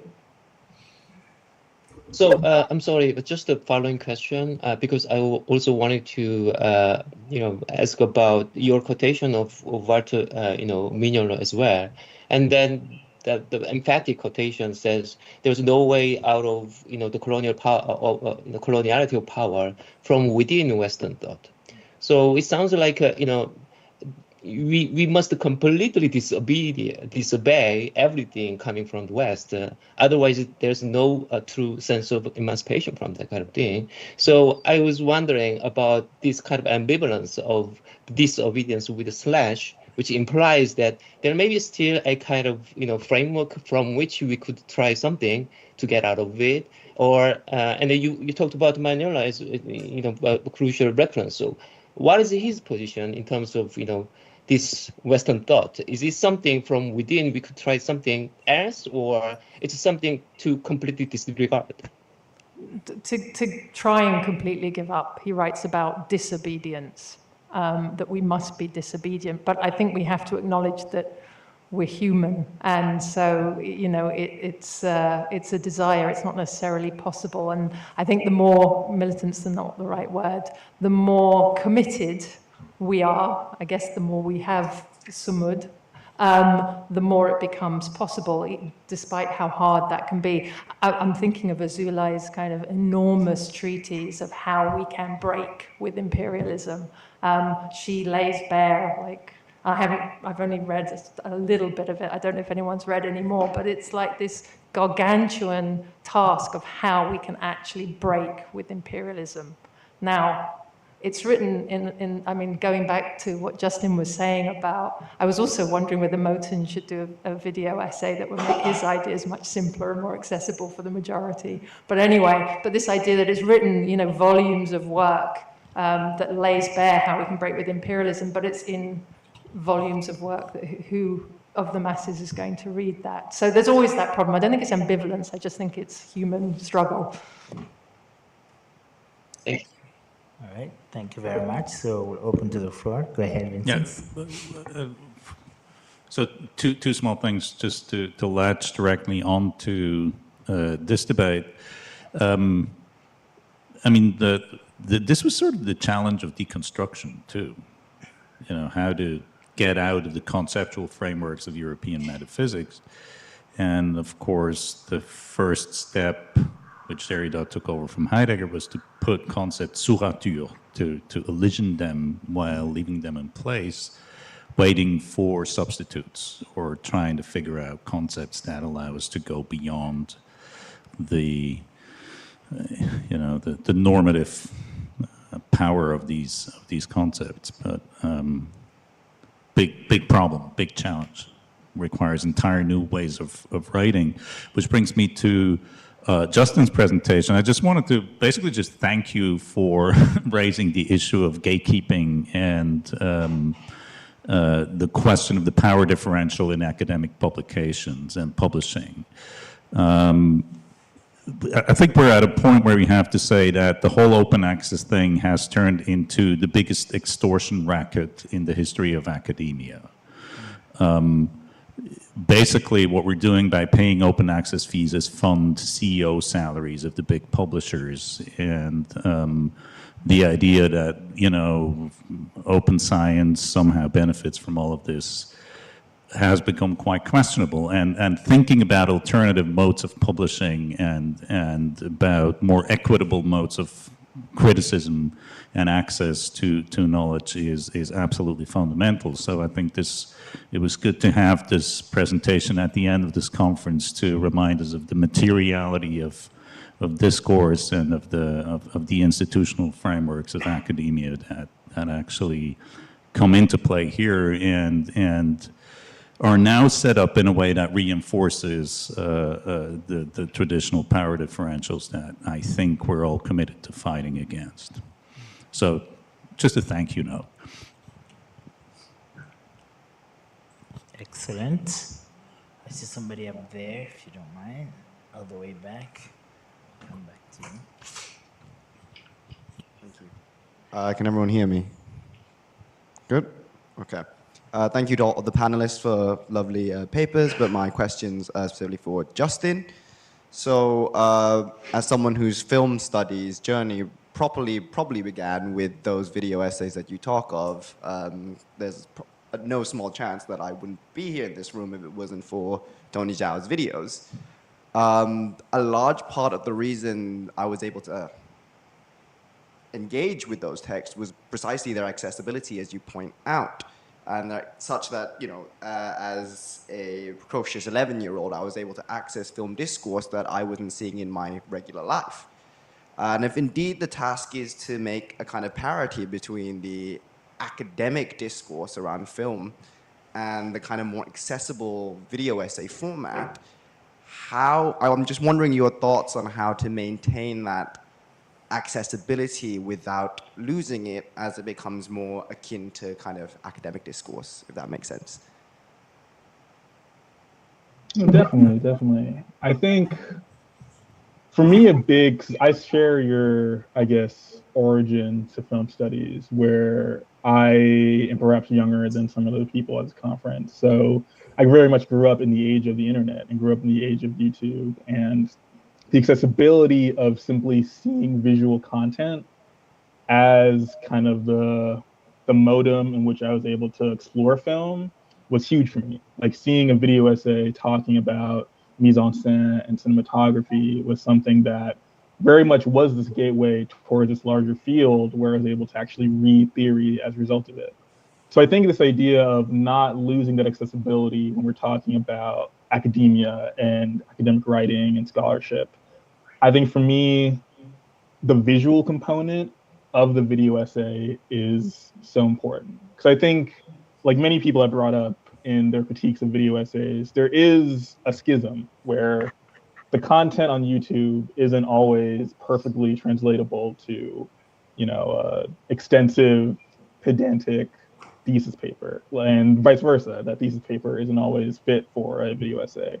But I think the visual component, especially for a younger generation that I grew up in, for a lot of our projects, I think, and as evident by the presentations here, like seeing footage, seeing clips, seeing images, seeing text from the content that we're talking about, I think is a starting point for kind of bridging that schism, where I don't think all essays necessarily need to be a video essay, but I think if somehow in the future of journals and professional normative scholarship, I think if that visual component is somehow more inclusive and having that, because I know a lot of journals are starting to have that or go in that direction of including pictures, including figures and diagrams, but there's also a lot of journals that still are pretty hesitant to include that visual and pictorial component. And I think definitely for me, before we get to that video graphic essay, I think future of the field, I think at the very least, bridging that written scholarship with some sort of visual and maybe even audio visual component, I think does wonders for that accessibility. I think that's a starting point. And then maybe hopefully in the next few years or decades, we get to videographic scholarship being more of a industry standard. I hope that answered your question, wasn't too tangential. Thank you so much. Yes. 1, 2. So let's start here.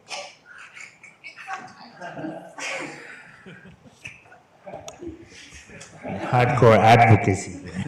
Thank you, first of all, to you for doing a very difficult job here, but thank you to everyone on the panel. Really excellent papers and a lot of resonance, I think. I have a question about platforms for a couple of you to sum it up in a word. So Justin, I thought that was a very persuasive and important presentation on the urgency really of more accessible thinking and analysis through video essays. One of the questions that comes up for me is, of course, video is a medium, very broadly speaking, and it is shared through many different platforms, some of which are more accessible than others, some of which are more stable than others, some of which are controlled by weird billionaires, and some of which are currently being considered for prohibition by various governments. Think about TikTok and the US government, think about, so many other cases, of course, too. And so to what extent do you think also about the importance of platforms, algorithmic governance, and, other sort of limitations on accessibility at the level of platform or media infrastructure? Of course, not to diminish the work that you're doing on thinking about voice and accessibility at other levels, but where does that sort of enter into your thinking here? And similarly, for Michelle, I think that you gave a wonderful generative kind of map of concepts for us, as well as a close reading of Kamal Al-Jafari's work. And I appreciate that you ended with Viviane Saglier's work on filming as care or as Samud in the Palestinian instance. But to sort of recall Saglier's work there, she's speaking specifically about an infrastructure of care. And so when you're speaking about these Palestinian and indigenous filmmakers, I'm just curious for you, what kind of, if you would like to draw out something about the infrastructure of their filmmaking and of the film circulation, and how that may be important in this kind of, in a panel titled Counter-Hegemonic Circuits of Theoretical Exchange. And I apologize, I don't have another question for the first panelists. I thought it was an excellent paper. I know the context much less, but if there is something on, the platforms that make African cinema available within Brazil, or teaching on it, I am also very curious to hear about that. Thanks.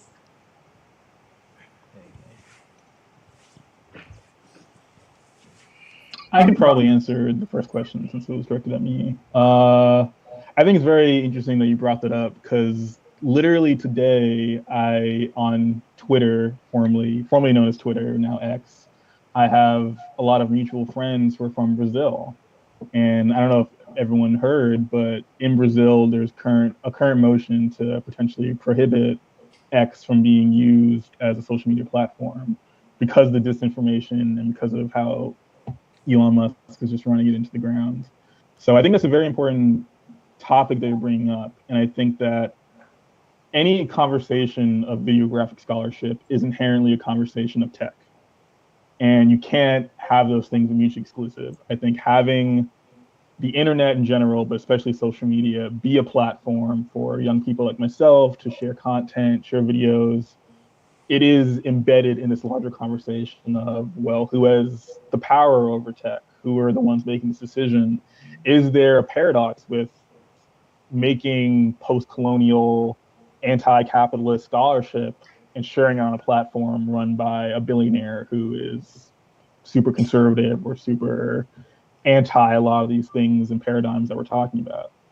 So I think that's very, not just important, but I think is essential in this discussion.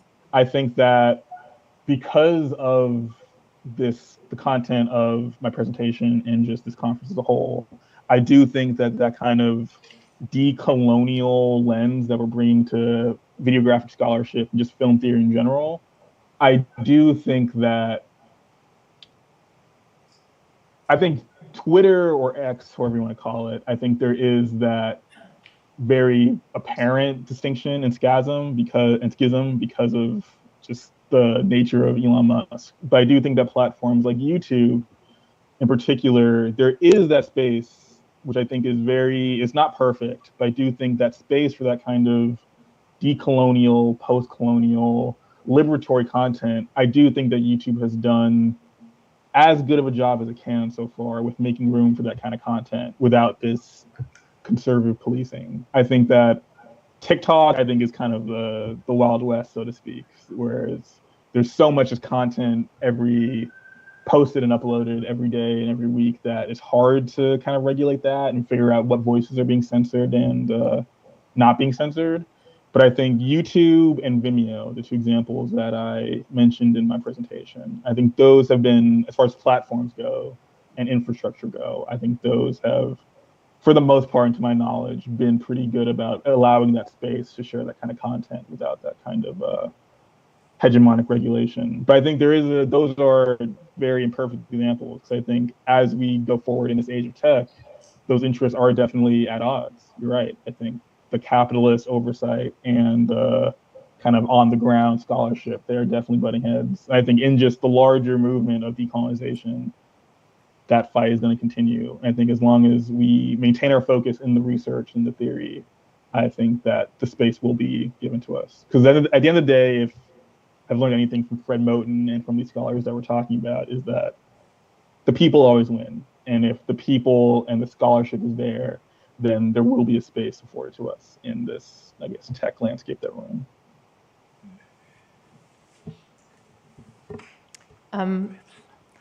There are various ways I could answer that. The thing that came to mind is, I don't know who's a member of the Radical Film Network, but there's been various calls to share Palestinian films, I think on November 2nd anyway. Whenever that arises on that network, there is an immediate flurry of emails, people saying, I'm in Buenos Aires, I'm in Madrid, I'm in London, I'm in Paris, just enormous kind of, we will put on this film. So I think there's an infrastructure of care that exists in a completely uncharted way through such networks. And especially currently, but not just currently, there's a history of sharing work and screening Palestinian films.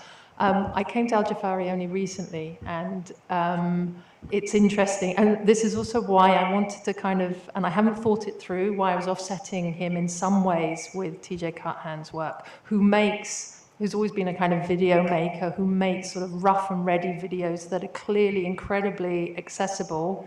They're all free on Vimeo, very different to the other films, whereas I emailed Kamal and he shared all his work with me, so there's a generosity there, but there's also the issue that if you want to see, if you don't have a connection and you can't get hold of it, you will need to go to the more rarefied spaces of art galleries and exhibitions, and not necessarily the easy access and not necessarily the most kind of emancipated places to gain access to these sort of radical films and radical praxis, if you like. So I think there's very much this sort of infrastructure of care that is about wanting to share these films and his work, and he has screened his films in so many places. I mean, it's wonderful. If you can go to YouTube and you can hear him talk about his work all over the world. So in that way,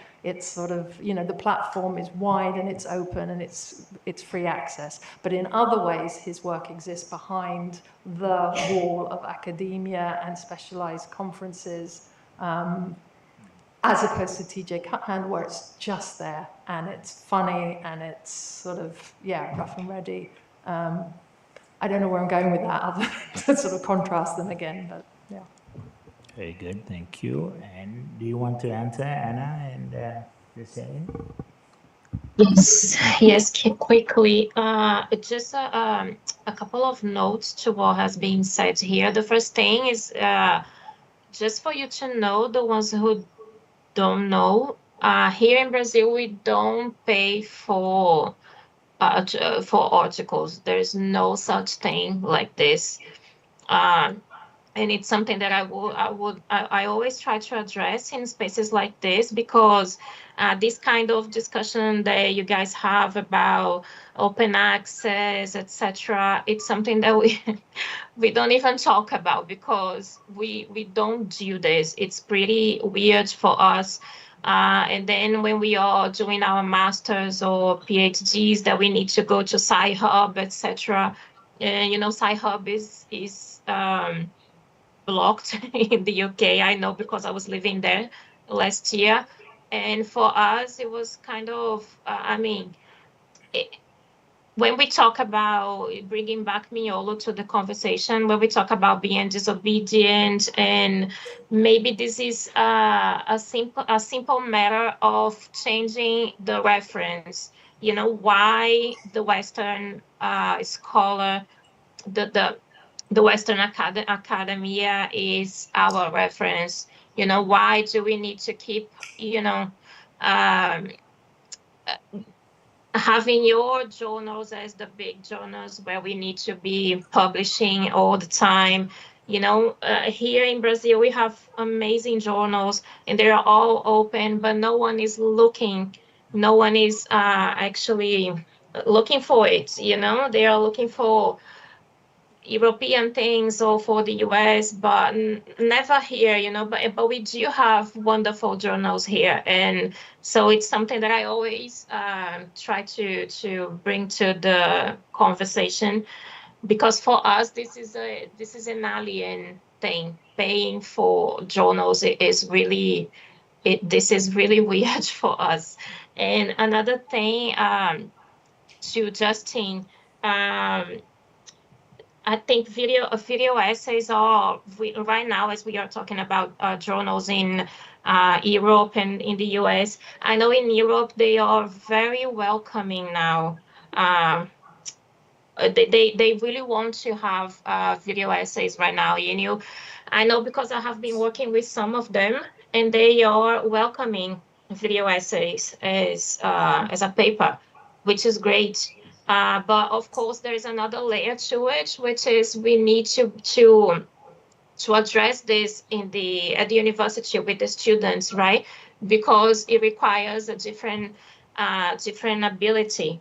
You need to we need to know how to edit and stuff like that. I mean, I know for sure for me and for Jussiele that would be something really hard to do. But to be fair, there is a professor there at King's College. She was my supervisor back when, last year, Estrella Sandra. She is very, she trains her students in video essays. So she teaches them how to edit, and she welcomes their final presentations and their final papers in this format. So it's really, really great. You know, the professor in Europe in this institution, an institution like this, like King's College, is welcoming this kind of work. So that's really, really great. And the last thing, talking about the availability and the platforms for African cinema in Brazil, we don't really have any. We only have Netflix, which comes with loads of issues, of course. I wrote a PhD, like a full thesis around this issue, so it's very complex. But we do have film festivals, but we know it's not enough, right? We know that. And even projects like the one that Professor Abubakar Sanogo is involved in, the World Cinema Project from the Film Foundation, which is, it's bringing back some of the most important films in African cinema history. But still, those films remain really inaccessible for us here, because we need to pay loads of money to have one screening of them in festivals and universities. It's completely impossible here, because here in Brazil we don't really have the universities are not really rich. They don't really have money to pay for anything, so we have different contexts in terms of how a university works and how it functions internally, in Brazil, in the US, in Europe. So this is another thing that we should address all the time, right?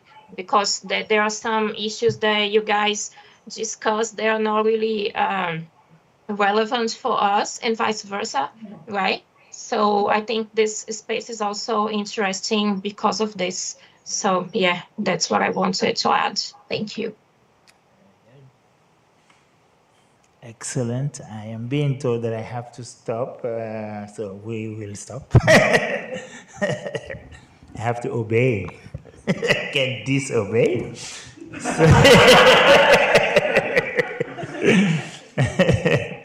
So thank you, everybody. Thank you to all the families.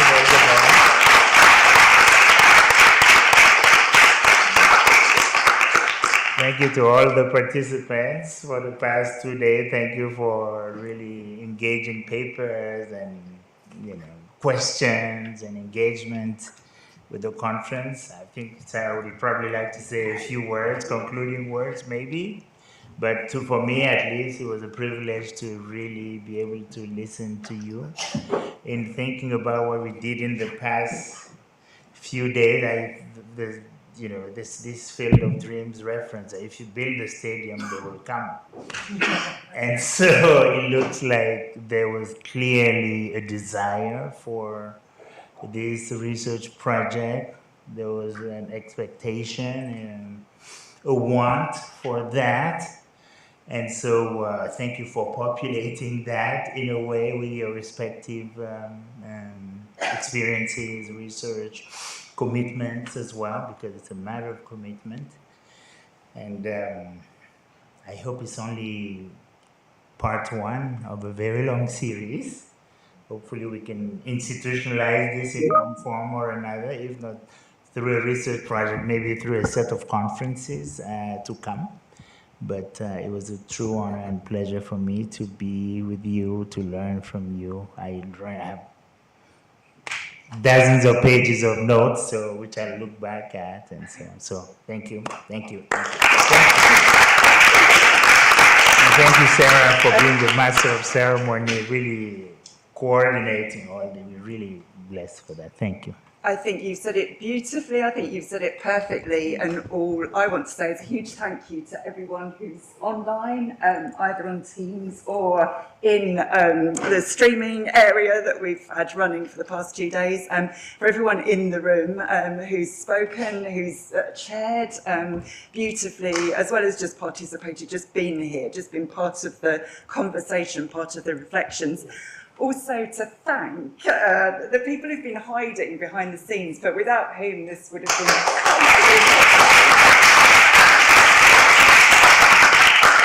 and Rach and Michael and Mejwan, who's run a marathon running the microphone around the room for 2 days.